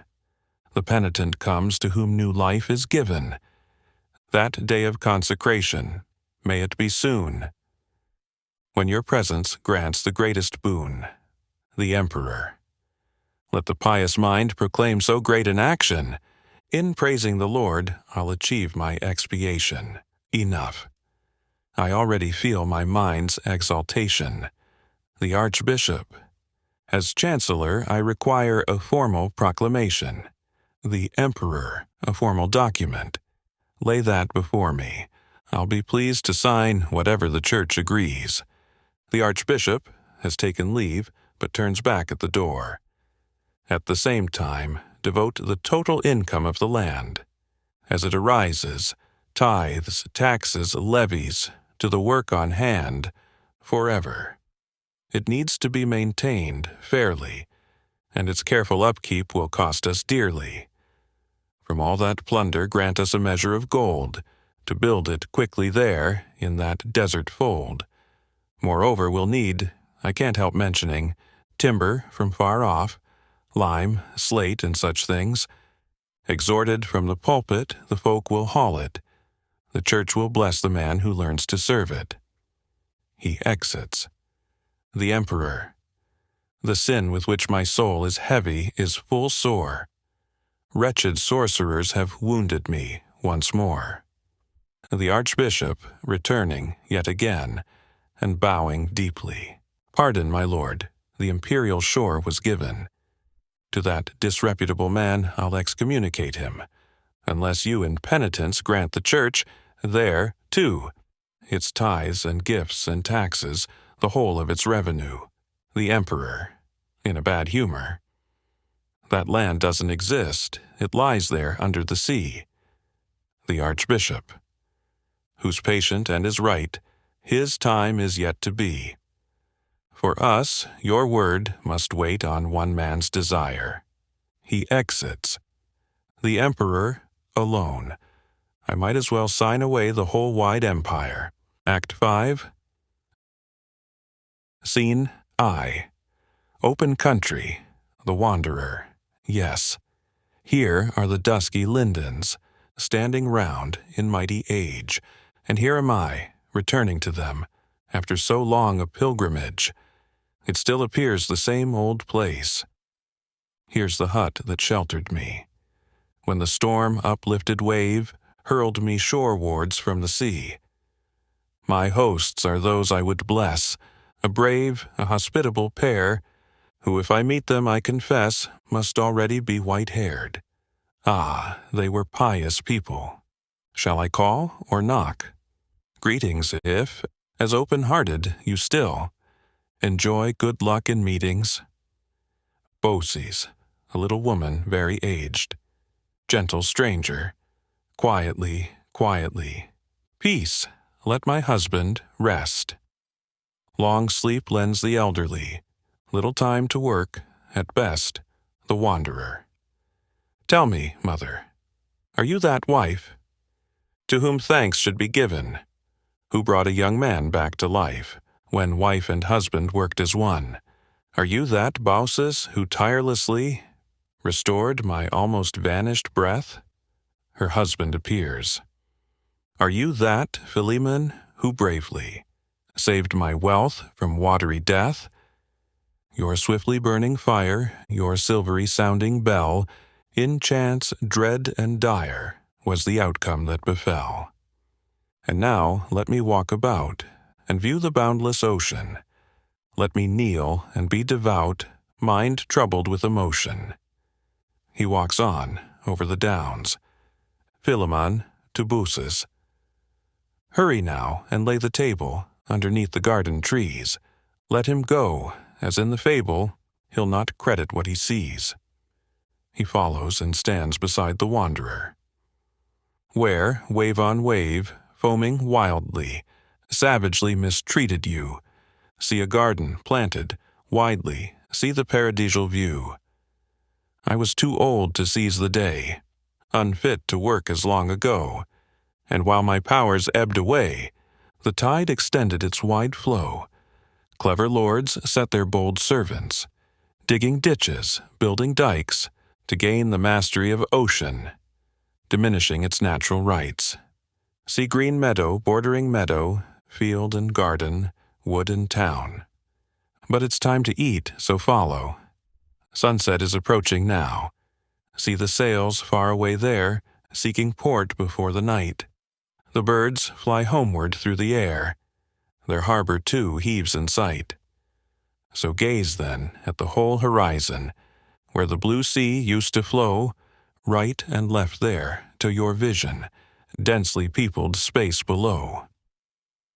Scene 2, in the little garden. The three of them at table. Baucis, to the stranger. Are you dumb? And will you lift? Not a morsel to your mouth? Philemon. He wants to comprehend the gift. Tell him freely then, speak out. Baucis. Well, it was a marvel, really. It troubles me to this day. Then its whole nature, surely, was peculiar in its way. Philemon. Is the emperor, then, at fault, who granted him the land? Didn't a herald make his halt, crying out what was planned? Not far away, there, on the dunes, the first bold step was made, tents, huts, and on the downs, a palace, quickly raised. Baucis. For days, work rumbled on in vain. Pick and shovel, blow on blow. Where the night's fires flamed, next day a dam would follow. Human blood was forced to flow. At night rose the sound of pain. The seaward, floating fiery glow, was a canal come dawn again. He's a godless man, he'd steal our hut and our few acres, but like subjects we must kneel when we boast such neighbors. Philemon. Yet he's offered us another, holding on his new won land, Baucis. Never trust what's built on water. On the heights maintain your stand. Philemon. Let's make our way to the chapel, to watch the last glow of light, kneel, pray, and sound the bell, and trust in God's ancient might. Scene 3. The palace. Spacious pleasure gardens, a broad, straight canal. Faust, in extreme old age, walking about thoughtfully. Lynceus, the warder, through a speaking trumpet. The sun is fading. The last boats sail swiftly to the harbor here. One large vessel gently floats down the canal and draws near. The bright flags flutter merrily. The masts are trimmed in time. The boatmen all praise you gladly, fortune celebrates your prime. The little bell on the dunes rings out. Faust, startled. Accursed ringing, wounding me. With shame, a treacherous blow, my realms laid out there endlessly, but at my back this vexes so, proclaiming with its jealous sound, my great estate is less than fine, the old hut, all the trees around, the crumbling chapel are not mine. And even if I wished to rest there, a strange shadow makes me shudder. It's a thorn in my eye, and deeper. Oh, would I were somewhere other. The warder, from above. The boat is sailing, brightly dressed, towards us, on the evening breeze. Heaped with boxes, sacks, and chests, from its journey on the seas. A splendid boat, richly and brightly loaded with foreign goods. Mephistopheles, the three mighty warriors. Chorus. Here we land, already here. Hail to our Lord, our patron dear. They disembark, the goods are unloaded. Mephistopheles. We've proven ourselves in every way, pleased if we win our patron's praise. We took 2 ships when we sailed before. With 20 ships, we dock once more. What we've achieved, each fine thing, you'll see from the cargo that we bring. The ocean's freedom frees the mind. There all thought is left behind.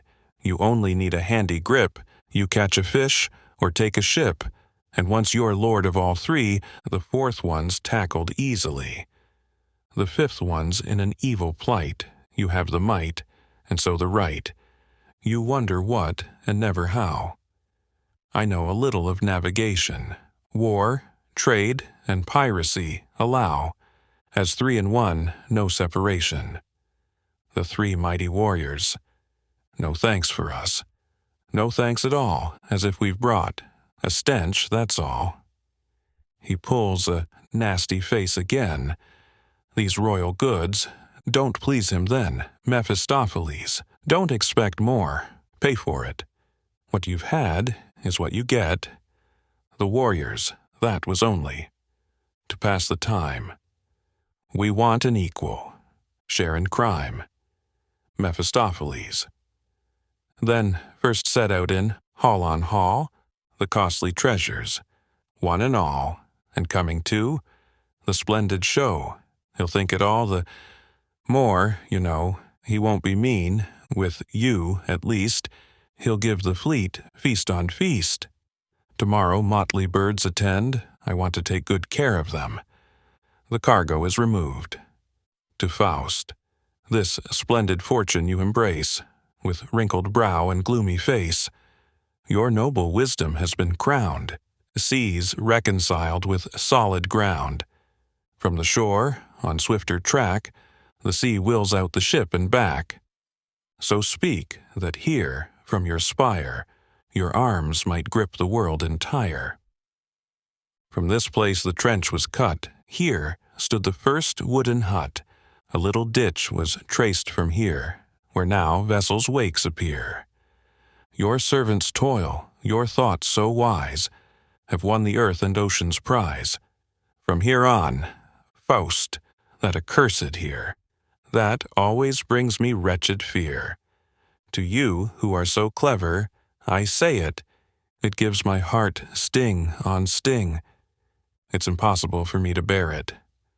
I'm ashamed to even speak the thing. The old ones up there should yield.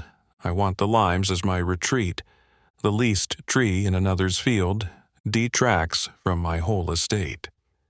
There, to stand and look around, I'll build a frame from bow to bow, my gaze revealing, under the sun, a view of everything I've done, overseeing, as the eye falls on it, a masterpiece of the human spirit, forging with intelligence a wider human residence.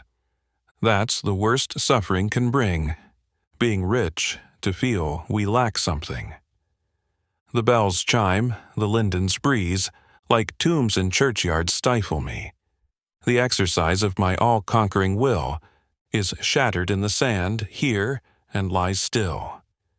How can I drive it from my nature? The bell peals, and I'm an angry creature. Mephistopheles. It's natural, intense frustration drives a man to desperation. Who doubts it?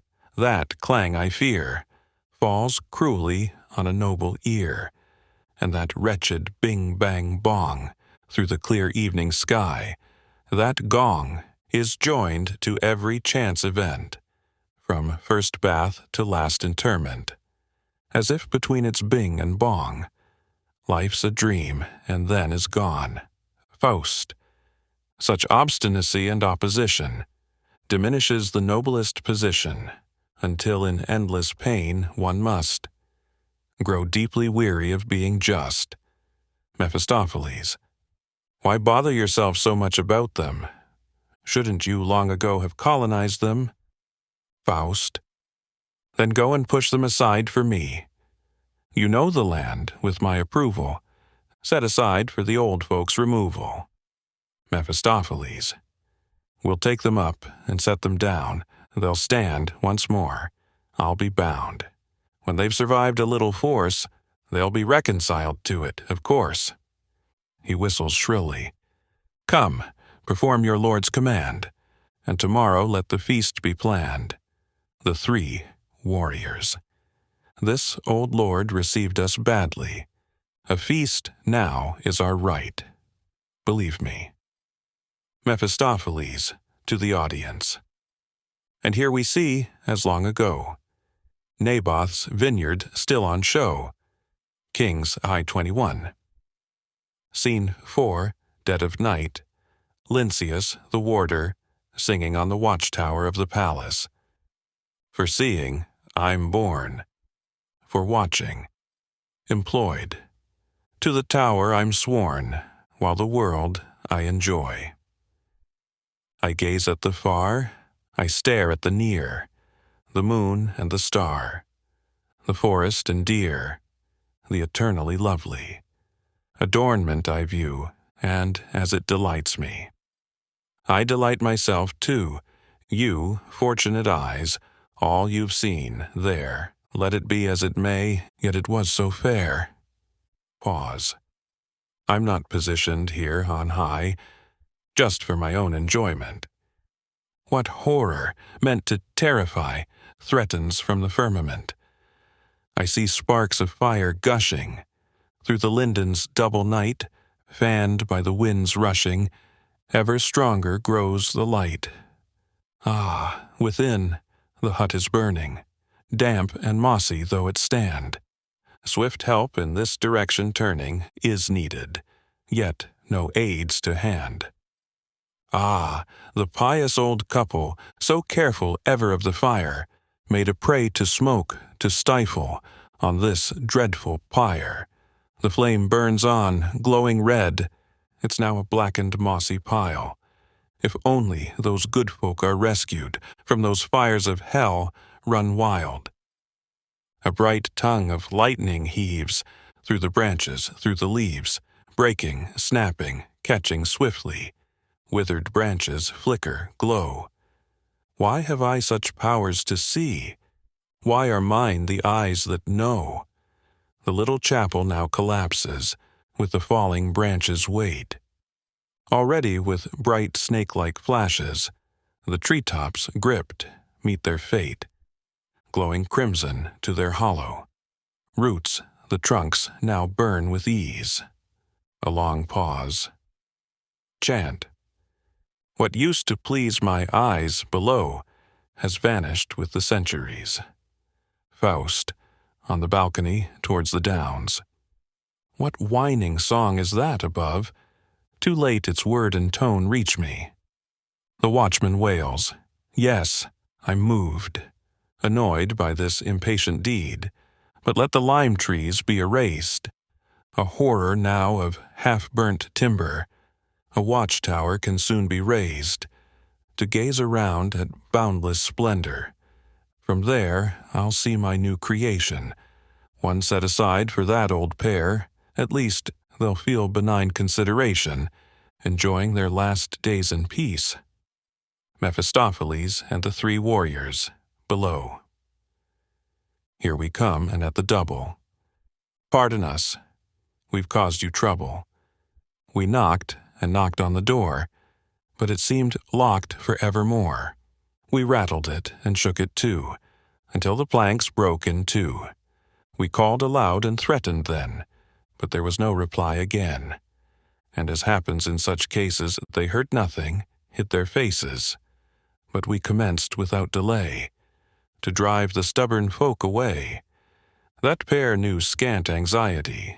They died of terror, peacefully. A stranger who was hiding there and wished to fight, we tried to scare. But in the fast and furious bout, from the coals that lay about, the straw took fire.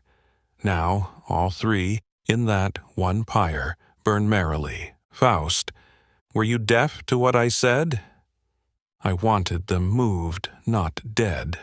This mindless and savage blow earns my curse. Share it and go. Chorus.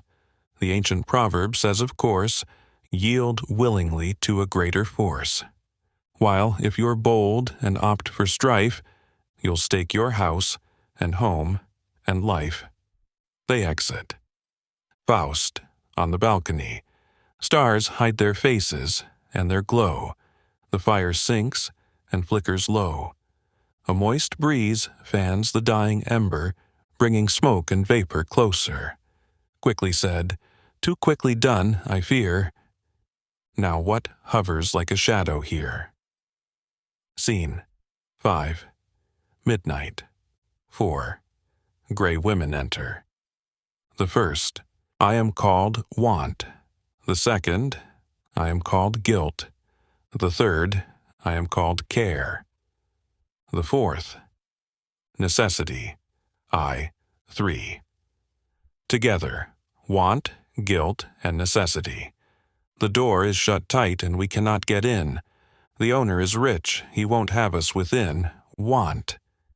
I shrink to a shadow. Guilt. To emptiest space. Need. The wealthy from me turn their pampered face. Care. Sisters, you can't enter, daren't enter there. But through the keyhole now always slips Care. Care disappears. Want. You, my gray sisters, take your flight too. Guilt. Close by your side, I come following you. Necessity. Close at your heels is necessity's breath. The three. The clouds there are moving and cover the stars. Behind us, from far.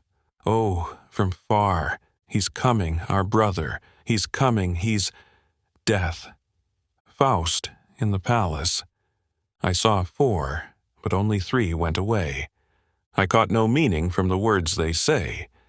It sounded as if I heard necessity's breath, and then a gloomy, rhyming word, like death. It rang hollow, ghostly, subdued to me. Even now, I've not won my liberty. If I could banish sorcery from my track, unlearn the magic spells that draw me back, and stand before you, nature as mere man, it would be worth the pain of being human. So was I, a seeker in the darkness, cursing both self and world in wickedness. Now the air is filled with phantom shapes. It's hard to see how anyone escapes.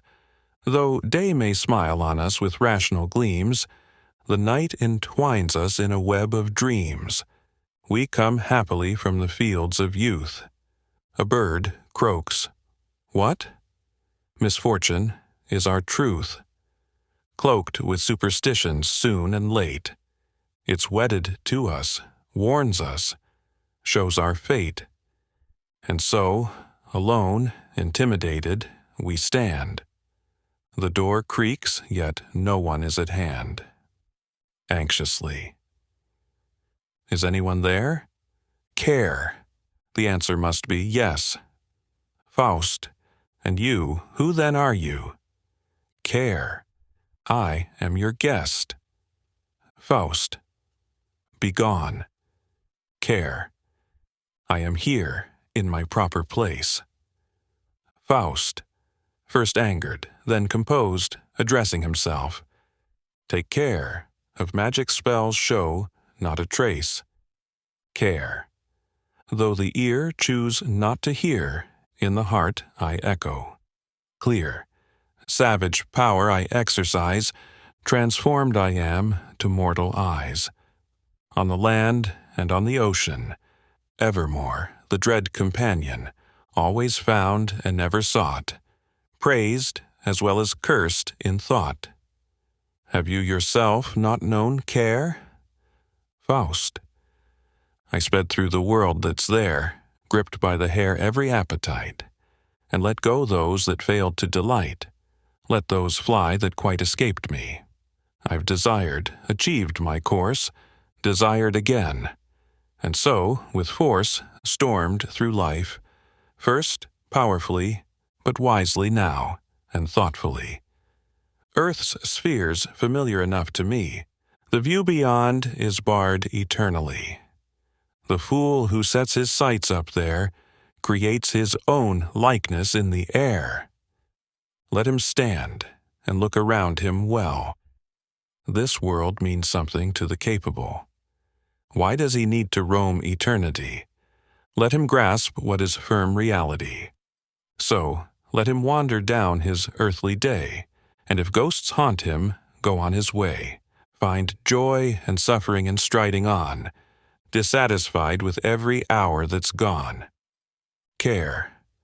When of man I take possession, then his whole world is lessened. Endless gloom meets his eyes.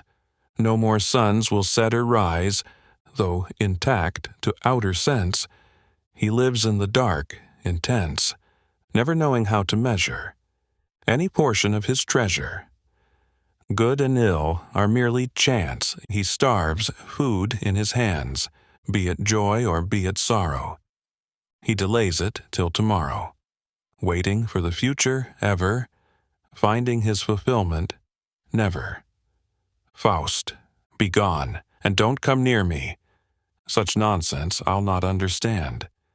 Away with your evil litany, sent to confuse the cleverest man.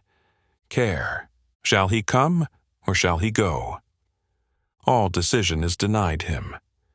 In the middle of the road, he staggers, feeling round him. He's ever more deeply lost, seeing everything star-crossed, wearies himself and all the rest, stifles as he holds his breath. Lifeless, but not yet gone under, resists despair or surrender. So, with an incessant rolling, a painful end and hard going, now free and now constrained, in half-sleep poorly entertained, confine him in a little space, prepare him for hell's other place. Faust, unholy spectre, so you hand our race to the ravages of 1,000 devils, even transform our worthless days to a wretched knot of entangling evils. It's hard, I know, to free oneself from demons. The strong spirit bonds are not lightly broken, and yet, care, I'll not recognize you, nor even that creeping power of yours by any token. Care. Feel it now. As on the wind, I and my curse depart again. Lifelong, all you men are blind. Now, Faust, be so to the end. She breathes in his face and departs. Faust, now blind. The night seems deeper all around me. Only within me is there gleaming light. I must finish what I've done and hurry. The master's word alone declares what's right. Up from your beds, you slaves, man on man. Reveal the daring of my favored plan. Seize the tools. On with pick and spade. Let the end result be now displayed. Strict order and swift industry. Then the finest prize we'll see, and so the greatest work may stand, one mind equal to 1,000 hands. Scene 6. The great outer court of the palace. Torches. Mephistopheles. in advance as overseer. Come on, in here. Quivering spirits of the dead, all you patchwork semi-natures, sinew, bone, and tendon wed. The spirits of the dead, lemures in chorus. Swiftly now we are on hand, with half an impression that it concerns a tract of land of which we'll gain possession. Pointed stakes with us appear, chains to measure ground on, but why you've called us here is something we've forgotten. Mephistopheles. Artistic effort's not the prize. Carry it out in your own manner. Lay the longest one of you lengthwise, then pile the turf on him, you others. Do as they once did for our fathers there. Dig out a somewhat lengthened square. Gone from a palace to a narrow place, it's still as stupid an end for man to face. The spirits of the dead, digging with mocking gestures. When I was young and lived and loved, I thought it was very sweet. To happy sounds and cheerful steps, I lifted up my feet. Now, treacherous old age has clawed me with his crutch since when? I stumble at the grave's wide door. Why do they leave it open? Faust comes from the palace, groping his way past the doorposts. How the clattering of shovels cheers me. It's the crews still laboring on, till earth is reconciled to man. The waves accept their boundaries, and oceans bound with iron bands. Mephistopheles, aside, and yet with all your walls and dams, you're merely dancing to our tune, since you prepare for our Neptune, the water demon, one vast feast. You'll be lost in every way. The elements are ours today, and ruin comes on running feet. Faust, overseer, Mephistopheles. Here, Faust. Any way you can, bring crowds of laborers together, spurred by force or hope of pleasure, by pay, enticement, or press gang. Report to me on progress every day, the depth of earth and gravel dug away. Mephistopheles, half aloud. Reporting it to me, the word they gave was not quite gravel, it was more like grave. Faust. A swamp lies there below the hill, infecting everything I've done, my last and greatest act of will. Succeeds when that foul pool is gone. Let me make room for many a million, not wholly secure, but free to work on. Green, fertile fields where men and herds may gain swift comfort from the new-made earth. Quickly settled in those hills' embrace, piled high by a brave, industrious race. And in the center here, a paradise, whose boundaries hold back the raging tide, and though it gnaws to enter in by force, the common urge unites to halt its course. Yes, I've surrendered to this thought's insistence. The last word wisdom ever has to say. He only earns his freedom and existence, who's forced to win them freshly every day. Childhood, manhood, age's vigorous years, surrounded by dangers they'll spend here. I wish to gaze again on such a land, free earth, where a free race in freedom stand. Then, to the moment I dare say, stay a while, you are so lovely. Through aeons then, never to fade away. This path of mine through all that's earthly. Anticipating here, its deep enjoyment, now I savor it, that highest moment. Faust sinks back, the spirits of the dead take him and lay him on the ground. Mephistopheles. No bliss satisfied him, no enjoyment, and so he tried to catch at shifting forms. The last, the worst, the emptiest of moments, he wished to hold at last in his arms, though against me he tried to stand. Time is master. Age lies on the sand. The clock stands still. Chorus. Stand still. As midnight, silent. The hand moves. Mephistopheles. It falls, and all is spent. Chorus. It's past. Mephistopheles. Past. A stupid word.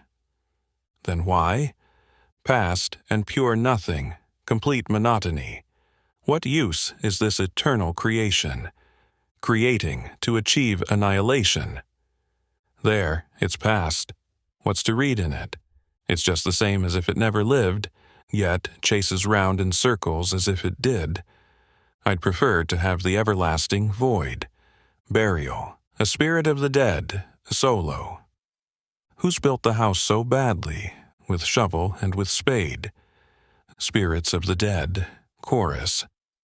For you dull guest, in hempen dress, it was all too carefully made. A spirit of the dead. Solo. Who's decked the hall so badly? Where now the table and chairs? Spirits of the dead. Chorus. Borrowed for a little while. There are many creditors. Mephistopheles. The body's here. If the spirit tries to fly, I'll show it my blood-signed title swiftly. Yet men have found so many methods, sadly, to cheat the devil of their souls, or try. We carry on the same old way. New ones aren't recommended. I used to work alone. Today, I have to use the help extended. And everything goes badly, too. Ancient rite, traditional use. One can't rely on those much longer. At the last breath, once the soul was out, I slipped by, and like the swiftest mouse, caught her. Held her fast, my claws were stronger. Now she lingers, won't leave the gloomy place, the foul corpse's hideous house, until the elements force her, in hatred still, and drive her out at last, in disgrace. And though the hour and minute plague me, when, how, and where, still the tiresome query, old death has lost his ancient power. Weather is doubtful, never mind the hour. Often, with lust, I saw the rigid frame. It was a sham, it stirred and rose again. He makes fantastic, whirling, conjuring gestures. Now quick! Redouble your paces, too, you gentlemen, straight or twisted horned, the old devil's grain and kernel born, and bring hell's jaws along with you. True hell has many jaws, yes, many. To swallow, according to standing and worth. However, in this last game of all we're ready to be a little less considerate henceforth. The fearful jaws of hell open on the left. The tusks yawn wide. The jaws of the abyss flow with raging flames and fury, and in the boiling background hiss, I see the eternal glow of the fiery city. The crimson tide breaks against the teeth. The damned in hope of help swim through, but the vast hyena mangles them beneath, and sends them to new anguish in the brew. There are many corners to discover, so many horrors in such little room. You've done quite well at frightening sinners, but still they think it dream, deceit untrue, to the fat devils with short, straight horns. Now, you fat-bellied rascals with fiery cheeks, you've grown that way eating hellish sulphur, stumpy, short, with thick, immovable necks. Watch below for any glow of phosphor. That's the soul, Psyche with the wings. Pluck them off, and she's a nasty worm. I'll stamp her with my signature, first thing, then off with her to the whirling, fiery storm. Pass on towards the nether regions, you barrels, since all that's your duty. Whether she lives there, that's the notion, none know with any accuracy. She'll gladly lodge in the navel. Lest she slip away from there, be careful. To the lean devils with long, crooked horns. You, clowns, you giant flying creatures, grasp at the air, grant yourselves no rest. Your strong arms and sharp-clawed features are sure to hold the fluttering fugitive fast. She's stuck there inside her ancient house, and spirit will always look for a way out. Glory from above, on the right. The heavenly host. Messengers follow. Heavenly kin, oh, in leisurely flight. Sin they forgive, dust they make live, the friendship they show. To nature below, floating they'll give, as they slowly alight. Mephistopheles. I hear discords, all that nasty jingling, coming from up there with unwelcome day. It's always that childish, girlish bungling, that pious taste loves to hear and play. You know how we, in despicable moments, considered the ruin of the human race, but the most shameful of compliments is that their prayers are a worse disgrace. These dandies come, the hypocrites.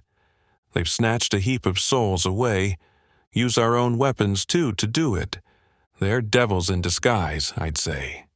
To lose this one is everlasting shame. On to the grave and renew your claim. The choir of angels, scattering roses. Roses, you dazzling ones, balsam you're sending us, floating and trembling, secretly quickening, branches inspiring us, buds sweetly firing us, hasten to bloom. Crimson and green here, springtime assume, carry the sleeper to paradise room. Mephistopheles to the devils. Why duck and dive? Is that hell's custom? Stand still and let them do their scattering. Every gawk in place and face them. They think with such a flowery smattering to cool the heat of devils chattering. At your breath it melts and shrinks again. Now blow, you blowers. Enough, enough. Your bubbling's faded all that stuff.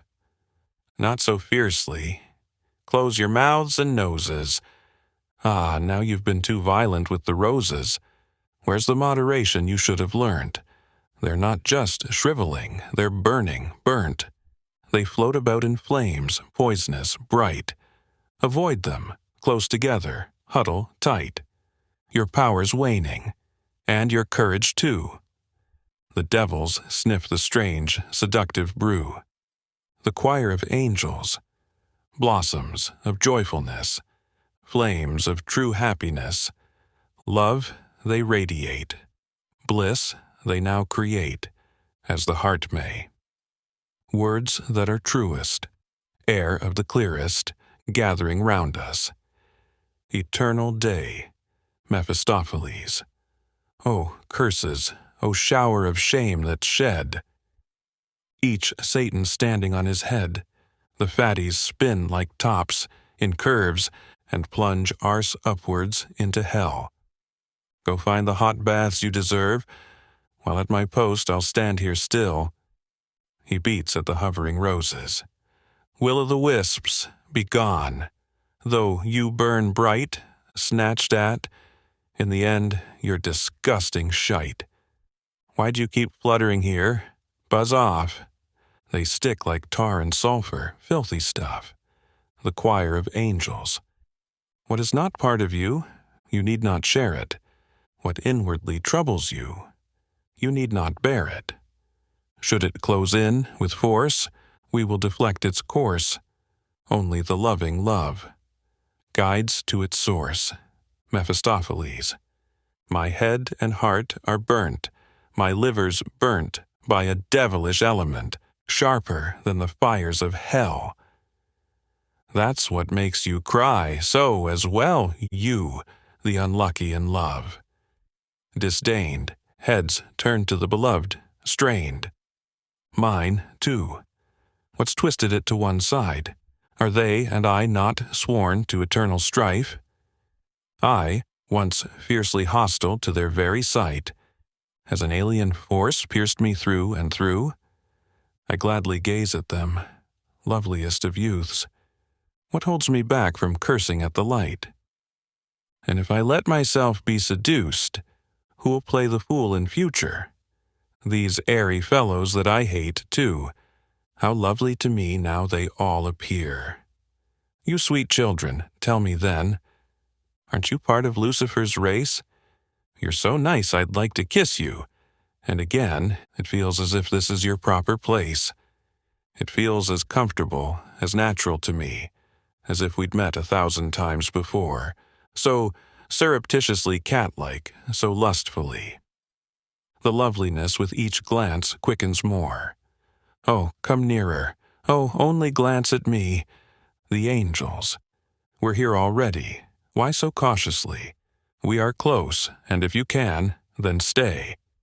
The angels come forward and occupy the whole space. Mephistopheles, crowded into the proscenium. You scorn us, the spirits of the damned, yet you're of the true sorcerer's brand. You lead both man and wife astray. What wretched luck, and dire. Is this love's own element? My whole body's bathed in fire, I scarcely feel, my head's so burnt. You float to and fro, sink down a while, move your sweet limbs with earthly guile. True, a grave expression suits you well, but I'd still like to see you smile a little. That would be an eternal delight to me.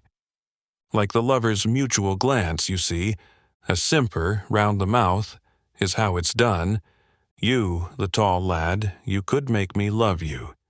The priest's pose doesn't really suit you, so show a little lust, and look here on. You could be more modestly naked, too, that robe's long hem so demure in its rising.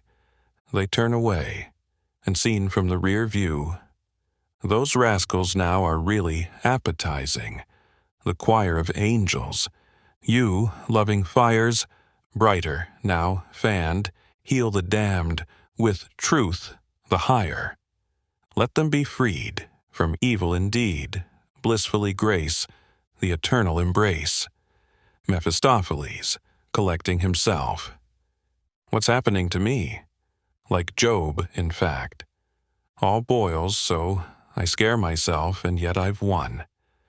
As well, since now my inspection's done, and my trust in self and tribes well placed, the devil's noble bits appear intact, this love bewitchment's only on the surface.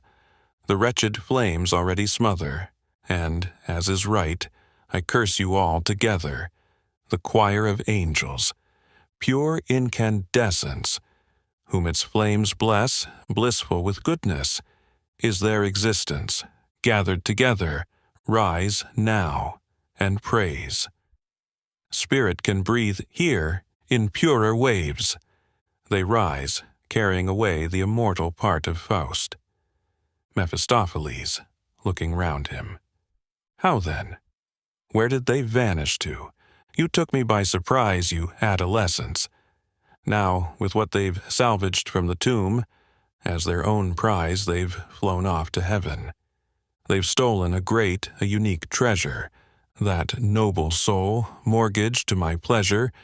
They've snatched it away, with cunning even. But whom could I complain to anyway? Who'd grant me my well-earned right? You've been swindled in your old age. You've deserved it, this wretched slight. At great expense, shameful. And it's gone. I've mishandled it all disgracefully. A common lust, an absurd passion, swayed the hardened devil foolishly.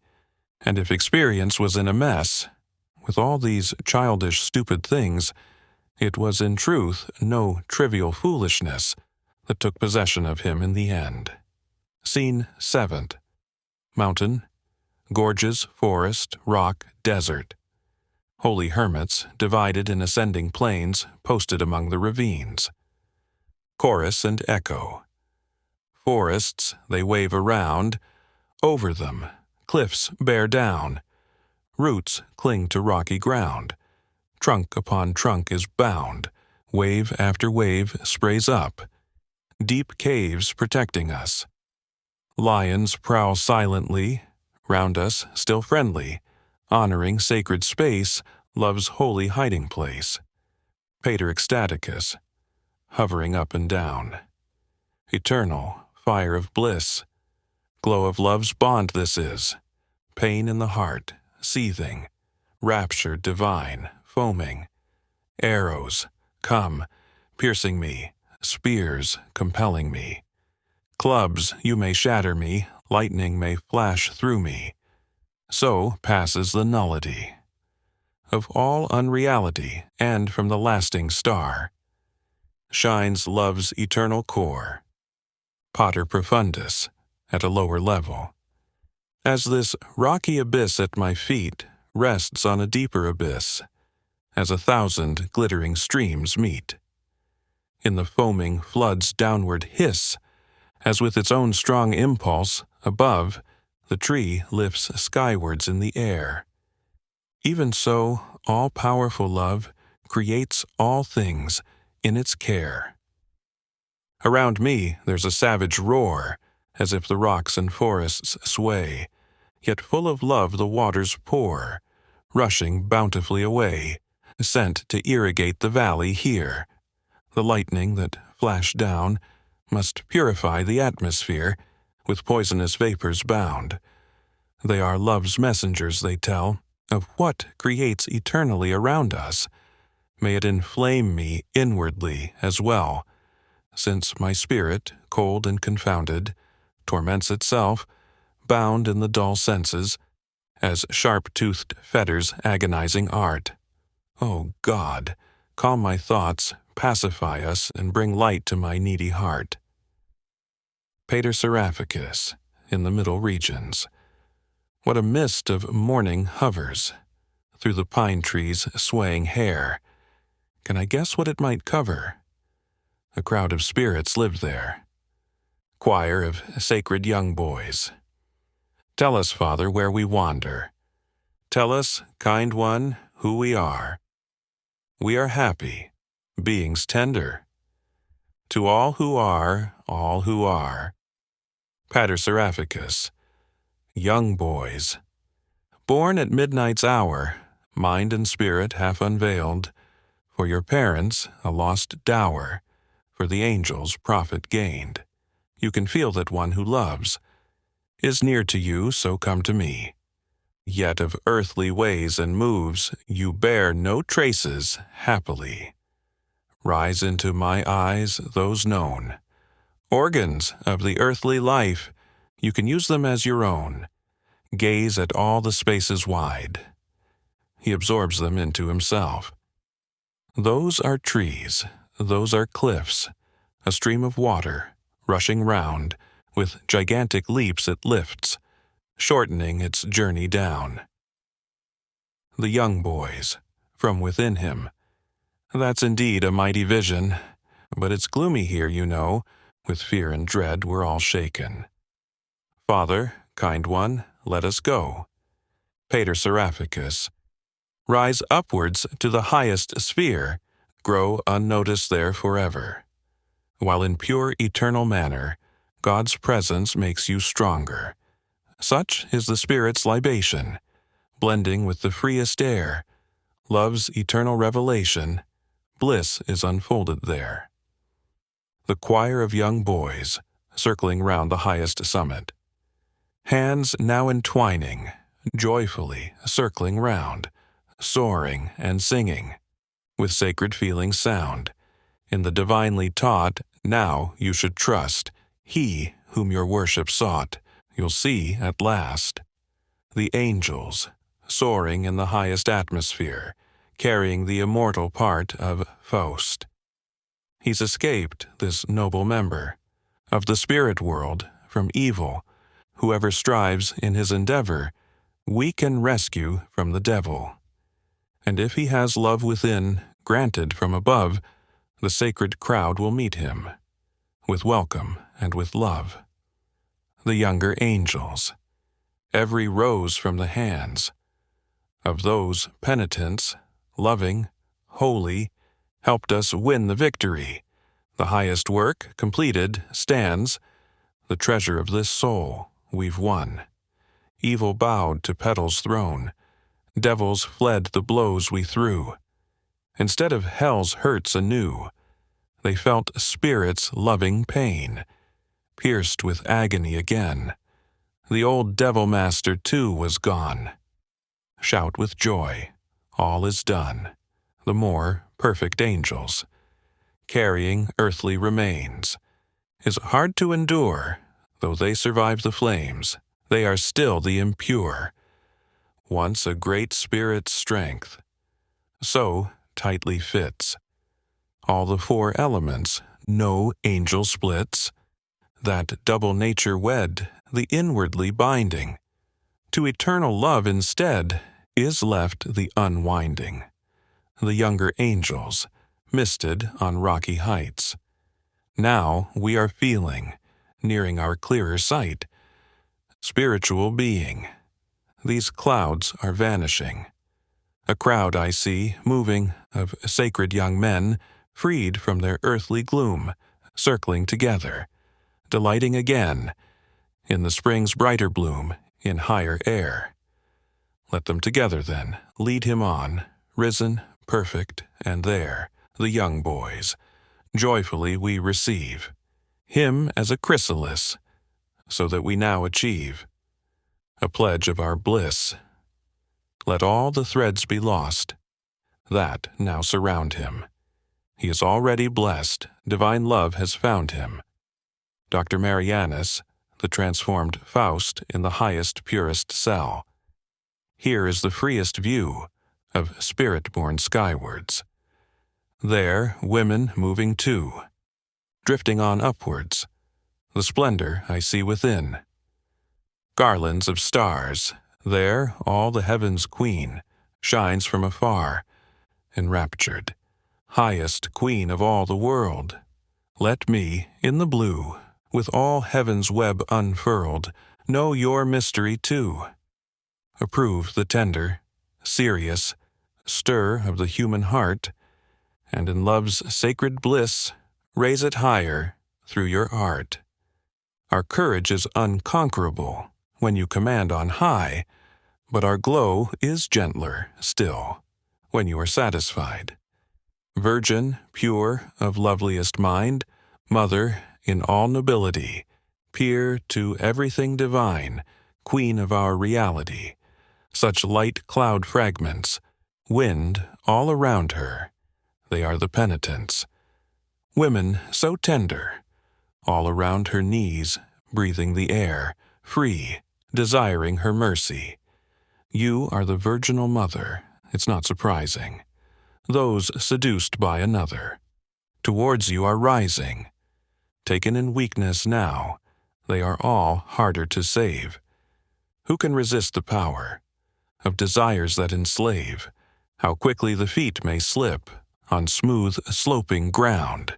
Who's untempted by glance and lip or by flattering sounds? The Mater Gloriosa soars into space. Choir of female penitents, you soar on high now towards the eternal realm. Hear our pleading, though.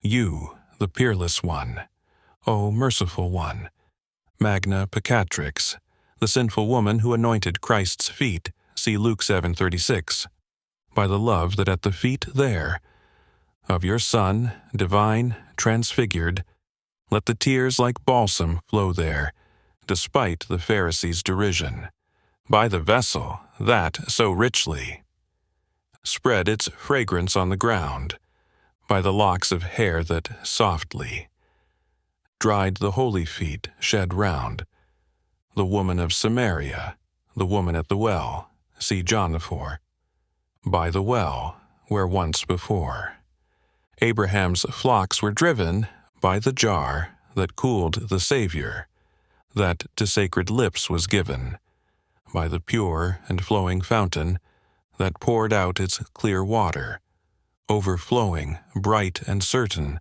through all the worlds, forever. Mary of Egypt, Acta Sanctorum. By the consecrated place, where the Lord's body lay, by the warning arm against my face that thrust me far from the doorway, by my 40 years' repentance, faithful in that desert land, by the blissful final sentence that I wrote there on the sand, all three, since you offer your presence. To the worst sinner, the prize of penitence, soars upwards forever. Begrudge not this true soul, who this once transgressed, not knowing she might fall, commensurate forgiveness. A penitent, formerly named Gretchen, stealing closer. Oh, bow down, you peerless one, you radiant one, your face in mercy towards my bane. My true beloved, no longer clouded, returns to me again. The sacred young boys, nearing, hovering in circles, with mighty limbs already. He is beyond us there, returning to us, so richly, the rewards of our care. We were taken early, out of life's chorus, yet he's learned, so he will gently teach us. The penitent, formerly named Gretchen. Changed to himself, he's scarce aware. Of the Spirit's noble choir all around, he hardly knows his new life there. Already he's so like the sacred crowd. See how he's thrown off every bond of his old earthbound integument, and his first youth now's refound. It shines through his ethereal garment. Allow me to teach him here. The new light still blinds him so. The Mater Gloriosa. Come, rise towards the higher spheres. Gaining awareness of you, he will follow. Dr. Marianus, bowing in adoration. Gaze towards that saving gaze, all you, the penitent and tender, to all those blissful ways, give thanks and follow after. Let every finer sense unseen be offered to her service. Virgin, Mother now, and Queen, Goddess, grant your mercies. The mystic choir. All of the transient is parable only, the insufficient here grows to reality. The indescribable here is done. Woman eternal beckons us on.